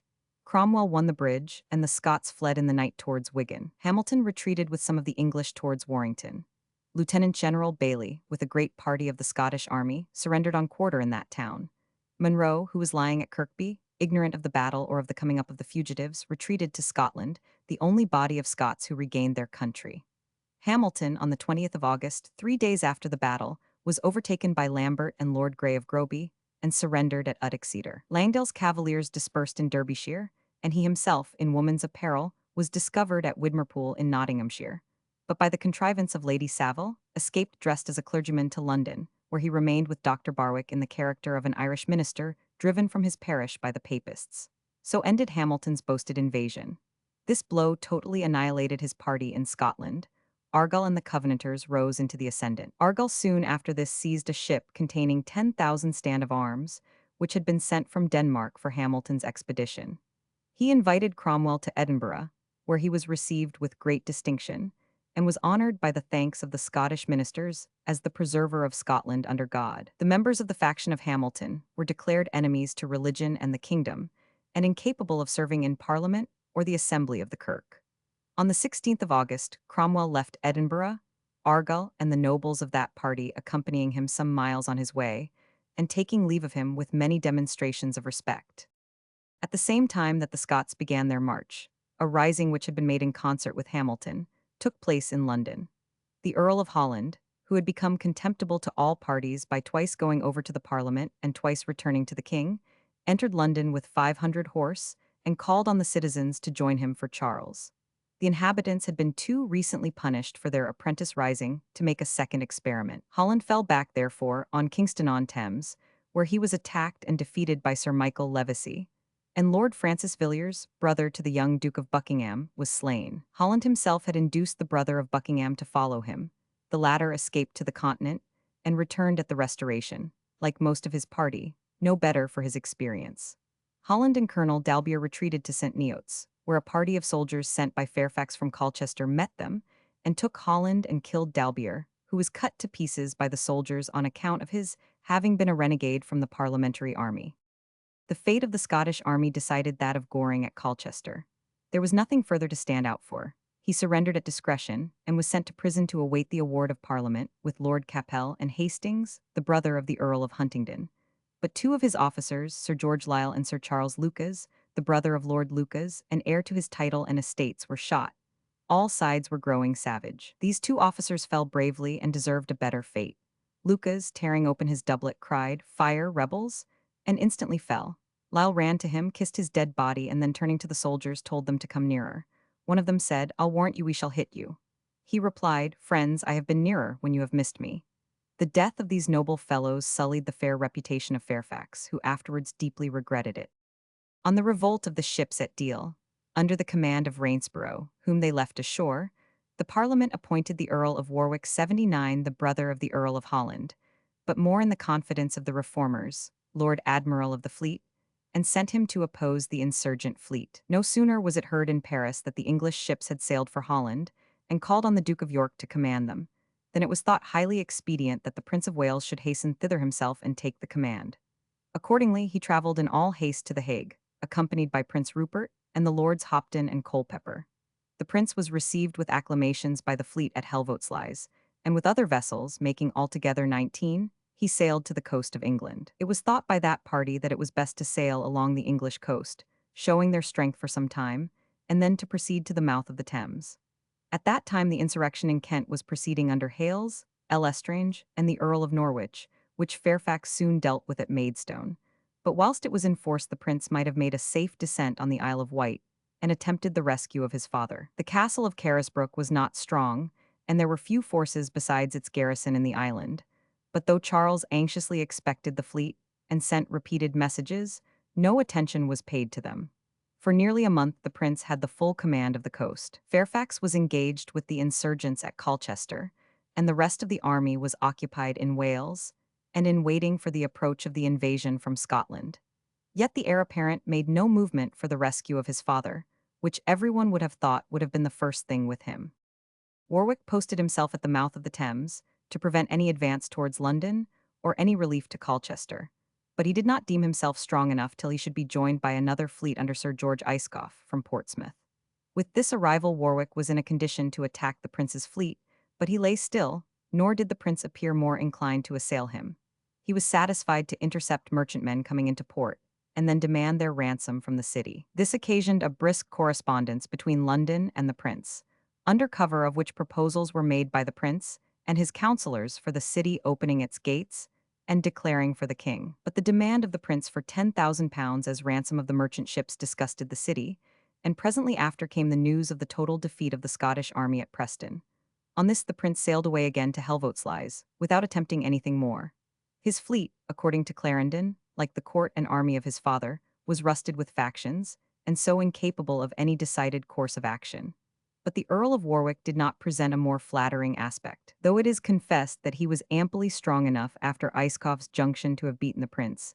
He satisfied himself with watching him off, and followed him at a respectful distance to the Dutch coast. He is said there to have persuaded the disappointed sailors to return to the service of the Parliament, and thus recovered most of the ships. But the public was greatly dissatisfied with his conduct, and the Independents did not hesitate to declare that they were always betrayed by the cowardice or disaffection of noble commanders. The whole war bore striking evidences of this fact, and Clarendon asserts that Warwick had an understanding with his brother Holland, and would almost certainly have gone over had the Scottish invasion succeeded. Clarendon declares that the Parliament of Scotland had sent Lord Lauderdale to The Hague to invite Prince Charles to go to Scotland and put himself at the head of affairs there for his father, in order to encourage the endeavor to put down the Independents, who were at once hostile to the king and the Solemn League and Covenant, but that the news of the defeat of Hamilton defeated that object.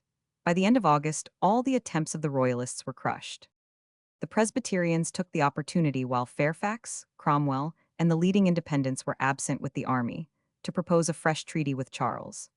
On hearing of this movement, Cromwell wrote to the Parliament to remind it of its vote of non-addresses, and that to break it and make fresh overtures to the king, who would still adhere to his inadmissible demands, would be an eternal disgrace to them. But the immediate defeat of Hamilton so much raised the terror of the Presbyterians at the overwhelming weight which this would give to the army and the independent party, that they hastened the business. Charles readily acceded to it, and would fain have obtained his wish of carrying on the negotiation in London, especially as a large party there were urgent for accommodation with him. But the Parliament dare not thus far run counter to the victorious army, and a compromise was effected. Charles was permitted to choose any place in the Isle of Wight where the conference should take place, and he decided on the town of Newport. From the Parliament, 5 lords, including Northumberland and Pembroke, and 10 commoners, including Vane the Younger, Grimstone, Halls, and Pierpoint, were appointed commissioners. And on Charles's part appeared the Duke of Richmond, the Marquis of Hertford, the Earls of Southampton and Lindsay, with other gentlemen and a number of his chaplains and lawyers. These were not admitted to sit with the parliamentary commissioners and the king, and were not to interpose opinions or arguments during the discussion, which were to be direct from Charles. But they were suffered to be in the room behind a curtain, where they could hear all, and to whom Charles was at liberty to retire to consult them. The conditions were the same as were submitted at Hampton Court, and the king again consented to the surrender of the command of the army for 10 years. But he would not accede to the abolition of episcopacy, but merely to its suspension for 3 years. Moreover, the episcopal lands were not to be forfeited, but granted on long leases, and he would not bind himself to accept the covenant. In fact, he stood just as rooted to his own notions, as if he had as great a chance as ever of obtaining them. In vain, the Presbyterians prayed him with tears to yield, to prevent the utter ruin of himself and them. The commission met on the 18th of September, and it was limited to the 4th of November. But that time arrived, and nothing further was concluded. The commissioners took their leave and proceeded to Cowes, but they were met by a resolution of the Commons to prolong the conference to the 21st, which was afterwards extended to the 25th of November. There were signs and circumstances enough abroad to have brought any other man to make the best terms he could. On the 11th of September, before the meeting of the commission, a petition of many thousands of well-affected men in the cities of London and Westminster, in the borough of Southwark, and the neighboring villages, had been presented, praying that justice might be done on the chief author of the great bloodshed which had been perpetrated in the war.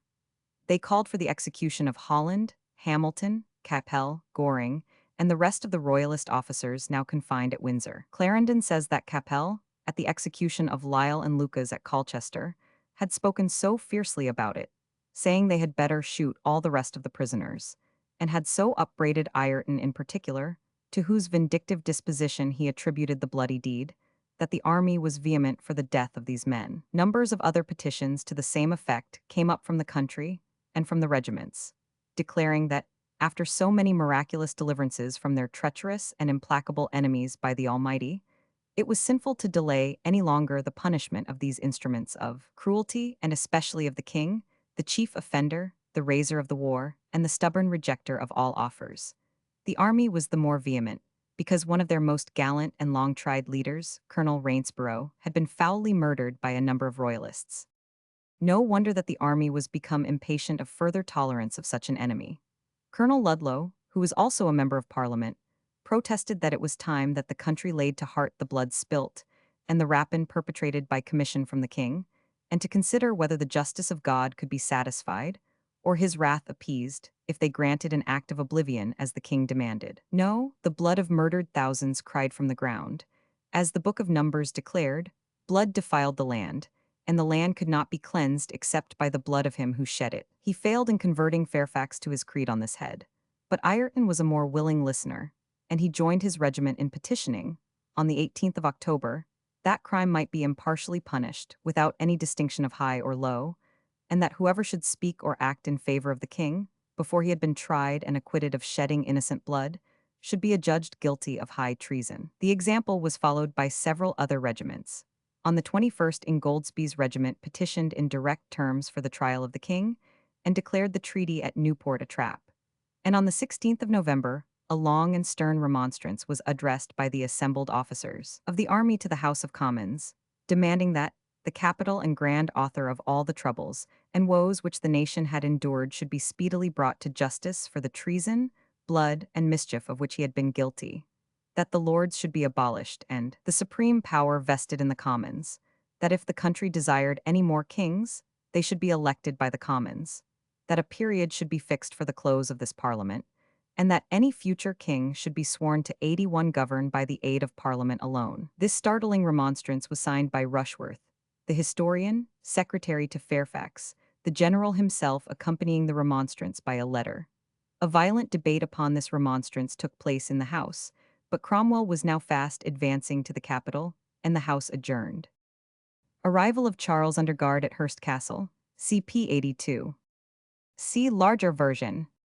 All these ominous proceedings were lost on Charles.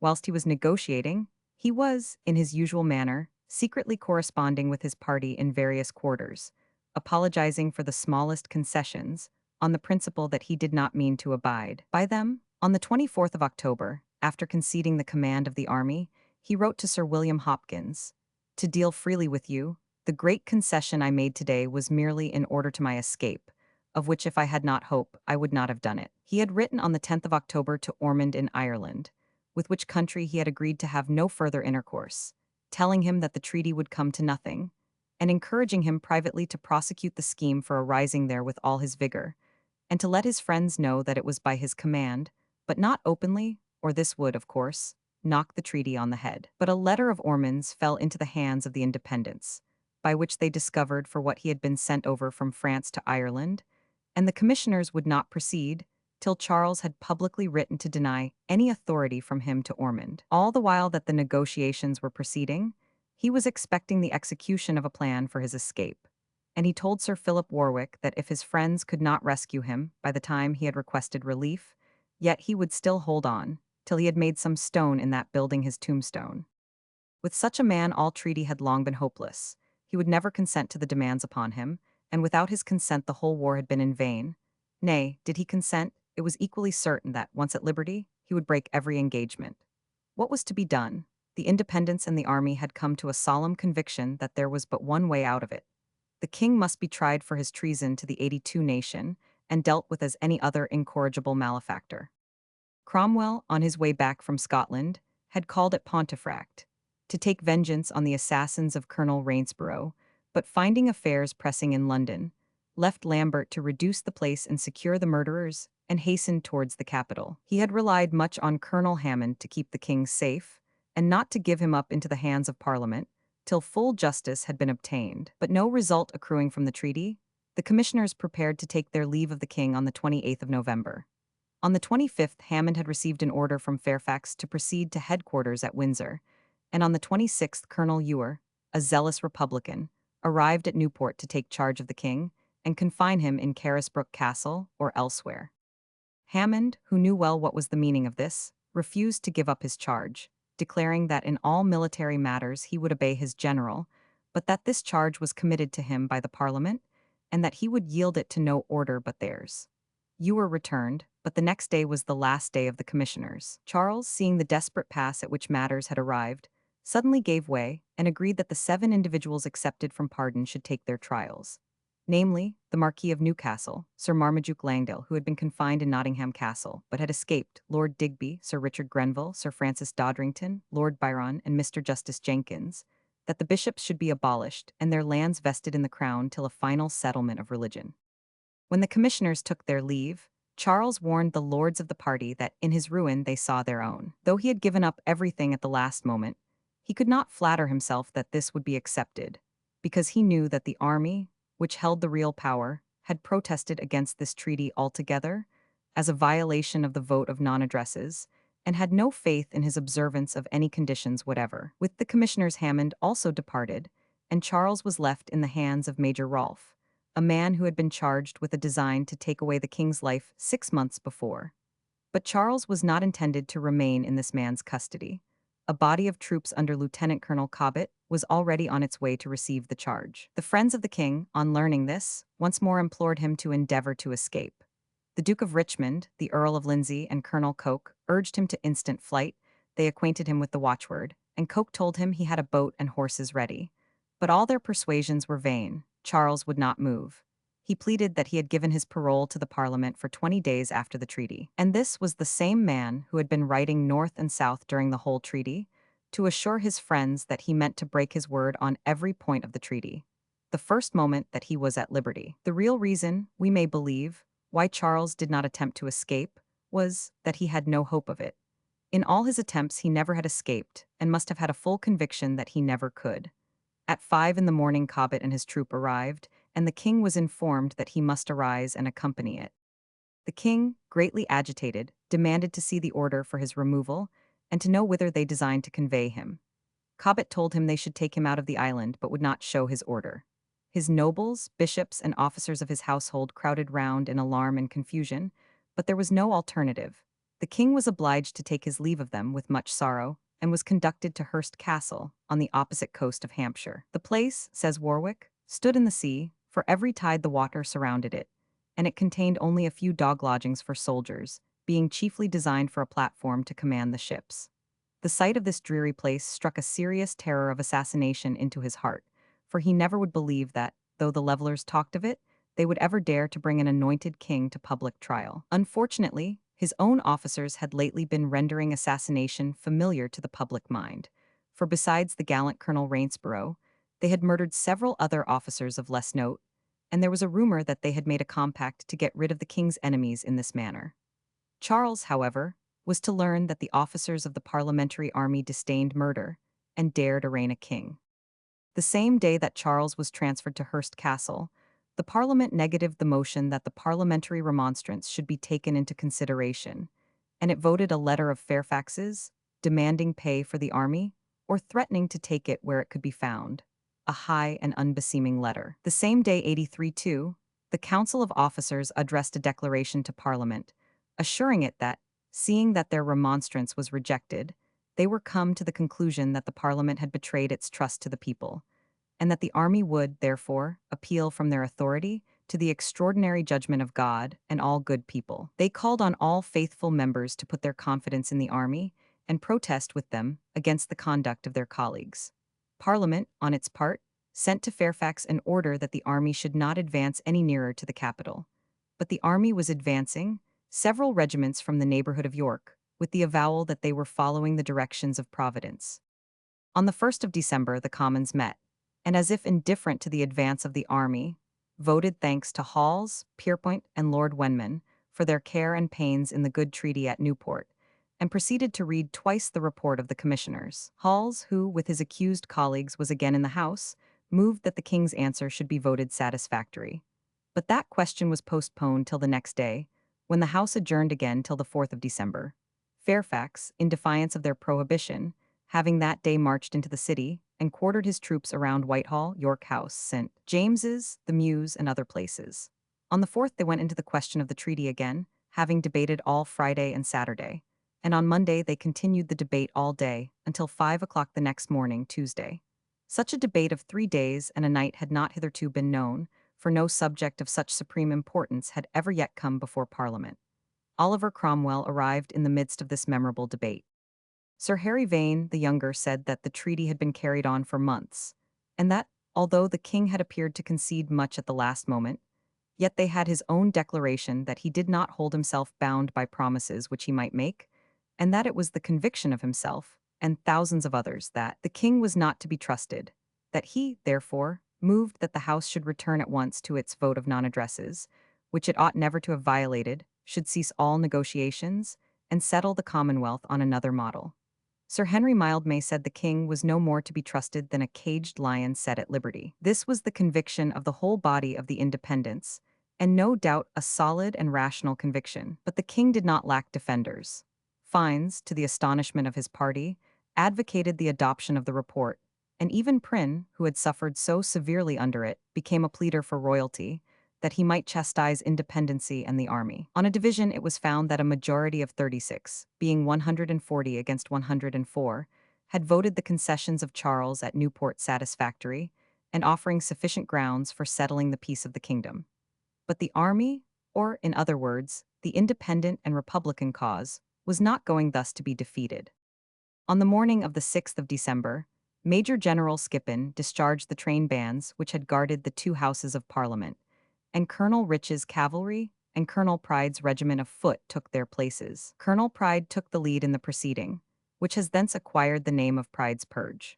The army determined to purge the Parliament of all those who were weak enough or mischievous enough to consent to the return of the king on his own promises, which had long ceased to mean anything but deceit. Fairfax was engaged in conversation with some of the members, and Colonel Pride, placing some of his soldiers in the Court of Requests and others in the lobby of the Commons, stood in the latter place with a list of its members in his hand, and as they approached, Lord Grey of Groby, who stood by him as one of the doorkeepers, informing him who the members were, he stopped such as were on his list and sent them to the Queen's Court, the Court of Wards, and other places appointed for their detention by the General and Council of the Army.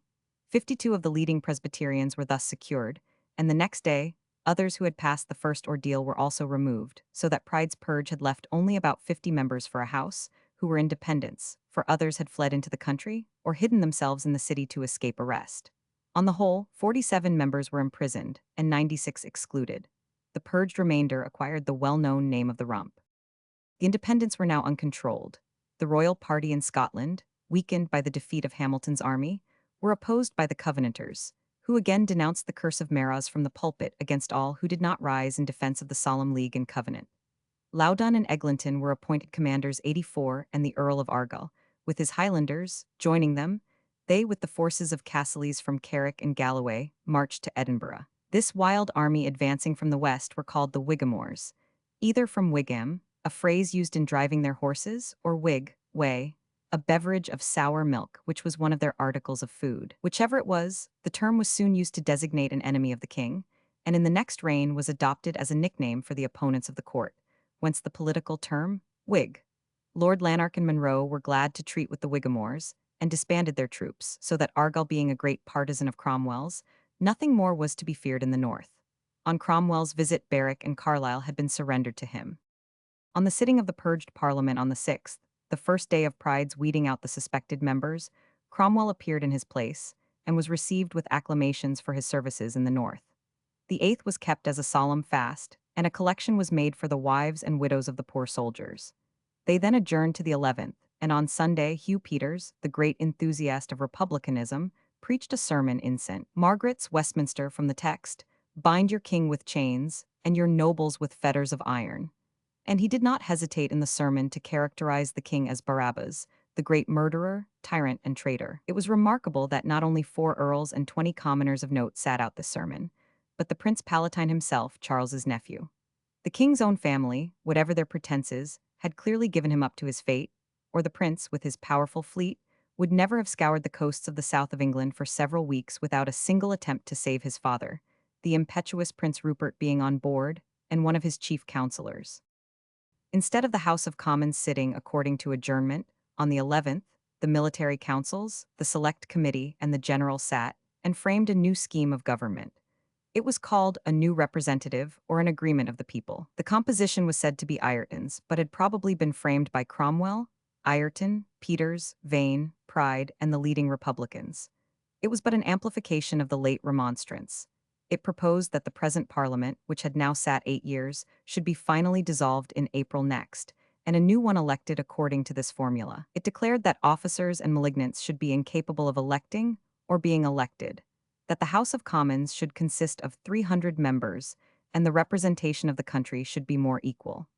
These propositions, having been sanctioned by the General Council of Soldiers and Inferior Officers, were carried to Parliament. The Commons the next day readily voted these measures, as well as that both the Commons and Lords, by violating the vote of non-addresses, had committed an act most unparliamentary and detrimental to the kingdom, and that the treaty at Newport was a monstrous error, disgrace, and peril to the country. They again restored the order, expelling the 11 Presbyterian members from the House. On the 16th, a strong party of horse was dispatched under Colonel Harrison to remove the king to Windsor Castle.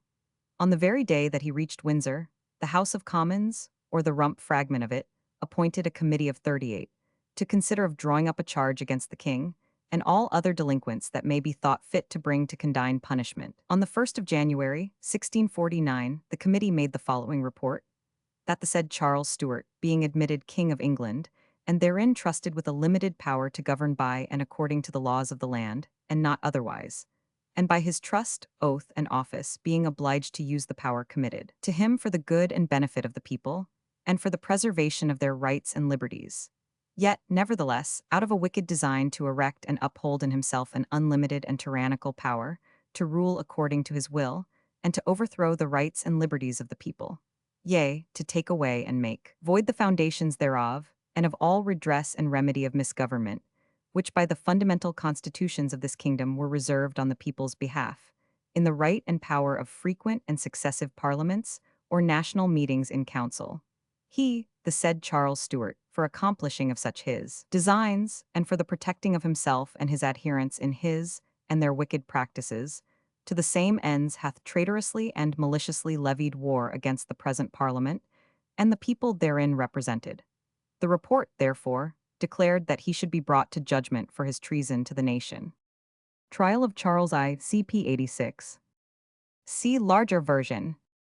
The next day the ordinance of the Commons 86 confirming the report was sent up to the Lords, or at least to the few of them remaining, only amounting to about a dozen, who rejected it without a dissenting voice, and then adjourned. The Commons immediately closed their doors, and passed a resolution that the Commons of England in Parliament assembled were, under God, the origin of all just power as the representatives of the people, that whatsoever they decreed was law, and did not require any concurrence from the Lords.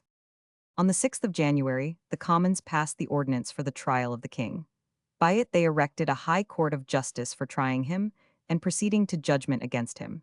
It consisted of no less than 135 commissioners, of whom 20 were to form a quorum. Of these commissioners no more than 80 assembled. On the 8th, 50 assembled in the Painted Chamber, Fairfax at their head, and ordered that on the morrow the herald should proclaim the approaching trial, and invite all people to bring in what matters of fact they had against Charles Stuart. Accordingly, that was done both at Westminster and in the city the same day, the 9th. The Commons ordered the Great Seal in use to be broken up, and a new seal introduced, bearing the inscription, "The Great Seal of England," and on the reverse, "In the first year of freedom, by God's blessing restored, 1648, i.e., 1649, new style. The commissioners then appointed John Bradshaw, a native of Cheshire and a barrister of Gray's Inn, who had practiced much in Guildhall, and had lately been made a serjeant, Lord President of the High Court. Mr. Steele, Attorney General, Mr. Coke, Solicitor General, Mr. Dorislaus and Mr. Aske as counsel for the Commonwealth, and appointing the old courts of Chancery and King's Bench at the upper end of Westminster Hall as the place of trial, they fixed the day for the 19th of January. On the 20th of January, the commissioners assembled in the Painted Chamber to the number of 66, and proceeded in state to Westminster Hall. It may be imagined that such a spectacle drew immense throngs. Every avenue to the hall was guarded by soldiers, and others stood armed within it. The open space below the bar was densely crowded, and equally packed throngs of nobles, gentlemen, and ladies looked down from the galleries right and left. A chair of crimson velvet for the president stood elevated on 3 steps towards the upper end of the hall, and behind and in a line with him, right and left, the commissioners took the seats placed for them, which were covered with scarlet. Before the president stood a long table on which lay the mace and sword, and just below him, at its head, sat 2 clerks. At the bottom of the table, directly opposite to the president, was placed a chair for the king. After the commission had been read, Bradshaw ordered the prisoner to be brought to the bar. He had been brought from Whitehall, to which he had been removed from St. James's, in a sedan chair, and the serjeant at arms conducted him to the bar. His step was firm, and his countenance, though serious, unmoved. He seated himself covered, according to the wont, not of a prisoner, but of a king, then rose and surveyed the court and crowds around him. The commissioners all sat with their hats on, and Charles eyed them sternly. He then glanced round on the people in the galleries and those around him with an air of superiority, and reseated himself. Bradshaw then addressed him to this effect: Charles Stuart, King of England, the Commons of England, being deeply sensible of the calamities that have been brought upon this nation, which are fixed upon you as the principal author of them, have resolved to make inquisition for blood. And according to that debt and due they owe to justice, to God, the kingdom, and themselves, they have resolved to bring you to trial and judgment, and for that purpose have constituted this high court of justice before which you are brought. Coke, the Solicitor General, then rose to make the charge against him, but Charles, rising and crying, "Hold, hold," tapped him on the shoulder with his cane. In doing this the gold head dropped from his cane, and though he took it up with an air of indifference, it was an incident that made a deep impression both on him and the spectators. He mentioned the circumstance to the Bishop of London, who attended him in private with much concern, and those who saw it regarded it as an especial omen. Coke, however, went on, and desired the clerk to read the charge, and whilst it was reading, Charles again cried, "Hold!" But as the clerk continued, he sat down, looking very stern. But when the words of the charge declaring him to be a tyrant and a traitor were read, he is said to have laughed outright. When the charge was finished, Bradshaw demanded what he had to say in reply to it. But he in his turn demanded by what authority he had been brought there, and he asserted very forcibly that he was king, acknowledged no authority superior to his own, and 87 would not by any act of his diminish or yield up that authority, but leave it to his posterity as he had derived it from his ancestors. He reminded them that he had lately, in the Isle of Wight, treated with a number of lords and gentlemen, that they were upon the conclusion of that treaty, and he wanted to know by what authority he had, under such circumstances, been brought thence. This was very true, and would have been unanswerable, had he, as he asserted, treated with them honestly and uprightly.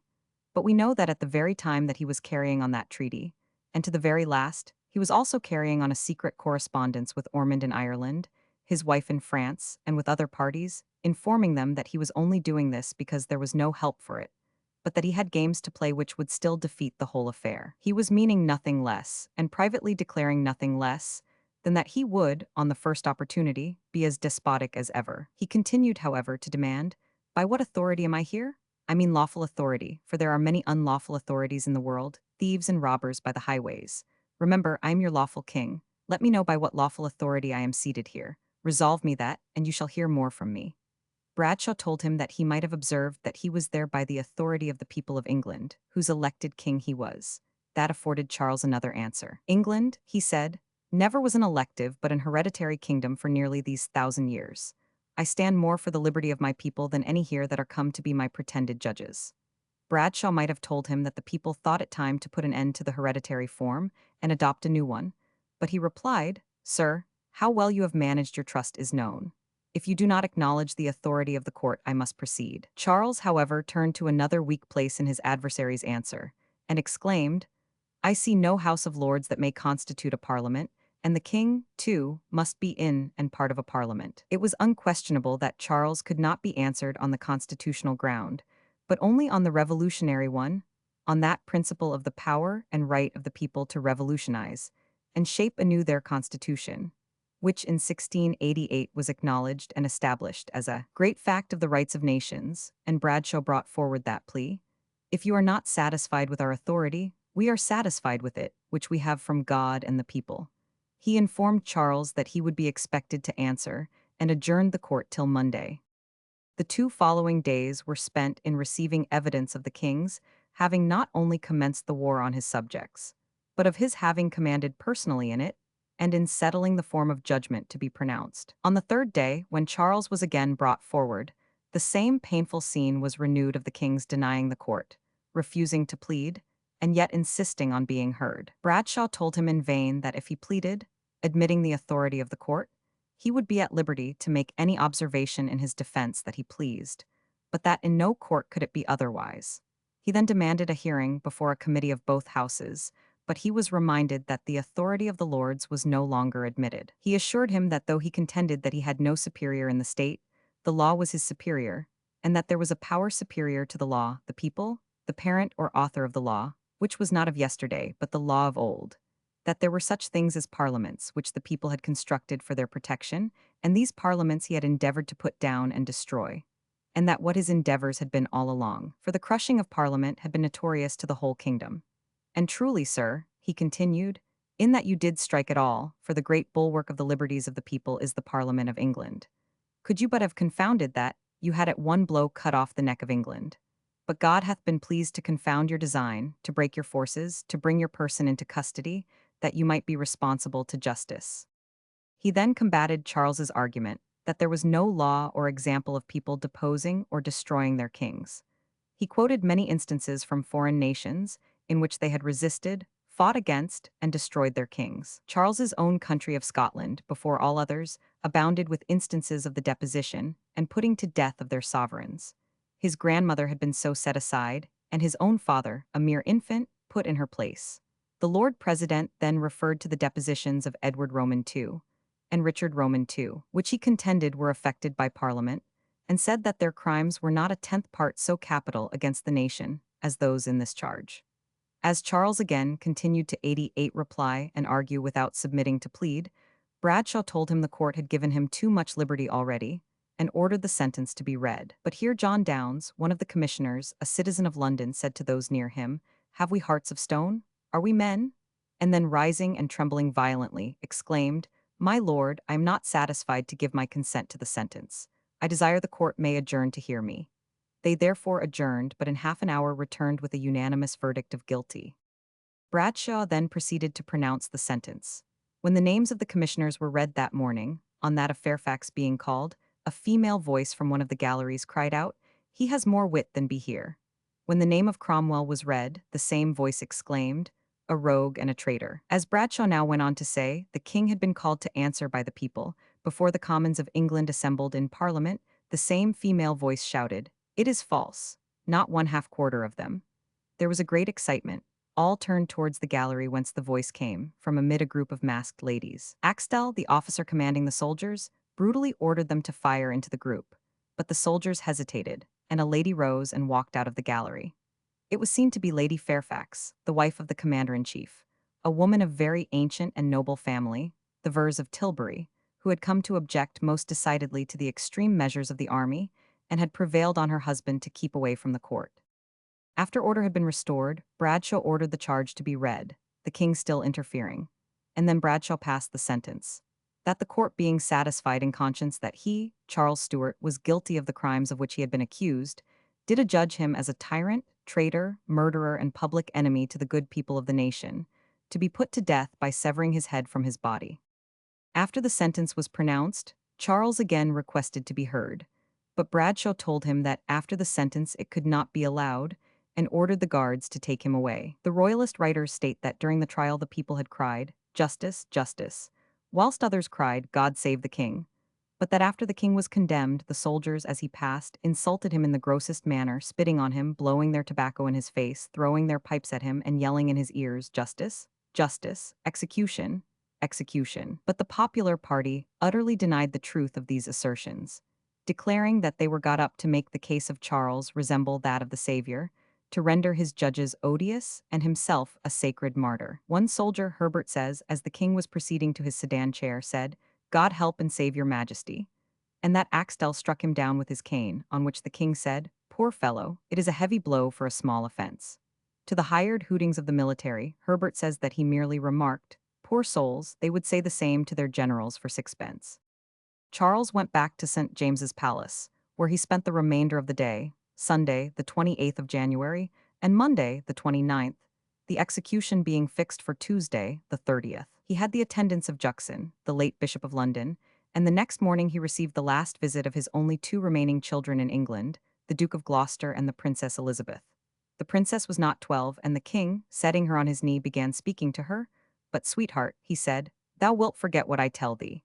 The little girl, bursting into tears, promised to write down all that passed, and she did so. In her account, preserved in the Reliquy Sacer, she says, amongst other things, that he commanded her to tell her mother that his thoughts had never strayed from her, that his love would be the same for her to the last, and that he died a glorious death for the laws and religion of the land. To the Duke of Gloucester he said, "Sweetheart, now they will cut off thy father's head. Heed what I say, they will cut off my head and perhaps make thee king. But mark what I say, you must not be a king as long as your brothers Charles and James live, therefore I charge you do not be made a king by them." At which the child, sighing deeply, replied, "I will be torn in pieces first." And these words coming unexpectedly from so young a child, says the princess, rejoiced my father exceedingly. The whole interview was extremely affecting. Charles slept well but woke early, and bade his man Herbert rise and dress him with care, for it was his second marriage day, and he would be as trim as possible. Whilst Herbert dressed him, he told him he had dreamt of Archbishop Laud, who, on the king speaking seriously to him, had sighed and fallen prostrate.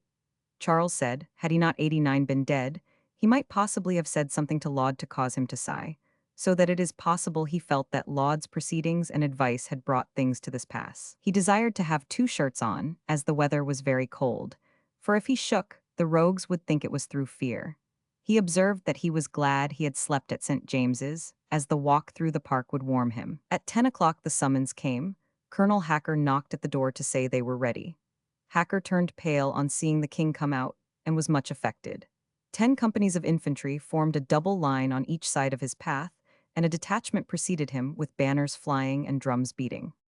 Charles's farewell interview with the Duke of Gloucester and the Princess Elizabeth. CP 88. See larger version. On the king's right walked Juxon, on his left the parliamentary Colonel Tomlinson, bareheaded. The king walked through the park at a brisk rate and said to the guard, "Come, my good fellows, step on apace."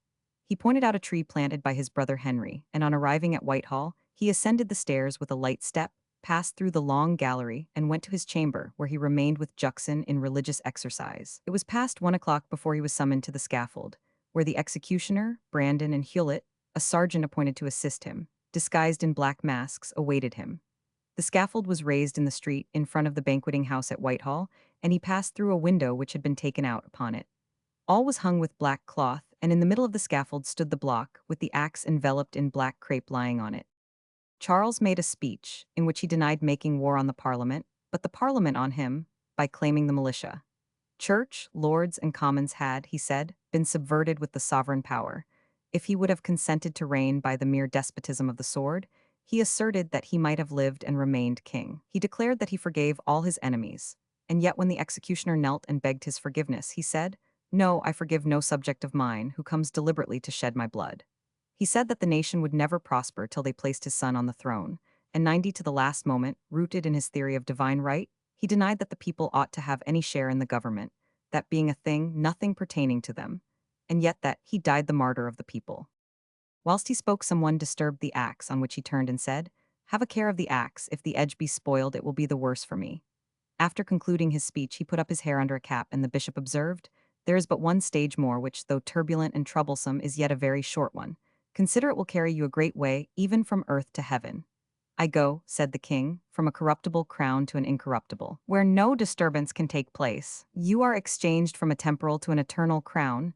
A good exchange," replied the bishop. The king then took off his cloak and gave his George to Juxon, saying impressively, "Remember."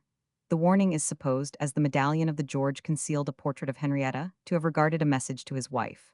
Having laid his head on the block, the executioner severed it at a single stroke, and Hewlett, the sergeant, holding it up, cried, "Here is the head of a traitor." At that sight, a universal groan seemed to go through the crowd. The body lay at Whitehall to be embalmed till the 7th of February, when it was conveyed to Windsor and laid in the vault of St. George's Chapel, near the coffins of Henry Roman VIII and Jane Seymour. The day was very snowy, and the coffin, being deposited without any service, was left without any inscription except the words, Carolus Rex, 1648, the letters of which were cut out of a band of lead by the gentlemen present with their penknives, and the lead folded round the coffin. In this condition it was discovered in 1813, when George Roman IV, attended by Sir Henry Halford, had it opened, and found proof that the head had been separated from the body. Chapter 4. The Commonwealths. Proclamation of the Prince of Wales forbidden, decline of the peerage ultimus regum, establishment of a republican government, abolition of the House of Lords and the monarchy, Council of State, the oath difficulty, the engagement, religious toleration, trials of royalists, discontent among the people, the levellers, activity of John Lilburne, quelling the mutiny in Wallace regiment, Locker's funeral, arrest of Lilburne, spread of the disaffection to other regiments, suppression of the insurrection, Cromwell appointed Lord Lieutenant of Ireland, royalist movement in Scotland, Charles's son proclaimed king, the Scottish deputation at the Hague, Charles's court, assassination of Dr. Dorislaus, affairs in Ireland, Cromwell's campaign, defeat and death of Montrose, Cromwell in Scotland, Battle of Dunbar, movements of Charles, his march into England, Battle of Worcester, Charles escapes to France, vigorous government, foreign difficulties, Navigation Act, war with Holland, contest between Parliament and the army, expulsion of the Rump, the little Parliament, Cromwell made protector. The king being put to death, it was necessary that the Parliament should immediately determine what sort of government should succeed. Had they been disposed to continue the monarchy and receive the eldest son of Charles, it was still necessary to take efficient means for obtaining from him, before admitting him to the throne, a recognition of all the rights for which they had striven with his father. The very day, therefore, of the king's execution, the House of Commons passed an act, making it high treason for anyone to proclaim the Prince of Wales, or any other person, king or chief magistrate of England or Ireland, without consent of Parliament, and copies of this were immediately dispatched to all the sheriffs to be proclaimed in the counties. That done, they proceeded gradually, but promptly, to develop and complete their design of adopting a republican form of government. The first step was to deal with the Lords. That body, or the miserable remnant thereof, still sat in the upper house, and sent repeated messages to the Commons, to which they deigned no reply. The Lords, in fact, had become contemptible in the eyes of the whole community. They had sunk and trembled before the genius of the Commons, though strongly inclined to stand by royalty, and though all their interests were bound up with it, though they had been created by royal fiat, and made all that they were by it 91 in honor, power, and estate, and though it required no great sagacity to perceive that they must fall with it, the king himself having repeatedly assured them that such would be the case, they had neither the policy nor the gratitude to hold together and maintain the fountain of their honor, nor the prescience to perceive their case when the crown must fall, and make a merit of going over bodily to the conquering power. They had gone to pieces, some holding with one side, some with the other, some vacillating between both, changing and rechanging as the balance turned one way or the other. What was still worse, they had discovered no talent whatever on either side, with most rare exceptions, and these not remarkable, even where they had adopted a side and become partisans. Essex, Warwick, Holland, Hamilton, Newcastle, Northumberland, Ormond, and the rest, what had they done? Fairfax and Montrose, out of the whole body, and Montrose had personally been raised to it, had alone won great names. Fairfax, indeed, independent of Cromwell's hand and head, was respectable, but nothing more. The whole peerage had sunk into contemptible eclipse before the bold and vigorous genius of the commoners. Without, therefore, deigning to answer their messages, on the 5th of February they began to discuss the question as to their retention or abolition, and the next day they voted, by a majority of 44 to 29, that the House of Peers in Parliament was useless and dangerous, and ought to be abolished, that the privilege of peers of being freed from arrest should be declared null and void, but that they might be elected knights or burgesses for the Commons. Henry Martin moved that the word dangerous should be omitted, and the word useless only be retained, Or if the word dangerous were retained, it should be only with not before it, for the peers were certainly not dangerous, but pitiably useless, and they had now come to see verified what Halls had told them, that if they would not heartily join in saving the nation, it would be saved without them. An act to this effect was soon after brought in and passed. On the day following, the 7th, the Commons proceeded to a more important question, and voted that it had been found by experience that the office of a king in this nation, and that to have the power thereof in any single person, was unnecessary, burdensome, and dangerous to the liberty, safety, and public interest of the nation, and therefore that it should be utterly abolished. And to that purpose an act should be forthwith prepared. This was speedily followed by a vote, on the motion of Henry Martin, that the king's statues at the Royal Exchange and other places should be taken down, and on the places where they stood should be inscribed, Exit Tyrannus regum ultimus anno libertatis Angli restidat primo, AD 1648, January 30, Old Style. There was, moreover, an elaborate declaration drawn up to justify the changing of England into a republic, translated into Latin, French, and Dutch, and addressed to foreign states. The custody of the new Great Seal was entrusted to 3 lawyers, namely Whitelock, Keble, and Lisle. They were to hold it during good behavior, and to be called keepers of the liberties of England by authority of Parliament. The King's Bench was henceforth named the Upper Bench, and came to be called the Commons' Bench, and Oliver St. John, who had done so much to bring about this revolution, was made Chief Justice. The next great measure was to dissolve the Executive Council, which had sat at Derby House, and revive it in a more extended form as the Executive Council of State, to consist of 41 members. 3/4 of these had seats in the House, and several of the late peers, Mulgrave, Pembroke, Denbigh, Fairfax, Lisle, Grey of Groby, Salisbury, and Grey of Werk. The chief heads of the law and officers of the army were included. The principal names were the late peers already mentioned, and Whitelock, St. John, Cromwell, Skippon, Hazelrig, Midmay, Vane, Martin, Bradshaw, Ludlow, and Colonel Hutchinson, Governor of Nottingham. Milton, the great national poet, was appointed its secretary, and henceforth prepared its public acts, and employed his mighty talents in the defense of the measures of the republican government.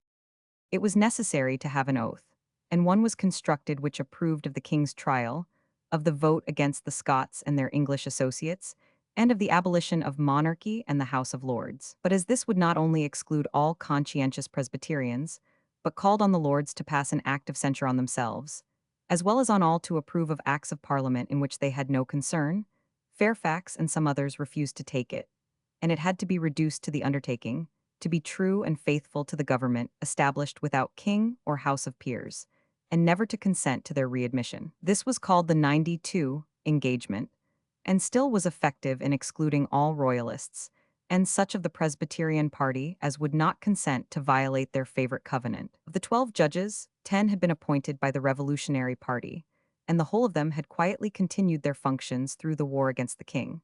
Yet 6 of these now resigned, probably having hoped to the last for an accommodation with the king, and not going in their minds the length of a commonwealth. The other 6 consented to hold their offices only on the condition that an act of the Commons should guarantee the non-abolition of the fundamental laws of the kingdom.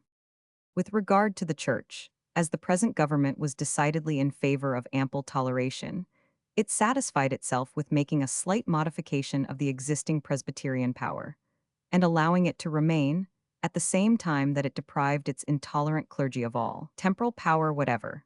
No holders of religious opinions were to be molested, provided that they did not attack the fundamental principles of Christianity, and thus the Roman Catholics acquired more civil as well as religious liberty than they had enjoyed since the days of Queen Mary. The army remained in the same able hands which had made it the finest army in Europe, and had won with it such wonderful victories. Fairfax still continued commander-in-chief, though he had held aloof from the king's trial, and the navy was put on a more efficient footing by removing the Earl of Warwick and appointing Blake, who had shown remarkable skill and courage on land, with Popham and Dean as admirals. These great changes were chiefly effected by the influence of Cromwell, Ireton, Martin, and Bradshaw, assisted by the talents of Vane, and the legal ability of St. John and Whitelock. They also introduced a parliamentary measure, which essentially modified the character of the House. On the 1st of February, they carried a vote that those who, on the 5th of December, assented to the vote that the king's concessions were a sufficient ground to proceed to a settlement, should be incapable of sitting, but all others who should previously enter on the journal their dissent from that motion should be admissible. By this means, they found the number of members raised to 150, and at the same time they were protected from a wearying opposition from the Presbyterian section.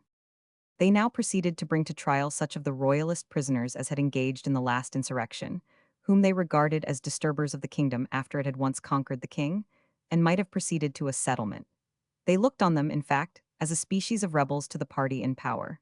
And yet that party was not constituted, even by its own formal enactments, as a fully recognized government, till these trials were over. They terminated on the 6th of March, and the Republic was not formally passed till the 19th of that month, in these words: "Be it declared and enacted by this present Parliament, and by the authority of the same, that the people of England, and of all the dominions and territories thereunto belonging, are and shall be, and are hereby constituted, made, established, and confirmed to be, a commonwealth or free state, and shall from henceforth be governed as a commonwealth and free state, by the supreme authority of this nation, the representatives of the people in Parliament, and by such as they shall appoint and constitute officers and ministers under them for the good of the people, and without any king or House of Lords." Whilst this act was preparing, the trials were going on. The votes for the sitting of the Council and the Commons were considered sufficient authority. The trials were probably hastened by the news that Charles Roman II had been proclaimed in Scotland, and that the Scots were raising an army to avenge the king's death, and to punish the sectaries of England for the breach of the covenant. The persons whom it was resolved to try were the Duke of Hamilton, the Earl of Holland, Lord Goring, lately created Earl of Norwich, Lord Cassell, and Sir John Owen. The High Court appointed to try these prisoners consisted of 50 persons of both ex-peers and commons. The Duke of Hamilton pleaded that he was not within the jurisdiction of an English court, that he was a subject of Scotland and a prisoner of war. But it was replied that he was also an English peer, as Earl of Cambridge, and it was proved that not only was his father naturalized as an English peer, but he himself had been called to sit as such, and had sat.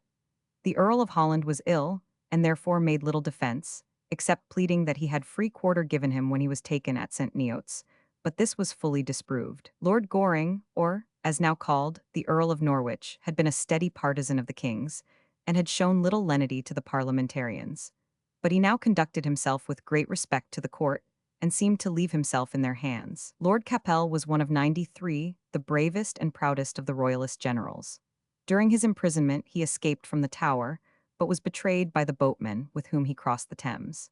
He had expressed great indignation at the deaths of Lisle and Lucas, and had excited the resentment of Ireton by it. He now demanded to be tried by court-martial, and declared that when Lisle and Lucas were adjudged to die, Fairfax had declared that all other lives should be spared, and had evidence to prove it if he were allowed. Ireton, who really seems to have felt a stern resentment against the free-speaking general, denied that Fairfax had given any such promise, and that if he had no right to supersede the authority of Parliament. He demanded that Fairfax should be sent for, but the court satisfied itself with sending to the general, who returned by letter a rather equivocating answer, saying that his promise only applied to a court-martial, and not to any such court as Parliament might see fit to appoint. Bradshaw told Cassell, who was not satisfied with this, that he was tried by such judges as Parliament thought proper to give him, and who had judged a better man than himself. Oliver Cromwell. See larger version. Sir John Owen, who was a gentleman of Wales, in the late outbreak had killed a sheriff. He pleaded quarter, and that he had only done what he thought his duty in support of the king. As to killing the sheriff had risen against him with force, and was killed in the accident of war, which he might have avoided if he had stayed quietly at home. All 5 were condemned to lose their heads, the Earl of Holland as a double turncoat, and his conduct had certainly been anything but consistent and noble. Sir John Owen, on hearing the sentence, made a low bow and thanked the judges, and being asked why he 94 replied that it was a very great honor for a poor gentleman of Wales to die like a lord, and he had not expected anything better than hanging. No sooner was the sentence passed than the friends of Hamilton, Holland, and Cassell made great exertions to save their lives. The wives of Holland and Cassell appeared at the bar, attended by long trains of females in mourning, to beg for their lives. 2 days' respite was granted, and every effort, persuasion, and bribery was put in force. Hamilton had fewer friends than the rest, but it was urged that his death might occasion trouble with Scotland. But Cromwell knew that they had the interest of Argyll, and that Hamilton's being out of the way would strengthen that interest. The case of Holland occasioned a great debate. The Earl of Warwick, his brother, on one side urged his services to the Parliament for a long period, his enemies, his revolt from it on the other. Cromwell and Ireton were firmly against them, and the sentences of these 3 were confirmed. The votes regarding Goring were equal, and Lenthal, the speaker, gave the casting vote in his favor, alleging that he formerly had done him an essential service. Sir John Owen, to the satisfaction of those who admired his frank and quaint humor, was also reprieved and ultimately liberated. He had softened even the heart of Ireton and greatly moved the good Colonel Hutchinson, and both spoke in his favor. Hamilton, Cassell, and Holland were beheaded in the palace yard on the 9th of March. The Parliament was soon called on to defend itself against more dangerous enemies. The country was groaning under the exhaustion of the Civil War.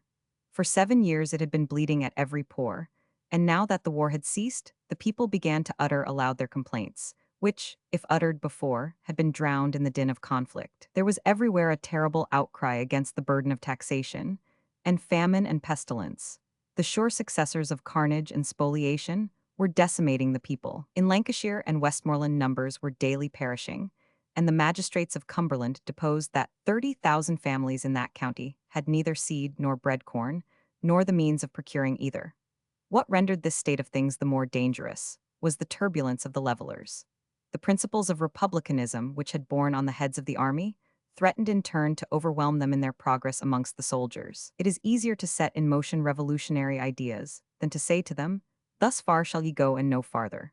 In all revolutions, the class which initiates them wishes to stop at the point that is most convenient to itself, but other classes beyond this line are equally anxious, and have an equal claim to the benefit of leveling principles.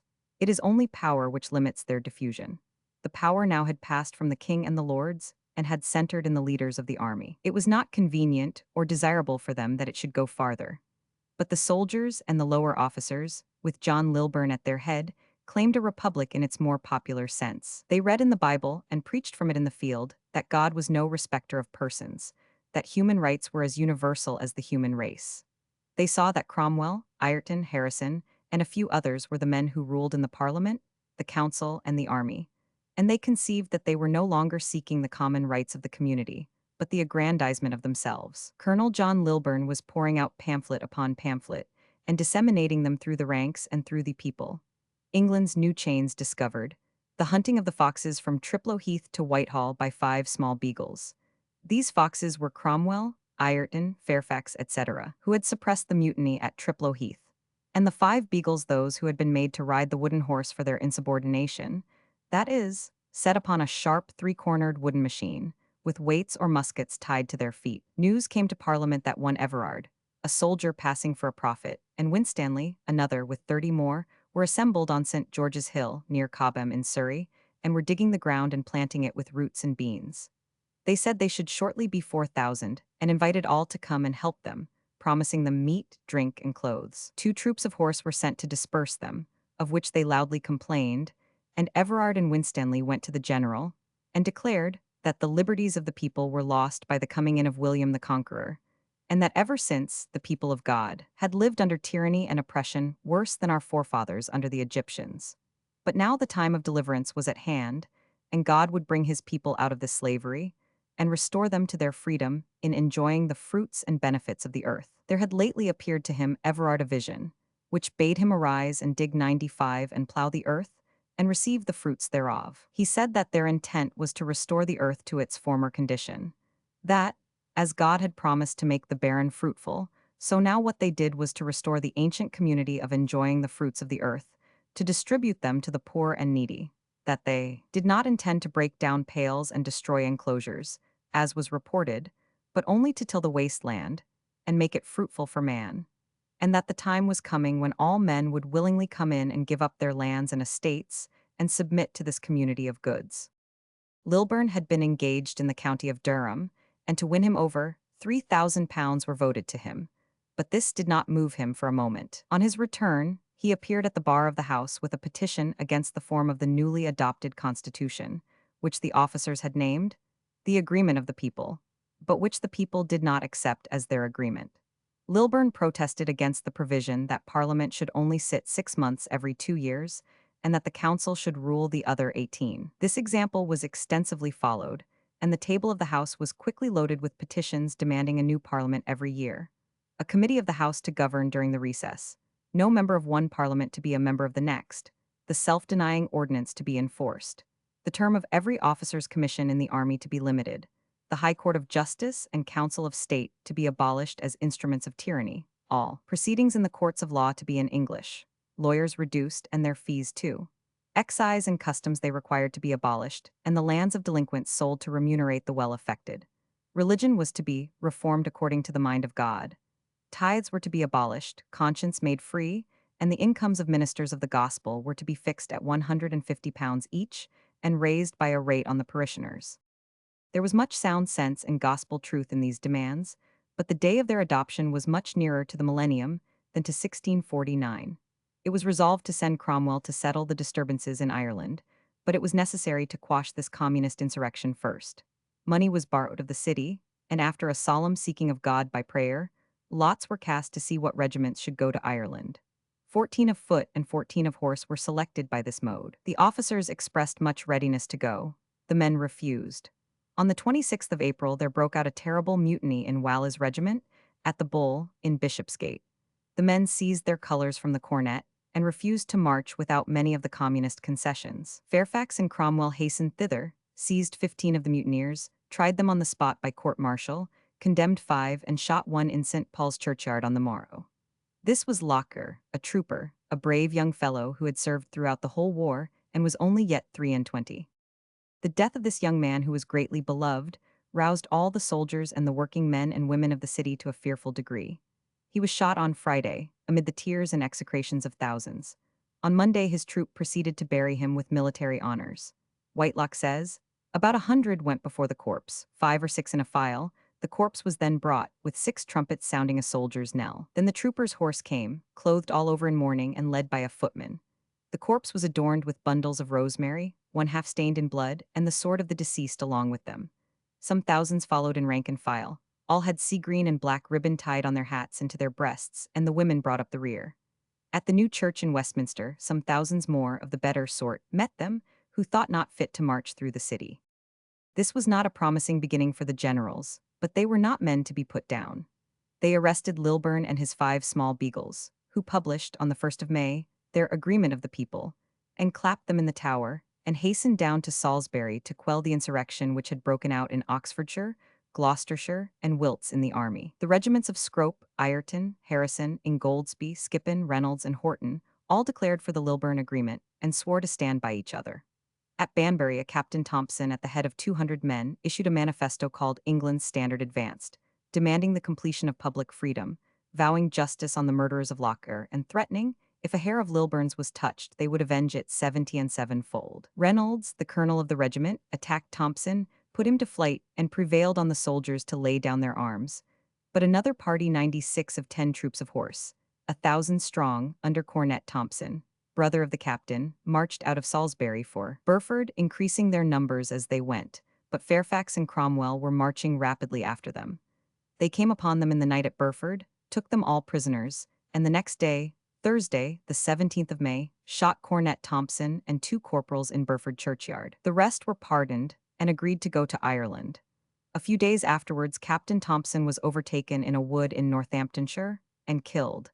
The mutiny was at an end, if we accept some local disturbances in Devon, Hants, and Somersetshire. Fairfax and Cromwell were received at Oxford in triumph, and feasted and complimented, being made doctors. And on the 7th of June, a day of thanksgiving was held in London, with a great dinner at Grocers' Hall, given to the officers of the army and the leaders of Parliament, and another appointed for the whole kingdom on the 21st. Cromwell had already been made Lord Lieutenant of Ireland, and on the 10th of July he set forth at 5 in the evening from London, by way of Windsor to Bristol. He set out in state approaching to royalty. He rode in a coach drawn by 6 Flanders mares, whitish greys, a number of carriages containing other officers following, attended by a life-guard of 80 men, the meanest of whom was a commander or esquire. Many of them were colonels in rich uniforms, and the whole procession was attended by a resounding flourish of trumpets. But before following the farmer of Huntingdon, now risen to all but royal grandeur, we must notice the affairs of Scotland. Though Argyll held the chief power in Scotland, and was on friendly terms with Cromwell, he could not prevent a strong public feeling showing itself on the approaching trial of the king. The Scots reproached themselves for giving up Charles to the English army, and considered that heavy disgrace would fall upon the country if the king should be put to death.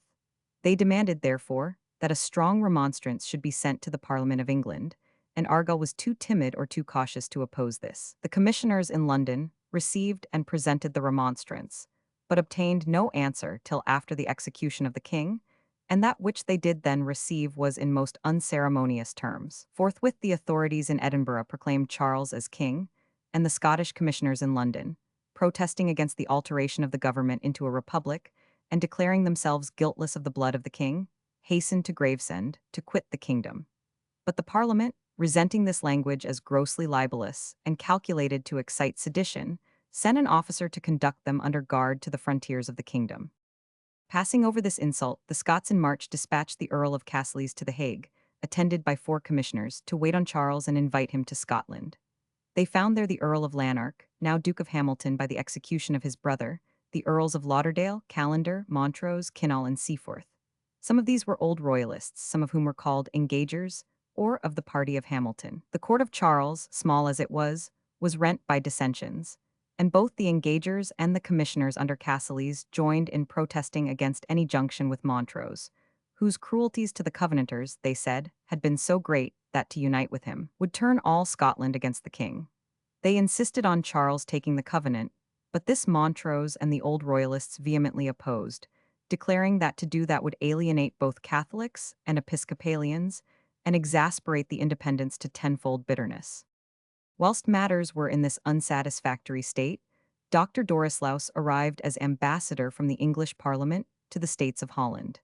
He was a native of that country, but had lived some time in England, had been a professor of Gresham College, and drew up the charge for Parliament against the king. That very evening, 6 gentlemen with drawn swords entered the inn where he was at supper, and desiring those present not to alarm themselves, as they had no intention of hurting anyone but the agent of the English rebels who had lately murdered their king, they dragged Dorislaus from the table, and one of them stabbed him with a dagger.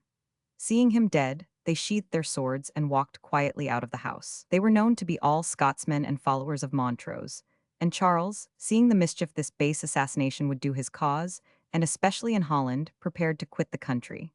It was first proposed that he should go to Ireland, where Ormond was laboring in his favor, and where Rupert was off the coast with a fleet.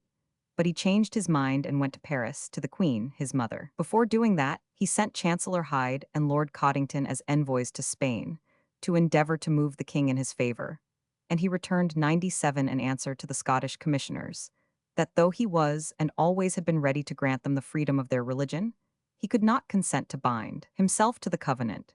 They admitted that he was their king, and therefore they ought to obey him, and not he them, and this obedience he must expect from the Committee of Estates, the Assembly of the Kirk, and the whole nation of Scotland. With this resolute reply, they departed in no very satisfied mood.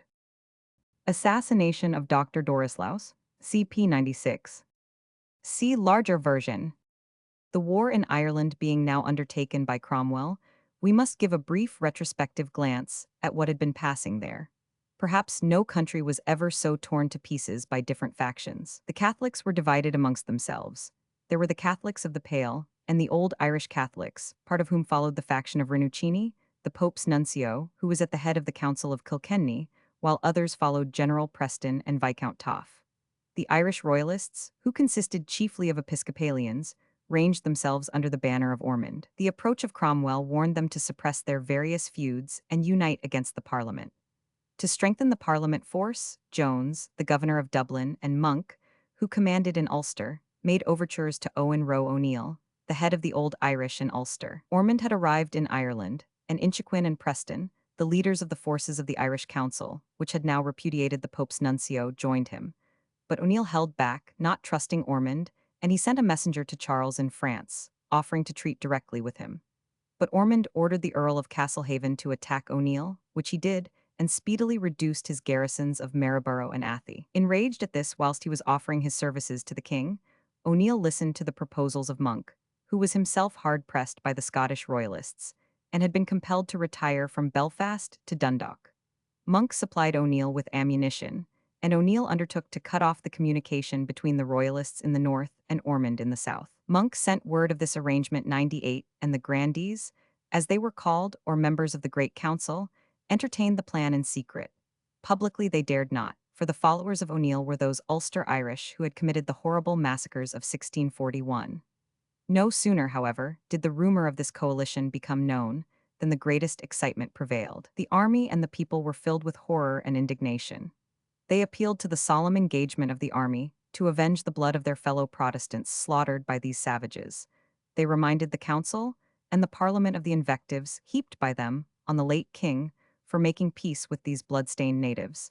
And now they were expected to become the allies and associates of these very men. The parliament saw how vain it was to strive against the feeling and annulled the agreement. Hugh Peters harangued the public from the pulpit, excusing the council on account of the real facts of the case having been concealed from them, and the whole weight of the transaction fell on Monk, who was just then in London, and who was assured that nothing but his past services saved him from the punishment of his indiscretion. Whilst matters were in this position, and the Parliament was compelled to reject a very useful ally, Ormond marched to besiege Jones in Dublin.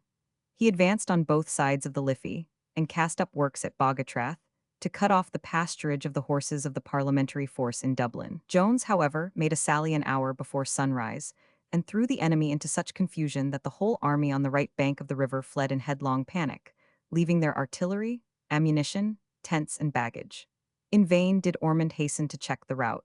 His men followed the example. 2,000 prisoners were taken by Jones, of whom 300 are said to have been slaughtered in cold blood. Such was the defeat, and such the inequality of the forces, that it cast great disgrace on the generalship of Ormond, and the royalists made much talk about treason. But Charles himself would not listen to any such surmises. He hastened to send Ormond the Order of the Garter, and to assure him of his unshaken favor. The most exaggerated assertions were made of the forces of Ormond, and of the number of his men killed and taken. Ormond says that he had only 8,000 men, but Cromwell, no doubt from the assertions of Jones, states that the number was 19,000 against 5,200 of Jones's, and that Jones killed 4,000 on the spot and took 2,517 prisoners, of whom 300 were officers. The battle was fought at Rathmines on the 2nd of August, 1649, and contributed to quicken the movements of Cromwell, who was collecting forces for the passage at Milford Haven. Cromwell, with 12,000 veterans, sailed on the 13th of August, and arrived in Dublin with the 1st Division on the 15th, Ireton following with the main body. He was received with acclamations by the people of Dublin, and made them a speech in the streets, which greatly pleased them. He then allowed his army a fortnight to refresh themselves after the voyage, before leading them to action. At this period, the only places left to the Parliament in Ireland were Dublin and Derry. On the 9th of September he bombarded Drogheda and summoned it to surrender. The governor of the place was Sir Arthur Aston, who had about 3,000 troops, foot and horse, commanded by Sir Edmund Varney, whose father was killed at Edgehill. Aston, who had acquired the reputation of a brave and experienced officer, refused to surrender, and the storm commenced, and on the second day a breach was made. 1,000 men entered by the breach, but were driven back by the garrison. On this, Cromwell placed himself at the head of his men, and made a second assault. This time, after some hard fighting, they succeeded in getting possession of the entrenchments and of a church. According to Ormond, Carte, and others, Cromwell's officers then promised quarter to all who would surrender. All his officers and soldiers, says Carte, promising quarter to such as would lay down their arms, and performing it as long as any place held out, which encouraged others to yield. But when they had done all in their power and feared no hurt that could be done them, then the word no quarter went round, and the soldiers were, many of them, forced against their wills to kill their prisoners. This has always been regarded as a great reproach to Cromwell. He himself, of course, does not confess that he broke his word or forced his officers to break theirs, but he does something very like it. He asserts plainly, in his letter to Lenthal, the speaker, that our men, getting up to them, were ordered by me to put them all to the sword.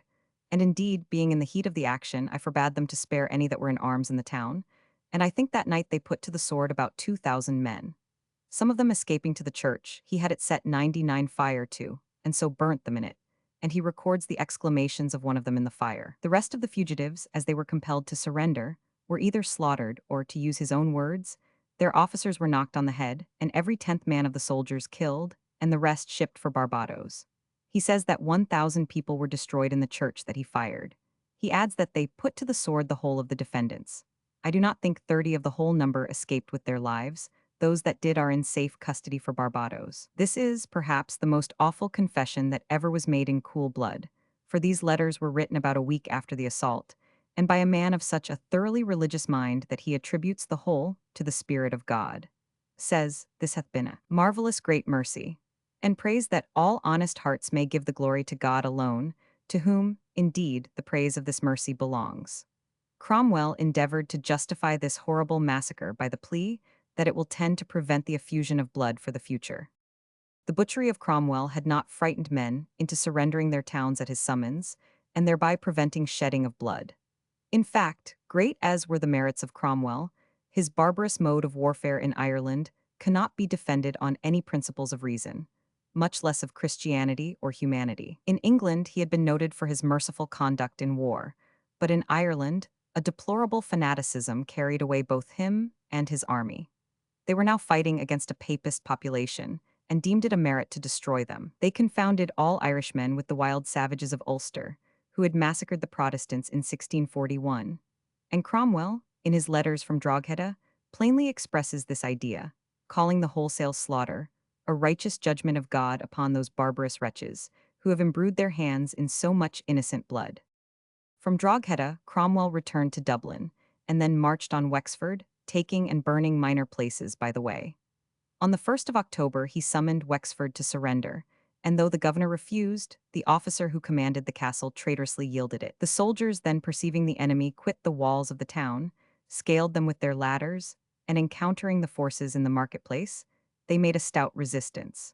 But Cromwell informs the Parliament that they were eventually all put to the sword, not many less than 2,000, and I believe not 20 of yours from first to last of the siege. The soldiers got a very good booty, and the inhabitants, he says, were either so completely killed or had run away that it was a fine opportunity for honest people to go and plant themselves there. According to various historians, no distinction was made between the soldiers and the innocent inhabitants. 300 women, who had crowded around the Great Cross and were shrieking for protection to heaven, were put to death with the same ruthless ferocity. Some authors do not restrict the numbers of the slain like Cromwell to 2,000, but reckon them at 5,000.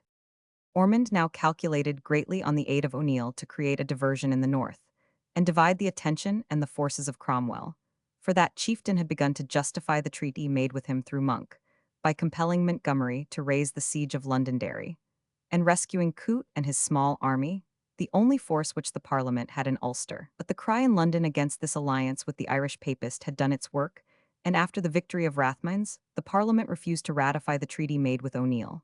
Indignant at this breach of faith, he had listened to the offers of Ormond, and was on his march to join him at Kilkenny. O'Neill died at Clonactor in Cavan, but his son took the command. By his assistance, the operations of Cromwell's generals were greatly retarded at that place, and at Duncannon and Waterford.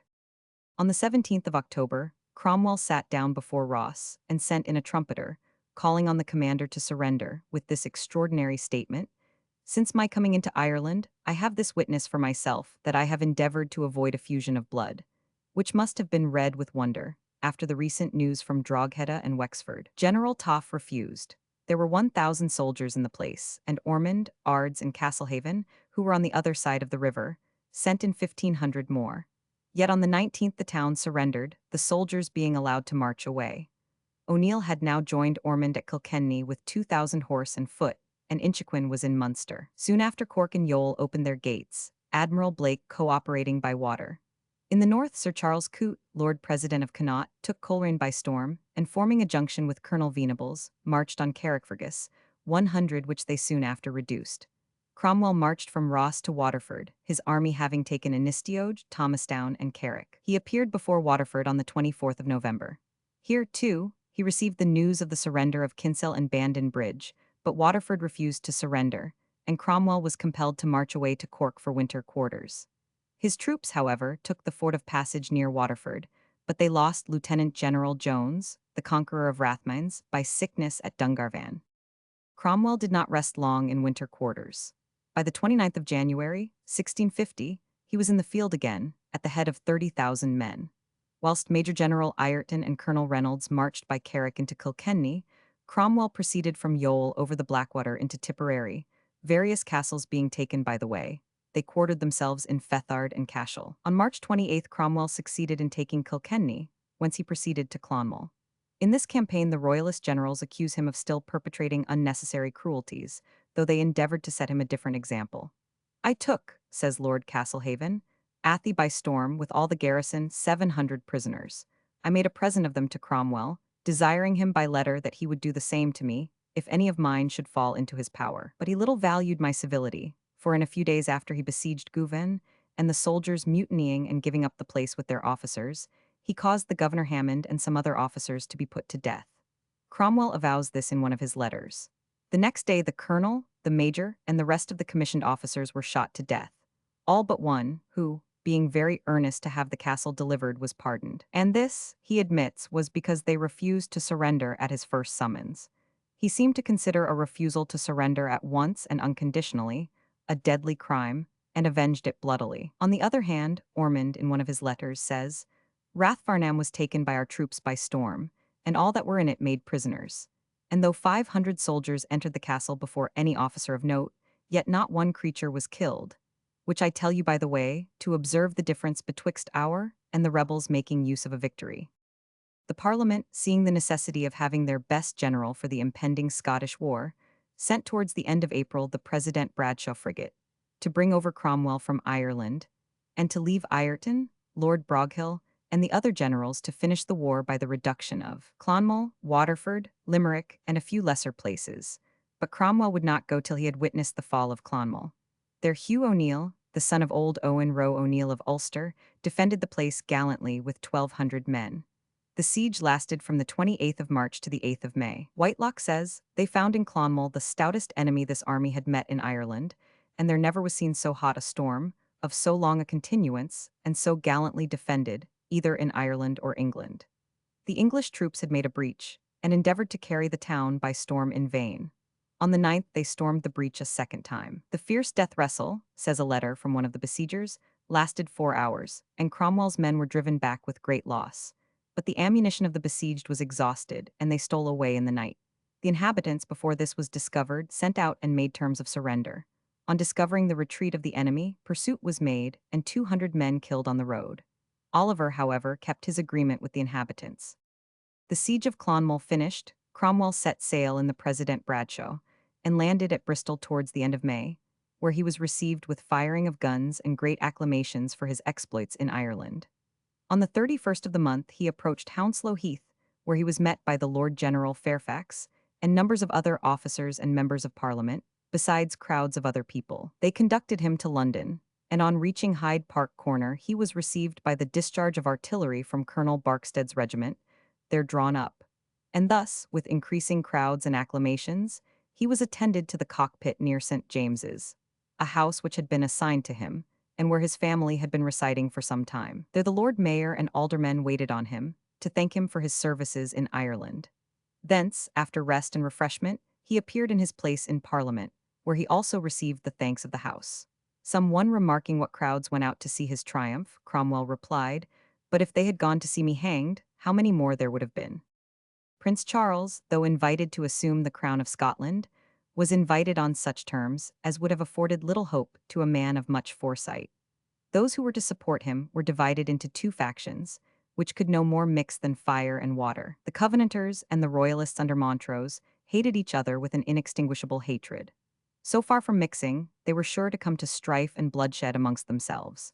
If the Covenanters got the upper hand, as was pretty certain, he must abandon his most devoted followers, the old Royalists and Engagers, and take the Covenant himself, thus giving up every party and principle that his father had fought for. He must take upon him a harsh and gloomy yoke, which must keep him not only apart from his Royalist and Episcopalian followers, but from his far more valuable kingdom of England, where the independents and sectaries reigned, and which the Scottish Covenanters could not hope to conquer. But Charles was but a poor outcast and wanderer in a world the princes of which were tired of both him and his cause, and he was, therefore, compelled to make an effort, however hopeless, to recover his dominions by such means as offered.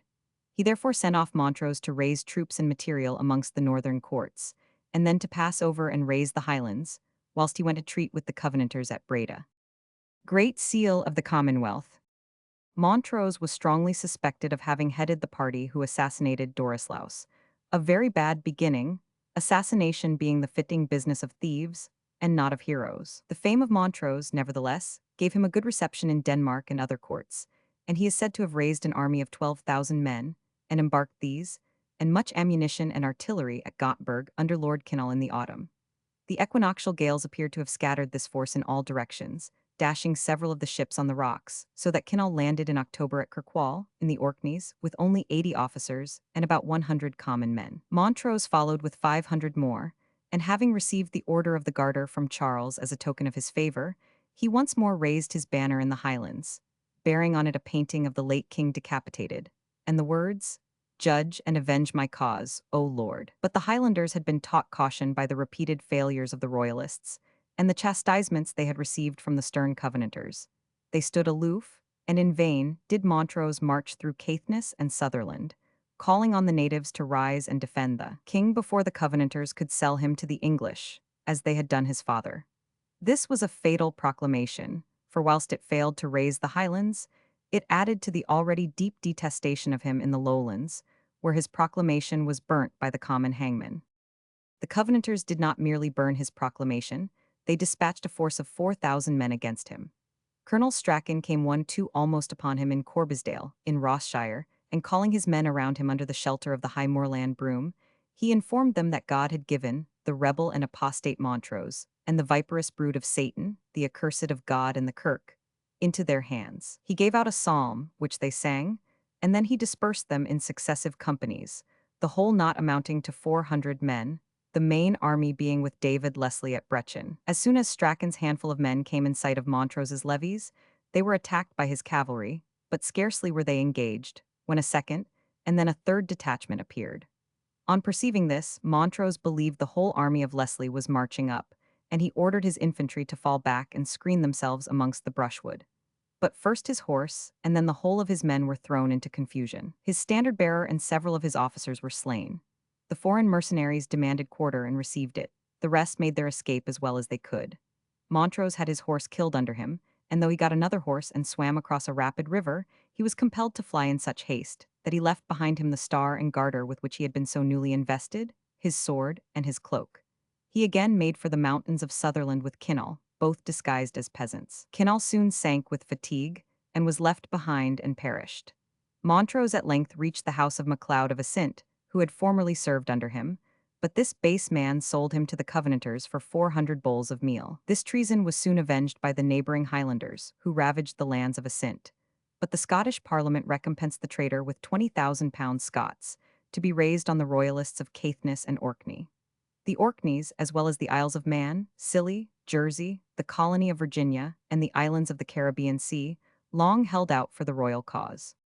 Montrose was at once conveyed to Edinburgh, where he arrived on the 18th of May, and having been carried bareheaded through the city in an open cart, and exposed to the insults and execrations of the mob, he was condemned as a traitor, and hanged on the 21st of May on a gibbet 30 feet high, his head being fixed on a spike in the capital, and his limbs sent for exposure in different towns. Such was the ignominious end of the gallant but sanguinary Montrose. But if the conduct of his enemies was ungenerous, what was that of his prince? No sooner did Charles hear of his defeat, than fearing that his rising might injure him with the Covenanters, he sent to the Parliament, protesting that he had never authorized him to draw the sword, nay, that he had done it contrary to the royal commands. Thus early did this worthless man display the meanness of his character, and practice the wretched maxims of the Stuart doctrine of kingcraft. Charles had now complied with the demands of the Scottish Parliament, agreeing to take the covenant, never to tolerate the Catholic religion in any part of his dominions, not even in Ireland, where the Catholics were a majority, to govern entirely by the authority of Parliament, and in religious matters by that of the Kirk. Thus did this man, for the sake of regaining the throne of one of his kingdoms, bind himself to destroy the religion of which he was at heart a believer, and to maintain a creed that he abhorred and despised. He landed in June in the Frith of Cromarty, and a court was established for him at Falkland, and £9,000 sterling were allowed for its expenditure monthly. But the pious Scots were speedily scandalized at the debauched habits of their royal puppet. He had delayed the expedition for some weeks, because he could not tear himself from his mistress, Mrs. Barlow, and now he came surrounded by a very dissipated crew, Buckingham, Wilmot, and others, whom nothing could induce him to part with, though many others were forbidden the court. Whilst these things were taking place in Scotland, in London as active measures were on foot for putting to flight this covenanting king. On the 14th of June, the Commons again appointed Fairfax commander-in-chief and Cromwell lieutenant-general. Fairfax, so far from favoring the invasion of Scotland, strongly argued against it, as a breach of the Solemn League and Covenant. Fairfax's wife is said to have been resolute against his taking up arms against the second Charles. She had sufficiently shown her spirit, that of a Vere of the martial house of Vere on his father's trial, and now Fairfax, not only strongly influenced by his wife but belonging to the Presbyterian party, resigned his command and retired to his estates in Yorkshire. It was in vain that a deputation, consisting of Cromwell, Lambert, Harrison, Whitelocke, and St. John, waited on him at Whitehall, opening their meeting with prayer. Fairfax stood firm, and on the 26th, 2 days afterwards, the Parliament appointed Cromwell 103 commander-in-chief in his place. On the 29th, only 3 days subsequently, Cromwell set out for the north. He had Lambert as Major General, Whalley as Commissary General, Pride, Overton, Monk, and Hodgson as colonels of regiments. The Scottish Parliament had appointed the Earl of Leven Generalissimo, but only nominally so out of honour, for he was now old and infirm. David Leslie was the real commander. The Scottish army was ordered to amount to 60,000 men, and it was to lay waste all the country between Berwick and Edinburgh, to prevent the English from obtaining supplies. To frighten the country people away from the English army, it was rumored that every male between 16 and 60 would have their right hands cut off, and the women's breasts be bored through with red-hot irons. Death of the Princess Elizabeth. Carisbrooke Castle, Sept. 8th, 1650. After the painting by C. W. Cope, R.A. See larger version. Cromwell passed the Tweed at Berwick on the 22nd of July with a force of 16,000 men. They found the country desolate and deserted, except by a number of women, who on their knees implored mercy, and were set by the officers to bake and brew for the soldiers. At night the beacon fires of Scotland were lighted, and the English army encamped at Mortington, where they lay 3 days, and then marched to Dunbar, and thence to Musselburgh.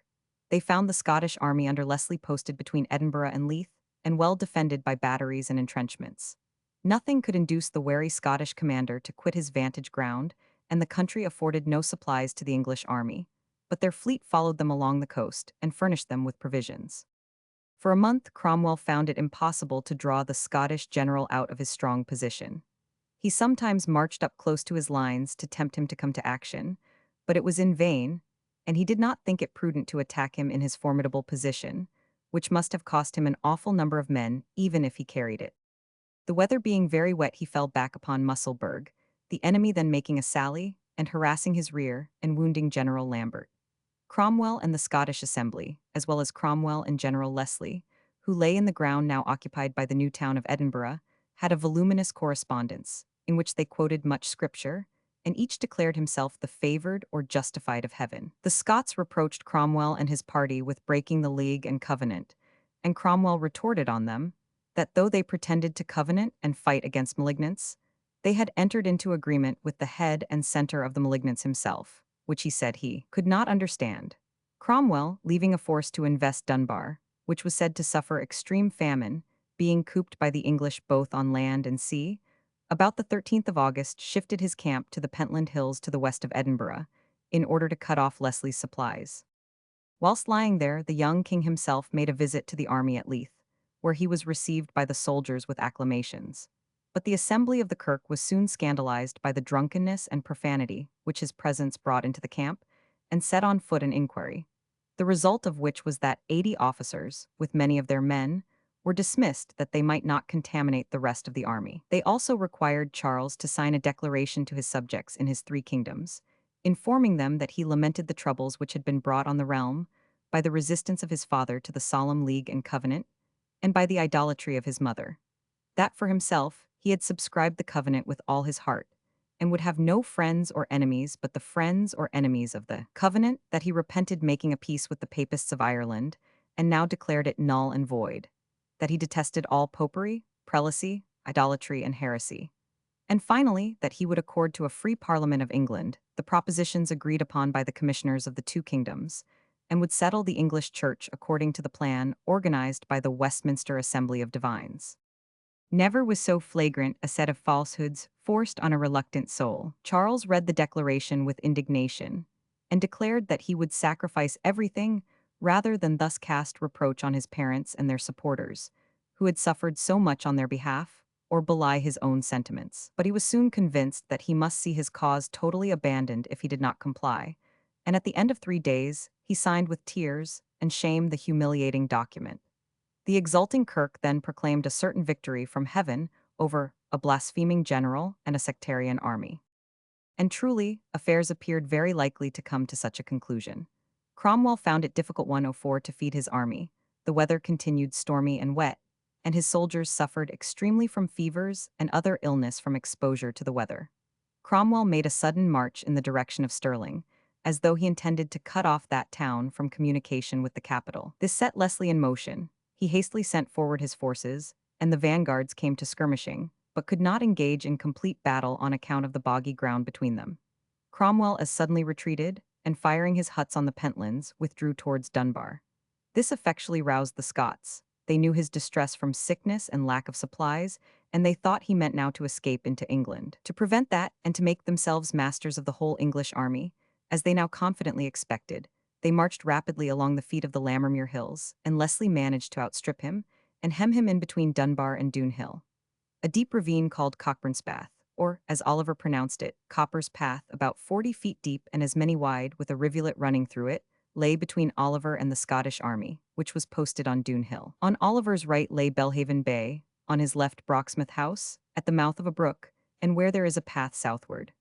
Leslie had secured the passes of Cockburn's Path, and imagined that he had Cromwell and his army secure from Sunday night to Tuesday morning, the 3rd of September. But on Monday afternoon, Cromwell observed Leslie moving his right wing down into the plain towards Brocksmith House, evidently intending to secure that pass also. But Cromwell at once espied his advantage. He could attack and cut off this right wing, whilst the main body of Leslie's army, penned between the brook and the hills, could not maneuver to help it. On observing this, Cromwell exclaimed to Lambert, "The Lord hath delivered us." And arrangements were made to attack the right wing of Leslie at 3 o'clock in the morning. Leslie had 23,000 men, Cromwell about half as many, but by a vigorous, unexpected attack on this right wing, after 3 hours of hard fighting, the Scots were thrown into confusion, and Cromwell exclaimed, "They run, I profess they run." In fact, the horse of the Scots dashed frantically away over and through their own foot, and there was a wild flight in all directions. 3,000 slain lay on the spot. The Scots' army was in wild rout, and as the sun just then rose over St. Abb's Head in the sea, Oliver exclaimed to his soldiers, "Let God arise and let his enemies be scattered." The Lord General, says Hodgson, made a halt till the horse could gather for the chase and sang the 117th Psalm. Then the pursuit was made as far as Haddington. 10,000 prisoners were taken, with all the baggage, artillery, and ammunition of the enemy. 1,000 men were slain in the pursuit. By 9 o'clock in the morning, David Leslie, the general, was in Edinburgh. Old Lord Leven reached it by 2, and what a city! The general complained that the preachers had occasioned the disaster. They would not let him rest till he descended from his height to attack the enemy on a disadvantageous ground. The ministers, though all their prophecies of victory were falsified, had yet plenty of other reasons for it. They published a short declaration and warning, in which they enumerated no less than 13 causes for this terrible overthrow: the general wickedness of the country, the especial wickedness of the king's house, and the number of malignants amongst the king's followers, and so forth. Cromwell told them plainly in letters addressed to them that they had been punished for taking up a family that the Lord had so eminently lifted up his hand against, and for pretending to cry down malignants, and yet receiving and setting up the head of them all. He advanced to Edinburgh, where he closely blockaded the castle, which was soon compelled to surrender. As for Charles Roman too, he was rather delighted than otherwise with the defeat of his fanatic friends at Dunbar. He was grown most thoroughly tired of imperious dictation and morose religion, and he took the opportunity to steal away to join Murray, Huntley, Athol, and the Royalists in the Highlands. On the afternoon of the 4th of October, on pretence of hawking, he rode out of Perth and dashed away for the Braes of Angus. After galloping 40 miles, he came to a wretched hovel at a place called Cleva, where he had nothing but a turf pillow to sleep on. There he was overtaken by Colonel Montgomery, for Argyll had been speedily apprised of his flight, and finding that 2 regiments of horse were at hand, Charles knew that escape was hopeless, and so he returned. But the start, which Charles's elopement was called, had opened the eyes of the Covenanters to the danger of pressing him too far. They now considerably relaxed their vigor towards him, admitted him to their deliberations in council, and they thus induced him to prevail on Athol, Middleton, and the Highland forces to disband.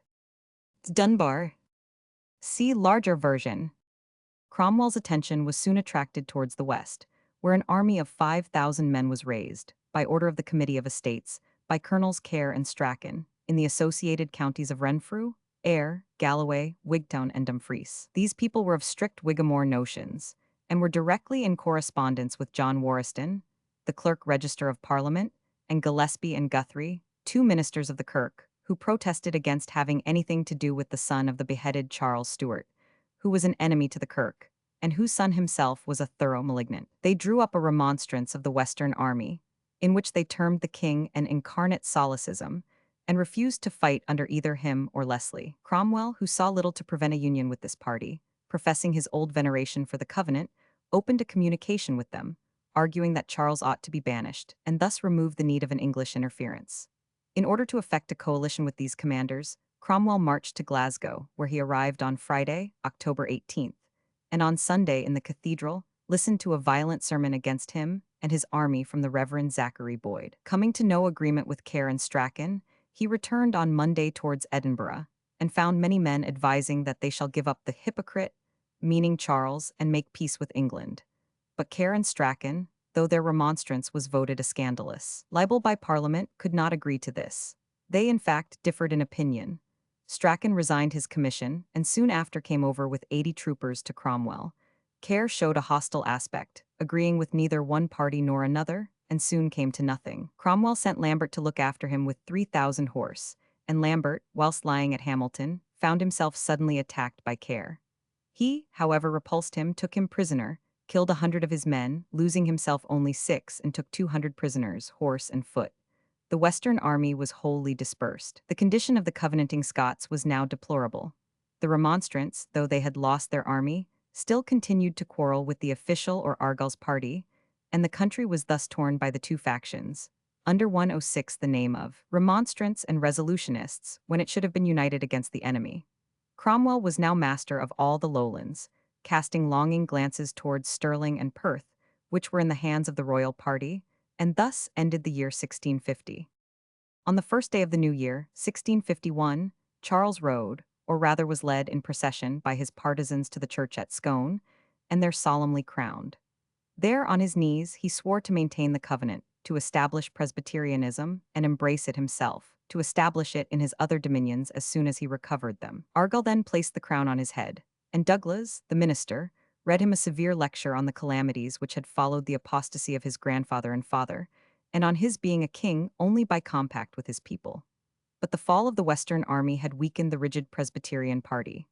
Argyll saw his influence decline, that of the Hamiltons in the ascendant, and numbers of the old royalists pouring in to join the army. Charles's force soon displayed the singular spectacle of Leslie and Middleton in united command, and the army, swelled by the royalists, was increased to 20,000 men. Having fortified the passes of the Forth, the king thus awaited the movements of Cromwell.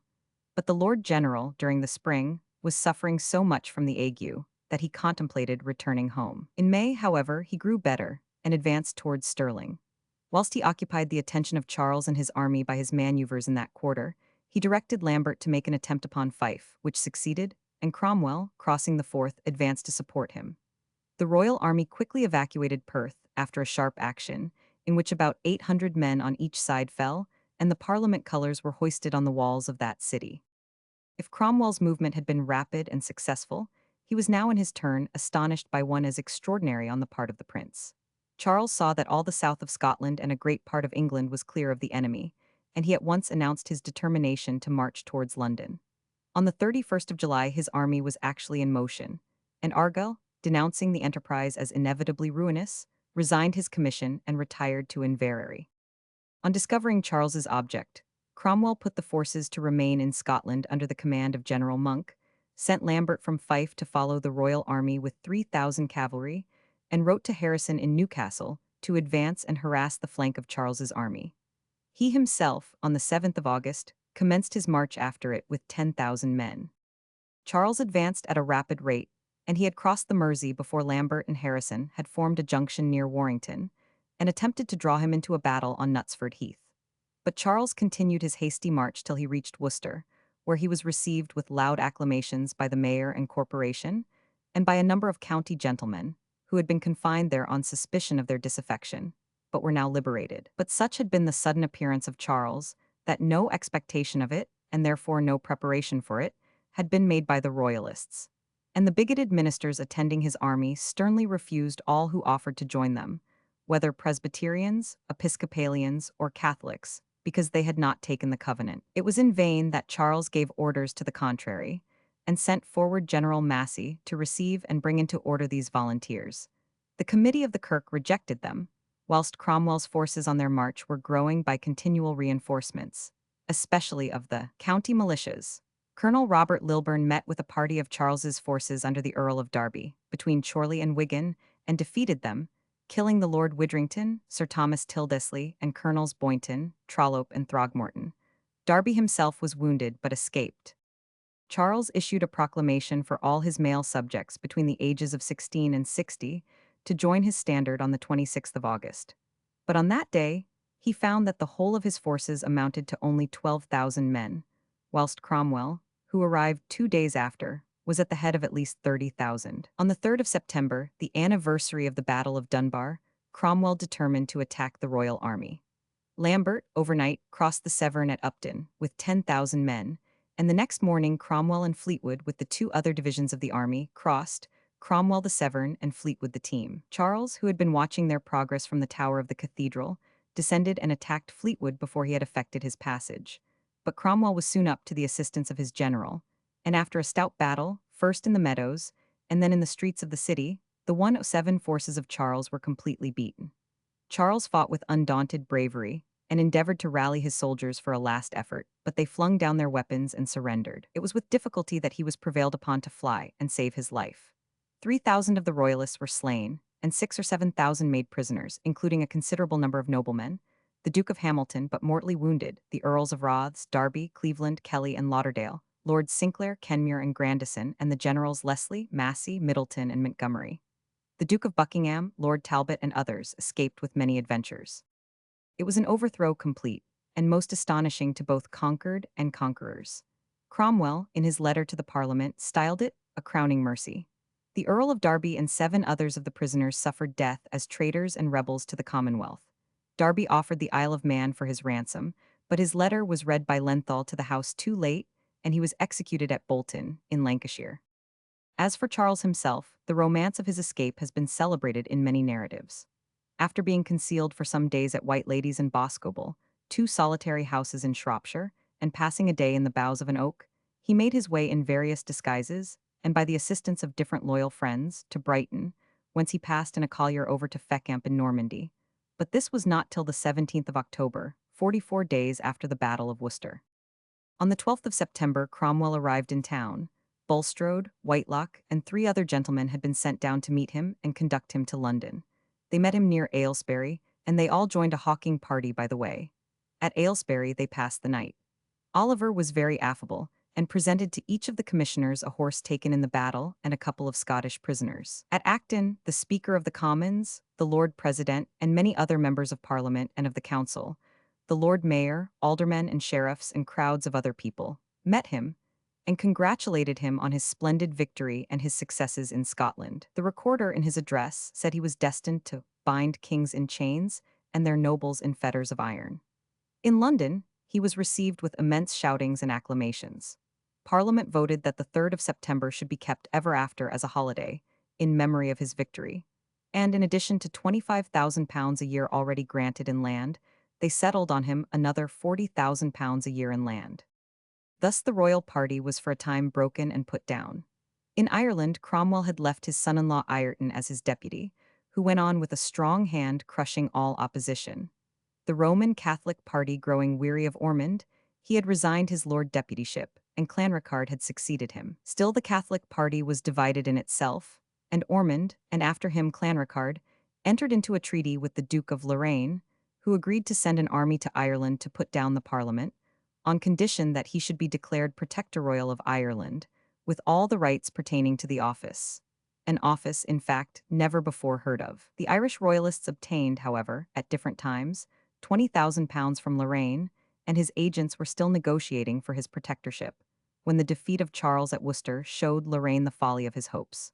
Disappointed in this expectation of assistance from abroad, the Irish royalists found themselves vigorously attacked by Ireton.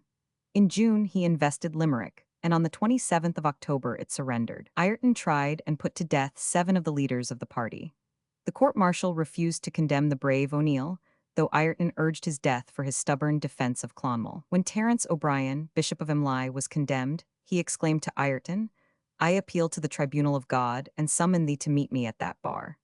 These words were deemed prophetic and were remembered with wonder when, about a month afterwards, Ireton fell ill of fever and died, Nov. 15, 1651. Cromwell appointed General Lambert his deputy in Ireland.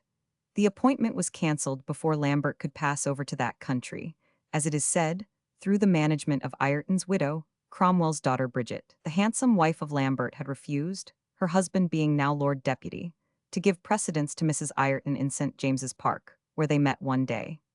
Mrs. Ireton took offence and prevailed on her father to revoke the appointment and give it to Fleetwood, whom she soon after married, and so Lambert returned to Ireland in his former position. It is believed that Lambert never forgave the affront, though Cromwell endeavoured to soothe him and made him compensation in money.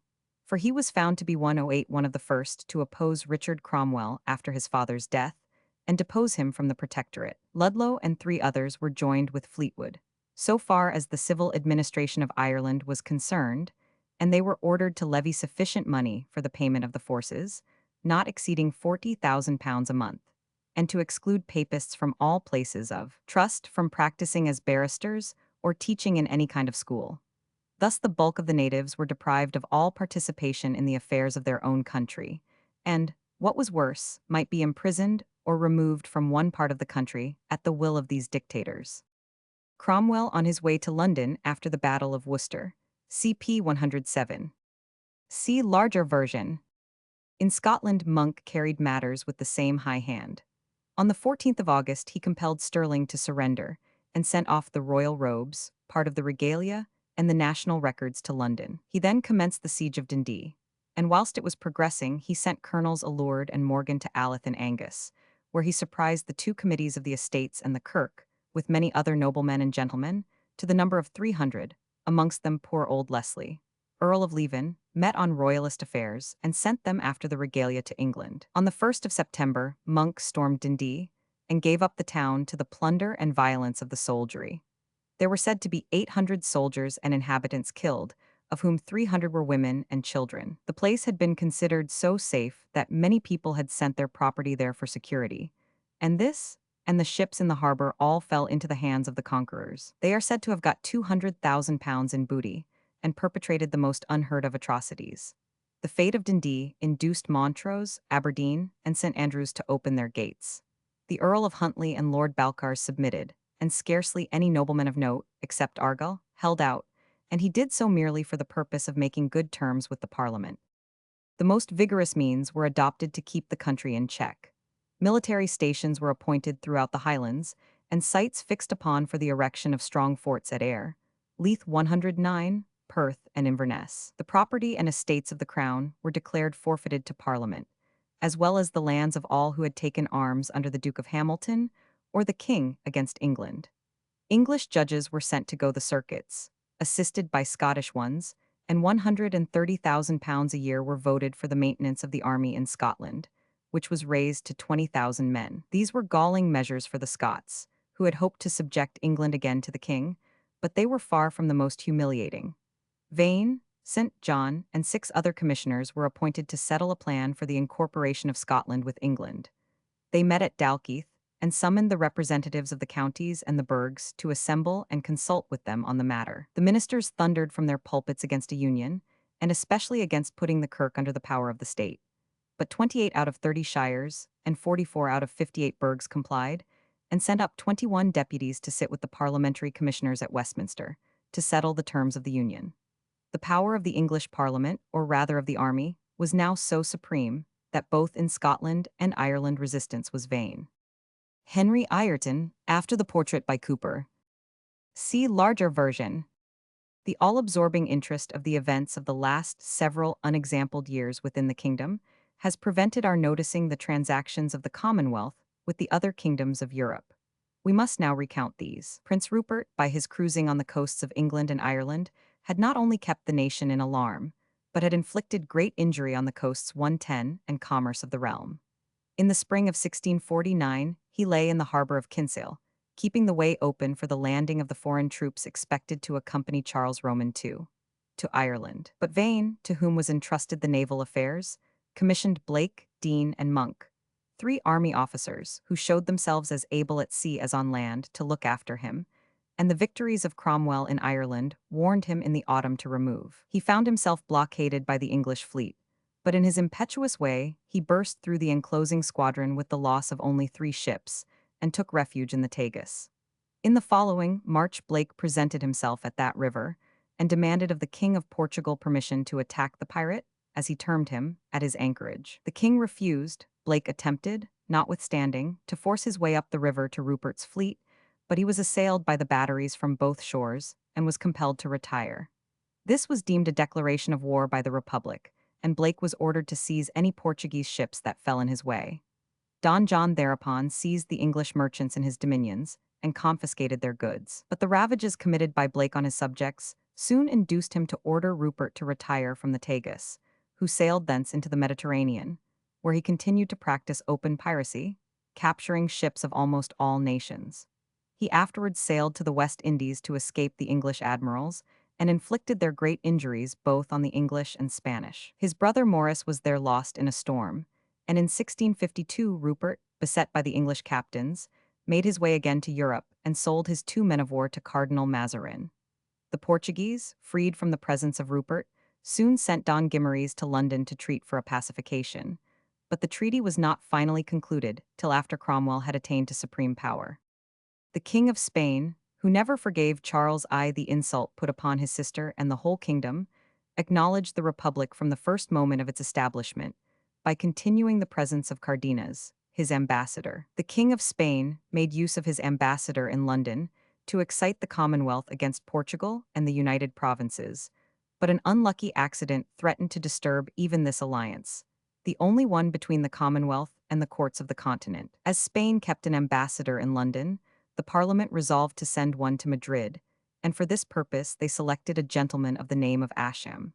He did not understand Spanish, and therefore he employed 3 friars, who accompanied him and informed him of all that he wanted to know regarding Spain. But he was no sooner arrived than half a dozen royalist English officers, who had served in the Spanish army against Portugal and in Calabria, went to his inn, and finding him at dinner, exclaimed, "Welcome, gallants, welcome," and ran him and Reba, one of the friars, through with their swords.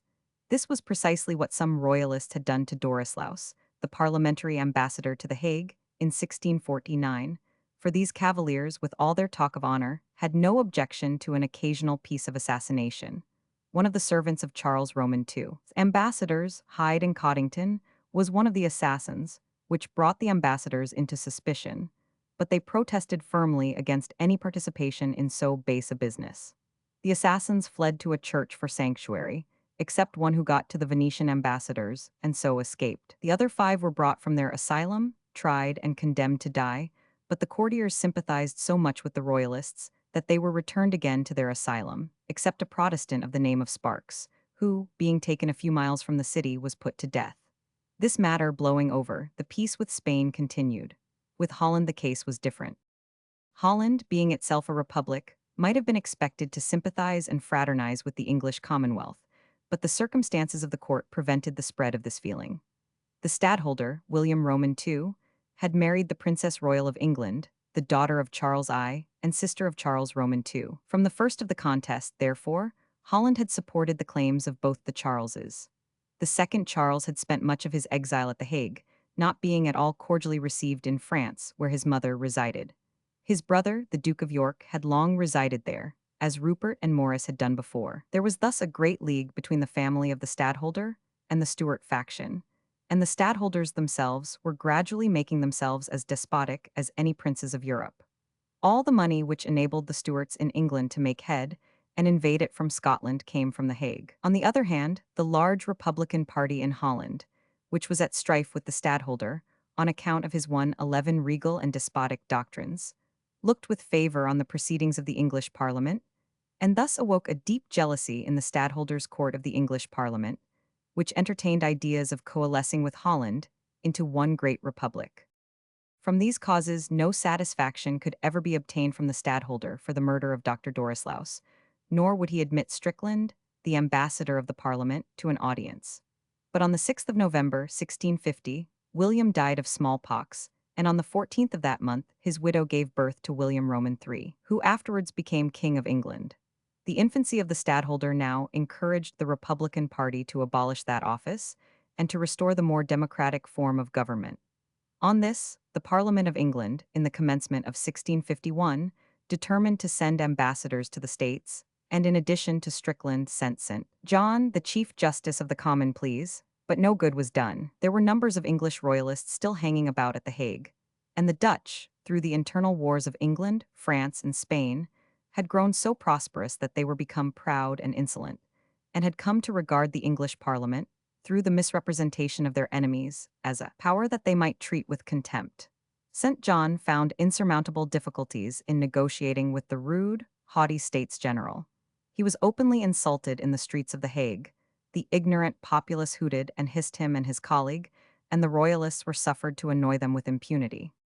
The Parliament of England had in good faith proposed their scheme of confederacy against their common enemies both by sea and land, but the States General made so many objections and delays that the term fixed for the negotiation expired, and the English ambassadors took their leave in disgust. The Battle of Worcester awoke the Dutch to their mistake, and they then sent in haste to propose terms of alliance on their part, but it was too late. St. John, strong in his feelings as he was deep in his intellect, had represented their conduct in such terms that the English Parliament received them with a cool haughtiness the counterpart of their own in the late attempt at treaty. St. John had also employed himself in a measure of revenge on the Dutch which was in its effects most disastrous to them. Owing to the embarrassments of the other European states, the Dutch had grown not only to be the chief merchants of the nations, but the great carriers of all mercantile goods. Parliament passed a Navigation Act, by which it was forbidden to introduce any of the products of Asia, Africa, or America into England, except in English vessels, or any of the manufactures of Europe, except in English ships or the ships of the countries which produced them. This at one blow lopped off the greater part of the commerce of Holland, and the demands of the ambassador that this terrible act should be repealed, or at least suspended till the conclusion of a treaty, were totally disregarded. But this was not the only offensive weapon which St. John's resentment had found. Letters of marque had been issued against French vessels, and they were permitted to be used against Dutch ones, on pretense that they had French property on board. Still more, the massacre of the English at Ambona, which had been lightly passed over, owing to the desire of the English court to maintain the alliance of Holland against Spain, had never been forgotten by the English people, and there were now loud demands, especially from the sailors, that all survivors of the Dutch concerned in that murder should be given up. In fact, a determined spirit of hostility had sprung up between the two maritime nations. The Dutch, at the call of their merchants for protection, prepared a fleet, and placed at the head of it the three greatest admirals that their nation ever produced, Van Tromp, de Ruyter, and de Witt. The English Parliament, on their part, ordered their admirals to insist on the same homage being paid to their flag, in the narrow seas, as had been paid to that of the king. They also demanded indemnification for the losses sustained in the East Indies from the Dutch, and insisted on the stipulated contribution of the 10th herring from the Dutch fishermen in the British seas. It was impossible, under such circumstances, that hostilities should be long deferred. Commodore Young was the first to call on the convoy of a fleet of Dutch merchantmen to salute the British flag. They refused, and Young attacked them so smartly that in the end they complied. In a few days Van Tromp, who was a zealous partisan of Orange, and therefore of the House of Stuart, appeared in the Downs with 42 sail. To Commodore Bourne, whom he found there, he disclaimed any hostile intentions, but pleaded the loss of several anchors and cables for putting in. But the next day, being the 19th of 112 May, he encountered Blake off Dover. And that commander, though he had only 20 ships, demanded that Van Tromp should do homage to his flag. Van Tromp refused, and sailed right on till he came nearly opposite Blake, when the English admiral fired a gun 3 successive times at the Dutch admiral's flag. Van Tromp returned the compliment by firing a broadside into Blake's ship, and the two fleets were instantly engaged, and a desperate battle was fought from 3 in the afternoon till darkness separated them. The English had taken 2 ships, one of which, on account of the damage done it, was allowed to sink. There was much dispute between the two countries which was the aggressor, but it appears the most probable fact that Van Tromp sought an occasion to resist the demand of lowering the Dutch flag to the English one, and found an admiral, as prepared to assert that superiority as he was to dispute it. The English Parliament immediately issued strict orders to all its commodores to pursue and destroy all the ships of the Dutch fleet that they could find on the seas, and in the space of a month they took or burnt 70 sail of merchantmen, besides several men of war. The Dutch protested that the battle had not been sought by them, and proposed inquiry, and the punishment of whichever of the commanders should be proved the aggressor. But the Parliament replied that it was satisfied that the states were bent on usurping the rights of England on the seas, and on destroying the fleets, which were the walls and bulwarks of the nation, and therefore that it was necessary to stand on the defensive. The states sent De Pauw to reiterate the assurances of their peaceful intentions, and to urge the court of inquiry. But the Parliament was now as high as the states had been before, and insisted on reparation and security. De Pauw demanded what these terms meant, and was answered, full compensation for all the expense that the Commonwealth had been put to by the hostile preparations of the states, and a confederation for the mutual protection of the two nations. De Pauw knew that the first of these terms would be declined, and took his leave. On the 19th of July, the Parliament proclaimed war against the states. The Dutch were by no means afraid of the war, though they dreaded the destruction of their trade which it would occasion. They had acquired a great reputation as a naval people, and the sailors were eager to encounter the English, and revenge their defeat upon them. Van Tromp once more appeared with 70 sail of the line, and boasted that he would sweep the English from the face of the ocean. The Vice-Admiral Sir George Ayscough, or Ayscue, had just returned victorious from the reduction of Barbados, and was left in charge of the Channel whilst Blake went northward, in quest of the squadron which protected the Dutch fishermen. Van Tromp could not come up with Ayscough, owing to a change of wind. He, therefore, went northward after Blake, who had captured the Dutch squadron, and made the fishermen pay the 10th herring, but a storm dispersed Van Tromp's fleet, several of his ships falling into the hands of the English. When he again returned to port, he was received with great indignation by the people, who had expected wonders from him, and in his mortification he resigned. De Ruyter was advanced into his post, and put to sea in charge of a merchant fleet, and in return fell in with Ayscough off Plymouth, who broke through his line, but was not followed up vigorously by the captains of the other vessels, and the Dutch ships escaped. Ayscough was superseded, the Parliament suspecting him of a royal tendency. De Ruyter joined De Witt and attacked Blake, who had under him admirals Bourne and Penn, and a fierce engagement took place, which lasted the whole of the 28th of September. The next morning the Dutch were seen bearing away for their own coasts, several of their vessels having gone down, and one of them being taken. Blake gave chase as far as Gorey, but could not pursue them amongst the shoals and sandbanks, where the small vessels of the Dutch had taken refuge. Wherever English and Dutch ships now met, there was battle. There was an affray between them in the Mediterranean, where Van Galen, with a greatly superior force, attacked and defeated Captain Bailey, but was himself slain. The King of Denmark also joined the Dutch with 5 ships, laid an embargo on English merchandise in the Baltic, and closed the Sound against them. There were, moreover, numerous vessels under the French flag cruising about in quest of merchantmen. As winter, however, approached, Blake, supposing the campaign would cease till spring, dispersed a number of his vessels to different ports, and was lying in the Downs with only 37 sail, when he was surprised by a fleet of 80 men of war and 10 fireships. It was Van Tromp, whom the States had again prevailed on 113 to take the command, and who came vehement for the recovery of his tarnished reputation. Blake's stout heart refused to shrink from even so unequal a contest, and he fought the whole Dutch fleet with true English bulldogism, from 10 in the morning till 6 in the evening, when the increasing darkness led to a cessation of hostilities on both sides. Blake took advantage of the night to get up the Thames as far as the quaint fishing village of Ley. He had managed to blow up a Dutch ship, disable 2 others, and to do much damage generally to the Dutch fleet, but he had lost 5 ships himself. Van Tromp and De Ruyter sailed to and fro at the mouth of the river, and along the coast from the North Foreland to the Isle of Wight, in triumph, and then convoyed home the Dutch and French fleets. There was huge rejoicing in Holland over the great English admiral, which, considering the immense inequality of the fleets, was really an honor to Blake, for it showed how they esteemed his genius and courage. The whole of Holland was full of bravado at blocking up the Thames and forcing the English to an ignominious peace. Van Tromp was so elated that he stuck a besom at his masthead, intimating that he would sweep the English from off the seas. Royal Museum and Picture Gallery, The Hague. See larger version. The English Parliament, during the winter, made strenuous efforts to wipe out this reverse. They refitted and put in order all their ships, ordered 2 regiments of infantry to be ready to embark as marines, raised the wages of the seamen, ordered their families to be maintained during their absence on service, and increased the rate of prize money. They sent for Monk from Scotland and joined him and Dean in command with Blake. The Dutch navy was estimated at this period at 150 sail and was flushed with success.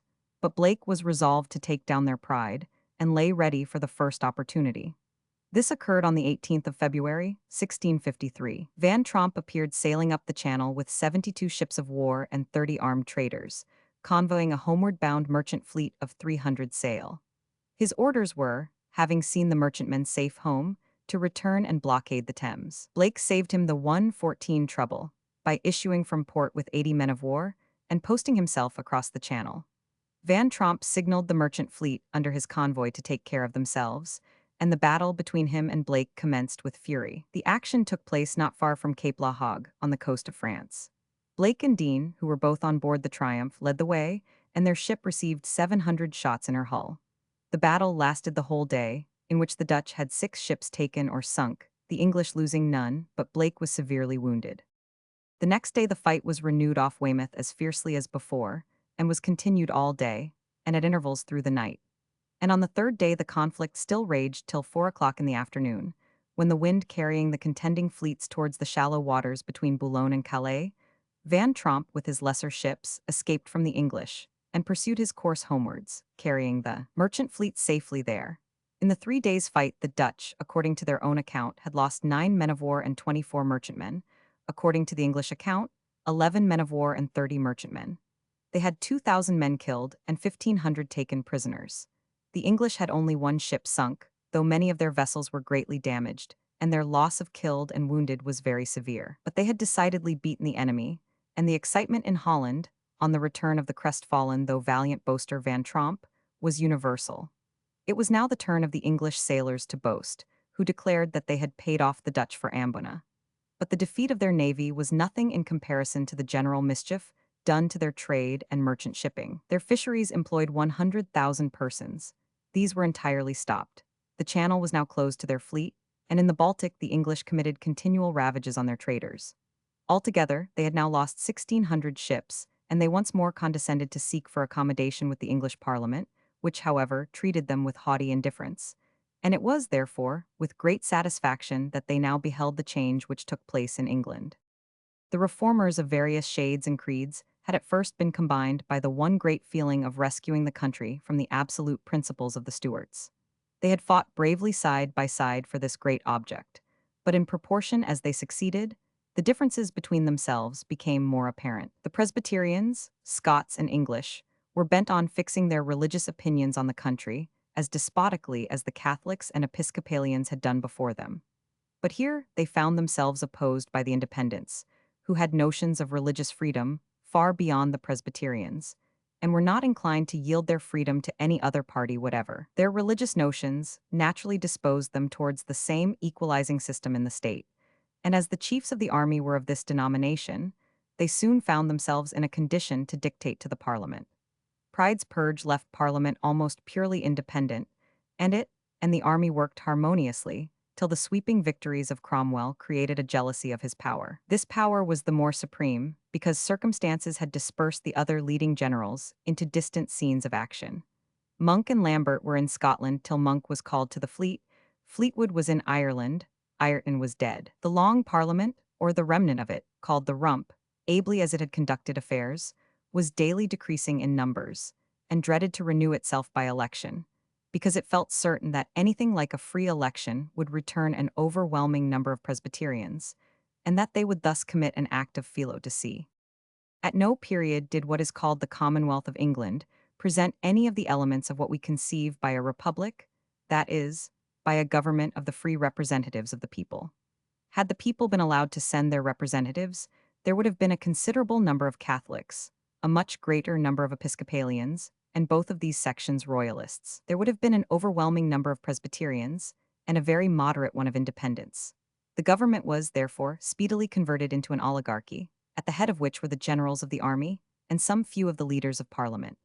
The army, by Pride's purge, reduced the Parliament to a junto, by turning out forcibly the majority of the representatives of the people, and the time was now fast approaching, when it must resolve itself into a military dictatorship. Cromwell had long been accused by his own party of aiming at the possession of the supreme power. At what time such ideas began to 1:15 dawn in his mind is uncertain. But as he felt himself rising above all his contemporaries by the energy and the comprehensive character of his mind, there is no doubt that he secretly indulged them. Ludlow, Whitelocke, Hutchinson, and others felt that such was the spirit growing in him, and many of those who had most admired his genius fell away from him and openly denounced his ambitious intentions as they became more obvious. The excellent Colonel Hutchinson and Sir Henry Vane charged him with the ruin of the Commonwealth. But Cromwell must have long felt that nothing but a military power could maintain the ascendancy of those principles, which he and his fellow independents entertained and held sacred. The world was not prepared for them. The roots of royalty were too deeply struck into the heart of the nation by centuries of its existence to be torn out by the follies and tyrannies of one family. But if a free parliament, which it had been the proud boast of the reformers to be the sole seat of the national power, could not exist, if the sitting body calling itself a parliament could not even add to its members without endangering its own existence either from itself or from the jealousy of the army, what could exist? Clearly nothing but a dictatorship, and the strongest man must come uppermost. That strongest man was without a question Cromwell. As early as 1649, two bills had been brought in to settle questions urgently demanded by the people, an act for a general amnesty, and for the termination of the present Parliament. On his return from the Battle of Worcester, Cromwell reminded Parliament that these essential measures had not been completed. He carried the amnesty, so that all acts of hostility against the present government previous to the Battle of Worcester were pardoned, and the Royalists relieved from the fear of fresh forfeitures. The termination of Parliament was fixed for the 3rd of November, 1654, and the interval of 3 years was to be zealously employed in framing a scheme for the election of a new Parliament on the safest principles. At the same time, Cromwell was living at Whitehall, in the house of the beheaded king, and with almost the state and power of a sovereign. He summoned, therefore, the council of the army, and discussed amongst them what they deemed necessary to be done.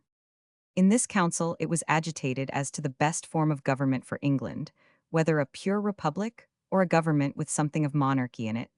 The officers were for a republic, the lawyers for a limited monarchy. Cromwell agreed that the government must have something of monarchy in it, and asked who they would choose if that were decided.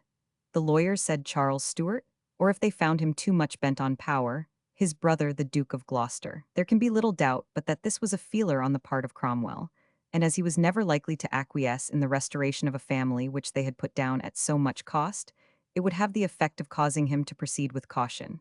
He had ascertained that the army was opposed to a king. The lawyers thought of no king but one from the old royal line. These were facts to be pondered. Meanwhile, the Parliament, without proceeding to lay a platform for its successor, evidenced a jealousy of the ascendancy of the army. It voted a reduction of 1/4 of the army, and of the monthly assessment for its support from £120,000 to £90,000. In June 1652, it proposed a fresh reduction, but this was opposed by the military council, and in August the officers appeared at the bar of the House with a petition, calling the attention of the Parliament to the great question of the qualifications of future parliaments, to reform of the law and religious abuses, to the dismissal of disaffected and scandalous persons from office, to the arrears due to the army, and to reform of malpractices in the excise and the treasury. The contest between the army and the Parliament was evidently growing every day more active. The Commons had no desire to lay down their authority, and, to retain their existence, even showed a leaning towards introducing a number of Presbyterians under the name of neuters. To such a project the army was never likely to assent, and Cromwell proposed, in the council at Whitehall, that Parliament should be at once dissolved, and a national council of 40 persons, with himself at their head, should conduct affairs till a new Parliament could be called on established principles. The opinion, however, was that such a proceeding would be dangerous, and the authority of the council be looked upon as unwarrantable. Whilst these matters were in agitation, Whitelocke says that Cromwell, on the 8th of November, 1652, desired a private interview with him, and in this urged the necessity of taking prompt and efficient measures for securing the great objects 116 for which they had fought, and which he termed the mercies and successes which God had conferred on the nation. He inveighed warmly against the Parliament, and declared that the army began to entertain a strange distaste to it, adding that he wished there were not too much reason for it. And really, he continued, their pride, their self-seeking, They're engrossing all places of honor and profit to themselves and their friends. They're daily breaking forth into new and violent parties and factions. Their delays of business and designs to perpetuate themselves, and to continue the power in their own hands. They're meddling in private matters between party and party, contrary to the institution of Parliament. Their injustice and partiality in these matters, and the scandalous lives of some of the chief of them, do give much ground for people to open their mouths against them, and to dislike them. He concluded by insisting on the necessity of some controlling power over them to check these extravagances, or else nothing could prevent the ruin of the Commonwealth. Whitelocke admitted the truth of most of this, but defended the Parliament generally, and reminded Cromwell that it was the Parliament which had granted them their authority, and to Cromwell even his commission, and that it would be hard for them, under those circumstances, to curb their power. But Cromwell broke out, "We all forget God, and God will forget us. God will give us up to confusion, and these men will help it on if they be suffered to proceed in their ways." And then, after some further talk, he suddenly observed, "What if a man should take upon him to be king?" Whitelocke saw plainly enough what Oliver was thinking of, and replied as if he had directly asked whether he should assume that office himself. He told him that it would not do, and that he was much better off and more influential as he was. "As to your person," he observed, "the title of king would be of no advantage, because you have the full kingly power already concerning the militia." He reminded him that in the appointment of civil offices, though he had no formal veto, his will was as much consulted as if he had, and so in all other departments, domestic and foreign. Moreover, he now had the power without the envy and danger which the pomp and circumstance of a king would bring. Cromwell still argued the point, contending that though a man usurped the title without royal descent, yet the possession of the crown was declared by an act of Henry Roman VII, to make a good title, and to indemnify the reigning king and all his ministers for their acts. Whitelocke replied that, let their enemies once get the better of them, all such bills and indemnifications would be little regarded, and that to assume the crown would at once convert the quarrel into one not between the king and the nation, but between Charles Stuart and Oliver Cromwell. Cromwell admitted this, but asked what other course he could propose. Whitelocke said that of making a good bargain with Charles, who was now down, and might be treated with just on what terms they pleased. Or if they thought him too confirmed in his opinions, there was the Duke of York or the Duke of Gloucester. Cromwell did not appear pleased with this suggestion. In fact, he had resolved to seize the chief power in some shape himself. And even had he not, he had too much common sense to agree to admit any one of the deposed family again to the throne, which would be to put their necks in the certain noose of royal vengeance. The death of Charles I could never be forgiven. From this time, Whitelocke says, though he made no accusation against Cromwell, yet his carriage towards me from that time was altered, and his advising with me not so frequent and intimate as before. Cromwell again, however, broached the subject amongst the officers and members of the council. St. John, Lenthal the Speaker, Disborough, Harrison, Fleetwood, and Whalley, not in so direct a manner, but as that a settlement with something of the monarchical in it would be very effectual. It does not appear that the project was very unanimously received by them, but they were agreed that a new representation must take place, and no neuters should be admitted.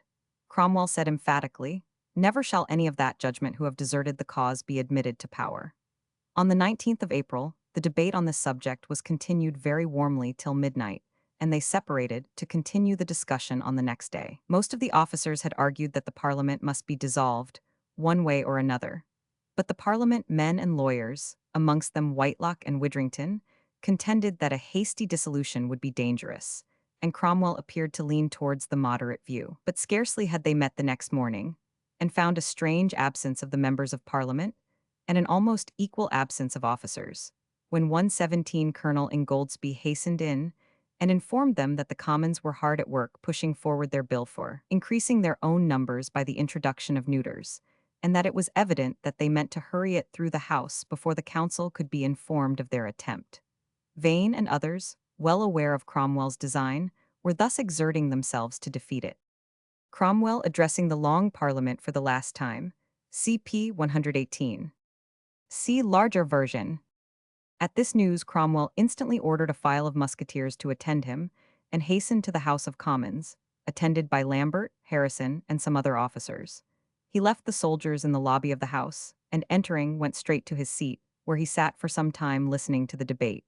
He first spoke to St. John, telling him that he was come for a purpose which grieved him to the very soul, and that he had sought the Lord with tears not to impose it upon him, but there was a necessity, and that the glory of God and the good of the nation required it. He then beckoned Harrison to him, and said that he judged that the Parliament was ripe for dissolution. Harrison, who was a Fifth Monarchy man, and had been only with much persuasion brought over to this design, replied, "Sir, the work is very great and dangerous. I desire you seriously to consider before you engage in it." "You say well," answered the general, and sat yet about a quarter of an hour longer. But when the question was about to be put, he said to Harrison, "This is the time, I must do it." And starting up, he took off his hat and began speaking. At first he spoke of the question before the House, and commended the Parliament for much that it had done, and well he might. For whatever its present corruption, it had nobly supported him and the fleet and army in putting down all their enemies, and raising the nation in the eyes of foreigners far beyond its reputation for the last century. But soon, he came round to the corruption and self-seeking of the members, accusing them of being at that moment engaged in the very work of bringing in the Presbyterians to destroy all that they had suffered so much to accomplish. Sir Harry Vane and Peter Wentworth ventured to call him to order, declaring that that was strange and unparliamentary language from a servant of the house, and one that they had so much honored. "I know it," replied Cromwell, then stepping forward into the middle of the floor and putting on his hat and walking to and fro, casting angry glances at different members, he exclaimed, "I tell you, you are no parliament. I will put an end to your prating. For shame, get you gone, give place to honest men, to men who will more faithfully discharge their trust. You are no longer a parliament. The Lord has done with you. He has chosen other instruments for carrying on his work." With that he stamped upon the floor, and the soldiers appearing at the door, he bade Harrison bring them in. The musketeers instantly surrounded him, and laying his hand on the mace, he said, "What shall we do with this bauble? Take it away." And he handed it to a soldier. Then looking at Lenthal the speaker, he said to Harrison, "Fetch him down." Lenthal declared that he would not move from his proper post unless he was forced out of it. "Sir," said Harrison, "I will lend you a hand," and taking hold of him, he brought him down, and he walked out of the house. Algernon Sidney, then but a young member, happened to sit next to the speaker, and Cromwell said, "Put him out." Sidney, like the speaker, refused to move, but Cromwell reiterated the command, "Put him out." And Harrison and Worsley, the lieutenant colonel of Cromwell's regiment of Ironsides, laying each a hand on his shoulder, the young patriot did not wait for the ignominy of being dragged from his seat, but rose and followed the speaker. Cromwell then went on weeding out the members, with epithets of high reproach to each of them. Alderman Allen bade him pause and send out the soldiers, and that all might yet be well. But Cromwell only replied, "It is you that have forced me upon this. I have sought the Lord day and night that he would rather slay me than put me upon this work." He then charged the alderman with embezzlement as treasurer to the army, and taking first one and then another by the cloak, he said to Challoner, "Thou art a drunkard. To Wentworth, thou art an adulterer. To Martin, thou art a still more lewd character." Vane, as he was forced past him, exclaimed, "This is not honest. Yea, it is against morality and common honesty." "Oh, Sir Harry Vane, Sir Harry Vane!" exclaimed Cromwell, "the Lord deliver me from Sir Harry Vane." Thus he saw the house cleared, no one daring to raise a hand against him, though, says Whitelock, many wore swords and would sometimes brag high. When all were gone, Cromwell locked the door and put the key in his pocket. He then returned to Whitehall, and told the council of officers, who yet remained 119 sitting, what he had done. "When I went to the house," he said, "I did not think to do this, but perceiving the Spirit of the Lord strong upon me, I resolved no longer to consult flesh and blood." Such was the manner in which the last vestige of representative government was swept away by Cromwell. Charles I roused the fiery indignation of Parliament, and of all England, as a violator of the privileges of Parliament, by entering the House to seize 5 members who had offended him. Cromwell, who had been one of the first to resist and to avenge this deed, now marched in his soldiers, and turned out the whole Parliament, about 50 members, with impunity. "They went away so quietly," said Cromwell, "that not a dog barked at their going." Such is the difference between a private man with a victorious army at his back, and one who, though with the name of a king, has lost a nation's confidence by his want of moral honesty. The act of Cromwell was the death of all constitutional life whatever. It was in opposition to all parties but the army. Yet no man dared assume the attitude of a patriot. The military dictatorship was accomplished, April 20, 1653. Cromwell's whole excuse was necessity, that without his seizure of the supreme power, the Commonwealth could not exist. It ceased to exist by his very deed, and if he saved the faint form of a republic, it was only for 5 years. As we have seen the great example to the nations of the responsibility of kings, we have now to see an equally significant one of the impossibility of maintaining long any form of government that is not based on the mature opinion and attachment of the people. Republicanism was not the faith of England in the 17th century, and therefore neither the despotism of Charles could create a republic with any permanence in it, nor the strenuous grasp of Cromwell maintain it beyond the term of his own existence. On the afternoon of this celebrated coup d'etat, Cromwell proceeded to Derby House, accompanied by Harrison and Lambert, where the council was still sitting, and thus addressed the members. Gentlemen, if you are here met as private persons, you shall not be disturbed. But if as a council of state, this is no place for you. And since you cannot but know what was done at the House this morning, so take notice that the Parliament is dissolved. Bradshaw, who was presiding, said that they knew, and that all England would soon know, but that if he thought that the Parliament was dissolved, he was mistaken, for that no power under heaven could dissolve them, except themselves. Therefore take you notice of that. Sir Arthur Haslerigg and others supported this protest, and then the council withdrew. Cromwell and his party immediately held a council as to what steps were to be taken, and on the 22nd they issued a declaration in the name of the Lord General and his council of officers, ordering all authorities to continue their functions as before, and in return, addresses of confidence arrived from generals and admirals. On the 6th of June, Oliver, in his own name as Captain General and Commander-in-Chief of all the armies and forces, issued a summons to 140 persons to meet and constitute a parliament. 6 were also summoned from Wales, 6 from Ireland, and 5 from Scotland. On the 4th of July, about 120 of these persons, of Cromwell's own selection persons, according to his summons, fearing God and of approved fidelity and honesty, met in the council chamber at Whitehall. Many of these were gentlemen of good repute and abilities. Some of them were nobles, others of noble families, as Colonel Montague, Colonel Howard, and Anthony Ashley Cooper. Others, however, were of little worldly standing, but had been selected on account of their religious zeal and character. Amongst them was one Barbin, a leatherseller in Fleet Street, who had acquired the cognomen of Praisegod, and whose name being purposely misspelled became Praisegod Barebone, and the royalist wits of the time, therefore, dubbed the Parliament Barebone's Parliament. The more common appellation of this singular parliament was the Little Parliament. Cromwell opened their session with a very long and extraordinary speech, in which he gave a history of the past contest with the monarchy, and the mercies with which they had been crowned at Naseby, Dunbar, Worcester, and other places, of the backslidings of the Long Parliament, and the necessity to remove it and call this assembly. He quoted a vast quantity of scripture, and told them that they were called of God to introduce practical religion into state affairs, and he then delivered into their hands an instrument, consigning to them the supreme power in the state till the 3rd of September, 1654, 3 months previous to which date they were to elect their successors, who were to sit only for a year, and in turn elect their successors. This resignation of the supreme power once in his hands has been described by historians as a gross piece of hypocrisy, used to avoid the odium of seizing for himself the power of the Parliament, which he had forcibly dissolved. Whether that were the case or not, it certainly was a prudent policy, and a safe one, for he knew very well that he possessed supreme power as head of the army, and could, if necessary, dismiss this Parliament as he had done the former one. In their character of pietists or saints, as they were called, this Parliament opened its session by electing Francis Rouse their Speaker, and by exercises of devotion, which continued from 8 in the morning till 6 at night. 13 of the most gifted members preached and prayed in succession, and they adjourned, declaring that they had never enjoyed so much of the spirit and presence of Christ in any meetings for worship as they had done that day.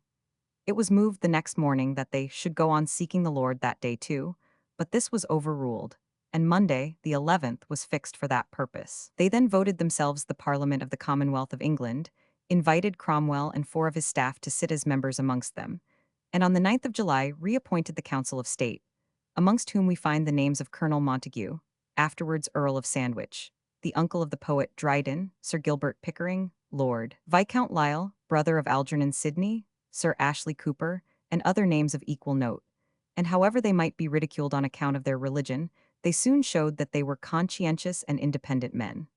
The strongest proof of this was that they did not shrink from opposing the power and interests of Cromwell, who had selected them. Scarcely were they met when they were appealed to decide upon the case of John Lilburne, who, on the dissolution of the Long Parliament, petitioned Cromwell to allow him to return from his banishment.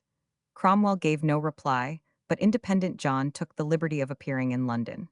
He was at once seized and committed to Newgate. Lilburne, supported by his friends, petitioned the House to hear and decide the case, though it was the proper business of a jury. They might now have gratified their patron, whom Lilburne had continually assailed as a robber, a usurper, and a murderer.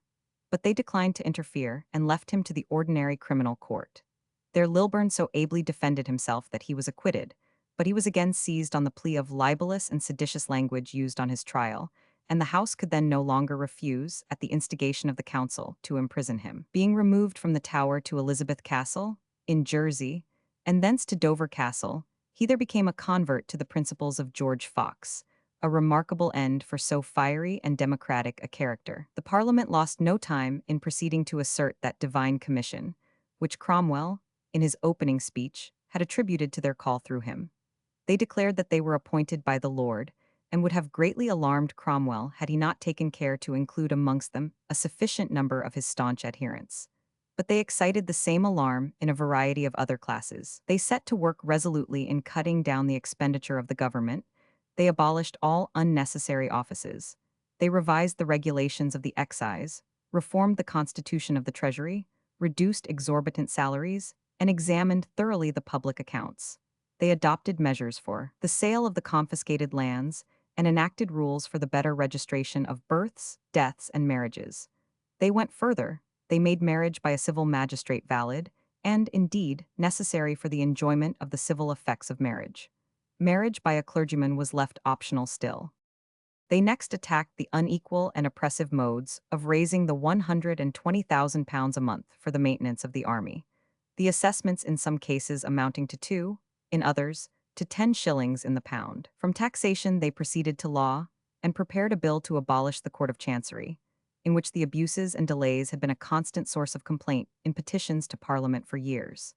But they were not content with destroying the Court of Chancery. They set about a general reform of the laws. They contended that every Englishman should understand the laws of his country, and that by a proper digest they might be reduced to the compass of a pocket volume. They, in fact, anticipated Napoleon in his code, and appointed a committee to make the necessary revision, and to weed the real and useful statutes out of the chaotic mass of contradictory, obsolete, and unjust laws which overlaid them. The dicta of judges in many cases superseded and prevented the original enactments, so that men's lives and properties were at the mercy, not of the decrees of 121 Parliament, but the opinions of individuals. It may be imagined what a consternation this daring innovation excited throughout Westminster Hall and all the dusky, cobwebby cells of the lawyers. A terrible cry was raised that a set of ignorant men were about to destroy the whole noble system of British jurisprudence and to introduce instead the law of Moses. Token of the Commonwealth copper. But the projects of these radical reformers were cut short by the universal outcry from lawyers, churchmen, officials, and a host of interested classes. They were represented as a set of mad fanatics, who in Parliament were endeavoring to carry out the wild doctrines which the Anabaptists and Fifth Monarchy men were preaching out of doors. Borne down by public opinion, Cromwell was compelled to dissolve them, in fact to resume the supreme power which he had committed to them. Accordingly, on the 12th of December, Cromwell's friends mustered in full strength, and Colonel Sydenham moved that, as the proceedings of Parliament were regarded as calculated to overturn almost every interest in the country, they could not proceed, and that they should restore their authority to the hands whence they had received it. The motion was vehemently opposed, but the Independents had adopted their plan. The mover declared that he would no longer sit in an assembly which must be rendered abortive by general opposition. He therefore rose. The Speaker, who was one of the party, rose too, and the Independents, forming a procession, proceeded to Whitehall and resigned their commission into the hands of Cromwell. The staunch dissentients remained and engaged in prayer, in which Act 2 officers, Gough and White, sent to close the house, found them. White asked them what they did there. They replied, "We are seeking the Lord." Then, said he rudely, "You may go somewhere else, for to my certain knowledge the Lord has not been here these many years." Broad of the Commonwealth gold. Crown of the Commonwealth silver. Cromwell affected to receive with reluctance the onerous charge of the supreme power and responsibility, but the officers urged its necessity, and the document being soon signed by 80 members, he acceded to it. The Council of Officers and Ministers decided that it was necessary to have a commonwealth in a single person, and a new constitution was drawn up. And on the 16th of December, Cromwell, dressed in a suit and cloak of black velvet, with long boots and a broad gold band round his hat, proceeded in his carriage. From Whitehall to the Court of Chancery. The way was lined by files of soldiers, consisting of 5 regiments of foot and 3 of horse. A long procession followed, including the Lord Mayor, aldermen, and city officers, the 2 commissioners of the Great Seal, the judges, the councillors of state and of the army. On reaching the Court of Chancery, Cromwell took his place before a chair of state, which had been placed on a rich carpet, the commissioners of the Great Seal standing on his right and left, the judges ranging themselves behind, and the civil and military officers disposing of themselves on each hand. Lambert then stepped forward and addressed the Lord General. He spoke of the dissolution of Parliament and of the necessity of a strong government, not liable to be paralyzed by contending opinions. And he prayed the Lord General, in the name of the Army 122 and of the official authorities of the 3 kingdoms, to accept the office of Lord Protector of the Commonwealth, and to govern it for the public good by a constitution already drawn up. Cromwell assented, and thereupon Jessup, a clerk of the council, read what was called the Instrument of Government, consisting of 42 articles. The chief of these were that the legislative power should be invested in the Lord Protector and the Parliament, but chiefly in the Parliament, for every act passed by them was to become law at the end of 20 days, though the Protector should refuse it his consent. Parliament should not be adjourned, prorogued, or dissolved without its own consent for 5 months, and there was to be a new Parliament called within 3 years of the dissolution of the last. The members of the Parliament were adopted from a plan by Vane, brought forward during the Long Parliament, namely 340 members for England and Wales, 30 for Scotland, and 30 for Ireland. The members were to be chosen chiefly from the counties, and no papist, malignant, or anyone who had borne arms against the Parliament was admissible. In the Protector resided the power of making war or peace with the consent of the Council. He held the disposal of the militia, and of the regular forces and the navy, the appointment of all public offices with the approbation of Parliament, or during the recess of Parliament with that of the Council, subject to the after-approval of Parliament. But he could make no law, nor impose taxes without consent of Parliament. The civil list was fixed at £200,000, and a revenue for the army capable of maintaining 30,000 men, with such a navy as the Lord Protector should deem necessary. The elective franchise extended to persons possessed of property worth £200, and 60 members of Parliament should constitute a quorum. All persons professing faith in Jesus Christ were to enjoy the exercise of their religion, except papists, prelatists, or such as taught doctrines subversive of morality. Cromwell was named Lord Protector for life, and his successor was to be elected by the council, and no member of the family of the late king, or any of his line, should be capable of election. A council was specially named by the instrument, to consist of Philip, Lord Viscount Lisle, brother of Algernon Sidney, Fleetwood, Lambert, Sir Gilbert Pickering, Sir Charles Walsalley, Sir Anthony Ashley Cooper, Edward Montague, John Desborough, brother-in-law of Cromwell, Walter Strickland, Henry Lawrence, William Sydenham, Philip Jones, Richard Mayer, father-in-law of Richard Cromwell, Francis Rouse, Philip Skipton, or any 7 of them with power in the Protector and a majority of the council to add to their number. Thurlow, the historian, was secretary of the council, and Milton Latin secretary. This instrument being ready, Cromwell swore solemnly to observe it, and to cause it to be observed. And then Lambert, kneeling, offered the Protector a civic sword in the scabbard, which he took, laying aside his own, as indicating that he thenceforward would govern by the new constitution, and not by military authority. He then seated himself, covered in the chair of state, all besides standing uncovered. He then received from the commissioners the Great Seal, and from the Lord Mayor the sword and cap of maintenance, which he immediately returned to them. On this the court rose, and the Lord Protector returned in state to Whitehall, the Lord Mayor bearing the sword before him, amid the shouting of the soldiers and the firing of cannon. The next day, the 17th of December, the Lord Protector was proclaimed by sound of trumpet in Westminster and in the city, and thus had the successful general, the quondam farmer of Huntingdon, arrived at the seat of supreme power, at the seat of a long line of famous kings, though not with the name of king, to which many suspected him of aspiring. Yet even without the royal dignity, he soon found the position anything but an enviable one, for he was surrounded by hosts of men, still vowed to his destruction and the restoration of the monarchy. And amongst those who had fought side by side with him towards this august eminence, were many who regarded his assumption of it as a crime, to be expiated only by his death. Though there is no reason to believe that the bulk of the nation was otherwise than satisfied with the change, his supporters were lukewarm, while his enemies were ardent. There was no disguising the fact that, until Parliament met his government was one of naked absolutism. The Protector forthwith established a body of triers, who proceeded to examine the religious beliefs of candidates for vacant benefices, and promptly presented them, if the result of the examination was satisfactory.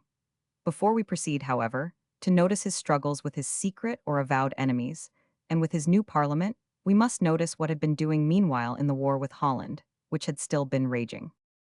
Chapter 5. The Commonwealth concluded.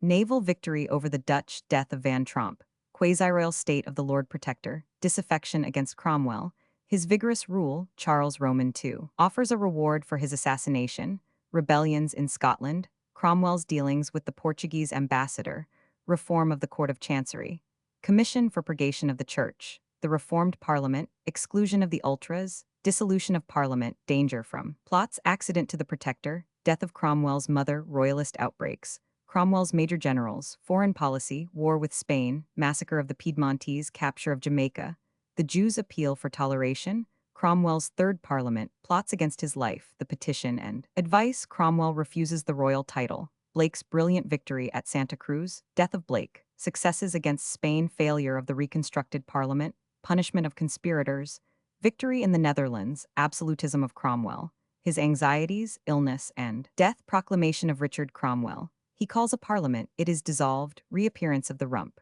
Richard retires, royalist risings, quarrels of the army and the rump, General Monk. He marches upon London, demands a free parliament, royalist reaction, declaration of Breda, joyful reception of Charles. In May 1653, the fleets of England and Holland, each amounting to 100 sail, put to sea. That of England was under the command of Monk, Dean, Penn, and Lawson, that of Holland under Van Tromp, de Ruyter, de Witt, and Evertsons.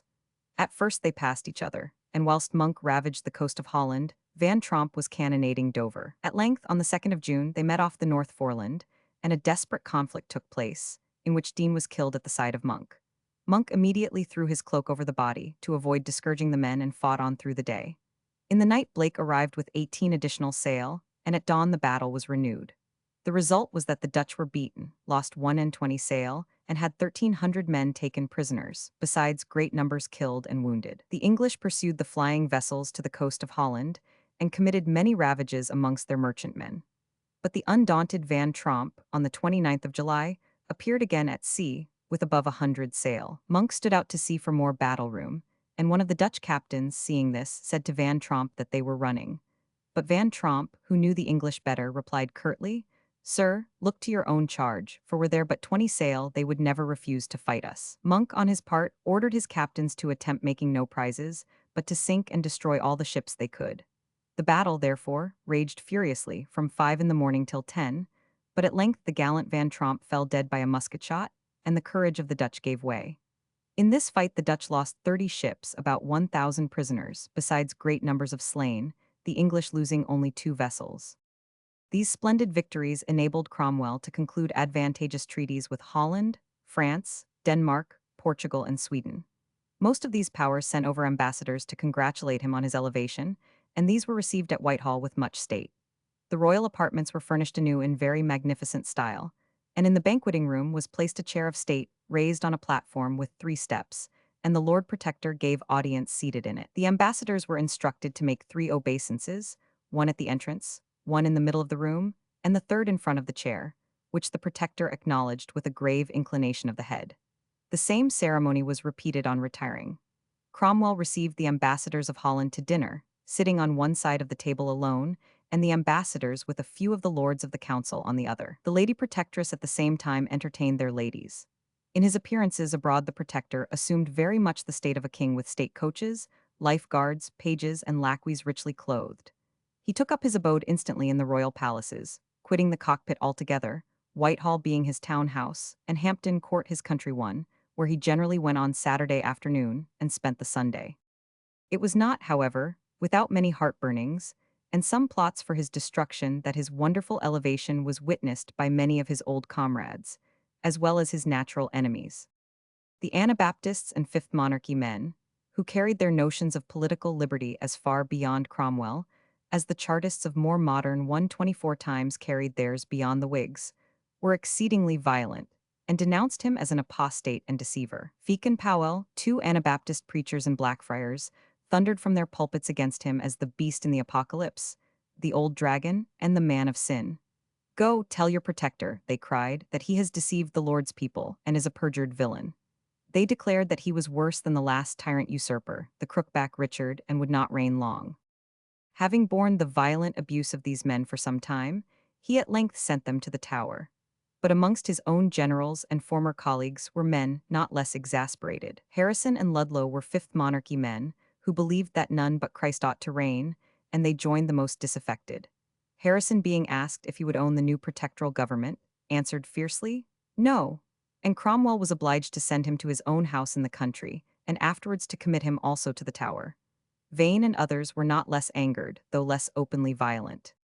Cromwell expressed much sorrow at these symptoms of resentment amongst his old friends, and declared that he would much rather, so far as his own inclinations were concerned, have taken a shepherd's staff than that of the Protector. In Scotland and Ireland there was much dissatisfaction at the new revolution, as it was called. Even Fleetwood, his son-in-law, scarcely knew how to receive it, and Ludlow and Jones expressed no unequivocal discontent. Colonel Allard had been sent to Ireland to conduct certain forces to Monk in the Scottish Highlands, but he was an Anabaptist, and became so insubordinate that Cromwell dismissed him both from his commission and from the army. Ludlow refused to continue on the Irish Civil Commission.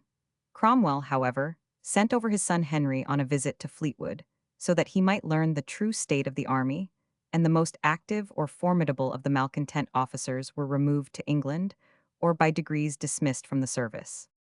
In Scotland, similar disaffection was apparent, but their active service against the Royalists, who were also astir with fresh vigor on this occasion, tended to divert their attention from their discontents.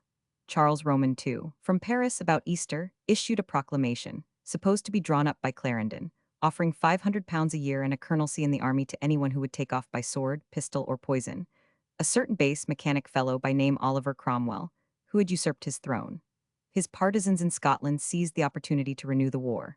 The Earls of Glencairn and Balcarres, Angus, Montrose, Seaforth, Athol, Kenmure, and Lorne, the son of Argyll, were up in arms. Charles sent over General Middleton to take the chief command, and Cromwell ordered Monk again from the victorious fleet to hasten to the Highlands to oppose him, Colonel Robert Lilburne having in the meantime made a successful assault upon them. Monk speedily defeated Middleton and his associates, and the Scots lords lost no time in making their submission. Cromwell had subdued the rebellion completely by August, but still earlier he had abolished all separate rule in Scotland. In April he published 3 ordinances, by which he incorporated England with Scotland, abolished the monarchy and parliament in that country, and absolved the people from their allegiance to Charles Stuart, erecting courts baron instead of those suppressed. The people who contended through so many bloody wars against English monarchs who had attempted the same thing, now quietly submitted to this plebeian but energetic conqueror, and the Kirk only defied his authority by meeting in assembly in Edinburgh on the 20th of July. But there presently appeared amongst them Colonel Cotterell, who bade them depart, and marched them a mile out of the city between 2 files of soldiers, to the astonishment and terror of the inhabitants, where he informed them that if any of them were found in the capital after 8 o'clock the next morning, or attempted to sit or meet more than 3 together, he would imprison them as disturbers of the public peace. Our old acquaintance, Bailey, beheld this amazing spectacle with consternation. Thus, he exclaimed, "Our General Assembly, the glory and strength of our church upon earth, is by your soldiery crushed and trodden under foot. For this our hearts are sad and our eyes run down with water."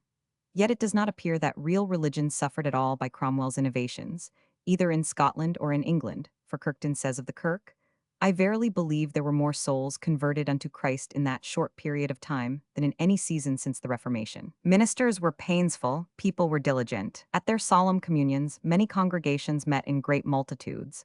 Some dozens of ministers used to preach, and the people continued, as it were, in a sort of trance, so serious were they in spiritual exercises, for 3 days at least. Baxter in 125 England, though a decided enemy of Cromwell, confessed that, by his weeding out scandalous ministers, and putting in able, serious preachers who lived a godly life, though of various opinions, many thousands of souls blessed God for what was done. The proclamation of Charles, rendered abortive in the Highlands, was not without its effects in England.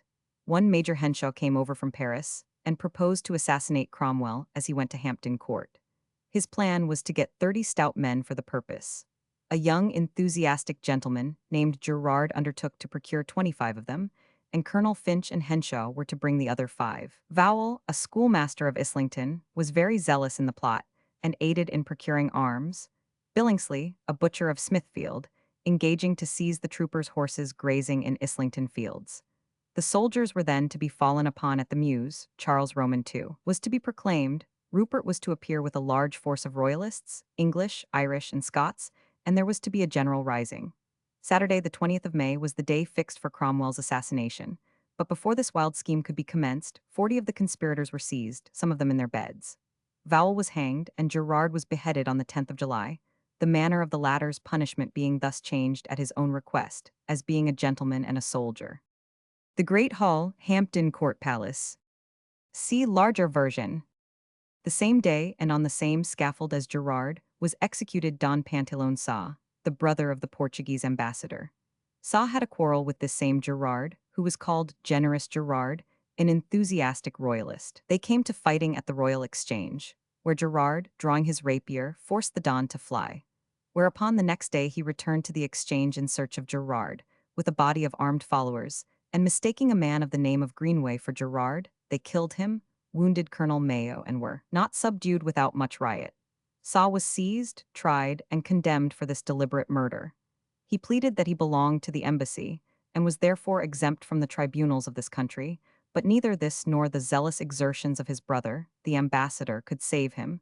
He was condemned to die. Cromwell, though on the verge of concluding 126 a treaty with Portugal, would not concede a pardon to the bloodthirsty Portuguese, who had been found guilty by a jury of half Englishmen and half foreigners. He went to Tower Hill in a coach and 6, attended by numbers of the attaches of the embassy in mourning, and his brother signed the treaty and left the country. Such an exhibition of firmness and impartiality, refusing to make any distinction in a murderer, whether noble or commoner, evinced great moral courage in Cromwell. But another execution, which took place a short time before, namely on the 23rd of June, was not so creditable to him. This was the hanging of an old Catholic priest, named Southworth, who had been convicted 37 years before, under the bloody laws of James against popish priests, and had been banished. Being now discovered in the country, he was tried for that offense and put to death. On the scaffold he justly upbraided the government with having taken arms for liberty, yet shedding the blood of those who differed from them on religious grounds. The stern persecution of popery was, in fact, a blot on Cromwell's character. He had not in that respect outgrown his age. Whilst these and other plots were exacting from the Protector a severe compensation for his high position, he was yet steadily prosecuting measures for the better administration of the national government, being empowered by the instrument of government, with his council, not only to raise sufficient money for the necessary demands of government, but also to make laws and ordinances for the peace and welfare of these nations. He actually made no less than 60 ordinances, many of them of singular wisdom and excellence.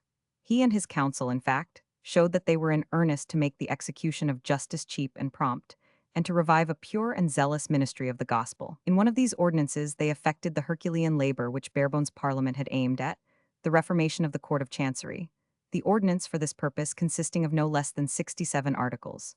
Well might Cromwell, on the opening of Parliament, refer with pride to this great event, an event which would have taken our modern lawmakers 20 years to accomplish, which in fact they have not accomplished yet. The Chancery, he said in his speech, is reformed. What a speech in 4 words, sufficient to have made the reign of any king famous. The Chancery is reformed, I hope to the satisfaction of all good men. This had partly been done by distributing the causes through the other courts of law at Westminster, where Englishmen love to have their rights tried.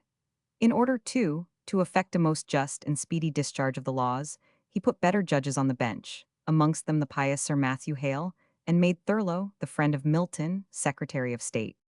2 others of his ordinances were intended to purify the church of unfit ministers, and to introduce fit and pious ones. This established 2 commissions, one for the examination of all clergymen offering themselves for the incumbency of any church living, and the other for inquiring after and expelling any scandalous, ignorant, or insufficient ministers who already occupied such.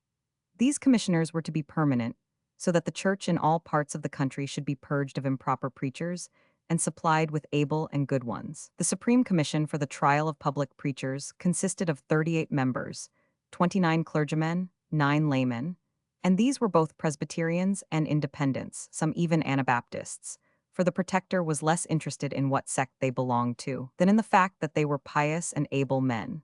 The commission for purging the church consisted of from 15 to 30 Puritan gentlemen and Puritan clergymen for each county, and when they dismissed a minister for unfitness, his family had some income allowed them. Many of the members of these last boards were chosen indiscriminately from the friends or enemies of the protectorate, provided they were known men of real piety and judgment. Amongst these were Lord Fairfax, Thomas Scott, a zealous Republican, Admiral Blake, Sir Arthur Haslerigg, Richard Mayer, the father-in-law of Richard Cromwell, for whom Cromwell entertained a high regard and respect, and had him in both Parliament, Council, and various commissions. Baxter was one of them, and, as we have said, spoke well of the operation of the system. But the 3rd of September arrived, Oliver's fortunate day, on which he had appointed the meeting of Parliament. As the day fell on a Sunday, the members met in the afternoon for worship in Westminster Abbey, where they waited on the Protector in the Painted Chamber, who addressed them in a speech, and they then went to the House and adjourned to the next morning. Cromwell went that day to the House in great state, in his carriage with his life guards, a captain of the guard walking on each side, and 127 the commissioners of the Great Seal and other state officers following in coaches. After a sermon in the Abbey church they proceeded to the Painted Chamber, where the Protector made a speech of 3 hours in the delivery. A chair of state, marvelously resembling a throne, raised on steps and with a canopy was placed for the Protector, who sat with his hat on, whilst the members sat bareheaded. On rising to speak he took off his hat and made what Whitelock styles a large and subtle speech. It was largely illustrated by scripture quotations. It is true, for that was inseparable from the religious temperament of Cromwell. But it gave a clear review of the causes which had led to the overthrow of the monarchy, the rise of the Commonwealth, and particularly of its then form, as well as of the measures which he had adopted. In council, in the interim between his appointment and the meeting of Parliament, he told them that he regarded their greatest functions to be at that time healing and settling, a profound truth for the nation, and in it every class of men had been so torn and rent in every fiber that to soothe and heal was the highest art and policy. Every man's hand and every man's head, he justly observed, had been against his brother, and no sooner had they put down despotism than liberty itself began to grow wild and threaten them with equal danger. The Levellers, the Fifth Monarchy men, the Communists of St. George's Hill, had compelled them to put the drag on the chariot wheels of freedom, or it would soon have taken fire. In all such revolutions, the principles of human right are pushed on by sanguine men, beyond all chance of support from a settled public opinion. And Oliver truly told them that had they gained their object for a moment, it could not have lasted long, but would have in the meantime served the turn of selfish men, who, having obtained public property, would have cried up property and interest fast enough. He referred with satisfaction to the means taken to ensure a pure ministry, and argued for the necessity of state interference in religion. But such interference should only be for promoting a good and virtuous ministry, and by no means infringe on liberty of conscience and liberty of the subject, two as glorious things as any that God hath given us. His fears of religious license were chiefly excited by fifth monarchists, yet he did not deny that such a monarchy must come in process of time. It is a notion, he said, that I hope we all honor, and wait and hope for the fulfillment of, that Jesus Christ will have a time to set up a reign in our hearts, by subduing those lusts and corruptions and evils that are there, which now reign more in the world that I hope in due time they shall do. And when more fullness of the Spirit is poured forth to subdue iniquity, and bring in everlasting righteousness, then will the approach of that glory be. The cardinal divisions and contentions, among Christians so common, are not the symptoms of that kingdom, but for men on this principle to betitle themselves, that they are the only men to rule kingdoms, govern nations, and give laws to people, and determine of property and liberty. And everything else, upon such a pretension as this is, truly they had need to give clear manifestations of God's presence with them, before wise men will receive or submit to their conclusions. Still he recommended tenderness towards them, and that if their extravagances necessitated punishment, this should evidence love and not hatred. He next referred to the treaties with foreign nations, amongst which, he said, that with Portugal had obtained, a thing which never before was since the Inquisition was set up there, that our people who trade thither have liberty of conscience, liberty to worship God in chapels of their own. He finally inculcated on them the necessity for maintaining as much peace as possible, not only that they might restore the internal condition of the nation, and reduce the excessive taxation occasioned by the war on land and sea, but also to prevent foreign nations from depriving us of our manufacturing status, as they had been busily doing during our internal dissensions. To one of his assertions we are bound to demur. One thing more this government hath done, it had been instrumental to call a free parliament, which, blessed be God, we see here this day. I say a free parliament, and that it may continue so, I hope is in the heart and spirit of every good man in England, save such discontented persons as I have formerly mentioned. It is that which, as I have desired above my life, so I shall desire to keep it above my life. The truth was that it was as free a parliament as the circumstances of the times would admit. Indeed, as was soon seen, it was much too free. A free parliament would have brought back royalty in the state, or Presbyterian absolutism in religion. Republicanism and independency, though in the ascendant through the genius of Cromwell and the 128 power of the army, was in a minority.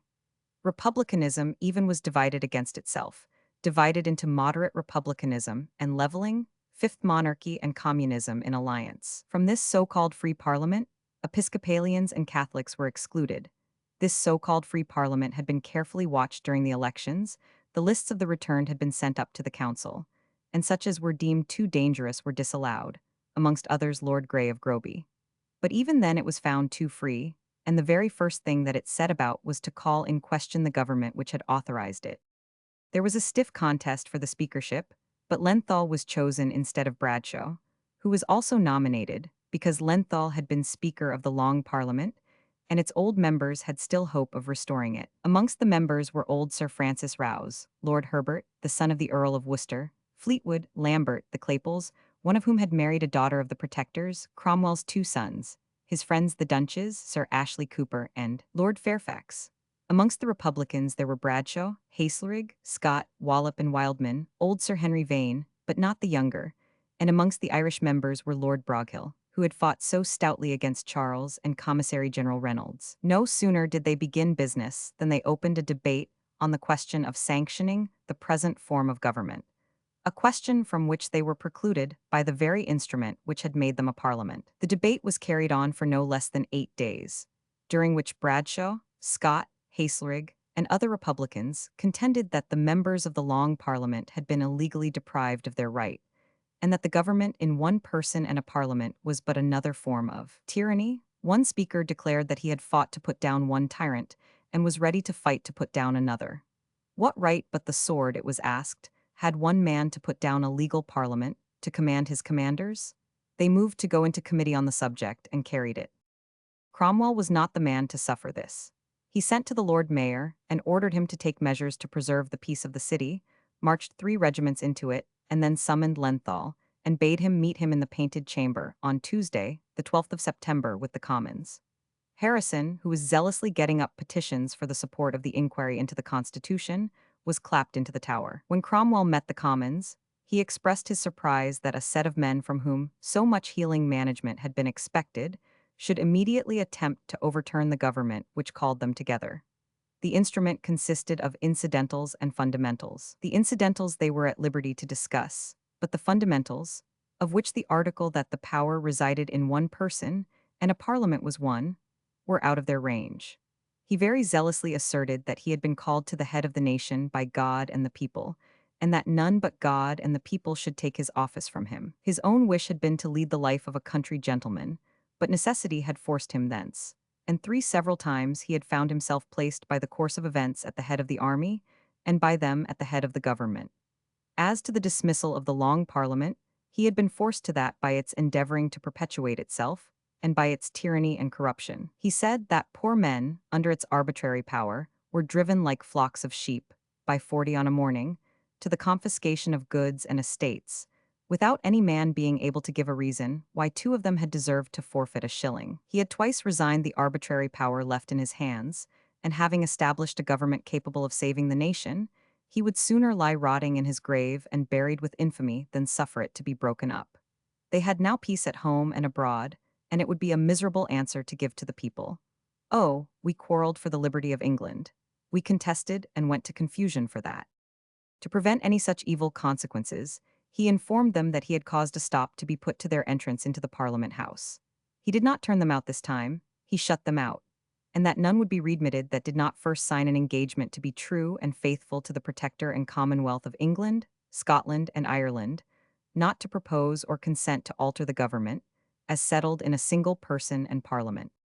On hearing this, the honourable members looked at one another in amazement, but 140 thought well to sign the engagement, which lay in the lobby of the House that day, and within a month 3 out of the 400 had signed. Of course, all the ultra-Republicans 129 refused to sign and were excluded: Bradshaw, Haslerigg, Scott, Wildman, and the rest. John Milton, after the miniature by Samuel Cooper. See larger version. This summary dealing did not cure the Parliament of considering the question for touching which they had thus been purged of 100 members. On the 19th of September, only a week after the check they had received, they went into committee to discuss the instrument of government. They took care not to touch the grand point which they had now pledged themselves not to meddle with, the government by a Protector and Parliament, but they affected to consider all the other articles as merely provisional, decreed by the Protector and the Council, but to be confirmed or rejected by Parliament. They discussed these one by one, and on the 16th of October proceeded to the question whether the office of Protector should be elective or hereditary. Lambert advocated the office being hereditary and pointed out the many disadvantages of the elective form. He strongly recommended the office being confined to the Cromwell family, and this, of course, was attributed to the instigation of Cromwell himself. They decided for the elective form. On the 11th of December, they voted that the Protector should have a veto on bills touching liberty of conscience, but not such as suppressed heresies, as if what they called suppressing heresies were not direct attacks on liberty of conscience. Thus they crept round the very roots of the protectoral authority, nibbling at the powers he had forbidden them to discuss, and they proceeded to give proof of their intention to launch into all the old persecutions for religion, if they possibly could, by summoning before them John Biddle, who may be regarded as the father of the Unitarians. He 130 had been thrice imprisoned by the Long Parliament for holding that he could not find in Scripture that Christ or the Holy Ghost was styled God. The Parliament committed him to the gatehouse and ordered a bill to be prepared for his punishment. It was high time that they were stopped in their incorrigible spirit of persecution, and by now proceeding to frame a bill to include all their votes on the articles of the instrument, they were suddenly arrested in their progress. The instrument provided that Parliament should not be adjourned under 5 months. On the 22nd of January, 1655, the Protector chose to consider that the months were not calendar but lunar months, which then expired. The Parliament, counting the other way, deemed themselves safe till the 3rd of February. But on the 22nd of January, Oliver summoned them to the Painted Chamber, and observed to them that though he had met them at first with the hope that their hearts were in the great work to which they had been called, he was quite disappointed in them. He complained that they had sent no message to him, taken no more notice of his presence in the Republic than if he had not existed, and that with all patience he had forborne teasing them with messages, hoping that they would at length proceed to some real business. But, added he, as I may not take notice of what you have been doing, so I think I have a very great liberty to tell you that I do not know what you have been doing, that I do not know whether you have been dead or alive. I have not once heard from you all this time. I have not, and that you all know. He then reminded them that various discontented parties, the Royalists, the Levellers, and others, had been encouraged by their evident disposition to call in question the government, to raise plots, and that if they were permitted to sit making quibbles about the government itself, the nation would soon be plunged again into bloodshed and confusion. He, therefore, did then and there dissolve them as a parliament. The plots to which the Protector alluded had been going on for some time, and even yet were in full activity. We shall trace their main features, but we may first notice an incident which showed that Cromwell was prepared for them, resolved to sell his life manfully if attacked. On the 24th of September, 1654, immediately after compelling the Parliament to subscribe the engagement, the Protector was out in Hyde Park, taking dinner under the shade of the trees, with Thurlow, the secretary, a man whom he constantly consulted on the affairs of the nation. After this little rural dinner, which gives us a very interesting idea of the simplicity of the great general's habits and tastes, he tried a team of 6 fine Friesland coach horses, presented to him by the Duke of Oldenburg. Thurlow was put into the carriage, Cromwell mounted the coachman's seat, and a postilion rode one of the 4 horses. The horses soon became unruly, plunged, and threw the postilion, and then, nearly upsetting the carriage, threw the Protector from his seat, who fell upon the pole and had his legs entangled in the harness. On went the mad horses at full gallop, and one of Cromwell's shoes coming off, which had been held by the harness, he fell under the carriage, which went on without hurting him, except by some bruises. In the fall, however, a loaded pistol went off in his pocket, thus revealing the fact that he went armed. And indeed he had great need. His mother, who died just now on the 16th of November, and who was 94 years old, used, at the sound of a musket, says Ludlow, to imagine that her son was shot, and could not be satisfied unless she saw him once a day at least. Her last words to him do not give us any idea of hypocrisy in mother or son.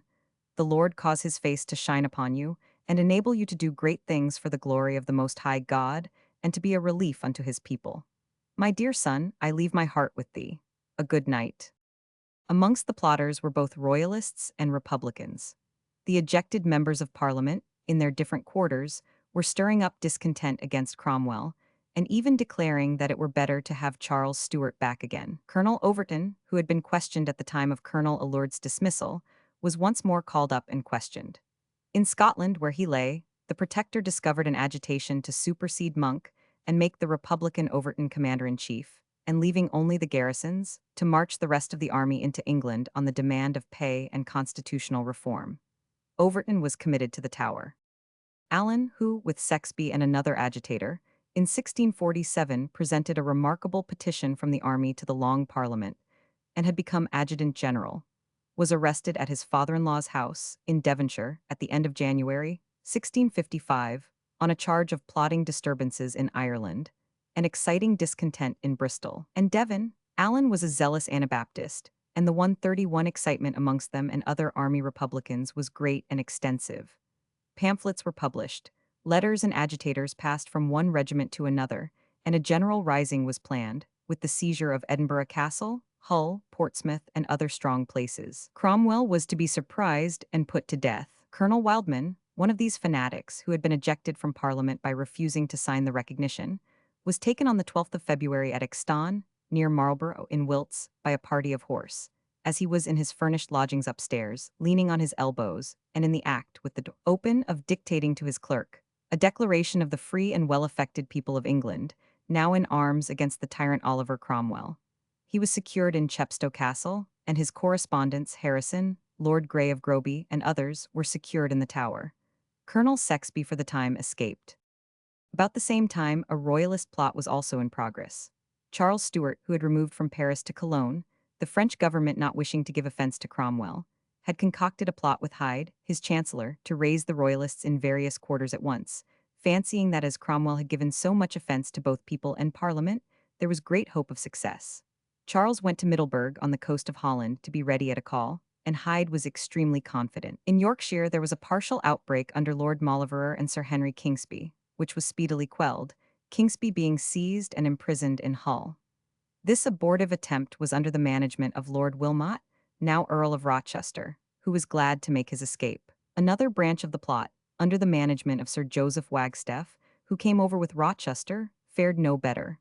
Wagstaff attempted to surprise Winchester on the 7th of March, during the assizes. Penruddock, Grove, and Jones, royalist officers, were associated with him, and about 200 others entered Salisbury about 5 o'clock on the morning of the 11th, posted themselves in the marketplace, liberated the prisoners from the jail, and surprised the sheriff and 2 judges in their beds. Wagstaff proposed to hang the judges, but Penruddock and the rest refused to allow it. He then ordered the high sheriff to proclaim Charles Stuart, but neither he nor the crier would do it, though menaced with the gallows. Hearing that Captain Unton Crook was after them with a troop of horse, and seeing no chance of a rising, they quitted the town about 3 o'clock and marched through Dorsetshire into Devonshire. At South Molton Captain Crook came up with them, and speedily made himself master of 50 of the insurgents, including Penruddock, Grove, and Jones, but Wagstaff escaped. They had expected a body of conspirators from Hampshire to join them at Salisbury, and these were actually on their way when they heard of the retreat of Wagstaff's band, and immediately dispersed. Similarly feeble outbreaks took place in the counties of Northumberland, Nottingham, Shropshire, and Montgomery. Penruddock, Grove, and Jones were beheaded at Exeter, and about 15 others suffered there and at Salisbury. The rest of the deluded prisoners were sold to Barbados. Charles returned crestfallen to Cologne, and Hyde, convinced that his plans had been betrayed, attributed the treason to Manning, whom, having secured, they had shot in the following winter in the territory of the Duke of Newburgh. To prevent more of these outbreaks, Cromwell planned to divide the whole country into military districts, over each of which he placed an officer, who was to act chiefly with the militia and not with the leveling regulars. These officers he created major generals, beginning first with Disborough in the southwest, and before the year was out he had dispatched, each to his district, the other major generals, Fleetwood, Skippon, Whalley, Kelsey, Gough, Barry, Butler, Wortley, and Barkstead, who effectually preserved the peace of the nation. During the spring also, undaunted by these disturbances, Cromwell progressed with his internal reforms, and with the greatest of all, the reform of Chancery. This was no easy matter. The lawyers were as turbulent as the Anabaptists in the army. Two of the commissioners of the Great Seal, Whitelock and Widrington, refused to enforce the reform and were obliged to resign. Lisle and Fiennes, the other commissioners, dared to carry out the change. Lenthal, the speaker, now master of the rolls, protested that he would be hanged at the rolls gate before he would obey. But he saw fit to alter his mind, and the Protector, so far from bearing any ill will to the two conscientious commissioners, Whitelock and Widrington, soon after made them commissioners of the Treasury. We may now look back a little, to observe what Cromwell had been doing beyond the shores 132 of the kingdom. We have seen that almost all the nations of Europe sent embassies to congratulate him on his elevation to the protectorate. The vigor of his rule speedily made them more anxious to stand on good terms with him. He soon made peace with Sweden as a Protestant country, and from natural sympathy with the Protestant fame of the great Gustavus. He concluded peace also with Holland, but with France and Spain there were more difficulties. France had, both under Richelieu and Mazarin, lent continual aid and refuge to the royalist cause against the reformers. The Queen, whom the Republicans had chased from the throne, was a princess of France, and was living there with numbers of the royalists about her. Charles, the heir to the throne of England, was pensioned by France, and maintained a sort of court in Paris, whence continual disturbances and alarms were coming. It is true, the French court had never been very munificent to the exiled Queen of England and her family. Henrietta was found by Cardinal Retz without fire, and almost without food, and Charles and his countrymen were so poor, that Clarendon, in June 1653, wrote, "I do not know that any man is yet dead for want of bread, which I really wonder at. I am sure the king owes all that he has eaten since April, and I am not acquainted with one servant who hath a pistole in his pocket. 5 or 6 of us eat together 1 meal a day for a pistole a week, but all of us owe, for God knows how many weeks, to the poor woman that feeds us." He adds that he wanted shoes and shirts, and that the Marquis of Ormond was in no better condition. The court of Charles was as much rent with divisions and jealousies as it was poor. His brave conduct in England raised great hopes of him, but on his return to France he relapsed into all sorts of dissipations and intrigues, which made him contemptible. Amongst a troop of mistresses, Lucy Walters, or Barlow, as she was called, the mother of the afterwards celebrated Duke of Monmouth, was the most notorious. The royalist plotters at Salisbury insulting the sheriff. CP 131. See larger version. As Mazarin saw the growing power of Cromwell, he was glad to get Charles removed from Paris, and his abode transferred to Cologne. But, being still the pensioner of France, Charles was equally 133 capable of annoying England from that place, as the late outbreaks showed. These circumstances, no doubt, rendered it very difficult for the conclusion of a peace between Cromwell and France. For Cromwell insisted on the withdrawal of the French support from the exiled family, and though France was fully disposed to abate the evil as far as possible, it could not in honor entirely abandon them. Mazarin made every possible concession on other points, and the French ambassador, Bordeaux, urged the progress of the treaty with all earnestness. But besides the grand obstacle, there were others raised by Spain. France and Spain were at war. Spain was supporting the Prince of Condé and the French insurgents, and the Spanish ambassador was indefatigable in representing that whilst Spain had been the very first to acknowledge the English Commonwealth, France had been constantly supporting the royalist power, and in 1653 he offered to seize Calais and make it over to England as the price of the Commonwealth making peace with Spain and common cause against France. The Painted Chamber, Westminster. See larger version. But there were motives which always weighed heavily with Cromwell: religion and the honor of the English flag. He had an enduring repugnance to the Catholic faith, and Spain was essentially Catholic, and at the same time was maintaining an insolent domination in the waters of the West Indies. The fame of her exclusion, thence of the flags of all other nations from her colonies, and of her many atrocities committed on English colonies, as at St. Kitts in 1629, at Tortuga in 1637, and Santa Cruz in 1650, was an irresistible provocative to the combative spirit of the Protector. He demanded of the Spanish ambassador that Spain should abolish the Inquisition and admit the English flag to the West Indian seas. De later replied that he was asking from his king his two eyes, and as Cromwell would not concede either point, he demanded his passports in June 1654 and took his leave.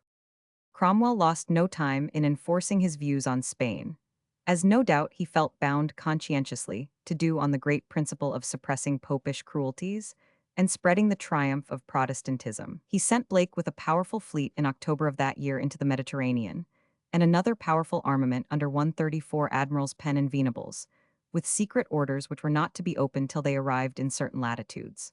This fleet, whose preparation and destination kept all Europe in wonder and anxiety, sailed west, and was, in fact, destined for the West Indies. Blake, with his fleet, passed the Straits of Gibraltar, and presented to the inhabitants of the shores of the Mediterranean a spectacle such as they had not seen since the days of the Crusades: a powerful English fleet. It consisted of 30 sail, and its commission was to seize the French vessels wherever it could find them, especially to seek out and attack the fleet under the Duke of Guise.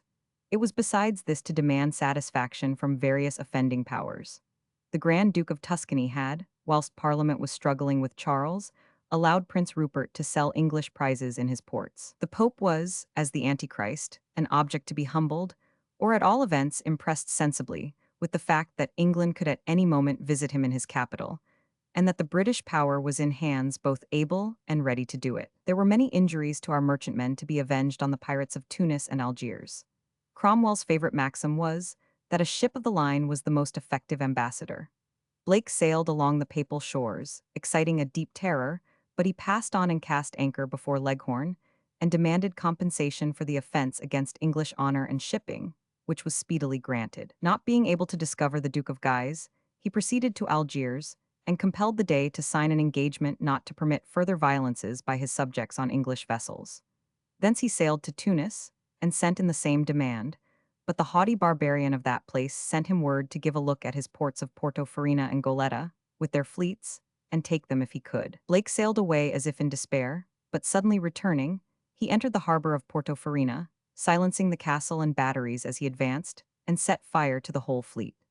Both Tunis and Tripoli now found it the best policy to give the required engagement, and Blake left the Mediterranean, having given those lawless pirates a specimen of the power of England, which was not likely to be soon forgotten.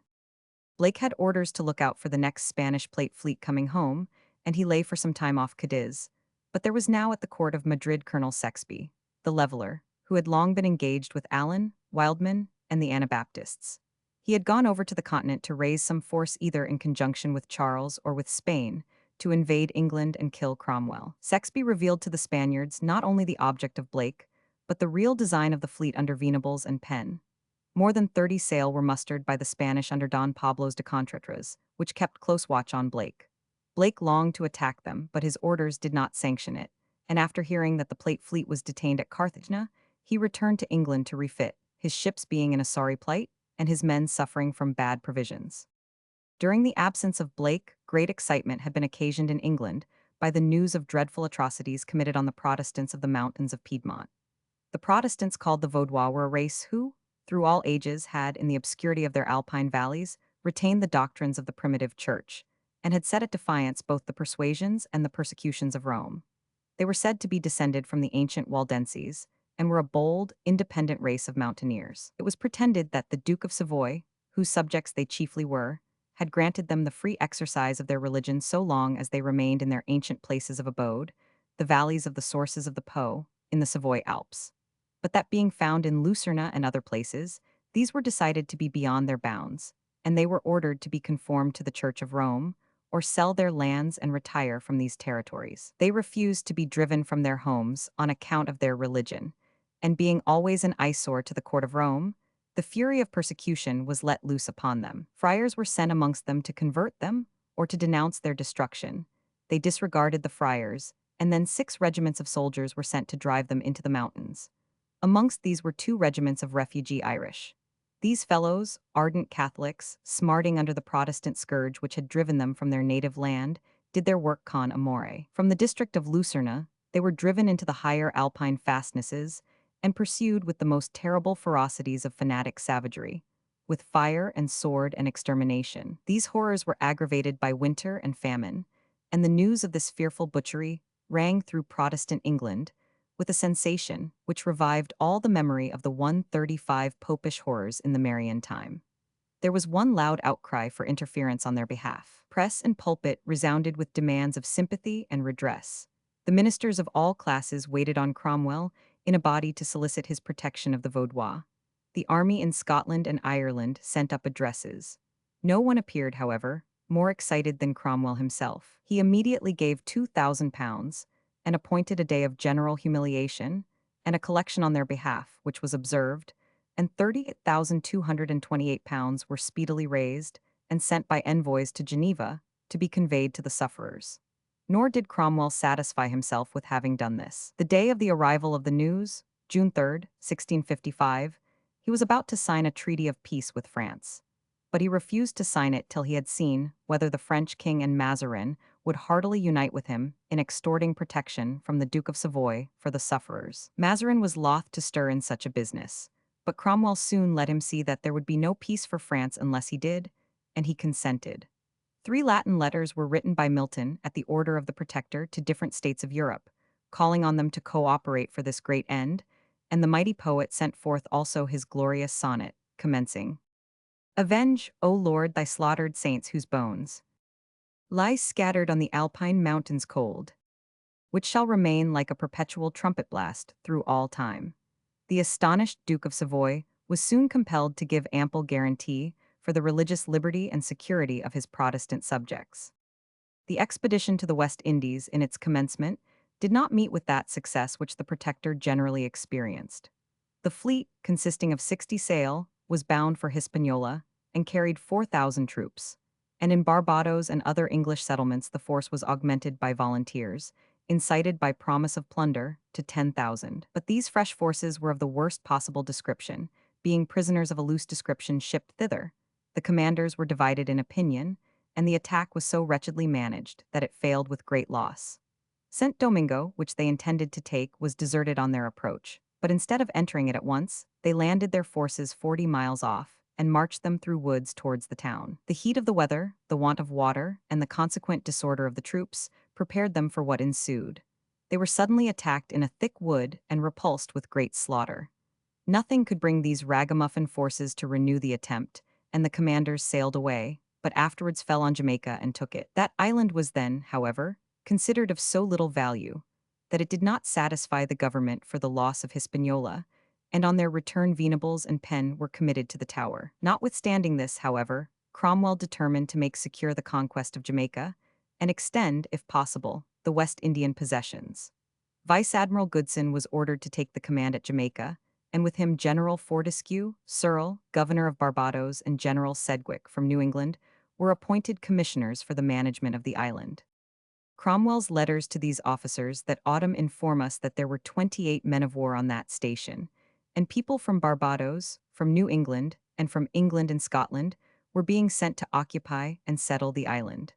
1,000 Irish girls were sent out. Cromwell pointed out to the commissioners how advantageously the island lay for keeping in check the Spanish Main and the trade with Peru and Carthagena.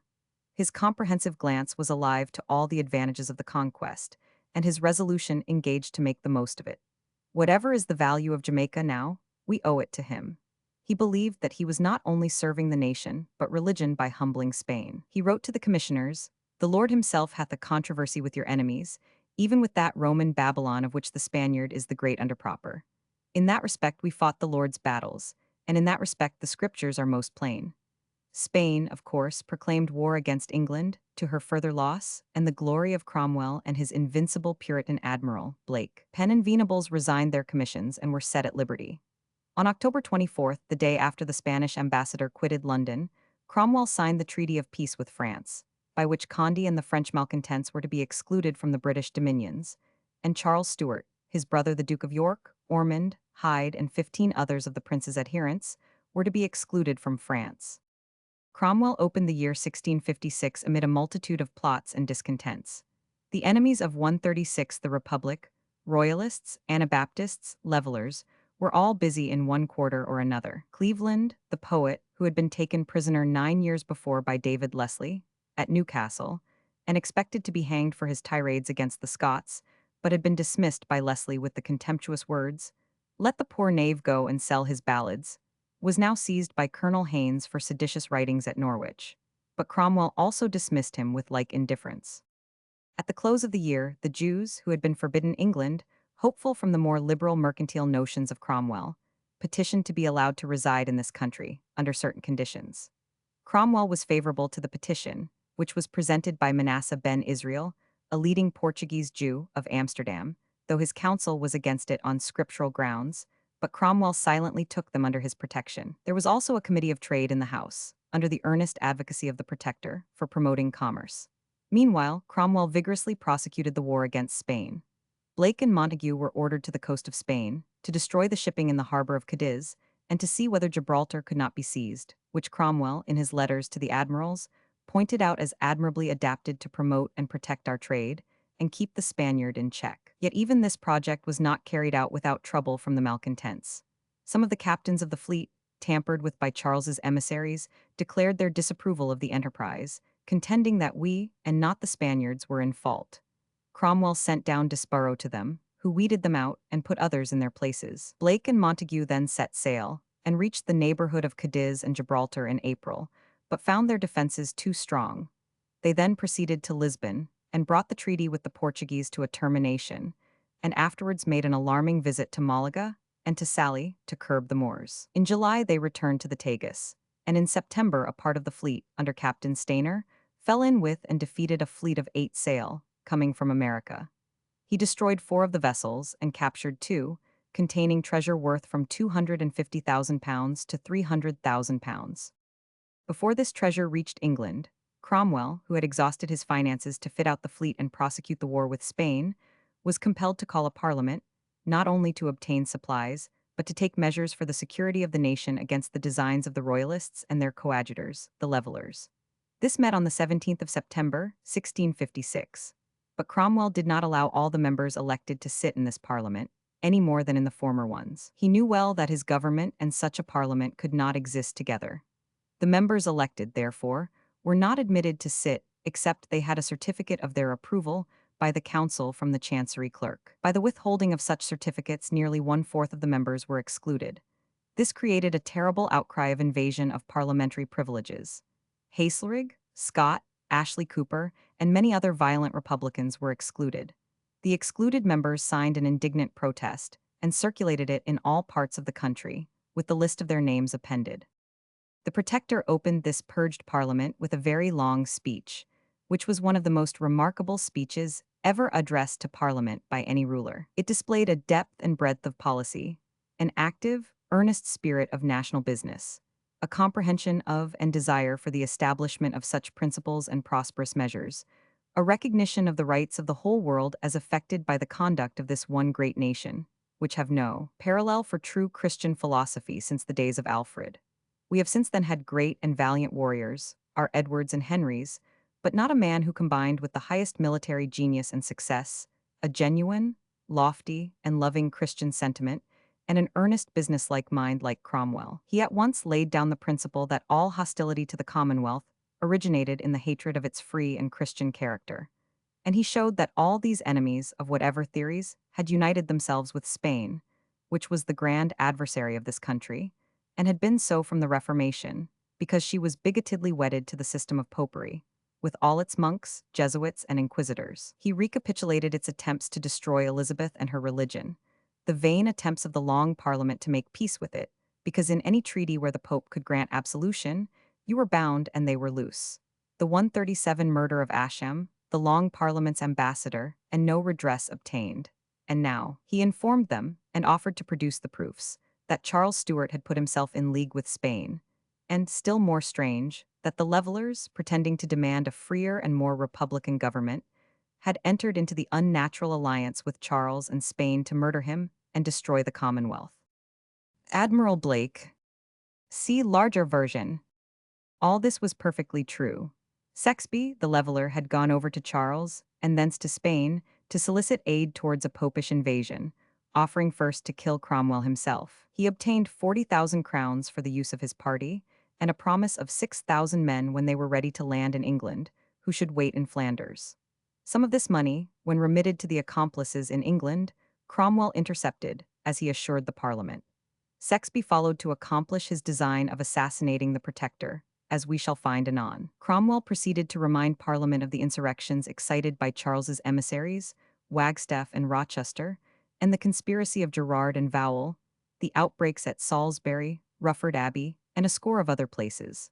Of Wildman taken in the act of penning his call to rebellion, of the design to destroy Monk in Scotland, and of similar instigations in the army in Ireland, of the plottings of the Lord Toff with Hyde at Antwerp, and finally, that there had been an attempt to blow him up with gunpowder in his own house, and an officer of the guard had been engaged to seize him in his bed. These last he characterized as little fiddling attempts not worth naming, and which he regarded no more than he did a mouse 138 nibbling at his heel. But he told them that the animus altogether was of that un-English and un-Christian character, that it became them to fight manfully against it, and though they were low in funds, they should still put forth all their energies to crush this malignant power of Spain, whence the other enemies drew their strength. He informed them that France was well disposed to them, and that all the rest of the world was at peace with them. He then assured them that the major generals had done good service in every quarter, that the improvement of the ministry had become manifest through the exertions of the commissioners, and that the Presbyterians had themselves expressed their approbation of what had been done in that respect. He strongly recommended to them further equalization and improvement of the laws, so that every one should have cheap and easy justice, and that the purification of the public morals should be carefully attended to. The Cavalier interest, the badge and character of continuing profaneness, disorder, and wickedness in all places, having worked such deplorable effects. Nobility and gentry of this nation, he exclaimed, in my conscience it was a shame to be a Christian within these 15, 16, or 17 years in this nation, whether in Caesar's house or elsewhere. It was a shame, it was a reproach to a man, and the badge of Puritan was put on it. As they would maintain nobility and gentry, he told them they must not suffer these classes to be patronizers or countenancers of debauchery and disorders. And therefore, he concluded, I pray and beseech you in the name of Christ, show yourselves to be men, quit yourselves like men. It doth not infer any reproach if you do show yourselves men, Christian men, which alone will make you quit yourselves. In the early days of the sitting of this Parliament, that is, in the beginning of October, came the news of Stainer's victory over the Spanish Plate Fleet and the capture of the treasure. And in the beginning of November the money arrived, and 38 wagon loads of silver were sent up from Portsmouth to the Mint to be coined, amid universal rejoicings. Before the year closed, also, Cromwell, by the help of Mazarin, effected a temporary separation of interests between Charles Stuart and the Duke of York, but it did not last long. But by this time Colonel Sexby was in England, watching his opportunity to murder Cromwell. He was daring enough to introduce himself amongst the Protector's escort in Hyde Park, and he and his accomplices had filed nearly through the hinges of the gates, through which the Protector was accustomed to pass, so that they might create a sudden obstruction and confusion, during which Sexby might shoot Cromwell. But not being able to succeed to his mind, Sexby returned to Flanders to consult with the royal party, and left £1,600 in the hands of one Miles Cindercombe, a cashiered quartermaster, who was to carry out the bloody design. Cindercombe took a house in Hammersmith, where the road by which the Protector passed to and from Hampton Court was very narrow, and there he prepared an infernal machine, consisting of a battery of 7 blunderbusses, which was to blow Cromwell's coach to atoms as it passed. But the machine did not answer, or could not be used from the crowd of guards, and then Cindercombe resolved to set fire to Whitehall by night and kill Cromwell as he came out in the confusion. He had bribed a great number of accomplices, many of them in the palace itself, and had probably a considerable number of fellow conspirators, for he had 100 swift horses in stables in the neighborhood, on which he and his confederates might escape, the deed being done. All this was with the privity and approbation of Charles, Clarendon, and the rest of that court, and shows the state of moral principle in it, and which, after the Restoration, broke over England like a pestilence. They were constantly dabbling in attempts at assassination, and in the Clarendon papers themselves, we have Clarendon's own repeated avowals of his satisfaction in them. He styles these base assassins, brave fellows and honest gentlemen, and thinks it a pity that any agent of the Protectorate abroad should not have his throat cut. But Cindercombe's wholesale bribery led to the detection of the plot. Amongst those tampered with was Henry Toup, a life guardsman, who revealed the scheme. On the 8th of January, 1657, Cindercombe attended public worship in the evening at Whitehall Chapel. Toup, Cassell, who had been engaged in the construction of the infernal machine, and Cindercombe were arrested, and having been seen about General Lambert's seat, it was examined, and there was found a basket full of the most inflammable materials. Strong enough, it was said, to burn through stones, and a lighted slow-burning match, calculated to reach the combustibles about midnight. There were found also holes bored in the wainscot, to facilitate the communication of the fire, and of 139 drafts to encourage it. Toup and Cassell gave all the information that they could, but Cindercombe was obstinately silent, and being found guilty by a jury of high treason, was condemned to die on Saturday, the 13th. But the evening before, his sister, taking leave of him, contrived to carry some poison to him, and the next morning he was found dead in his bed. Parliament adjourned a week for the trial and examination of the plot, and appointed a day of thanksgiving on Friday, the 23rd. But though Cindercombe was dead, Sexby was alive, and as murderously inclined as ever, and to prevent interrupting other affairs, we may now follow him also to his exit. Though neither fleet nor money was ready to follow up the blow if successful, the gloomy Anabaptist once more set out for England with a tract in his possession, called Killing No Murder, which was no doubt his own composition, though Colonel Titus, after the Restoration, claimed the merit of it. This tract, taking it as a settled fact that it was a noble piece of patriotism and virtue to kill a tyrant, pronounced Cromwell a tyrant, and therefore declared that it was a noble deed to kill him. It eulogized Cindercombe as the Brutus or Cato of the time. Sexby, disguised like a countryman and with a large beard, traveled about distributing this pamphlet, but he was tracked, discovered, and lodged in the Tower. There he either went mad or pretended it, made a voluntary confession, found to be intended only to mislead, and falling ill, died in the following January. One of the first things which this second Parliament of the Protectorate did was to abolish the authority of the Major Generals. Cromwell had assured them that they were doing good service in suppressing disturbances, and he told them so again. But there were many complaints of their rigor, especially of levying heavy fines on the Royalists. And Parliament, on the 29th of January, voted their withdrawal. The next matter, which occupied them for above 3 months, was the case of James Naylor, the mad Quaker, whom they sentenced to a punishment that was simply diabolical in its inhumanity. Before this was settled, Parliament entered on a far more momentous question, no less than whether they should not make Cromwell king. Those who take an unfavorable view of the character of Cromwell, who regard him as a base mixture of hypocrisy and ambition, accuse him of having planned and maneuvered for this object. But there appears no evidence of this, but rather that the continual uneasiness created by the Royalist and Anabaptist assassins led many seriously to consider the peculiar position of the nation and the great dangers to which it was exposed. There was nothing between the nation and all its old confusions but the life of one clear-headed and strong-hearted and strong-handed man, a life which was environed with perils. They deemed these dangers would be diminished by altering the form of government and returning to a House of Lords and a monarchy, but not to the corrupt and murder-seeking Stuarts. Had they their honest and earnest protector converted into a king, and the succession settled on his family, the nation would jealously guard his life, and the hopes of the exiled family be diminished by the prospect of a successor of his own blood, even if he fell.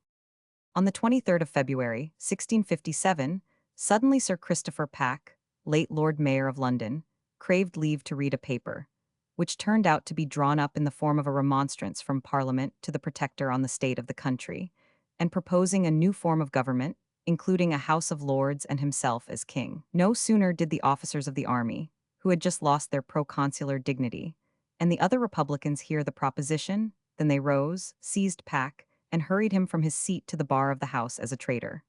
But those who were friendly to the proposition rose also in his defense, and after much commotion, the paper was not only read but debated. From this moment this subject occupied the House, with little intermission, till the 9th of May, or between 2 and 3 months.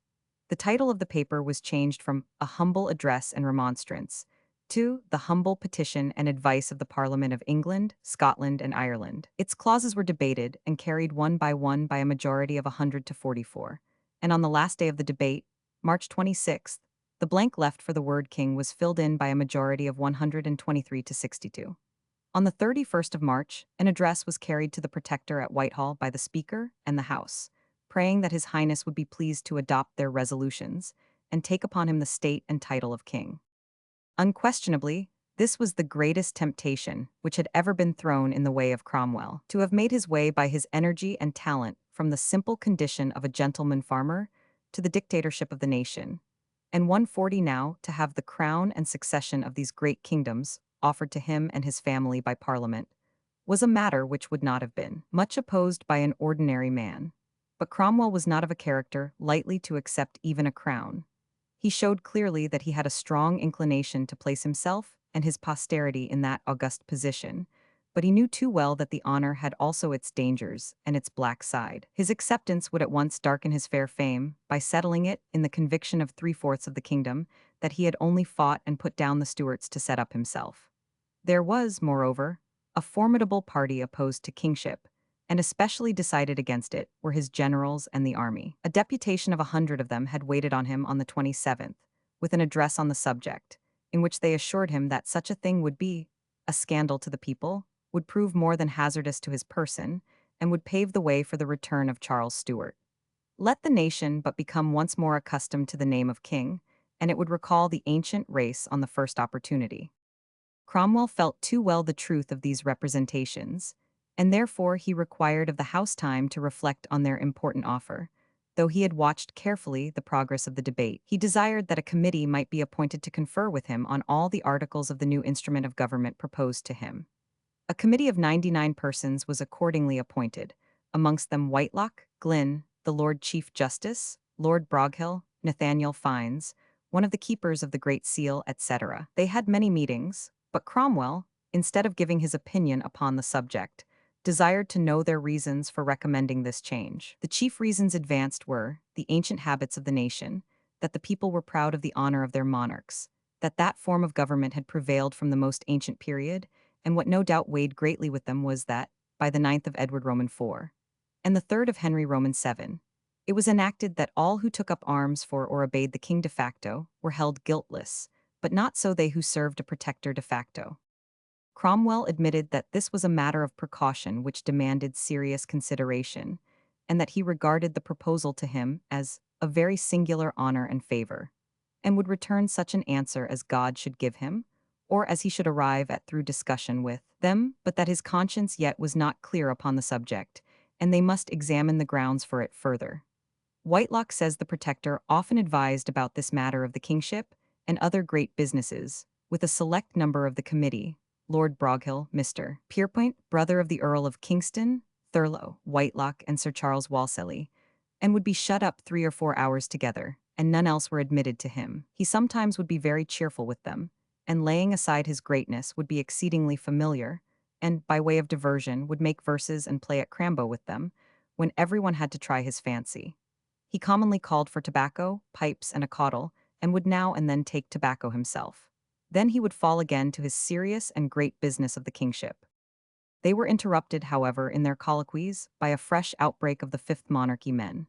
These religionists, who admitted the idea of no king but Christ, were especially exasperated at this attempt to set up an earthly king, and determined to rise and prevent it. They fixed Thursday, the 9th of April, for the rising. They issued a proclamation called A Standard Set Up, ordered Mile End as the place of rendezvous, and, headed by one Venner, a wine merchant, and other persons of the city, calculated on introducing the reign of the millennium. They encouraged each other, says Thurlow, with the exhortation that though they were but worms, yet they should be made instrumental to thresh mountains. They spoke, he says, great words of the reign of the saints and the beautiful kingdom of holies which they were to erect, and talked of taking away all taxes, excise, custom, and tithes. They had banners painted with the device of the Lion of the tribe of Judah, and the motto, Who shall raise him up? But the wide-awake Thurlow had watched all their motions. That morning at daybreak he marched a troop of horse down upon the meeting at Mile End, seized Venner and 20 other ringleaders, with chests of arms, many copies of the proclamation, and the famous war flag of the Lion Couchant of Judah. Major General Harrison, Admiral Lawson, Colonel Rich, and others of the leaders of the Fifth Monarchy men were also seized, and with these men shut up in the Tower, but no further punished. Venner ended his days for a similar attempt in the reign of Charles Roman II. Cromwell refusing the crown, CP 142. See larger version. The discussions of Cromwell and the committee were resumed, and, without coming to any conclusion, on Tuesday, the 21st of April, the Protector suddenly left the consideration of the kingship and examined the other articles of the instrument. The chief of these were that men of all classes should be capable of electing and being elected to Parliament or to offices of state, excepting papists and royalists, styled malignants, at least such royalists as had been in arms against the Parliament since 1642, unless they had since given signal proof of repentance by bearing arms for the Parliament. All who had been concerned in the Irish Rebellion since 1650, or in any plot in England or Wales since December 1653, all in Scotland who had been in arms against the Parliament of England or Parliament of Scotland, except such as had lived peaceably since the 1st of March 1652. Besides those thus excluded, all freeholders of counties and all burgesses and citizens of towns, constituting in fact a household suffrage, could vote for members of Parliament. All who were atheistical, blasphemous, married to popish wives, or who trained children, or suffered their children to be trained in popery, or consented that their children should marry papists, who scoffed at religion or at religious people, who denied the scriptures to be God's word, who denied the sacraments, ministers, or magistracy to be divine ordinances, like the Fifth Monarchy men, who were Sabbath breakers, swearers, haunters of taverns and alehouses. In short, all who were unchristian men were excluded from electing or being elected. All public preachers were excluded, as better employed in their own vocation, but at the recommendation of Cromwell, this was restricted to such preachers as had fixed livings, and did not affect mere voluntary occasional preachers, like himself and many other officers. A second House of Parliament was to be organized, to consist of not less than 40 members, nor more than 70, who were to be nominated by the Protector and approved by the Commons. It was not to be called the House of Lords, nor the upper, but the other house. The same qualifications and disqualifications applied to it as to the Commons. All judges and public officers, as well as those of the Army and Navy, were to be approved of by the two houses, or if Parliament were not sitting, by the Council. Another article settled the revenue, and all relating to it, and, the most important one to the Protector, he was authorized to name his successor before his death. These matters being settled, and the instrument revised by Parliament, on the 8th of May Cromwell summoned the House to meet him in the banqueting house, Whitehall, where he ratified the rest of the instrument, but gave them this answer as to the kingship, that having taken all the circumstances into consideration, both public and private, he did not feel at liberty in his conscience to accept the government with the title of king, that whatever was not of faith was sin, and that not being satisfied that he could accept it in that form to the real advantage of the nation, he should not be an honest man if he did not firmly, but with every acknowledgment of the infinite obligations they had laid him under, decline it. This was his answer to that great and weighty business. Whitelocke assures us that Cromwell at one time had been satisfied in his private judgment that he might accept the royal title, but that the formidable opposition of the officers of the army had shown him that it might lead to dangerous and deplorable results, and that therefore he believed it better to waive it. Whatever the motives, whether those of conscience or prudence, or both, inciting the Protector, he surmounted his temptation, and decided with the firmness characteristic of him. Major Generals Whalley, Gough, and Barry are said to have been for his acceptance of the crown. Disborough and Fleetwood were strenuous against it, but Lambert, temporizing, appearing to approve whilst he was secretly opposing, and at length coming out strong against it, was the only one whom Cromwell visited with his displeasure. He dismissed him, but with a pension of £2,000 a year, and Lambert retired to Wimbledon, where it had been happy for him had he remained in quiet. On the 26th of June, 1657, the grand ceremony of the inauguration of the Protector, as the head of this new government, took place in Westminster Hall. The Protector went thither from Whitehall by water, and entered the hall in the following manner. First went his gentlemen, then a herald, next the aldermen, another herald, then Norrie, the Lords Commissioners of the Treasury, and the great seal carried by Commissioner Fines, then Garter, and after him the Earl of Warwick with the sword borne. Before the Protector, bareheaded, the Lord Mayor carrying the city's sword at his left hand. Being seated in his chair, on the left hand of it stood the Lord Mayor and the Dutch ambassador, on the right the French ambassador and the Earl of Warwick. 143 next behind him stood his son Richard and his sons-in-law Claypole and Fleetwood, and the Privy Council. Upon a lower platform stood the Lord Viscount Lisle, Lord Montague, and Whitelocke, with drawn swords. As the Protector stood under the cloth of state, the Speaker presented him with a robe of purple velvet, lined with ermine, which the Speaker and Whitelocke put upon him. Then the speaker presented him with a Bible richly gilt and bossed, girt the sword about his highness, and delivered into his hand the scepter of massy gold. Having done this, he made the protector an address and finally administered the oath. Then Mr. Manton, one of the chaplains, in prayer recommended his highness, the Parliament, the Council, the forces by land and sea, and the whole government and the people of the three nations to the blessing and protection of God. On that the trumpets sounded, the heralds proclaimed his highness protector of England, Scotland, and Ireland, and again the trumpets sounded, and the people shouted, God save the protector. This closed the ceremony, and the protector and his train returned to Whitehall as they came. The ceremony, it is clear, fell little short of a royal ceremony, with the exception of the crown and the anointing. Charles Stuart might have used the words of James of Scotland to Johnny Armstrong, "What lacks this knave that a king should have?" With the exception of the name of king, Cromwell, the farmer, was become the monarch of Great Britain and Ireland. He had all the power and inhabited the palaces of kings. He had the right to place his son in the supreme seat after him, and one whole House of Parliament was of his own creation, while the other was purged to his express satisfaction.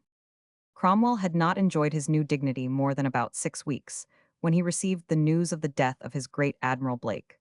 His health had been for some time decaying. Scurvy and dropsy were fast destroying him, yet to the last he kept his command at sea, and finished his career with one of the most brilliant victories which had ever been achieved. During the winter and spring, he maintained the blockade of Cadiz, but learning that the Plate fleet had taken refuge in the harbor of Santa Cruz, in the island of Tenerife, he made sail thither. He found the fleet drawn up under the guns of 7 batteries in the harbor, which was shaped like a horseshoe. The merchantmen, 10 in number, were ranged close inshore, and the galleons, in number and of greater force than any of his own ships, placed in front of them. It was a sight, 7 forts, a castle, and 16 ships, to have daunted any man but Blake. Don Diego Darques, the Spanish admiral, was so confident of the impregnable nature of his position that he sent Blake word to come and take his vessels. But, says Clarendon, the illustrious genius of Blake was admired even by the hostile faction of his countrymen. He was the first man that declined the old track, and made it manifest that the science might be obtained in less time than was imagined, and despised those rules which had been long in practice, to keep his ship and men out of danger, which had been held in former times a point of great ability and circumspection, as if the principal art requisite in the captain of a ship had been to be sure to come safe home again. The first man who brought the ships to contemn castles on shore, which had been thought ever very formidable. The first that infused that portion of courage into the seamen, by making them see what mighty things they could do if they were resolved, and taught them to fight in fire as well as upon water. Blake did not hesitate. The wind was blowing into the harbor on the 20th of April, 1657, and trusting to the omnipotent instincts of courage, he dashed into the harbor at 8 o'clock in the morning. Stainer, who had so lately defeated the Spanish Plate fleet and destroyed in it the Viceroy of Peru, now led the way in a frigate, and Blake followed with the larger ships. His fleet altogether amounted to 25 sail. It was received with a hurricane of fire from the batteries on both sides the harbor and the fleet in front. But discharging his artillery right and left, he advanced, silencing the forts, and soon driving the seamen from the front line of galleons into the merchant ships. For 4 hours the terrible encounter continued, the British exposed to a deadly hail of ball from the shore as well as the ships, but still pressing on till the Spanish ships were all in flames, and reduced to ashes, the troops in them having escaped to land. The question then was how to escape out of the harbor, and from the fury of the exasperated Spaniards on the land around. But Blake drew his ships out of reach of the forts, and, as if Providence had wrought in his favor, as Blake firmly believed he did, the wind about sunset veered suddenly round, and the fleet sailed securely out to sea. The fame of this unparalleled exploit rang throughout Europe, and raised the reputation of 144 England for naval prowess to the greatest pitch.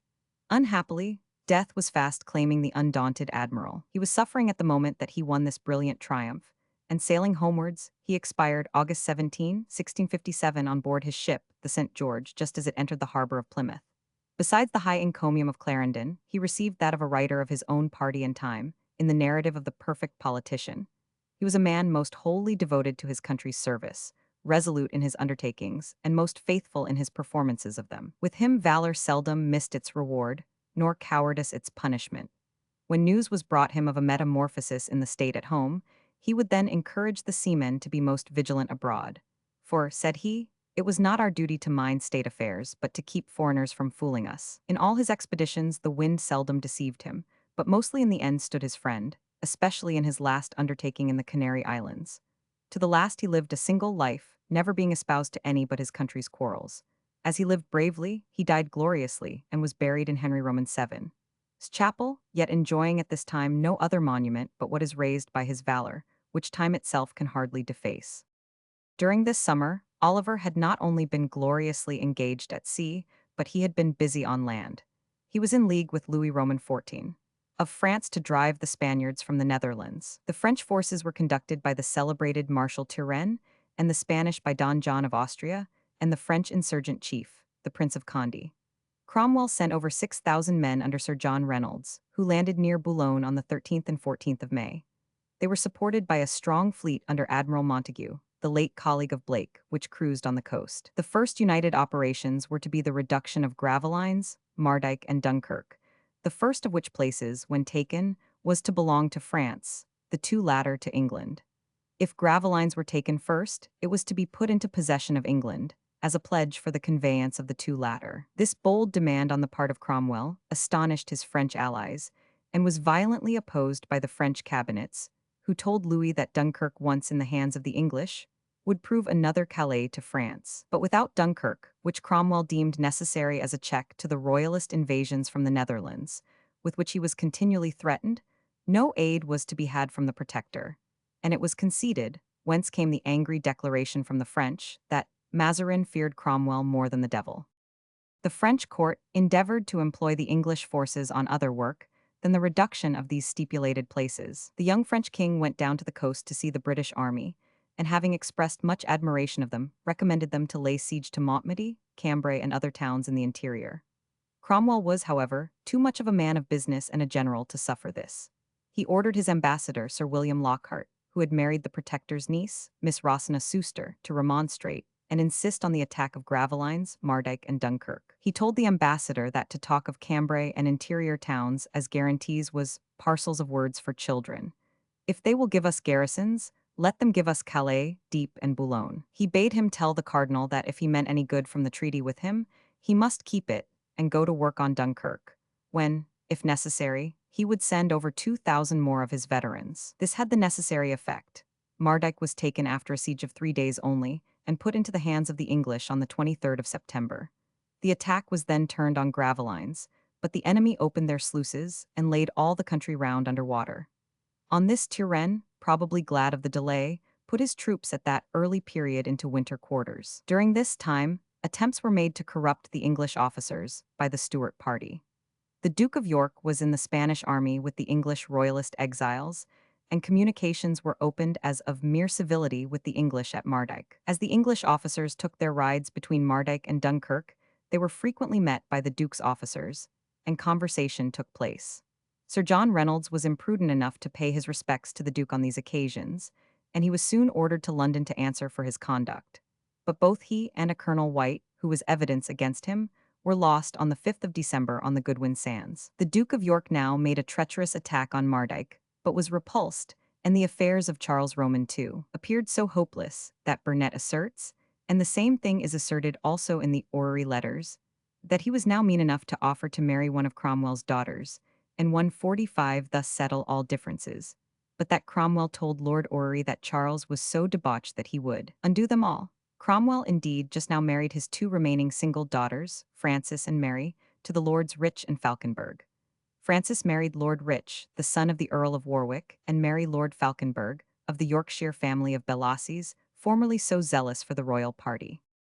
By permission of the Corporation of Liverpool. Cromwell refusing the crown, 1657. From the picture by J. Schex in the Walker Art Gallery, Liverpool. See larger version. Arrest of conspirators at the Mermaid, CP 147. See larger version. The year 1658 opened by the meeting of the new Parliament. It was a critical venture, and not destined to succeed better than the former ones. To constitute the new House, called the other House, Cromwell had been obliged to remove to it most of the best affected members of the Commons. To comply with the petition and advice, he had been forced to admit into the Commons many who had been expelled from former parliaments for their violent republicanism. the consequences at once appeared. The other house consisted of 63 members. It included 6 of the ancient peers, the Earls of Manchester, Warwick, Mulgrave, Falkenberg, Say and Seal, and Lord Ura. But none but Ura and Falkenberg took their seats. Not even the Earl of Warwick, whose son and heir, Lord Rich, had just married the Protector's daughter. He and the others objected to sit in the same house with General Hewson, who had once been a shoemaker, and Pride, who had been a drayman. Amongst the members appeared a considerable number of the officers of the army and the chief ministers of state. These included the Protector's 2 sons, Richard and Henry Cromwell, Fiennes, keeper of the Great Seal, Lisle, Fleetwood, Monk, Whalley, Whitelock, Barkstead, Pride, Hewson, Gough, Sir Christopher Pack, Alderman of London, General Claypole, St. John, and other old friends of the Protector, besides the lords already mentioned. As they had been called by writs, which were copies of the royal writs used on such occasions, the members immediately assumed that it made them peers, and gave them a title to hereditary rank. They were addressed by Cromwell in his opening speech as "My Lords" and "Gentlemen of the House of Commons." His speech was very short, for he complained of indisposition, the truth being that the life of excitement, struggle, and 146 incessant care for 20 years had undermined his iron frame, and he was breaking down. But he congratulated them on the internal peace attained, warned them of danger from without, and exhorted them to unity and earnestness for the public good. Fiennes, after the Protector's retirement, addressed them in a much longer speech on the condition of the nation. But all hopes of this nondescript parliament were vain. Other house no sooner met apart than they began inquiring into their privileges, and, assuming that they were not merely the other house, but the upper house, sent a message, after the fashion of the ancient peers by the judges, to desire a conference with the Commons on the subject of a fast. The Commons, however, who were by the new instrument made judges of the other house, being authorized to approve or disapprove of it, showed that they meant the other house to be not an upper house, but a lower house than themselves. They claimed to be the representatives of the people. But who, they asked, had made the other house a house of peers, who had given them an authority and a negative voice over them? The first thing which the Commons did was to claim the powers of the new instrument and admit the most violent of the excluded members, for none were to be shut out except rebels or papists. Haselrig, who had been appointed one of the other house, refused to sit in it, but having been elected to the Commons, he appeared there and demanded his oath. Francis Bacon, the clerk of the House, replied that he dared not give it him. But Haselrig insisted, and being supported by his party, he at length obtained his oath and took his seat. It was then soon seen that the efficient government members were gone to the other house, and Haselrig, Scott, Robinson, and the most fiery members of the Republican section now carried things their own way and commenced a course of vehement opposition. Scott ripped up the whole history of the House of Lords during the struggle of the Commonwealth. He said, the Lords would not join in the trial of the king. We called the king to our bar and arraigned him. He was for his obstinacy and guilt condemned and executed, and so let all the enemies of God perish. The House of Commons had a good conscience in it. Upon this the Lords' House adjourned, and never met again, and it was hoped the people of England should never again have a negative upon them. But the hostility of this party was not to the other house merely, it was to the Protectorate itself, which it declaimed against, and not only in the House, but out of it, setting on foot petitions for the abolition of the Protectorate by the Commons. Whitelock remarks that this course boded the speedy dissolution of the House. Cromwell summoned both houses to Whitehall January 25th, only 5 days after their meeting, and in a long and powerful speech remonstrated with the Commons on their frantic proceedings. He took a wide view of the condition of Europe, of the peace and Protestantism of England, and asked them what were their hopes if, by their decision, they brought back the dissolute and bigoted court which they had dismissed. He declared that the man who could contemplate the restoration of such a state of things must have the heart of a Cain, that he would make England the scene of a bloodier civil war than they had had before. He prayed, therefore, that whoever should seek to break the peace, God Almighty might root that man out of the nation, and he believed that the wrath of God would prosecute such a man to his grave, if not to hell. But all argument was lost on that fiery section. Scott and Haselrig continued their assaults on the whole frame of government more strenuously than ever. And on the 4th of February, 15 days from the meeting of Parliament, amid the confused bickering of Scott and Haselrig with the wearied House, arrived the usher of the black rod to summon the members to the other House, which he called boldly the House of Lords. Haselrig, in the midst of his harangue, was reminded of the presence of the black rod. "What care I for black rod?" he exclaimed, but he was compelled to obey. The Protector expressed the intensity of his disappointment that the very men who had importuned him to assume the burden of government, and even the title of king, should now, instead of attending to the urgent business of the nation, endeavor violently to destroy that government, and throw everything into chaos. I can say in the presence of God, he continued, in comparison with whom we are but like poor creeping ants upon the earth, I would have been glad to have lived under a woodside, to have kept a flock of sheep, rather than have undertaken such a government as this. But undertaking it by the advice and petition of you, I did look that you, who had offered it unto me, should make it good. He added, and if this be the end of your sitting, and this be your carriage, I think it high time to put an end to your sitting, and I do dissolve this parliament. And thus closed the 147 last parliament of Cromwell, after a session of a fortnight. Having dismissed his parliament, Cromwell had to take summary measures with the host of conspirators, whom his refractory parliaments had only tended to encourage. Since the killing no murder of Sexby, there were numbers who were by no means careful to conceal that they loved these doctrines, and persuaded the discontented that to kill Cromwell was to cure all the evils of the nation. The Royalists, on their part, who had always been advocates and practisers of assassination, were more than ever on the alert. In the beginning of the year 1658, the plan of an invasion was completed. The King of Spain furnished 150,000 crowns towards fitting it out. Arms, ammunition, and transports were purchased in Holland, and the port of Ostend was to be the place of embarkation.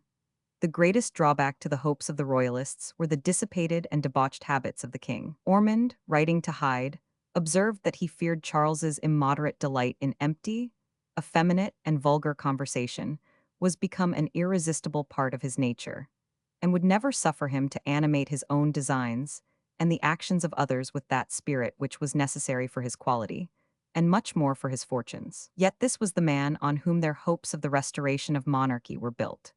Ormond and O'Neill ventured to England in disguise, in order to ascertain what were really the resources and the spirit of the Royalists in the country. Ormond had private communication with all parties, with the Earls of Manchester and Denbigh, with Rossiter and Sir William Waller, as Presbyterians opposed to Cromwell and the Independents, with Say and Seal and others, who were willing that Charles should return on his signing the same articles that his father had offered in the Isle of Wight, and with such of the fanatic levellers as held the opinions of Sexby. But he found little that was encouraging amongst any of them.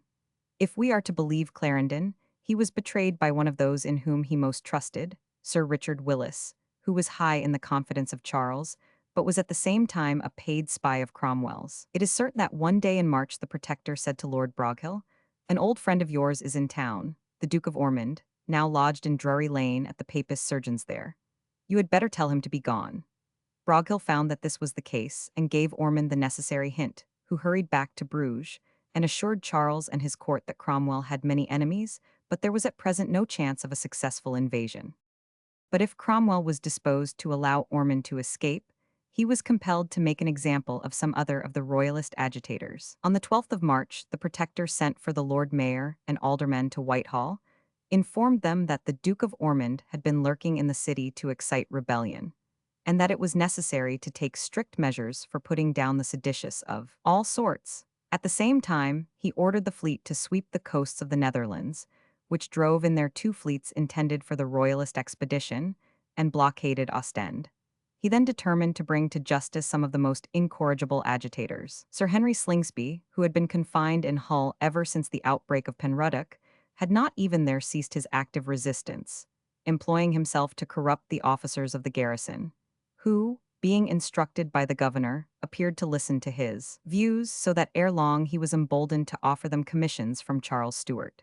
Another person arrested was Dr. Hewitt, an Episcopalian clergyman, who preached at St. Gregory's, near St. Paul's, and was a most indefatigable advocate of a royal invasion. There were numbers of the Royalist apprentices and others in the city, who were not patient enough to wait for the invasion. They resolved to rise on the 15th of May, fire the houses near the Tower, and by sound of drum proclaim the king. The Protector told Thurlow that it was not fit that there should be a plot of this kind every winter, and Thurlow had made himself thoroughly aware of all their proceedings. As the time approached, the ringleaders were seized at the Mermaid, in Cheapside. A High Court of Justice was appointed according to Act of Parliament, and Slingsby, Hewitt, and the city incendiaries were tried. There was ample proof of their guilt. Hewitt denied the authority of the court and refused to plead, but he was all the same condemned with Slingsby and 6 of the city traitors to death. In the Netherlands, Sir William Lockhart admirably supplied the place of Sir John Reynolds, acting both as ambassador and general. The Allied army opened the campaign of 1658 with the siege of Dunkirk. The Prince of Condé had in vain assured the Spaniards that this would be the case, whilst they imagined that the intention of the Allies was to besiege Cambrai. When Don 148 John saw his mistake, he determined to attack the Allies and raise the siege. But Turenne and Lockhart would not wait to be attacked. They marched to meet the Spaniards and surprised them before they had received their supply of ammunition for the intended assault. Don John hastily drew up his forces along a ridge of sandhills and gave the command of the right wing to the Duke of York and the left to Condé, himself commanding the center. Lockhart was too ill to take the command, but gave it to Colonel Morgan, who, with his English forces, found himself opposed to the Duke of York. The English dashed up the sandhill and soon drove the infantry of the enemy before them. They were then charged by the Duke of York at the head of the Spanish cavalry, and the battle was terrible. But nearly half of the Duke's men fell under the well-directed fire of his countrymen. The left wing, however, under Condé had given way, and the Duke, leaving his rallied infantry to contend with the English in front, directed the charge of his cavalry against their flank. It was in vain. The center gave way without fighting, and the brave English defending themselves against their numerous assailants till relieved by a body of French horse, the whole line of the Spaniards collapsed. The Duke of York, who had fought gallantly, was saved in the first charge only by the temper of his armor, and in the second he was surrounded by the enemy, and, according to his own account, only extricated himself by assuming the character of a French officer, and leading on several troopers to the charge till he saw a chance of riding off. Marshal Turenne gave the credit of the victory to the gallantry of the English, who had, at the close of the battle, scarcely a single officer left alive.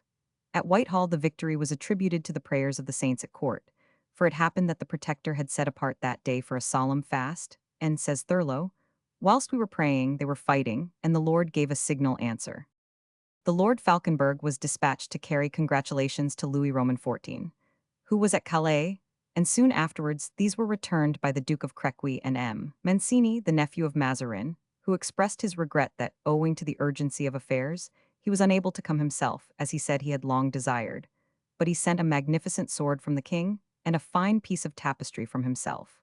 Dunkirk was given up to the English, Gravelines was taken, Ypres surrendered, and all the towns on the banks of the Lys fell into the hands of the conquerors. Here closed the victorious career of Oliver Cromwell. These were the last of his triumphs, and nearly the last of his life. Though he now stood apparently at the summit of fortune, both domestic and foreign enemies being for the time subdued, yet the grand platform of life and mortal glory was already giving way beneath him. His health was undermined by the long conflict with a host of enemies, and circumstances around him were gloom. Sickness had entered, death was about to select its victims from his own house. His daughter Frances was left a young widow by the death of Lord Rich, son of the Earl of Warwick, 12 days after the dissolution of Parliament. His daughter Claypole, his favorite daughter, was lying ill, and beyond the reach of medical art at that period, and his own iron frame was yielding. Around him, in his outward affairs, the circumstances were full of anxiety. He knew that he had repulsed, but not destroyed, the domestic enemies of his government. They were as alert as ever to the chance of starting up and again, attempting to overturn his power. All his 3 parliaments had proved thoroughly unmanageable, and had reduced him to the very measures so strongly condemned in Charles I. Continual interruption of the debates, invasion of privileges, and abrupt dissolutions to prevent the completion of hostile measures. The only circumstance in his favor was that Charles's arbitrary acts were for the formation of despotism, his for that of a rational liberty. Under no previous government had the people enjoyed such just laws, such just judges, and so much liberty, especially religious liberty. But like Charles, Cromwell was now governing without a parliament, and like him, being without a parliament, he was without funds. The wars on sea and land had emptied his exchequer, and to raise supplies by arbitrary means would cover him with the odium which had clung to the king he had overthrown.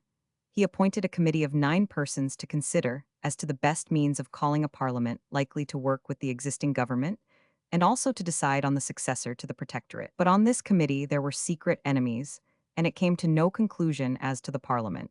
But as to the succession, it determined that since the succession had been left to the protector, it was a matter of no consequence. Suspecting their motives and deriving no benefit from them, he dismissed the committee towards the end of July, and was left with no resource but the ingenuity of 149 Thurlow, his secretary, who borrowed where he could but was often refused. This could not, however, last. His army was his grand prop, and so long as it was duly paid and clothed there was no danger. But let payment fall into arrears, and it would soon begin to listen to the suggestions of the Republican and Anabaptist officers. With these gloomy circumstances, his suspicions seemed to have grown of those about him, or of assassins who might make more successful attempts than before. As his health failed, his fears acquired a decided mastery. He is said to have worn armor under his clothes.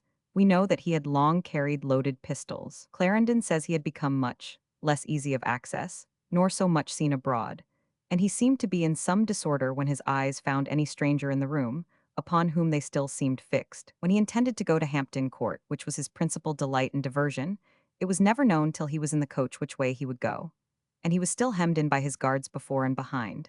And the coach, in which he went, was always thronged as full as it could be with his servants, who were armed, and he seldom returned the same way he went, and rarely lodged 2 nights together in one chamber, but had many furnished and prepared, to which his own key conducted him. John's Thurlow. See larger version. Though this is the statement of an enemy, we can very well believe it, for Cromwell's life had been for years aimed at by assassins, both royalist and republican, by paid bravos of Charles Roman II, and by fanatics. These various fears and anxieties 150 told strongly as his health failed. He reached his 59th year in April, and was therefore pretty advanced towards his 60th. For 14 days before the death of Mrs. Claypole, the Protector was almost day and night by her bedside, not being able to attend to any business in his deep anxiety. Mrs. Claypole died on the 6th of August, and George Fox, going to Hampton Court, to represent to Cromwell the persecutions of his friends, on the 20th of that month, met him riding in Hampton Court Park at the head of his Life Guards, and was so struck with his altered appearance that he said he felt a waft of death go forth against him, and when he came up to him he looked like a dead man.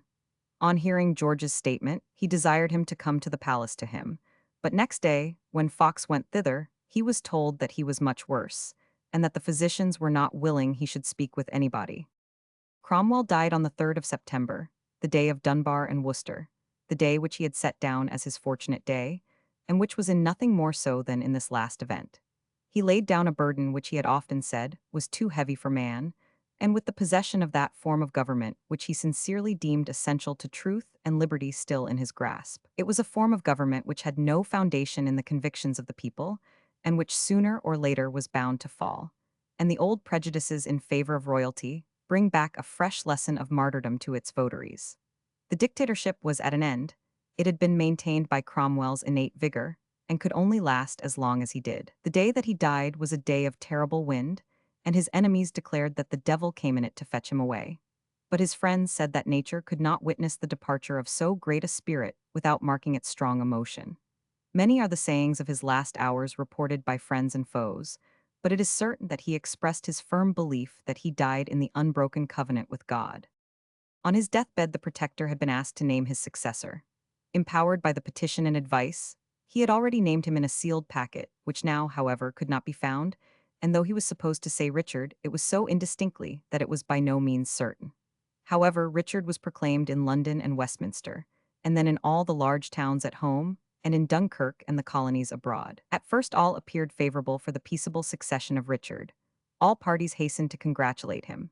Foreign ministers sent addresses of condolence and intimations of their desire to renew their alliances. From all parts of the country and from the city, and from 100 congregational churches, poured in addresses, conceived in the most fulsome affectation of religion.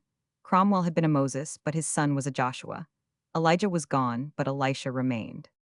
The royalists were confounded to find everything pass over so smoothly, but all who knew the retiring disposition of Richard, and the volcano of raging materials which lay in the sects, factions, and parties, which at that moment divided and agitated England, could only look on it as the lull before the tempest.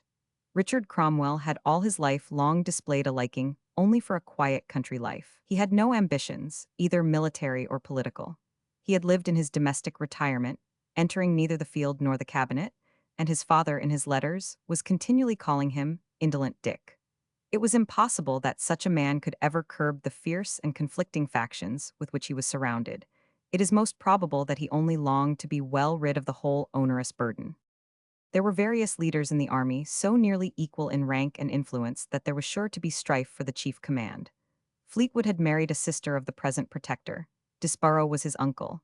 His brother Henry, who was Lord Lieutenant of Ireland, was a much more resolute and able man than himself, and Monk, in Scotland, had great power in his hands. The chief command in the army lay, by the late instrument, in the Protector himself.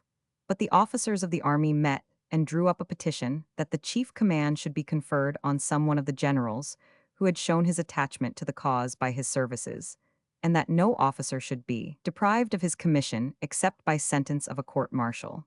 Richard, by the advice of Thurlow, replied that he had appointed General Fleetwood lieutenant general of the forces, but that to give up the supreme command would be to violate the petition and advice, by which he held his own authority. This did not content the officers. They still held their meetings, a liberty which Oliver had wisely suppressed, and there were many suspicions expressed amongst them.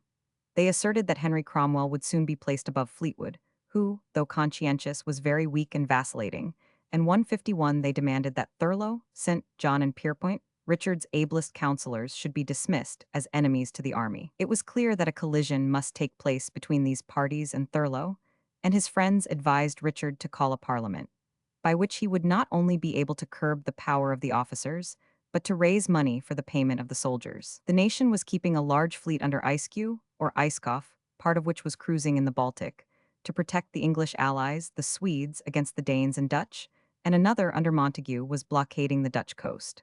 Money, therefore, was absolutely necessary to defray expenses, and Richard consented to call a parliament. It was a necessary evil, a formidable undertaking. For the 5 months that passed before their meeting, Richard ruled with all the outward state, and with more than the quiet of his father. But his father, with all his vigor and tact, had never been able to manage a parliament, most of the members of which immediately set about to overthrow him. What hope, then, that Richard could contend with such a restless and domineering body? It was absolutely impossible, and he was speedily made sensible of it. To introduce as many members of the Commons as he could favorable to his views, he departed from his father's plan of only calling them from the larger boroughs and the counties, and restored the franchise to the lesser and decayed boroughs. Every means was used besides to obtain the return of men favorable to the government, and in Scotland and Ireland, from whence 30 members each were admitted, the elections were conducted under the eyes of the commander of the forces. But notwithstanding, from the very first assembling of the Commons, they showed that they were likely to be as unmanageable as ever. When Richard summoned the Commons to meet him in the Lords, scarcely half the members attended, lest they should sanction the existence of a body which they disclaimed. The Commons were as much divided as the army. There were the friends of the government, who were instructed to stand firm by the petition and advice, and the government, founded by it, of one ruling person and 2 houses of parliament. Then there were the Presbyterians and Republicans, who were for no lords nor protector either, and were led on by Haselrig, Scott, Bradshaw, Lambert, Ludlow, and others of those united parties, with whom Vane and Fairfax now cooperated. Fairfax, from the moment when he showed his disapprobation of the death of Charles I, had retired into private life, but now he reappeared, and though become a royalist at heart, his spirited lady no doubt having roused that feeling in him, he voted with the Republican party, as most likely to prevail against the Protectorate, and thus pave the way to monarchy. Besides these, there were many neutrals or moderates, and a considerable sprinkling of young royalists who, by Charles's advice, had got in under other colors. However much these parties differed amongst themselves, there were sufficient of them adverse to the Protectorate to commence an immediate attack upon it. They fell at once to debating the legality of the petition and advice, and of course government by a single person and 2 houses. They asked what was the petition and advice, and they declared it to be an instrument of no validity, passed by a very small majority of a house from which 100 members had been forcibly excluded. The debates were long and violent. Though Parliament met on the 27th of January, 1659, it was the 14th of February before they had decided that Richard's right to the Protectorate should be settled by another bill, but with much restricted prerogative, and it was not till the 28th of March that they allowed the right of the other house to sit, but with no superiority to the Commons, and with no authority to send messages to it, except by members of the House. These points settled, there were high demands for a searching inquiry into the management of all departments of the state, with heavy charges of waste, embezzlement, oppression, and tyranny in the collection of the excise. Threats of impeachment were held out against Thurlow and the principal ministers, as well as against Butler and some others of the officers. This aroused the generals, who were themselves divided into 2 great factions. One set met at Whitehall under Ingoldsby, Whalley, Gough, Lord Charles Howard, and others favorable to the Protector. another under Fleetwood and Desborough, met at Wallingford House, who, though the Protector's own relations, were bent on their own and the army's ascendancy. They were joined by Lambert, who, after being deprived of his commission, had remained at Wimbledon, cultivating his garden and seeming to be forgotten. But now he came forth again and was received with enthusiasm by the soldiers, who had great confidence in his ability. Desborough used also to meet with a third party, consisting chiefly of the inferior officers, at St. James's. At this place of meeting, a council of officers was organized, which soon became influential with the Wallingford House, or Fleetwood's section. Here they drew up an address to Richard, complaining of the arrears of their pay being withheld, and of the neglect with which the army was treated, of the attempts to overthrow the acts passed by the Long Parliament, and the encouragement thereby given to the Royalists, who were flocking over from Flanders and exciting discontent against the good old cause, and against the persons and interests of those who had shed their blood for the Commonwealth. This address was presented on the 14th of April by Fleetwood, with no less than 600 signatures. Though it did not even mention the name of this Parliament, that body felt that it was directed entirely against them, and immediately voted that no meeting or general council of officers should be held without the consent and order of the Protector, and that no person should hold any command by sea or land who did not forthwith sign an engagement that he would not in any way disturb or prevent the free meeting and debates of Parliament or the freedom of any member of Parliament. This was certain to produce a retort from the army. It was an open declaration of war upon it, and accordingly Fleetwood and Desborough waited on Richard and assured him that it was absolutely necessary to dissolve Parliament, and Desborough, who was a bold, rough soldier, declared that if he did not do it, he felt sure the army would soon pull him out of Whitehall. It may be questioned how far this declaration was warranted by the real facts of the case. The majority of the army was probably opposed to any violence being shown to the son of the great Protector, but in critical times, it is the small knot of restless, unscrupulous spirits who rule the inert mass, and impose their own views upon the sluggish and the timid, and Desborough well knew the irresolute and impressionable character of Richard Cromwell. On the other hand, many members of Parliament protested that they would stand by him, that if he allowed the army to suppress Parliament, he would find it immediately his own master, and would be left without a friend. Ingoldsby, Gough, and Whalley supported this view, and one of them offered to go and kill Lambert, who was the originator of all the mischief. Richard called a council to consider the proposition. Whitelocke represented the danger of dissolving Parliament and leaving himself at the mercy of the army. But Thurlow, Lord Broghill, Fiennes, and Walsall declared there was no alternative, for if the army and Parliament came to strife, the Cavaliers would rise and bring in Charles. Richard reluctantly gave way, and on the 22nd of April he signed a commission empowering Fiennes, the Keeper of the Seal, to dissolve Parliament. Fiennes summoned the Commons to the upper house by the usher of the Black Rod, but they shut the door in the face of that officer and refused to obey, adjourning themselves for 3 days. Fiennes, however, declared Parliament dissolved, the Commons having been duly summoned to witness it, and a proclamation was issued to that effect. The warning of Whitelocke was at once verified. The moment that the Parliament ceased, all regard to Richard by the army ceased with it. From that moment he was deserted except by a small knot of officers, Gough, Whalley, and Ingoldsby, and he was as completely annihilated as Protector as if all parties had deposed him by assent and proclamation. The Council of Officers proceeded to take measures for the exercise of the supreme power. They placed guards to prevent the adjourned Commons from retaking their seats at Westminster as they proposed, and by their own authority dismissed Ingoldsby, Gough, Whalley, and the other officers who had adhered to Richard from their commands in the army, and restored Lambert and all the others who had been cashiered by Oliver. Having thus restored the republicanism of the army, they determined to recall the Rump, as a body which they believed they could command, and they accordingly issued an order for the reassembling of the House of Commons, which Oliver had so unceremoniously dismissed on the 20th of April, 1653. At this call, Lenthal, the old Speaker of the Rump, with about 40 or 50 members of the Rump, hastened the next day to Westminster, where Lambert kept guard with the troops, and after some discussion in the Painted Chamber, they went in a body to the house through 2 files of Lambert's soldiers and took their places as a real parliament. But their claim to this exclusive right was immediately disputed. The same day, the 7th of May, a large number of the members who had been excluded by Pride's Purge in 1648, of whom 194 were still alive, and 80 of them residing in the capital, assembled in Westminster Hall, and sent up to the House a deputation of 14, headed by Prynne, Annesley, and Sir George Booth, to demand equal liberty to sit. But 153 as this would have overwhelmed them with a Presbyterian majority. The doors were closed against them. They were kept back by the soldiers who filled the lobby, who were ironically called the Keepers of the Liberties of England, and they were informed that no member could sit who had not already signed the engagement. On the 9th, however, Prynne made his way into the house and kept his seat in spite of all efforts to dislodge him, till dinner time. But going out to dine, he found himself shut out on his return. The Manor House, Wimbledon, 1660. See larger version. The Rump now proceeded to appoint a committee of safety, and then a council of state, which included Fairfax, Lambert, Disborough, Bradshaw, Fleetwood, Ashley Cooper, Haselrig, Vane, Ludlow, St. John, and Whitelock. Letters were received from Monk in Scotland, congratulating the Rump on their return to power, but hypocritically begging them to keep in mind the services of Cromwell and his family. Lockhart sent over from Flanders the tendered services of the regiments there, and was confirmed in his office of ambassador, and also commissioned to attend a conference between the ministers of France and Spain, to be held at Fuenterrabia, whither Charles Stuart had also betaken himself.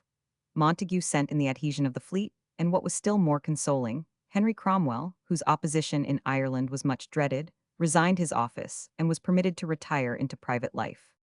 The Wallingford House party of officers alone created serious apprehension. They sent in a list of 15 demands, which were immediately taken into consideration, and the Rump successively voted, in compliance therewith, that a form of government should be passed calculated to preserve the liberties of the people, and that it should contain no single person as protector, nor House of Peers.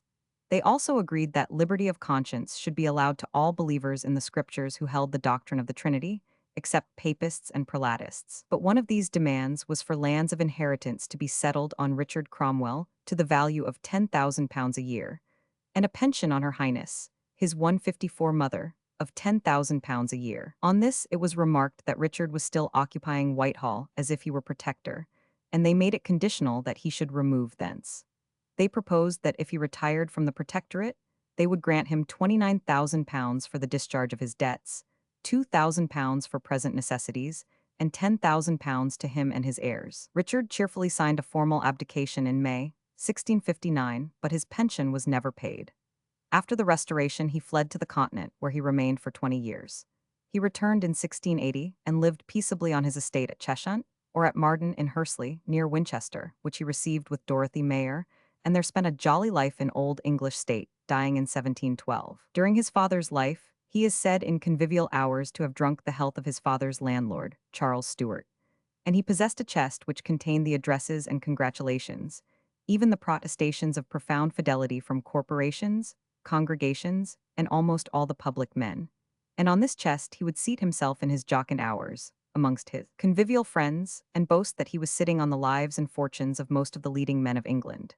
Henry Cromwell also passed his life as a quiet country gentleman on his estate of Swinney, near Soham, in Cambridgeshire, till his death in 1673. His government of Ireland was, on his resigning, put into the hands of 5 commissioners, and the command of the army was given to Ludlow. Charles and his party abroad, watching the continual bickerings of their enemies in England, put in motion all their machinery to create confusion, and to seize the opportunity of taking every possible means of procuring a revolt amongst them. Charles, to encourage his partisans, announced his intention of coming to England to head them. The 1st of August was fixed on for a rising, and Charles hastened into Boulogne, to be ready to pass over into Wales or Cornwall. The Duke of York was to lead over 600 of the Prince of Conde's veterans, and, crossing from Boulogne, land on the coast of Kent, whilst the Duke of Gloucester was to proceed from Ostend with 4,000 troops under Marshal Marsin. Unfortunately for them, their plans had been revealed to Thurlow by Sir Richard Willis, one of the king's sealed knot of 7 trusted confidants. Convinced by this treason that the enterprise would fail, Charles sent circular letters to stop the rising. But these in some instances arrived too late. Many appeared in arms and were fallen upon and routed or taken prisoners by the parliamentarians. Sir John Gore, the Lady Mary Howard, daughter of the Earl of Berkshire, in addition to many other persons of distinction, were arrested on charges of high treason. In Cheshire, Sir George Booth raised the royal standard and took possession of Chester. But on learning the news of the king's deferring the enterprise, and that General Lambert was marching against them, he and his associates fled to Nantwich, where Lambert overtook and totally routed them. Colonel Morgan, with 30 of his men, fell on the field. The Earl of Derby was taken disguised as a servant. Sir Thomas Middleton, who was 80 years old, fled to Cassell but soon surrendered, and Booth himself, disguised as a woman and riding on a pillion, was betrayed and taken on the road to London, near Newton Pagnell. This unlucky outbreak and defeat threw the adherents of Charles abroad into despair. Montague, the admiral, who had been won over, and had brought his fleet to the mouth of the Thames to facilitate the passage of the king's troops, pretended that he had come for provisions, and, though he was suspected, he was allowed to return to his station. Charles himself, now almost desperate, made a journey to Fuenterrabia, where Mazarin and Don Louis de Haro, the ministers of France and Spain, were engaged in a treaty, in the hope that if it were concluded, he might obtain some support from them. But he was very coldly received. Mazarin would not even see him. In fact, his fortunes were apparently at the lowest ebb, but it was in reality only the dark hour before the dawn. The day of his fortune was at hand. Parliament, on Lambert's victory, voted him thanks and £1,000 to purchase a jewel in memory of it, but Lambert distributed the money amongst his soldiers. Parliament, resenting this, regarded it as intended to win the soldiers to his cause, that he might tread in Cromwell's steps and make himself dictator. It was well known that he had entertained hopes of being named his successor, and this suspicion was immediately confirmed by his officers, whilst on their march at Derby, signing a petition and sending it up with a demand that Fleetwood should be made permanently commander-in-chief, and Lambert his lieutenant general. No sooner did Haslerigg see this petition than he denounced it as an attempt to overturn Parliament, and 155 moved the committal of Lambert and its author to the Tower. But Fleetwood repelled the charge by assuring them that Lambert, who was already in town when the petition was got up, knew nothing of it. The House, however, ordered all copies of the paper to be destroyed, and voted that any addition to the number of officers was needless, chargeable, and dangerous. At the same time, they proceeded to conciliate the soldiers by advancing their pay, and to discharge their arrears. On the 5th of October, they raised the monthly assessment from £35,000 to £100,000. Matters were, however, gone too far to be thus settled between Parliament and the army. Haslerigg, Scott, and their associates were of that class of sanguine republicans, who in their zeal think only of the principles they wish to establish, without calculating how far the country is prepared for them, and thus blindly rush on their own defeat. The Wallingford House Military Council prepared another paper called a petition, but which was a far more hostile communication, asserting that whoever cast scandalous imputations on the army should be brought to condign punishment. That was distinct enough, but Haslerigg and his party had got the adhesion of 3 regiments, and relied on the promises of Monk in Scotland and Ludlow in Ireland. On the 11th of October a vote was passed, declaring it high treason to levy any money on the people without consent of Parliament, and therefore, as the existing taxes expired on the first day of the new year, Haslerig's following believed that they had thus rendered the army wholly dependent on them. Next day Haslerigg moved and carried a motion that Desborough, Lambert, 6 colonels, and a major should be deprived of their commissions for signing the late petition. By another vote Fleetwood was deprived of the office of commander-in-chief, but made president of a board of 7 members for the management of the army. The blind zealots had witnessed to little purpose the history of late years and the movements of armies. On the next day Lambert, with 3,000 men, marched into Westminster, where he found the Houses of Parliament guarded by 2 regiments of foot and 4 troops of horse. On his way he met Lenthal, the Speaker, attended by a guard. He ordered that official to dismount, and on refusing, according to Clarendon, pulled him from his horse and sent him to his own house. The soldiers on the 2 parties meeting at once coalesced, and the rump was again dismissed. The officers at Wallingford House took upon themselves to annul Haslerig's votes of the last 3 days and establish a provisional committee of safety of 23 members. There was a party amongst them for restoring Richard Cromwell, who came up from Hampshire escorted by 3 troops of horse. But this party was outvoted by a small majority, and he retired. Whilst these confused changes were taking place, eddies in the national affairs, but neither progress nor honor, Parliament having no power to restrain the army, nor the army any one man of a genius capable of controlling the rest, there was at least one commander who was silently and reservedly watching the course of events, resolved to go with the strongest side if such a side could be found. This was General Monk. He was originally a royalist and of a strongly royalist family. His elder brother, with the rest of his relations, had always been zealously devoted to the king, and it is said that his wife was a most ardent advocate for the king's interest. These circumstances had caused Charles frequently to sound him by his emissaries, but though he received them courteously and listened patiently to their statements, He gave no outward evidence that he was likely to comply with their entreaties. He was a man of deep and impenetrable secrecy and caution, of few words, and a gloomy, unimpassioned manner. Cromwell, during his life, was quite aware of the overtures and royal promises made to Monk, but could not discover the slightest thing in him to warrant a suspicion of his leaning in the smallest degree that way, and he therefore contented himself with jocularly remarking to him in a postscript in one of his letters, "Tease said there is a cunning fellow in Scotland, called George Monk, who lies in wait there to serve Charles Stuart. Pray use your diligence to take him, and send him up to me."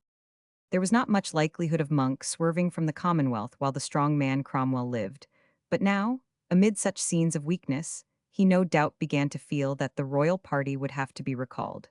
Such a presentiment, however, lay locked in his taciturn breast. The officers sent Colonel Cobbett to Monk in Scotland, who, however, expressed his firm adherence to the Commons, and when he heard of what Lambert and the officers had done, he wrote strong letters to them, complaining of the violence which they had done to the power and authority of Parliament. He imprisoned Cobbett, and purging his army of all who were fanatics or inclined 156 to Lambert and his party, he sent them under guard to the border, and dismissed them into England, under penalty of death if they returned. He immediately placed strong garrisons in the castle of Edinburgh and in the citadel of Leith, and, collecting cavalry, marched to Berwick, where he placed a strong garrison. Letters were written to Lenthal in the name of himself and his officers, assuring the parliamentary party that he called God to witness that the asserting of the Commonwealth was the only interest of his heart. Whilst Haslerig, Lenthal, and the rest were gratified by these protestations, they remarked with wonder, and soon with deep suspicion, that he had cashiered all those officers whom they had introduced into his army, and restored those whom they had expelled. There was no alternative, however, but to act with him and watch him. In the meantime, Monk had called a convention of the Scottish estates at Berwick, and informing them that he had received a call from heaven and earth to march into England for the better settling of the government there, he recommended the peace of the kingdom to their care, and obtained from them a grant of £60,000 from the arrears of taxes. He then took up his headquarters at Coldstream, and waited the course of events. Richard Cromwell, after the portrait by Walker. See larger version.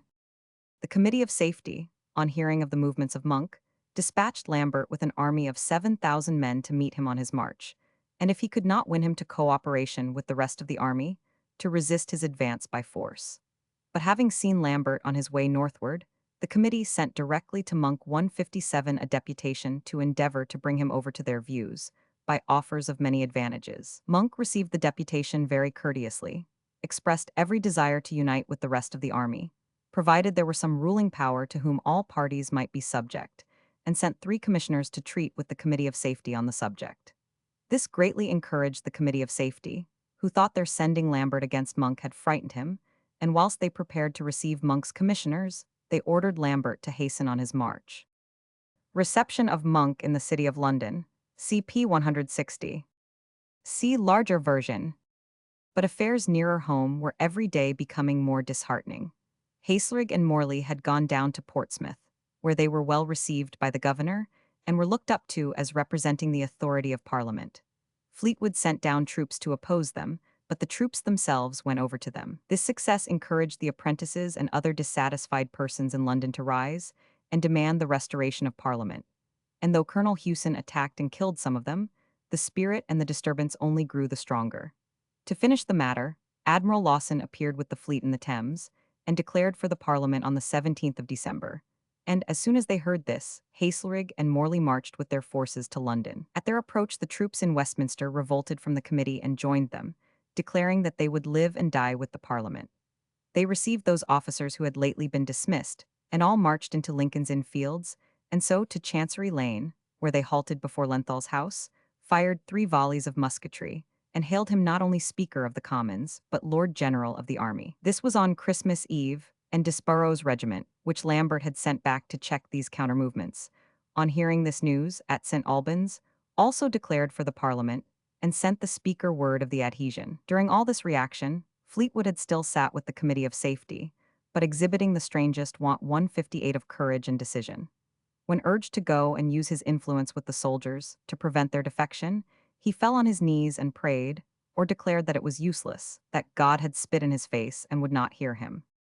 Whitelock relates that at this juncture, he strongly advised Fleetwood to join him and go away to the king, convinced that Monk was deceiving the Parliament, and that the return of Charles was inevitable.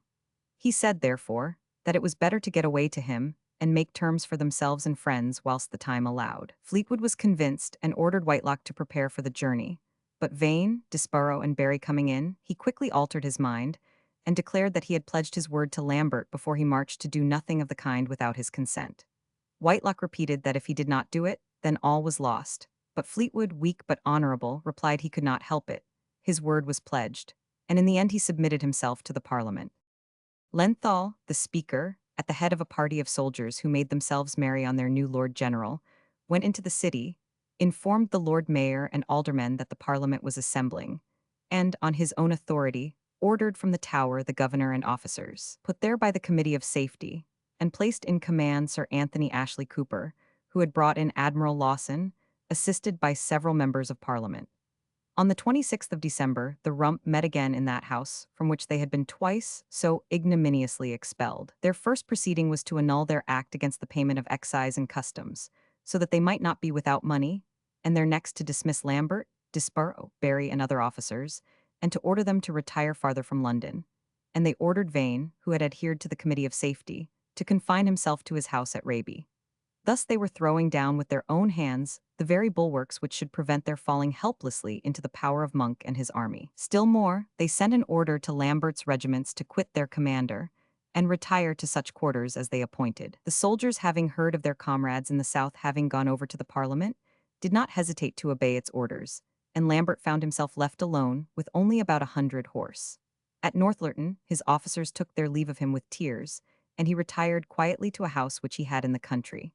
Thus the expectation of a sharp encounter between Monk and Lambert was at an end, and the road was open to Monk to march to London without opposition. He had received assurances from Lord Fairfax that within 12 days he would join him or perish in the attempt, and he forthwith called together his friends and demanded the surrender of York. On the 1st of January, 1660, the gates of York were thrown open to Fairfax and his followers, and the same day Monk commenced his march southward from Coldstream. Monk remained 5 days at York in consultation with Fairfax, who did not hesitate to avow his readiness to assist in the restoration of the king. Clarendon tells us that Charles had sent Sir Horatio Townshend to Fairfax, expressing confident hopes of Monk and requesting him to cooperate with him, and that Parliament had become so apprehensive of him that before his arrival at York they wrote to him, advising him to send back part of his forces, as being needless now in England, while they might prevent danger in Scotland. Monk paid no attention, and the Parliament began to wish him back in Scotland altogether. But it does not appear that Monk in any way committed himself to Fairfax by his words, whatever his conduct might indicate. On the contrary, at York, he caned an officer who charged him with a design of bringing in Charles Stuart. On his quitting York, Fairfax disbanded his forces, and Monk pursued his march in the same mysterious silence. Parliament had appointed a Council of State, and framed the oath for its members to embrace a most stringent abjuration of royalty and of the Stuart family. The soldiers sympathizing with Parliament, the officers on reaching Nottingham proposed signing an engagement to obey Parliament in all things except the bringing in of Charles Stuart. Monk declared this unnecessary, Parliament having expressed itself so strongly on that head. And at Leicester, he wrote a reply to certain royalist petitioners in Devonshire, stating his confidence that monarchy could not be reintroduced, that the excluded members of 1648 could not be safely reinstated, and that it was their bounden duty to obey and support the present government. At Leicester arrived two of the most democratic members of Parliament, Scott and Robinson, to watch his proceedings, but ostensibly to do him honor.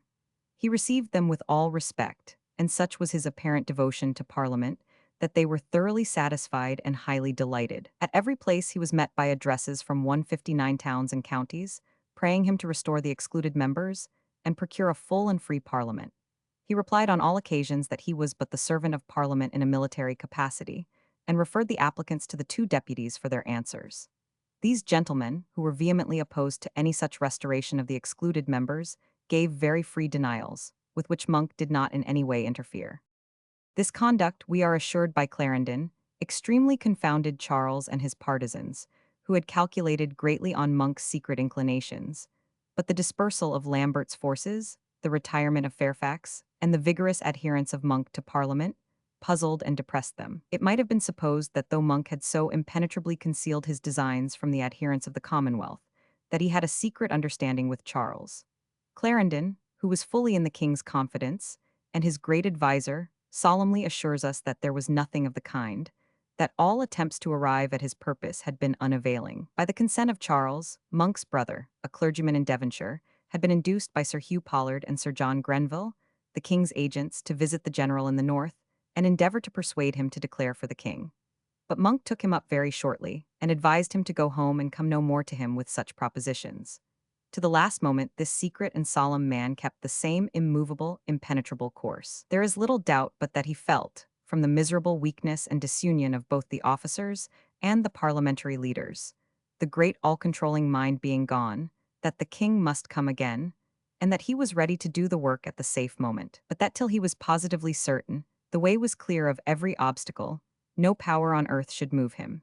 It is probable that he was indifferent to the fact whether the king or the parliament ruled, but that he would decide for the stronger when it was unmistakably the stronger, and not till then. To prevent alarm to the parliament, he brought only 5,000 troops with him from York, being much fewer than those which were quartered in London and Westminster. But from St. Albans on the 28th of January, he wrote to the Speaker, requesting that 5 of the regiments there might be removed to other quarters before his arrival, lest there should arise strife between his soldiers and those so lately engaged in rebellion against the Parliament. This startled the Parliament, and dull must those members have been who did not perceive that they committed a series of gross blunders in destroying the greater part of the army, and disbanding their best officers, to clear the stage for a new master. But there was nothing for it but complying. They ordered the regiments to remove, but they refused. Why, they asked, were they to quit their quarters to make room for strangers? Was it expected that they should march away with several weeks' pay in arrear? But their officers, who should have supported them, were dismissed or under restraint, and by coaxing and the distribution of some money, they were induced to go. The greatest difficulty was found with a regiment which occupied Somerset House, and declared they would hold it as a garrison and defend it. But at length they, too, were persuaded to retire, and the next day, the 3rd of February, Monk marched through the city into the Strand and Westminster, where his soldiers were quartered, and himself conducted to Whitehall. Soon after his arrival, Monk was led to the House of Commons, where a chair was placed for him within the bar, and Lenthal made him an address, applauding his wisdom and services to the Commonwealth, declaring his dispersal of their enemies as a glorious mercy, and returning him thanks. Monk replied, observing that there were demands for a full and free parliament, but that while it was as well not to impose too many oaths, care must be taken to keep out both the Cavaliers and the fanatic party. Of course, the section of the fanatic party already in the House, with Scott and Haslerigg at their head, heard this with resentment, and Monk's sincerity was immediately put to the test by the oath of abjuration of the Stuarts, as a member of the Council of State, being put to him. He parried this by observing that 7 of the councillors already sitting had not taken the oath, and that, as for himself, he had given sufficient proofs of his devotion to Parliament. This increased the suspicion against him, and a more explicit proof of his sincerity was put upon him. The Common Council of London had refused to raise money in the city, except at the order of a full and free Parliament. The House, therefore, commanded Monk to march into the city to seize 10 of the leading opponents in the council, and to break down the gates and portcullises of the city. On the 9th of February, 2 hours after midnight, he received this trying order. If he refused, his commission would be immediately 160 withdrawn, and his plans cut short. Therefore he obeyed, and marching into the city, began with all coolness and imperturbability to remove the posts and chains from the streets. The citizens, who expected different conduct from him, and entreated him to desist, assailed his men during their labor with groans and hisses. The posts and chains removed, Monk wrote to the Parliament that he considered that sufficient had been done to crush the spirit of the citizens, but he received a peremptory order to complete the business, which he did by destroying the gates and portcullises, though the soldiers themselves expressed their indignation. He then returned in no agreeable mood to Whitehall.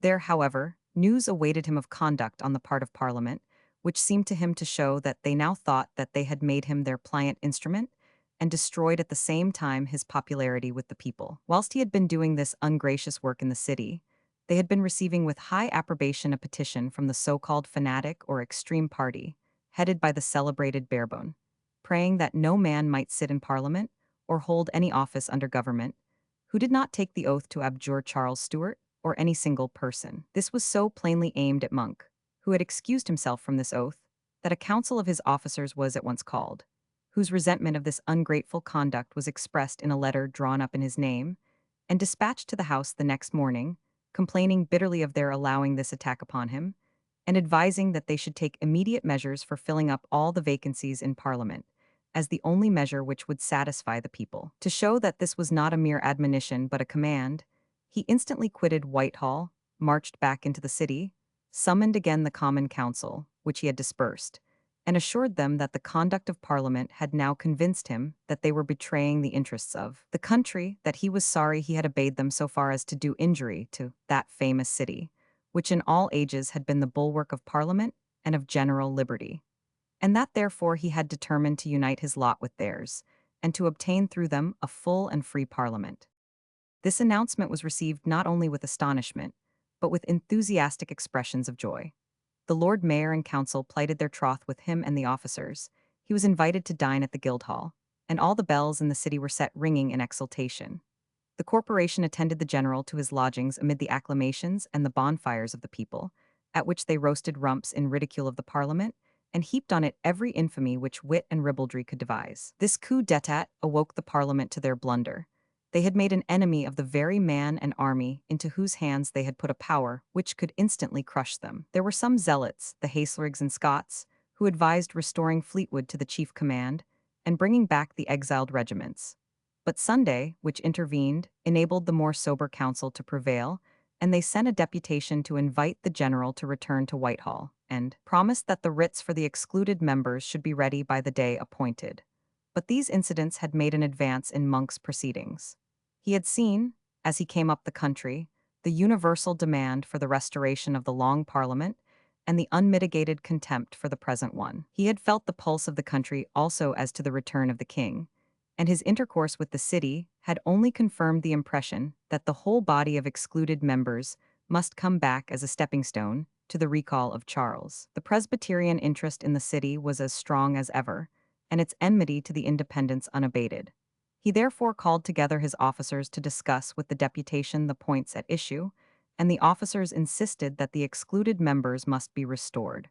Monk then placed the city in a state of defense and returned to Whitehall. There he summoned the excluded members who were in town, together with the members of the sitting Parliament, and read them a paper, in which he assured them that the people at large demanded a full and free Parliament, as the only means of settling these bleeding nations. He declared that he would impose no restrictions on them himself, but that his guards should freely admit all the excluded as well as the other members, to take measures for a dissolution of the present Parliament, and the calling of a new one, full and free, on the 20th of April next. He did not believe, he said, that monarchy or prelacy would be tolerated by the people, but that a moderate Presbyterian government, with liberty of conscience, appeared most likely to be acceptable.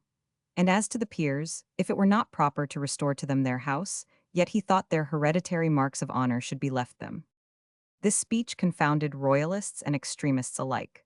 He recommended a Presbyterian government and the exclusion of monarchy, but he saw well enough what the effect of his measure would be. The royalist excluded members would rush in, and the recall of the king would be the inevitable consequence. Accordingly, the excluded members proceeded directly to the House with the other members. The guard under Sir Anthony Ashley Cooper opened and admitted them. At this sight, Haslerig, Scott, and the Republican party thought it high time to consult their own security, and disappeared from the scene. The House at once set to work, annulled all the orders by which they had been excluded, elected a new Council of State, in which the most influential members were royalists, appointed Monk commander-in-chief and commander of the fleet in conjunction with Montague, granted him £20,000 in lieu of Hampton Court, which the Rump had settled on him, freed from sequestration Sir George Booth and his associates, who had risen for the king, together with a great number of Cavaliers and Scottish lords taken at the Battle of Worcester, borrowed £60,000 of the Common Council, established for the present the Presbyterian Confession of Faith, ordered copies of the Solemn League and Covenant to be hung up in all churches, placed the militia and all the chief commands in the hands of the principal nobility and gentry, and only stipulated that no person should be capable of office or command who did not subscribe to the confession. That the war raised by the two houses of Parliament against the late king was just and lawful, until such time as force and violence were used upon the Parliament in the year 1648. Interior of the Painted Chamber, Westminster, looking east. See larger version. But at this point, it was contended by the Royalists that the House of Lords was as much a house as themselves, and that they could not legally summon a new parliament without them. But Monk would listen to nothing of this kind. He declared that as much had been conceded as the country would bear, and the parliament was compelled to dissolve itself at the time fixed. There could certainly be no longer any uncertainty as to whither things were tending. The Royalists were again in full power all over the kingdom. The very insurgents in the cause of Charles were liberated, freed from all penalties, and in many cases advanced to places of trust. Yet Monk still dissembled. Ludlow, a staunch Republican, on the readmission of the excluded members, went to Monk to sound him as to his intentions, and urged the necessity of supporting the Commonwealth, which had cost them so much. Monk replied with solemn hypocrisy, "Yea, we must live and die together for a Commonwealth." Yet Monk had now made up his mind. He saw that all was prepared, all perfectly safe, and during the recess he was busy arranging with the king's agents for his return. Immediately on Monk's joyful reception by the city, a Mr. Bailey, who had gone through Cheapside amongst the bonfires, and heard the king's health drunk in various places, and people talking of sending for the king, had posted off to Brussels, where Charles was. On this Sir John Grenville and a Mr. Morris, a Devonshire royalist, were instantly sent over to Monk, with propositions for the king's return. Clarendon assures us that so early as the beginning of April these gentlemen were in London, and in consultation with Monk, who told them that if the king would write a letter to Parliament containing the same statements, he would find a fit time to deliver it or some other means to serve his majesty, but that Charles must quit Flanders to give his partisans confidence that he was out of the power of the Spaniards and would be free to act on their call, that he must go to Breda and date his papers thence. All this was done, and so little secrecy was observed by the Royalists on the continent, that it was immediately known at all the courts that the king was about to be recalled, and Spaniards, Dutch, French princes and ministers, who had treated Charles with the utmost neglect and contempt, now overwhelmed him with compliments, invitations, flatteries, and offers. The Dutch court, where was his sister, the mother of the young stadtholder, had been as discourteous as the rest, but they now united in receiving him and doing him honor. Breda already swarmed with English royalists, who flocked from every quarter to pay their respects. This was observed in England, with a complacency which sufficiently indicated that men's minds were made up to the restoration of the monarchy. The ultra-republican party alone, whose zeal never condescended to measure the chances against them, endeavored to raise the soldiers to oppose the menaced catastrophe. The army had on former occasions maintained the Commonwealth. The emissaries of the Republicans, therefore, spread themselves everywhere amongst the soldiers, warning them of the certainty of all their sacrifices, their labors, and their victories being in vain if they did not once more save the state. The old fire revived. The soldiers contemplated the loss of their arrears if the Royalists came into power, the officers the loss of their lands and their commands. They began to express vehement discontent, and the officers flocked into the capital and called on Monk to take measures for the maintenance of the Commonwealth. He professed to be bound to that object, though he had at the time in his pocket a commission from Charles constituting him Lord General of all the military in the three kingdoms. He ordered the officers to return to their posts, and put an oath of obedience to the Parliament to the privates, all who refused it being discharged. Disappointed in this quarter, the Republicans managed to effect the escape of Lambert, who had been committed to the Tower, and who now appeared in Warwickshire, where he induced 6 troops of horse and some infantry to accept his command. On the approach of General Ingoldsby, however, who was sent against him, his troops deserted him, he was captured and conducted back to the Tower with every indignity. On the 25th of April, the new Parliament assembled. The Royalists showed a decided majority, and though the Presbyterian party managed to carry the election of Sir Harbottle Grimstone as Speaker, the Royalist tendency was overwhelming as to the main objects. 10 of the peers assembled in their house, and elected the Earl of Manchester Speaker, and on beholding this the rest of the peers hurried up to town, and soon there appeared a full house, excepting such peers as had served in the King's Parliament at Oxford, or whose patents dated subsequently to the commencement of the Civil War. But all the interest was concentrated on the proceedings of the House of Commons. On the 1st of May, Sir John Grenville presented himself at the door of the House, and requested to speak with the Lord General. Monk went to him, and received, as a matter of which he knew nothing, a letter addressed to the Speaker. Looking at the seal, and affecting to discover that it bore the 163 royal arms, He ordered the guards to take care that the bearer did not escape. Grenville was speedily called in and asked how he became possessed of this letter, and on replying that he brought it from the king, he was ordered into custody as a traitor. But here Monk interfered, saying that this was unnecessary. He perceived that he was a kinsman of his and would be security for him. The letters were now opened, and proved to be really from the king. One addressed to the Commons, another to the Lords, a third to the Lord Mayor and Corporation, and the fourth to Monk and Montague, Lord Admirals. In the letter to the Commons, Charles informed them that, in the present unhappy circumstances of the nation, he recommended them to consider whether the only way to restore peace and prosperity was not to return to the ancient and time-honored constitution of king, lords, and commons, under whom the kingdom had flourished so many ages. He professed that no man had a more profound veneration for Parliament and its rights than himself, and that to convince them of it, he had endorsed a declaration of his views, in which he had left everything to their settlement. This paper was the celebrated Declaration of Breda, to which the people afterwards so often called Charles's attention, and which he took the earliest opportunity to forget and falsify by a return to all the Stuart despotisms, oppressions, and persecutions. In this paper, he granted a free pardon to all who should accept it within 40 days, the confirmation of all estates and titles, and in religion, liberty to tender consciences, and that no man should be disturbed or called in question in any way regarding religion. But these promises on the word of a king were rendered perfectly nugatory, by accepting such persons and such measures as Parliament should in its wisdom see fit to determine otherwise. This specious declaration, which had been drawn up by Hyde, Ormond, and Nicholas, in fact secured nothing, for once in power, a servile Parliament might undo everything, as it eventually did. Prynne, who was in the House, pointed all this out, and warned them that Charles had been too long under the counsels of his mother, and too long in France and in Flanders, the most Jesuited place in the world, to be in religion anything better than a papist, that at best he would be found only a prelatist, and that his word had already been proved, on various occasions, of no more value than his father's. The Royalists, he said, would never cease instilling into him that the Presbyterian religion, now the religion of the nation, had destroyed his great-grandmother, tormented his grandfather, and put to death his father, and that as certain as there was a restoration, there would be a destruction of all the liberties of England, civil and religious. The pious Sir Matthew Hale urged on them the necessity of some better guarantee than this declaration of constitutional rights before they readmitted the king. But all warning was lost on the House.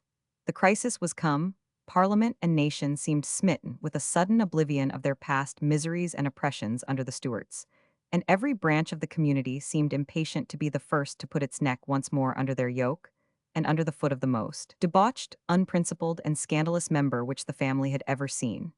Instead of sending Grenville to the Tower, the Commons voted him thanks and a present of £500. The Speaker, in communicating these votes to Grenville, launched into the most extravagant terms of joy on the prospect of having their king again. The Commons drew up a most glowing letter to His Majesty, in which they declared their thankfulness to God for putting the thoughts of returning into the king's mind, to make him glorious in the eyes of his people, protesting that the persons of their kings had always been dear unto parliaments, and that they could not bear to think of that horrid act committed against the precious life of their late king, and so forth. They not only delivered this letter to Sir John Grenville, but appointed 12 of their members to wait on His Majesty at the Hague. The London Corporation were as enthusiastic and as profuse of their proffered devotion. They presented Grenville with £300, also appointed some of their members to wait on the king, made haste to erect the royal statue in Guildhall, and to pull down the arms of the Commonwealth. Landing of Charles Roman II, at Dover, CP 165. See larger version. Montague had long been prepared to go over to the king on the first opportunity, and lest he might seem to be sent by the Parliament, and not by his own voluntary act, he set sail for the coast of Holland, leaving Lawson to bring over the deputations going to His Majesty. He lay to at Scheveling, and sent word to the king that his fleet was at his command. The Duke of York, whom Charles had made admiral, went on board, and was received with all respect and submission. Soon after came up the other ships with 165 members of the peers, 12 of the commons, 14 from the city of London, and 8 or 10 of the most popular ministers in London of the Presbyterian party, including Reynolds, Calamy, Case, and Martin. These gentlemen entered zealously on the hopeless task of endeavoring to persuade Charles to leave their form of worship in the ascendant, and to abstain from the use of the common prayer book and the surplices. But they got no further satisfaction than that he would leave all that to the wisdom of Parliament. On the 24th of May, he embarked at Scheveling, in the Naseby, which the day before had been rechristened the Royal Charles, the rest of the ships at the same time having doffed their republican appellations of unpleasant memory and assumed right royal ones. On the 26th he landed at Dover, where, amid the thunder of cannon, he was received by Monk at the head of a splendid assemblage of the nobility and gentry. From Dover to Canterbury, and thence to London, the journey was one triumphant procession. The crowds of gentry and of shouting people presented only the aspect of a most loyal nation, amongst whom it was hard to imagine that such a thing as a commonwealth had ever existed. On Blackheath Charles was received by the army with acclamations. The Lord Mayor and Corporation invited him to a splendid collation in a tent prepared for the purpose. All the way to Whitehall, attended by the chief nobility and by his life guards, and several regiments of cavalry, the houses being hung with tapestry, and the windows crowded with applauding men and women, the king riding between his two brothers, beheld nothing but an enthusiastic people. When he dismissed the last of his congratulators from the hall where his father perished, he turned to one of his confidants and said, "It surely must have been my own fault that I did not come before, for I have met no one today who did not protest that he always wished for my restoration." In Chapter 6, the progress of the nation under James I, Charles I, and the Commonwealth. Manufactures and commerce, trade under the Stuarts, English commerce and Dutch competition, the East India Company, vicissitudes of its early history, rival companies, the American colonies and West Indies, growth of London, national revenue extravagance of the Stuarts, invention of the title of baronet, illegal monopolies, cost of government, money and coinage, agriculture and gardening, dramatists of the period, Shakespeare and his contemporaries, poets of the occult school, Herbert, Herrick, Quarles, health of poetry, prose writers, Bacon's Novum Organum, Milton's prose works, Hales, Chillingworth, Jeremy Taylor, Fuller, and other theological writers, Harrington's Oceana. Sir Thomas Browne, historians and chroniclers, first newspapers, Harvey's discovery of the circulation of the blood, Napier's invention of logarithms, music, painting, engraving, and sculpture, architecture, manners and customs, sports and pastimes, furniture and domestic embellishment, costumes, arms and armor, condition of the people.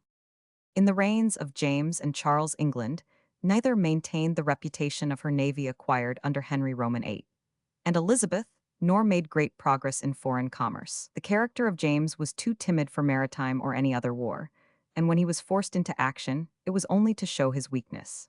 He put to death the greatest naval captain of his time, Raleigh, who, if well employed by him, might have made him as much respected at sea as was Elizabeth. Nevertheless, he built 10 ships of war, and for some years spent £36,000 annually on the navy. The largest ship which had yet been built in England was built by him, but it was only of 1,400 tons. As for commerce, he was too much engaged in theological disputations, in persecution of papists, in wrangling with his parliaments, and in following his hawks and hounds to think of it, and consequently grievous complaints of the decay of trade were heard every session. The Dutch were fast engrossing both the commerce and the carrying trade of England. During James's reign, they traded to England with 600 ships, and the English traded to Holland with 60. The naval affairs of Charles were quite as inglorious as those of his father. As James beheaded the best admiral of England, so Charles chose for 166 his the very worst in Europe, and the disgrace of Buckingham's expedition to the Isle of Rhe was the consequence.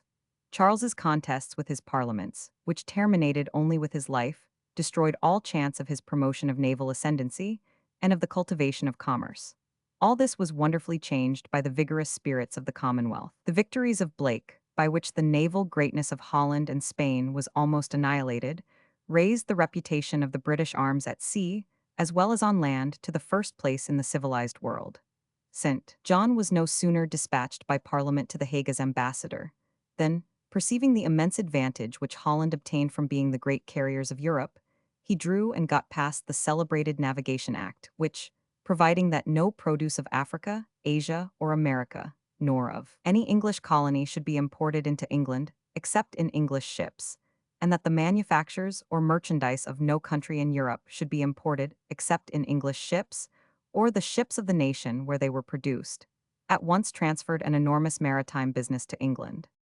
Sir Walter Raleigh, in a treatise on the comparative commerce of England and Holland, endeavored to draw the attention of James I to the vast benefits that the Dutch were obtaining from our neglect. He showed that whenever there was a time of scarcity in England, instead of sending out our ships and supplying ourselves, We allowed the Dutch to pour in goods and reap the advantage of the high prices.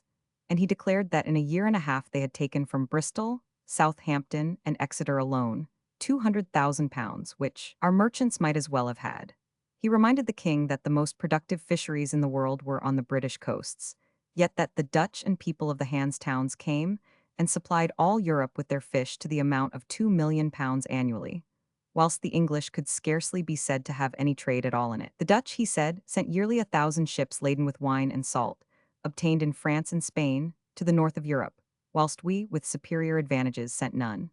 He pointed out equally striking facts of their enterprise in the timber trade, having no timber themselves, that our trade with Russia, which used to employ a large number of ships, had fallen off to almost nothing, whilst that of the Dutch had marvelously increased. What, he observed, was still more lamentable. We allowed them to draw the chief profit and credit even from our own manufactures. For we sent our woolen goods, to the amount of 80,000 pieces, abroad undyed, and the Dutch and others dyed them and reshipped them to Spain, Portugal, and other countries as Flemish bases, besides netting a profit of £400,000 annually at our expense. Had James attended to the wise suggestions of Raleigh, instead of destroying him, and listening to such minions as Rochester and Buckingham, our commerce would have shown a very different aspect. It is true that some years afterwards James tried to secure the profit pointed out by Raleigh from dyed cloths, but instead of first encouraging the dyeing of such cloths here, so as to enable the merchants to carry them to the markets in the south on equal or superior terms to the Dutch, he suddenly passed an act prohibiting the export of any undyed cloths. This the Dutch met by an act prohibiting the import of any dyed cloths into Holland, and the English not producing an equal dye to the Dutch, thus lost both markets, to the great confusion of trade. And this mischief was only gradually overcome by our merchants beginning to dye their yarn, so as to have no undyed cloth to export, and by improving their dyes. During the reign of James, commercial enterprise showed itself in the exertions of various chartered companies trading to distant parts of the world. The East India Company was established in the reign of Elizabeth, the first charter being granted by her in 1600. James was wise enough to renew it, and it went on with various success, ultimately so little in his time that at his death it was still a doubtful speculation. But under such a monarch it could not hope for real encouragement. In its very commencement, he granted a charter to a rival company to trade to China, Japan, and other countries in the Indian seas, in direct violation of the East India Company's charter, which so disgusted that company, as nearly to have caused them to relinquish their aim. In 1614, they obtained a charter from the Great Mogul to establish a factory at Surat, and the same year they obtained a similar charter from the Emperor of Japan. In 1615, Sir Thomas Roe went as ambassador from England to the Great Mogul and resided at his court for 4 years. By this time, the company had extensively spread its settlements. It had factories at Aiken, Zambi, and Tekoa in Sumatra, at Surat, Ahmedabad, Agra, Ajmer, and Burrampore in the Mughals' 167 territories, at Ferrando in Japan, at Bantam, Batavia, and Japara in Java, and others in Borneo, the Banda Isles, Malacca, Siam, and Celebes, and at Masulipatam and Pettapalli on the Coromandel coast, and at Calicut, the original settlement of the Portuguese on the coast of Malabar. Their affairs were, in fact, extremely flourishing, and their stock sold at 203%.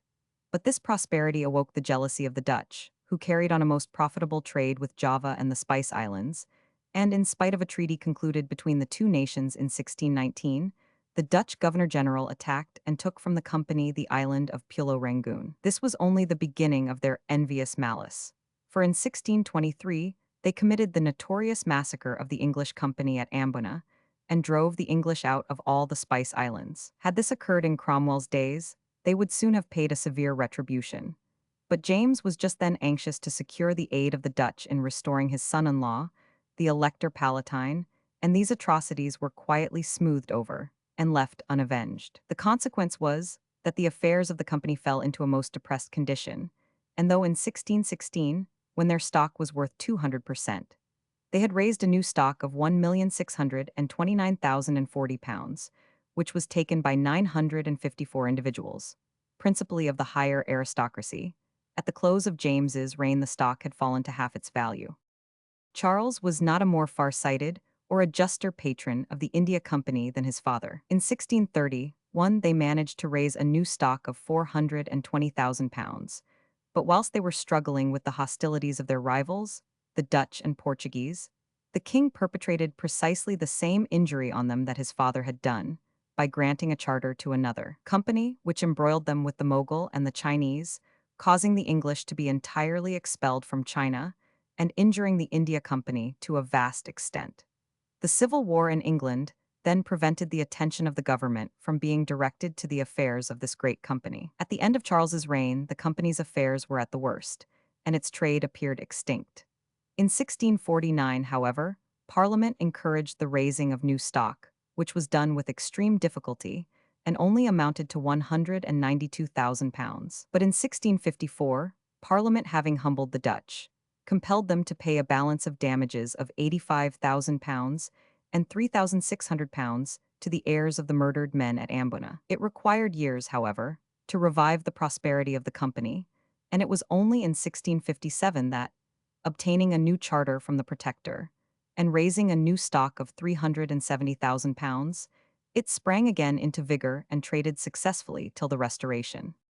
During this period, too, the incorporated companies, Turkey Merchants or the Levant Company, the Company of Merchant Adventurers trading to Holland and Germany, the Muscovy Company trading to Russia and the North, where they prosecuted also the whale fishery, were in active operation, besides a great general trade with Spain, Portugal, and other countries. The Turkey merchants carried to the Mediterranean English cloths, lead, tin, spices, indigo, calicoes, and other Indian produce brought home by the East India Company, and they imported thence the raw silks of Persia and Syria, galls from Aleppo, cotton and cotton yarn from Cyprus and Smyrna, drugs, oils and camlets, grograms and mohairs of Angora.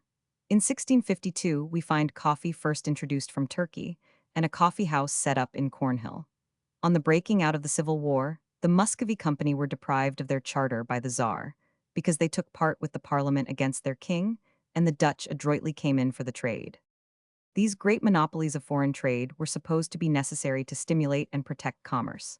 But the system of domestic monopolies, which were most destructive to enterprise at home, and which had arrived at such a height under Elizabeth, was continued by both James and Charles to the last, notwithstanding the constant outcries against them, and their being compelled, ever and anon, by public spirit to make temporary concessions.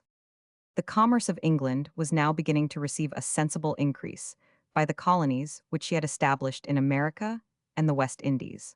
One of the earliest measures of James was the founding of two chartered companies to settle on the coasts of North America. One, called the London Adventurers, or South Virginia Company, was empowered to plant the coast from the 34th to the 41st degree of north latitude, which now includes Maryland, Virginia, and North and South Carolina. The other, the Company of Plymouth Adventurers, was authorized to plant 168 all from the 41st degree to the 45th, which now includes the states of Pennsylvania, New Jersey, New York, and New England.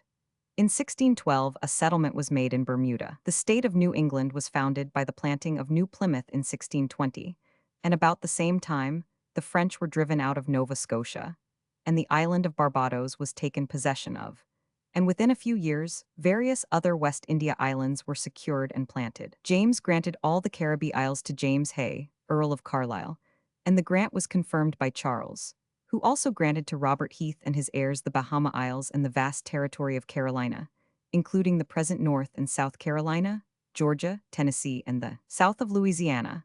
In 1632, Charles granted the present Maryland to Lord Baltimore, a Catholic, the charter being also renewed in favor of Cecil, the second Lord Baltimore, which became the refuge of the persecuted Catholics in England, as the New England states did of the Puritans.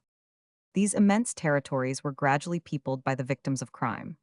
According as the storm of religious persecution raged against the Catholics, the Puritans, or the Episcopalians and Royalists, they got away to New England, Maryland, or Virginia. By degrees the Indians were driven back, and cotton, tobacco, and in the West Indies, the sugar cane became objects of cultivation. James abominated tobacco, and published his counterblast against it, laying various restrictions upon its growth. But as the high duties imposed upon it proved very profitable to the revenue, gradually these restrictions were relaxed, and cultivation of it at home was prohibited in favor of the colonies. The Dutch had managed, under James and Charles, to engross the carrying trade to the English American and West Indian colonies, having a strong position at New Amsterdam, afterwards known as New York. But of this Parliament deprived them in 1646, and extended, as we have seen, the famous Navigation Act of 1651 to all the foreign trade of England. In 1655, Cromwell's conquest of Jamaica completed English power in the West Indies. The growth of English commerce was soon conspicuous by one great result, the growth of London. It was in vain that both James and Charles issued repeated proclamations to prohibit fresh building of houses, and to order the nobility and gentry to live more on their estates in the country, and not in London, in habits of such extravagance, and drawing together so much loose company after them. From the union of the crowns of Scotland and England, this rapid increase of the metropolis, so alarming to those kings, was more than ever visible. When James came to the throne in 1603, London and Westminster were a mile apart, but the Strand was quickly populated by the crowds of Scots who followed the court. And though St. Giles's in the Fields was then a distinct town, standing in the open country, with a very deep and dirty lane, called Drury Lane, running from it to the Strand, before the Civil War it had become united to London and Westminster by new erections in Clare Market, Long Acre, Bedford Bury, and the adjoining neighborhood. Anderson, in his History of Commerce, gives us some curious insight into this part of London at that period. The very names of the older streets about Covent Garden, he observes, are taken from the royal family at this time, or in the reign of Charles Roman II, as Catherine Street, Duke Street, York Street. Of James and Charles I.'s time, James Street, Charles Street, Henrietta Street, etc., all laid out by the great architect, Inigo Jones, as was also the fine piazza there, although that part where stood the house and gardens of the Duke of Bedford is of much later date, namely in the reigns of King William and Queen Anne. Bloomsbury and the streets at the Seven Dials were built up somewhat later, as also Leicester Fields, since the restoration of Charles Roman II, as also almost all of St. James's and St. Anne's parishes, and a great part of St. Martin's and St. Giles's. I have met with several old persons in my younger days who remembered that there was but a single house, a cake house, between the Mews Gate at Charing Cross and St. James's Palace Gate, where now stand the stately piles of St. James's Square, Pall Mall, and other fine streets. They also remembered the west side of St. Martin's Lane to have been a quickset hedge. Yet High Holborn and Drury Lane were filled with noblemen's and gentlemen's houses and gardens almost 150 years ago. Those 5 streets of the south side of the Strand, running down to the River Thames, have all been built since the beginning of the 17th century, upon the sites of noblemen's houses and gardens, who removed farther westward, as their names denote. Even some parts within the bars of the City of London remained unbuilt within about 150 years past, particularly all the ground between Shoe Lane and Feuders, now Fetter Lane, so called, says Howell in his 169 Londonopolis, from Feuders, an old appellation of idle people, loitering there as in a way leading to gardens, which in Charles I's reign, and even some of them since, have been built up into streets, lanes, etc. Several other parts of the city have been rendered more populous by the removal of the nobility to Westminster, on the sites of whose former spacious houses and gardens, whole streets, lanes, and courts have been added to the city since the death of Queen Elizabeth. Cecil, 2nd Lord Baltimore. See larger version. The extension of the metropolis necessitated the introduction of hackney coaches, which first began to ply, but only 12 in number, in 1625. In 1634, sedan chairs were introduced to relieve the streets of the rapidly increased number of hackney coaches and other carriages, and in 1635, a post office for the kingdom was established, a foreign post having been for some years in existence. In 1653, the post was farmed for £10,000 a year. The annual revenue of James I has been calculated at about £600,000, yet he was always poor, and died leaving debts to the amount of £300,000.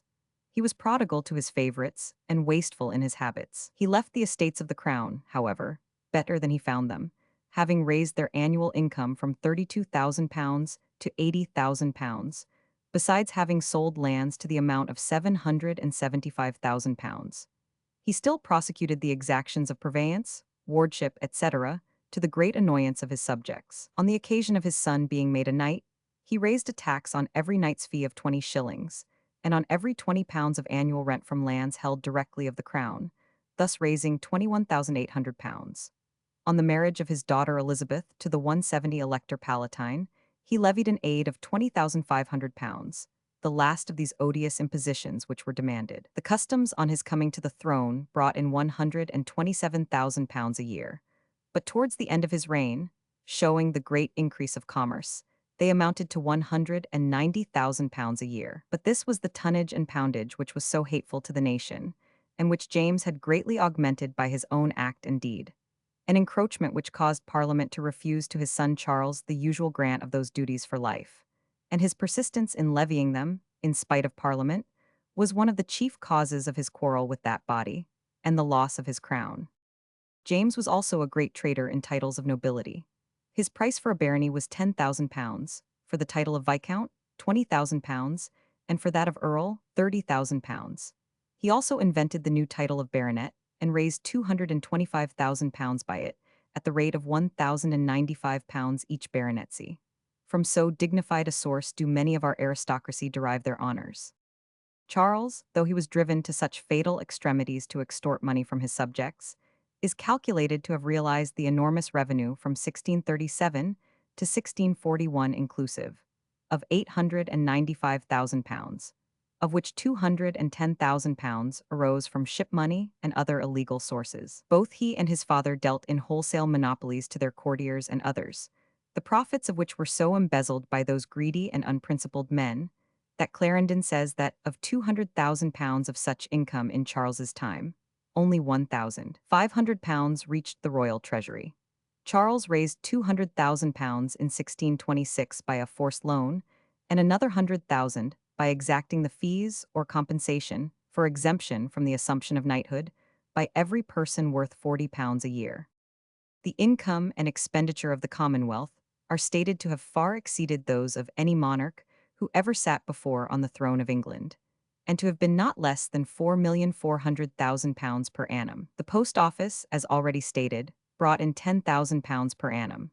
A singular tax, called the weekly meal, or the price of a meal a week from each person, produced upwards of £100,000 a year, or £608,400 in the 6 years during which it was levied. There was a weekly assessment for the support of the war, which rose from £38,000 to £120,000 per week, which was continued as a land tax under the Protectorate, producing from 1640 to 1659 no less than £32,172,321.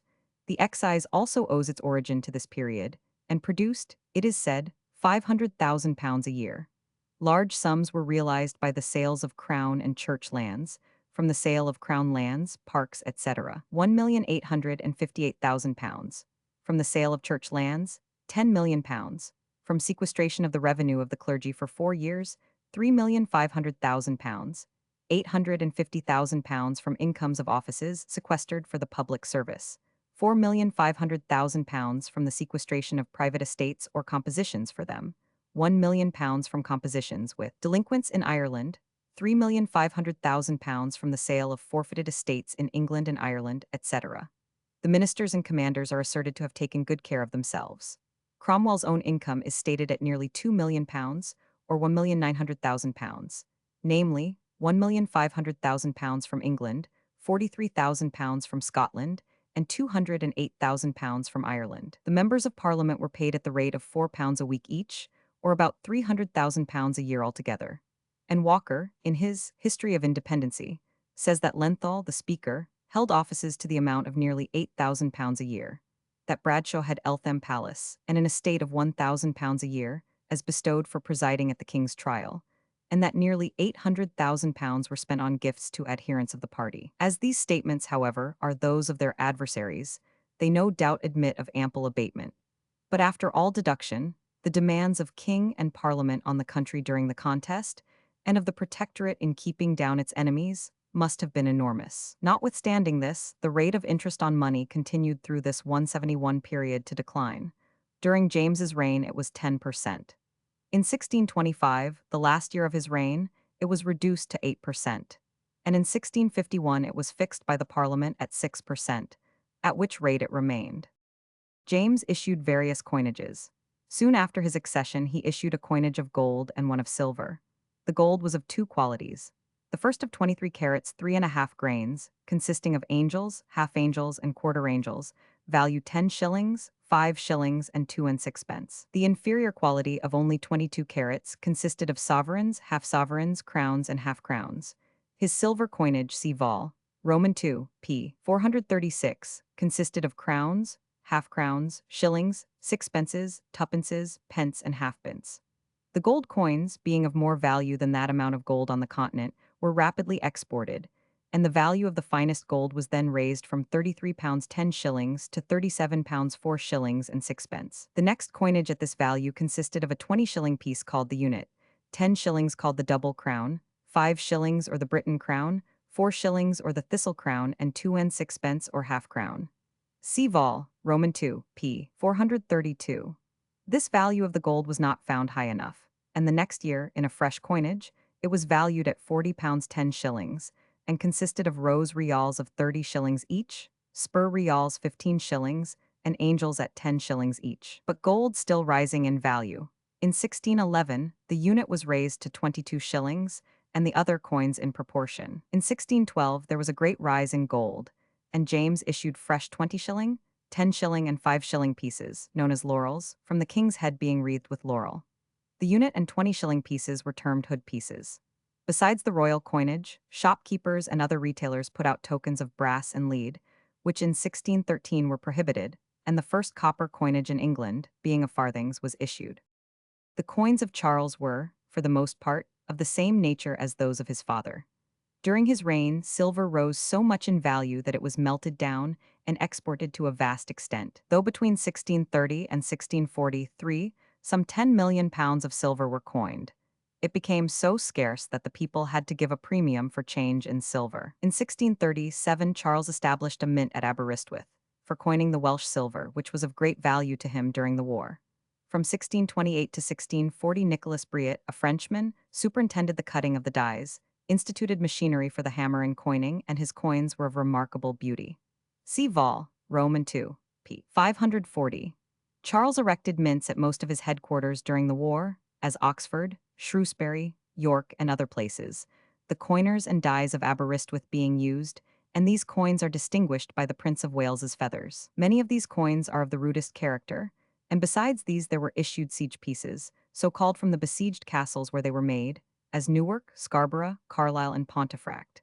Some of these are mere bits of silver plate with the rude stamp of the castle on one side and the name of the town on the other. Others are octagonal, others lozenge-shaped, others of scarcely any regular shape. CP 29. The Commonwealth at first coined the same coins as the king, only distinguishing them by a P for Parliament. They afterwards adopted dies of their own, having on one side a St. George's cross on an antique shield encircled with a palm and laurel, and on the other two antique shields, one bearing the cross and the other the harp, surrounded by the words God with us. Their small silver coins had the arms only without any legend. The coins of the Protectorate have on the obverse a bust of Cromwell, round which is this inscription: Oliver D.G. R.P.ang, Sco, Hib, and C. Pro. On the reverse they bear a shield, having in the first and fourth quarters St. George's cross, in the second St. Andrew's, in the third a harp, and in the center a lion rampant on an escutcheon, Cromwell's own arms, surmounted by an imperial crown. The legend on this side is Pax Quiritur Bello, peace is sought by war. The larger silver pieces have this motto round the edge: Has nisi periturus mihi adamat nemo, i.e., let no one take from me these letters unless about to die. In those days the penalty for clipping and filing money was death. CP 121. The coins of the Commonwealth were the same for Ireland and Scotland as for England. This was not the case in the reigns of James and Charles, and the coins, though bearing the same arms, had generally a very different value. For Ireland, James coined silver and copper money of about 3/4 the value of English, and called in the base coinage used by Elizabeth in the time of the rebellion.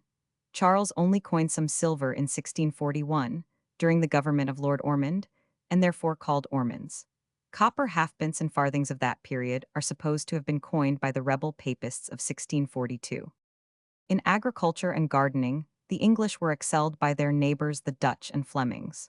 Towards the latter part of this period, however, they began to imitate those nations, and to introduce their modes of drainage, their roots and seeds. In 1652, the advantage of growing clover was pointed out by Bligg, in his Improver Improved, and Sir Richard Weston recommended soon afterwards the Flemish mode of cultivating the turnip for winter fodder for cattle and sheep.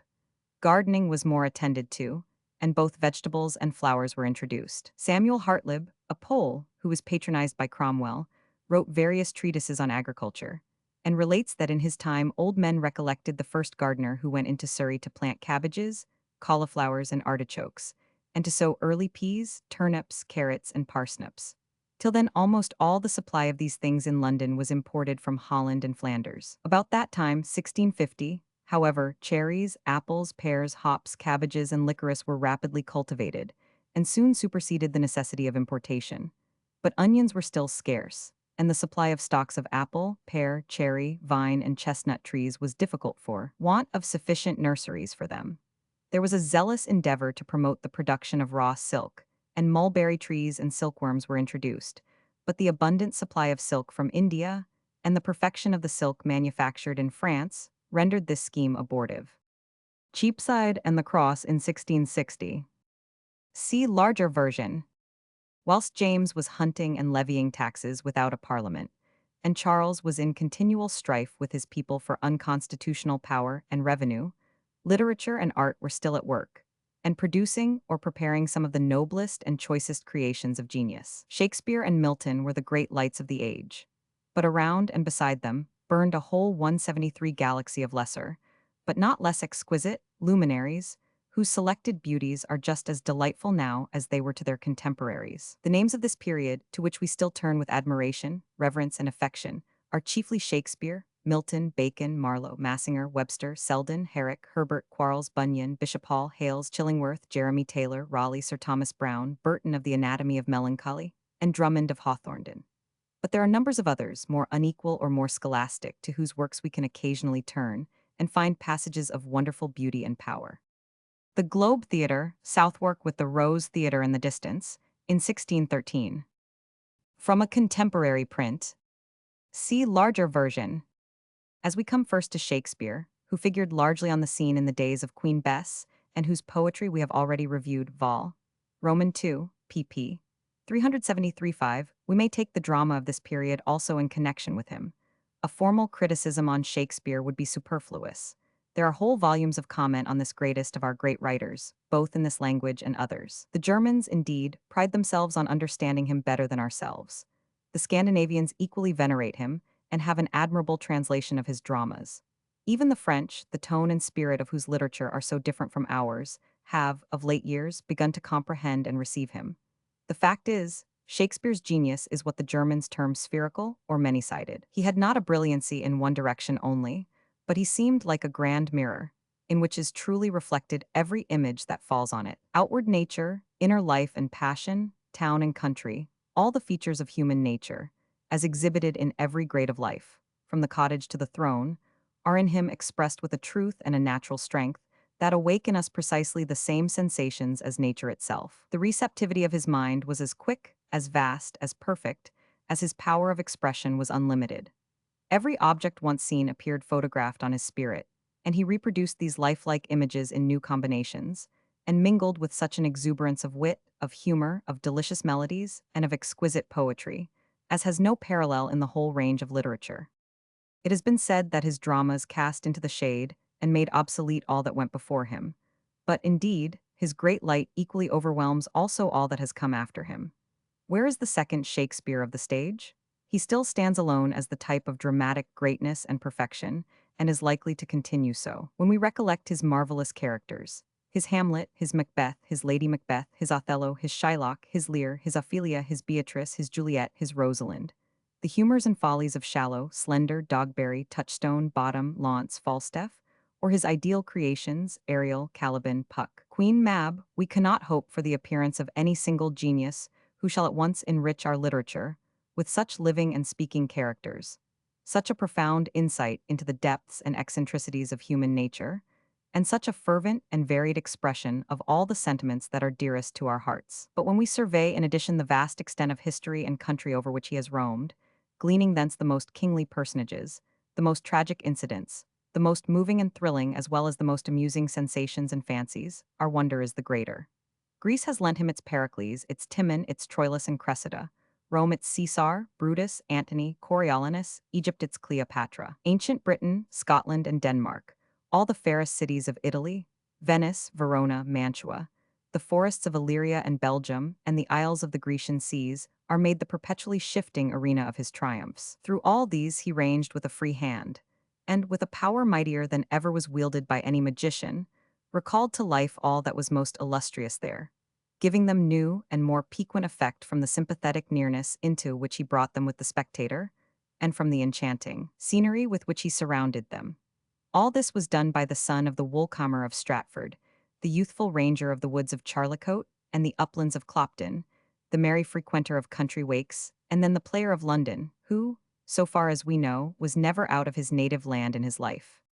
If we are to take it for granted that after the year 1597, when he bought one of the best houses in his native town for his residence, Shakespeare spent his life there, except during the theatrical season, the greater part of his last 19 years would be passed in the quiet of his country home. We may then settle his Two Gentlemen of Verona, the Comedy of Errors, Love's Labour's Lost, All's Well That Ends Well, Richard Roman II, and Richard Roman III, King John, Titus Andronicus, if his, the first part of Henry Roman IV, and Romeo and Juliet, as produced in the bustle of his London life. But the far greater part, and the most magnificent and poetical, of his dramas were composed in the pleasant retirement of his native scenes, namely, the second part of Henry Roman IV, Henry V, A Midsummer Night's Dream, Much Ado About Nothing, and The Merchant of Venice in 1598 and 1600, the second and third parts of Henry Roman VI, Merry Wives of Windsor 1601, Hamlet 1602, Lear 1608, Troilus and Cressida and Pericles 1609, Othello not published till after the author's death, which was the case, too, with all his other plays, though brought on the stage. In his lifetime, The Winter's Tale, As You Like It, King Henry Roman VIII, Measure for Measure, Cymbeline Macbeth, The Taming of the Shrew, Julius Caesar, Antony and Cleopatra, Coriolanus, Timon of Athens, The Tempest, and Twelfth Night. Shakespeare died in 1616. Of the envy which the unexampled splendor of Shakespeare's genius produced amongst inferior dramatic writers, we have an amusing specimen in the words of Robert Greene. There is an upstart crow, beautified with our feathers, that, with his tiger's heart wrapped in a player's hide, supposes he is as well able to bombast out a blank verse as the best of you, and being an absolute Johans factotum, is, in his own conceit, the only Shaxian in a country. Amongst the most remarkable dramatic contemporaries of Shakespeare, or those who immediately followed him, were Chapman, Ben Jonson, Webster, Middleton, Dekker, Marston, Taylor, Tourneur, Rowley, Ford, Heywood, Shirley, and Beaumont and Fletcher. George Chapman, born 1557, died 1634, wrote 16 plays, and, conjointly with Ben Jonson and Marston, one more, as well as 3 in conjunction with Shirley. The tragedies of Chapman are written in a grave and eloquent diction, and abound with fine passages, but you feel at once that they are not calculated, like Shakespeare's, for acting. They want the inimitable life, ease, and beauty of the great dramatist. Perhaps his tragedy of Bussy d'Amboise is his best, and next to that his conspiracy and tragedy of Charles, Duke of Biron. Of his comedies, the best are Eastward Ho, partly composed by Jonson and Marston, Monsieur d'Olive, and his All Fools. But Chapman's fame now rests on his translation of Homer, which, with all its rudeness of style and extreme quaintness, has always seized on the imagination of poets, and has been declared to be the best translation of the Iliad and Odyssey that we possess. Pope was greatly indebted to it, having borrowed 175 from it almost all the felicitous double epithets which are found in him. The most celebrated of Webster's tragedies, The Duchess of Malfi, was revived by Richard Hengist Horne, and put on the stage at Sadler's Wells by Phelps with considerable success. He was the author of 3 tragedies, Appius and Virginia, Duchess of Malfi, and The White Devil, or Vittoria Corombona, a tragic comedy, The Devil's Law Case, or When Women Go to Law, The Devil is Full of Business, besides 2 comedies in conjunction with Rowley and 2 others in conjunction with Dekker. Webster exhibits remarkable power of language and an imagination of wonderful vigor, but rather too fond of horrors. Undoubtedly, he was one of the best dramatists of his age, and seemed fully conscious of it. That he had a true poetic vein in him is evidenced by such passages as the Dirge of Marcello, sung by his mother, which reminds one of the simple homely ditties in Shakespeare. Call for the robin redbreast and the wren, since o'er shady groves they hover, and with leaves and flowers do cover the friendless bodies of unburied men.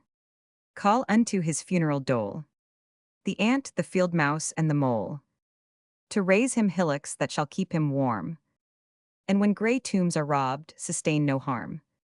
There are fine truths also scattered through his dramas as, to see what solitariness is about dying princes, As heretofore they have unpeopled towns, divided friends, and made great houses inhospitable, so now, O justice, where are their flatterers?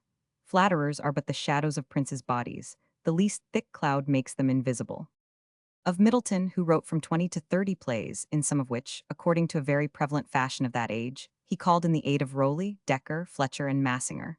Of Dekker, who wrote the whole or part of about 30 plays. Of John Marston, who wrote 8 plays. Of Taylor, Tourneur, Heywood, and Ford, we can only say that their dramas abound with fine things and would well repay a perusal. John Fletcher, born 1576, died 1625, and Francis Beaumont, born 1586, died 1616, require a more specific notice. They worked together on the same plays to the number of upwards of 30, whilst John Fletcher wrote 14 or 15 himself. In fact, Fletcher, so far as can be known, was the more voluminous writer of the two, Beaumont having written little in his own name, except a masque, a few farces, dramatic pieces, and translations. The style of the two, however, was so much alike that there is little to distinguish their productions from those of an individual mind. Beaumont and Fletcher were, as stated by Dryden, far more popular in their time than Shakespeare himself. The truth is that they had less originality and were more compliant with the spirit of their age. They sought their characters more in the range of ordinary life, and therefore hit the tastes of a large and commoner class. They were extremely lively and forcible in dialogue, and had a flowery and dignified style which oftener approached the poetical than became it. We are everywhere met by admirable writing and a finely sustained tone, but we travel on without encountering those original characters that can never again be forgotten and become a part of our world, or those exquisite gushes of poetry and poetic scenery which, like the music of Ariel, ring in the memory long afterwards. At the same time, we are continually offended by extreme grossness and jarred by slovenliness and incongruity. They are of the class of great and able playwrights who command the popularity of their age, but whom future ages praise and neglect, and who are only read by the curious for the fragments of good things that they contain. The fate of Ben Jonson, b. 1574, d. 1637, has been nearly the same. Excepting his comedies of Every Man in His Humor, Volpone, The Silent Woman, and The Alchemist, we are content to read the bulk of his dramas and wonder at his erudition and his wit. His genius is most conspicuous in his masques and court pageants, which were the delight of James's queen, Anne of Denmark, and the whole court. In them, the spirits of the woods seem to mingle with those of courts and cities, and fancy and a hue of romance give to royal festivities the impressions of Arcadian life. But the living poetry of the Midsummer Night's Dream, or of Camus, is yet wanting to touch them with perfection. Hence their chief charm died with the age which patronized them, and having once perused them, we are not drawn to them again by a loving memory, as we are to the Shakespearean woodlands and lyrical harmonies. In Jonson's graver dramas, there is a cold classical tone which leaves the affections untouched and the feelings unmoved, while we respect the artistic skill and the learned dignity of the composition. Philip Massinger, b. 1584, d. 1640, who wrote nearly 40 dramatic pieces, is a vigorous writer, eloquent and effective. He is trenchant in his 176 satire, and delights in displaying pride and meanness exposed and punished. Still, he is greater as a dramatist than a poet. His New Way to Pay Old Debts and The Fatal Dowry are best known to lovers of the drama. The City Madam is a play which is full of strong features of the times. Dekker assisted him in The Virgin Martyr, and is supposed to have introduced a higher and richer vein of feeling than belonged to Massinger himself. Altogether, the dramatic writing of this period has never been surpassed, and in Shakespeare has never been equaled. There is mingled with much licentiousness and coarseness, a manly and healthy strength in the writers of this department. And though the bulk of these compositions have vanished from the stage, they will be long studied with enjoyment by those who delight in living portraiture of past ages and the strong current of genuine English sense and feeling. The arrival of the Commonwealth put down all theaters and scenic amusements.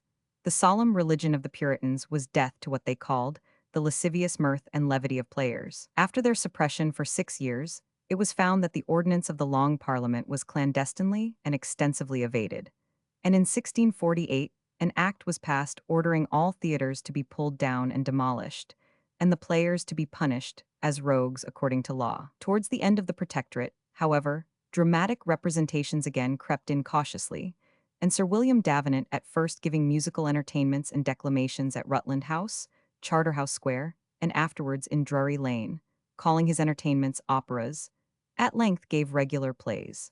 The Restoration at last set the imprisoned drama altogether free. Besides dramatic writers, poets abounded. It has been calculated that from the reign of Elizabeth to the Restoration, no less than 400 writers of verse appeared. Some of these, who attained a great reputation in their day, and whose works are still retained in our collections, were rather verse-writes than poets, and would now tax the patience of poetical readers beyond endurance. Such were William Warner, the author of Albion's England, a history of England in metre extending from Noah's flood to the reign of Elizabeth; Samuel Daniel, the author of the Civil Wars of Lancaster and York, in 8 books; and Michael Drayton, who also wrote the Barons' Wars in verse, England's heroical epistles, and above all the Poly-Albion, a topography in Alexandrine verse in 30 books and 30,000 lines. Next came Giles and Phineas Fletcher, who employed their strength in composing allegoric poems. Phineas, under the delusive appellation of the Purple Island, wrote an anatomical description of the human body, with all its veins, arteries, sinews, and so forth. This was extended to 12 books, on which an abundance of very excellent language was wasted. Besides this, he composed piscatory eclogues and other poems, and Giles, choosing a worthier subject, wrote Christ's Victory in the Italian ottava rima, or 8-line stanzas. To such perversion of the name of poetry had men arrived in the age of Shakespeare. There were sundry poets who were also translators. Of these, Edward Fairfax, of the same family as Lord Fairfax, was the most distinguished. He translated with singular vigor and poetic feeling Tasso's Jerusalem Delivered. It is still referred to with intense pleasure by the lovers of our old poetry. Joshua Sylvester, who wrote like King James against tobacco, but in verse, Tobacco Battered, translated, amongst other things, the divine weeks and works of the French poet Du Bartas. Sir Richard Fanshawe translated the Lusiad, by the Portuguese poet Camões. Fanshawe, moreover, translated the Pastor Fido of Guarini from the Italian, the Odes of Horace, the 4th book of the Need, and the Love for Love's Sake of the Spaniard Mendoza. Fanshawe seemed to have a peculiar taste for the European languages derived from the Latin as for the Latin itself. Thus he translated from Roman, Spanish, Portuguese, and Italian poets, and from all with much taste and elegance. Sir John Denham was a popular poet of the time, and his Cooper's Hill is still retained in our collections and finds readers amongst admirers of descriptive poetry. Writers of much more sterling poetry were Sir John Davies, Drummond of Hawthornden, Bishop Hall, and Donne. Sir John Davies was long Attorney General and Chief Justice of the King's Bench at the time of his death, b. 1570, d. 1626. He is author of a poem on dancing called The Orchestra, but his great work is his Nos Tapsum, or Know Thyself, a work which treats on human knowledge and the immortality of the soul. It is written in quatrains or 4-line stanzas, and is one of the finest philosophical poems in the language, as it was one of the first. There are a life and feeling in the poem which make it always fresh, like the 177 waters of a pure and deep fountain. Speaking of the soul, he says, "Yet under heaven she cannot light on aught that with her heavenly nature doth agree. She cannot rest, she cannot fix her thought. She cannot in this world contented be.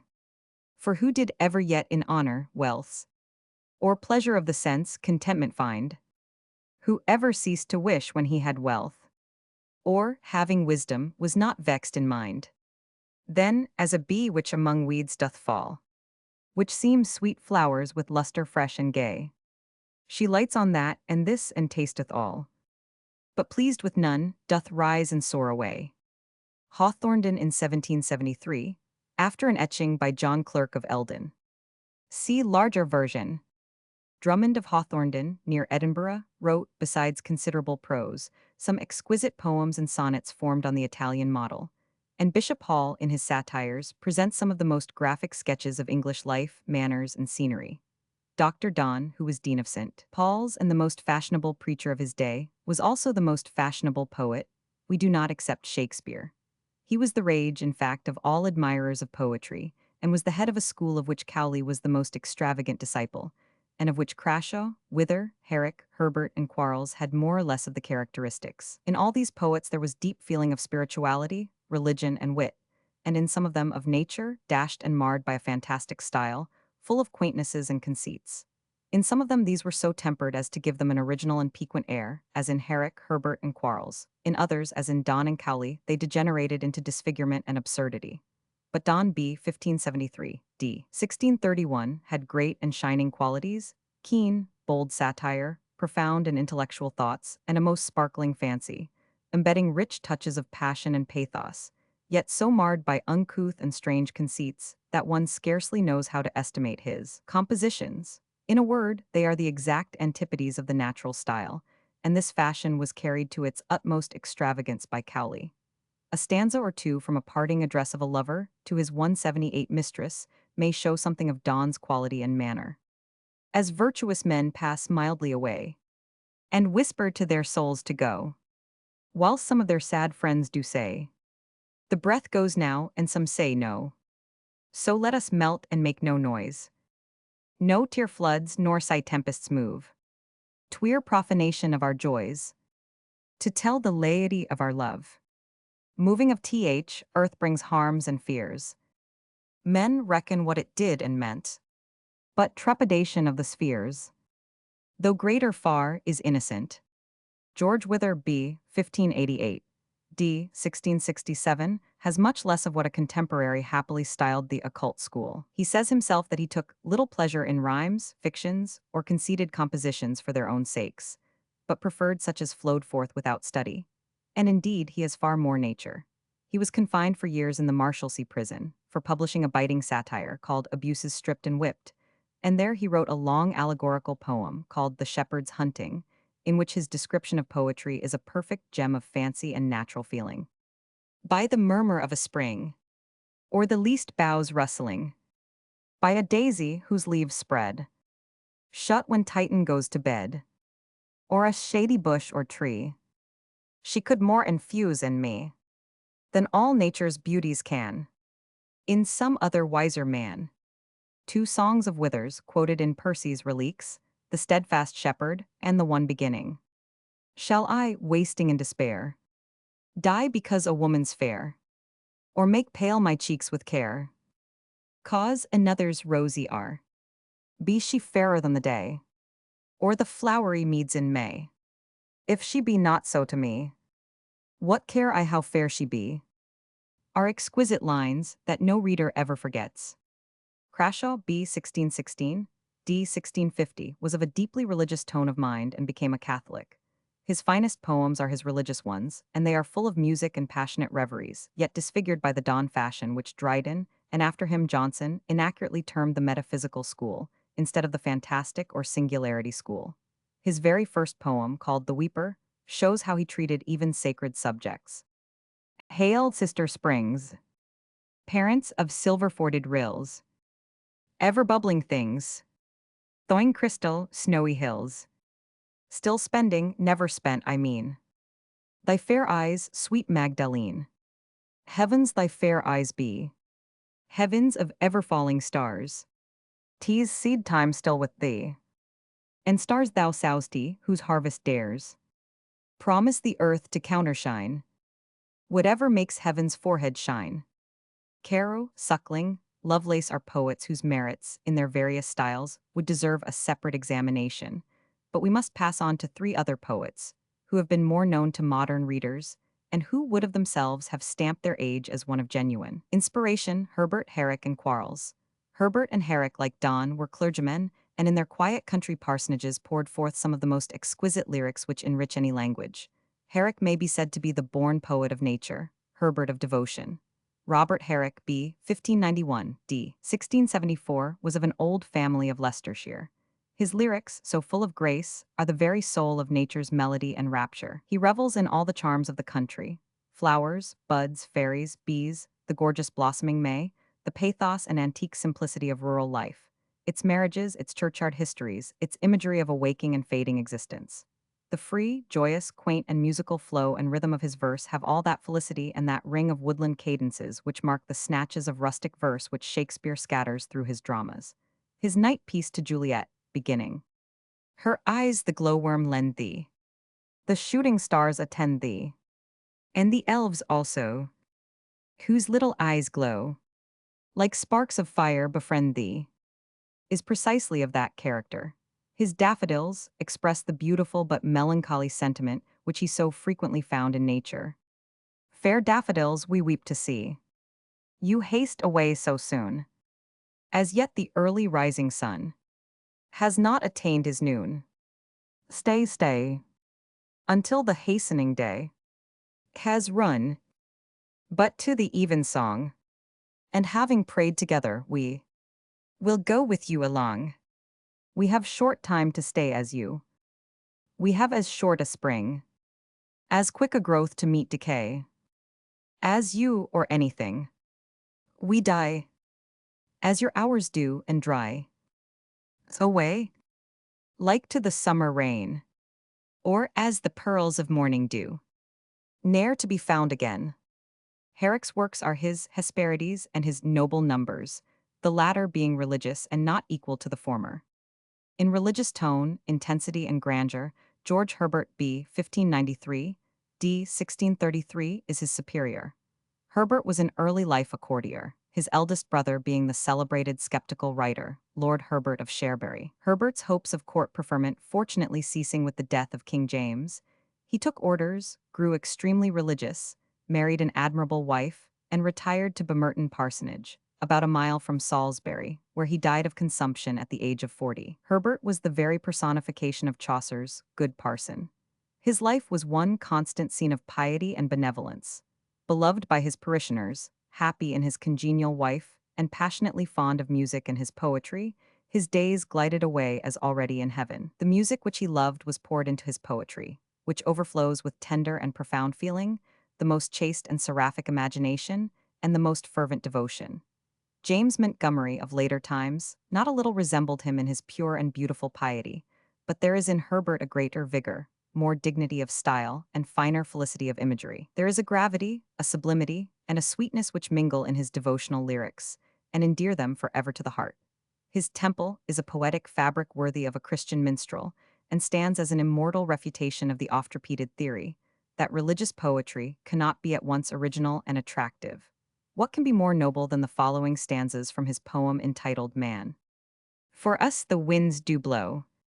The earth doth rest, heavens move, and fountains flow. Nothing we see but means our good, as our delight or as our treasure. The whole is either our cupboard of food, or cabinet of pleasure. The stars have us to bed. Night draws the curtain which the sun withdraws. Music and light attend our head. All things to our flesh are kind, in their descent and being, to our mind, in their ascent and cause. Each thing is full of duty. Waters united are our navigation. Distinguished our habitation. Below our drink, above our meat. Both are our cleanliness, hath one such beauty. Then how are all things neat? More servants wait on man than he'll take notice of, in every path. He treads down that which doth befriend him, when sickness makes him pale and wan. O mighty love, man is one world and hath another to attend him. Besides his temple, Herbert wrote a prose work, The Priest to the Temple, or The Country Parson, which is charmingly full of the simple, childlike piety of the author. He also collected a great number of proverbs, under the title of Jacula Prudentum. The third of the trio of poets who seem to class themselves together by their quaintness, their fancy, and their piety, is Francis Quarles, B. 1592, D. 1644, a man who has been treated by many critics as a mere poetaster, but who is one of the most sterling poets which English genius has produced. Quarles was a gentleman and a scholar. In his youth he was cupbearer to Elizabeth of Bohemia, and was finally ruined by taking the royal side in the civil wars. He wrote various poetical works, Argillus and Parthenia, A Feast for Worms, Zion's Elegies, and a series of elegies on the death of a friend, the son of Bishop Aylmer.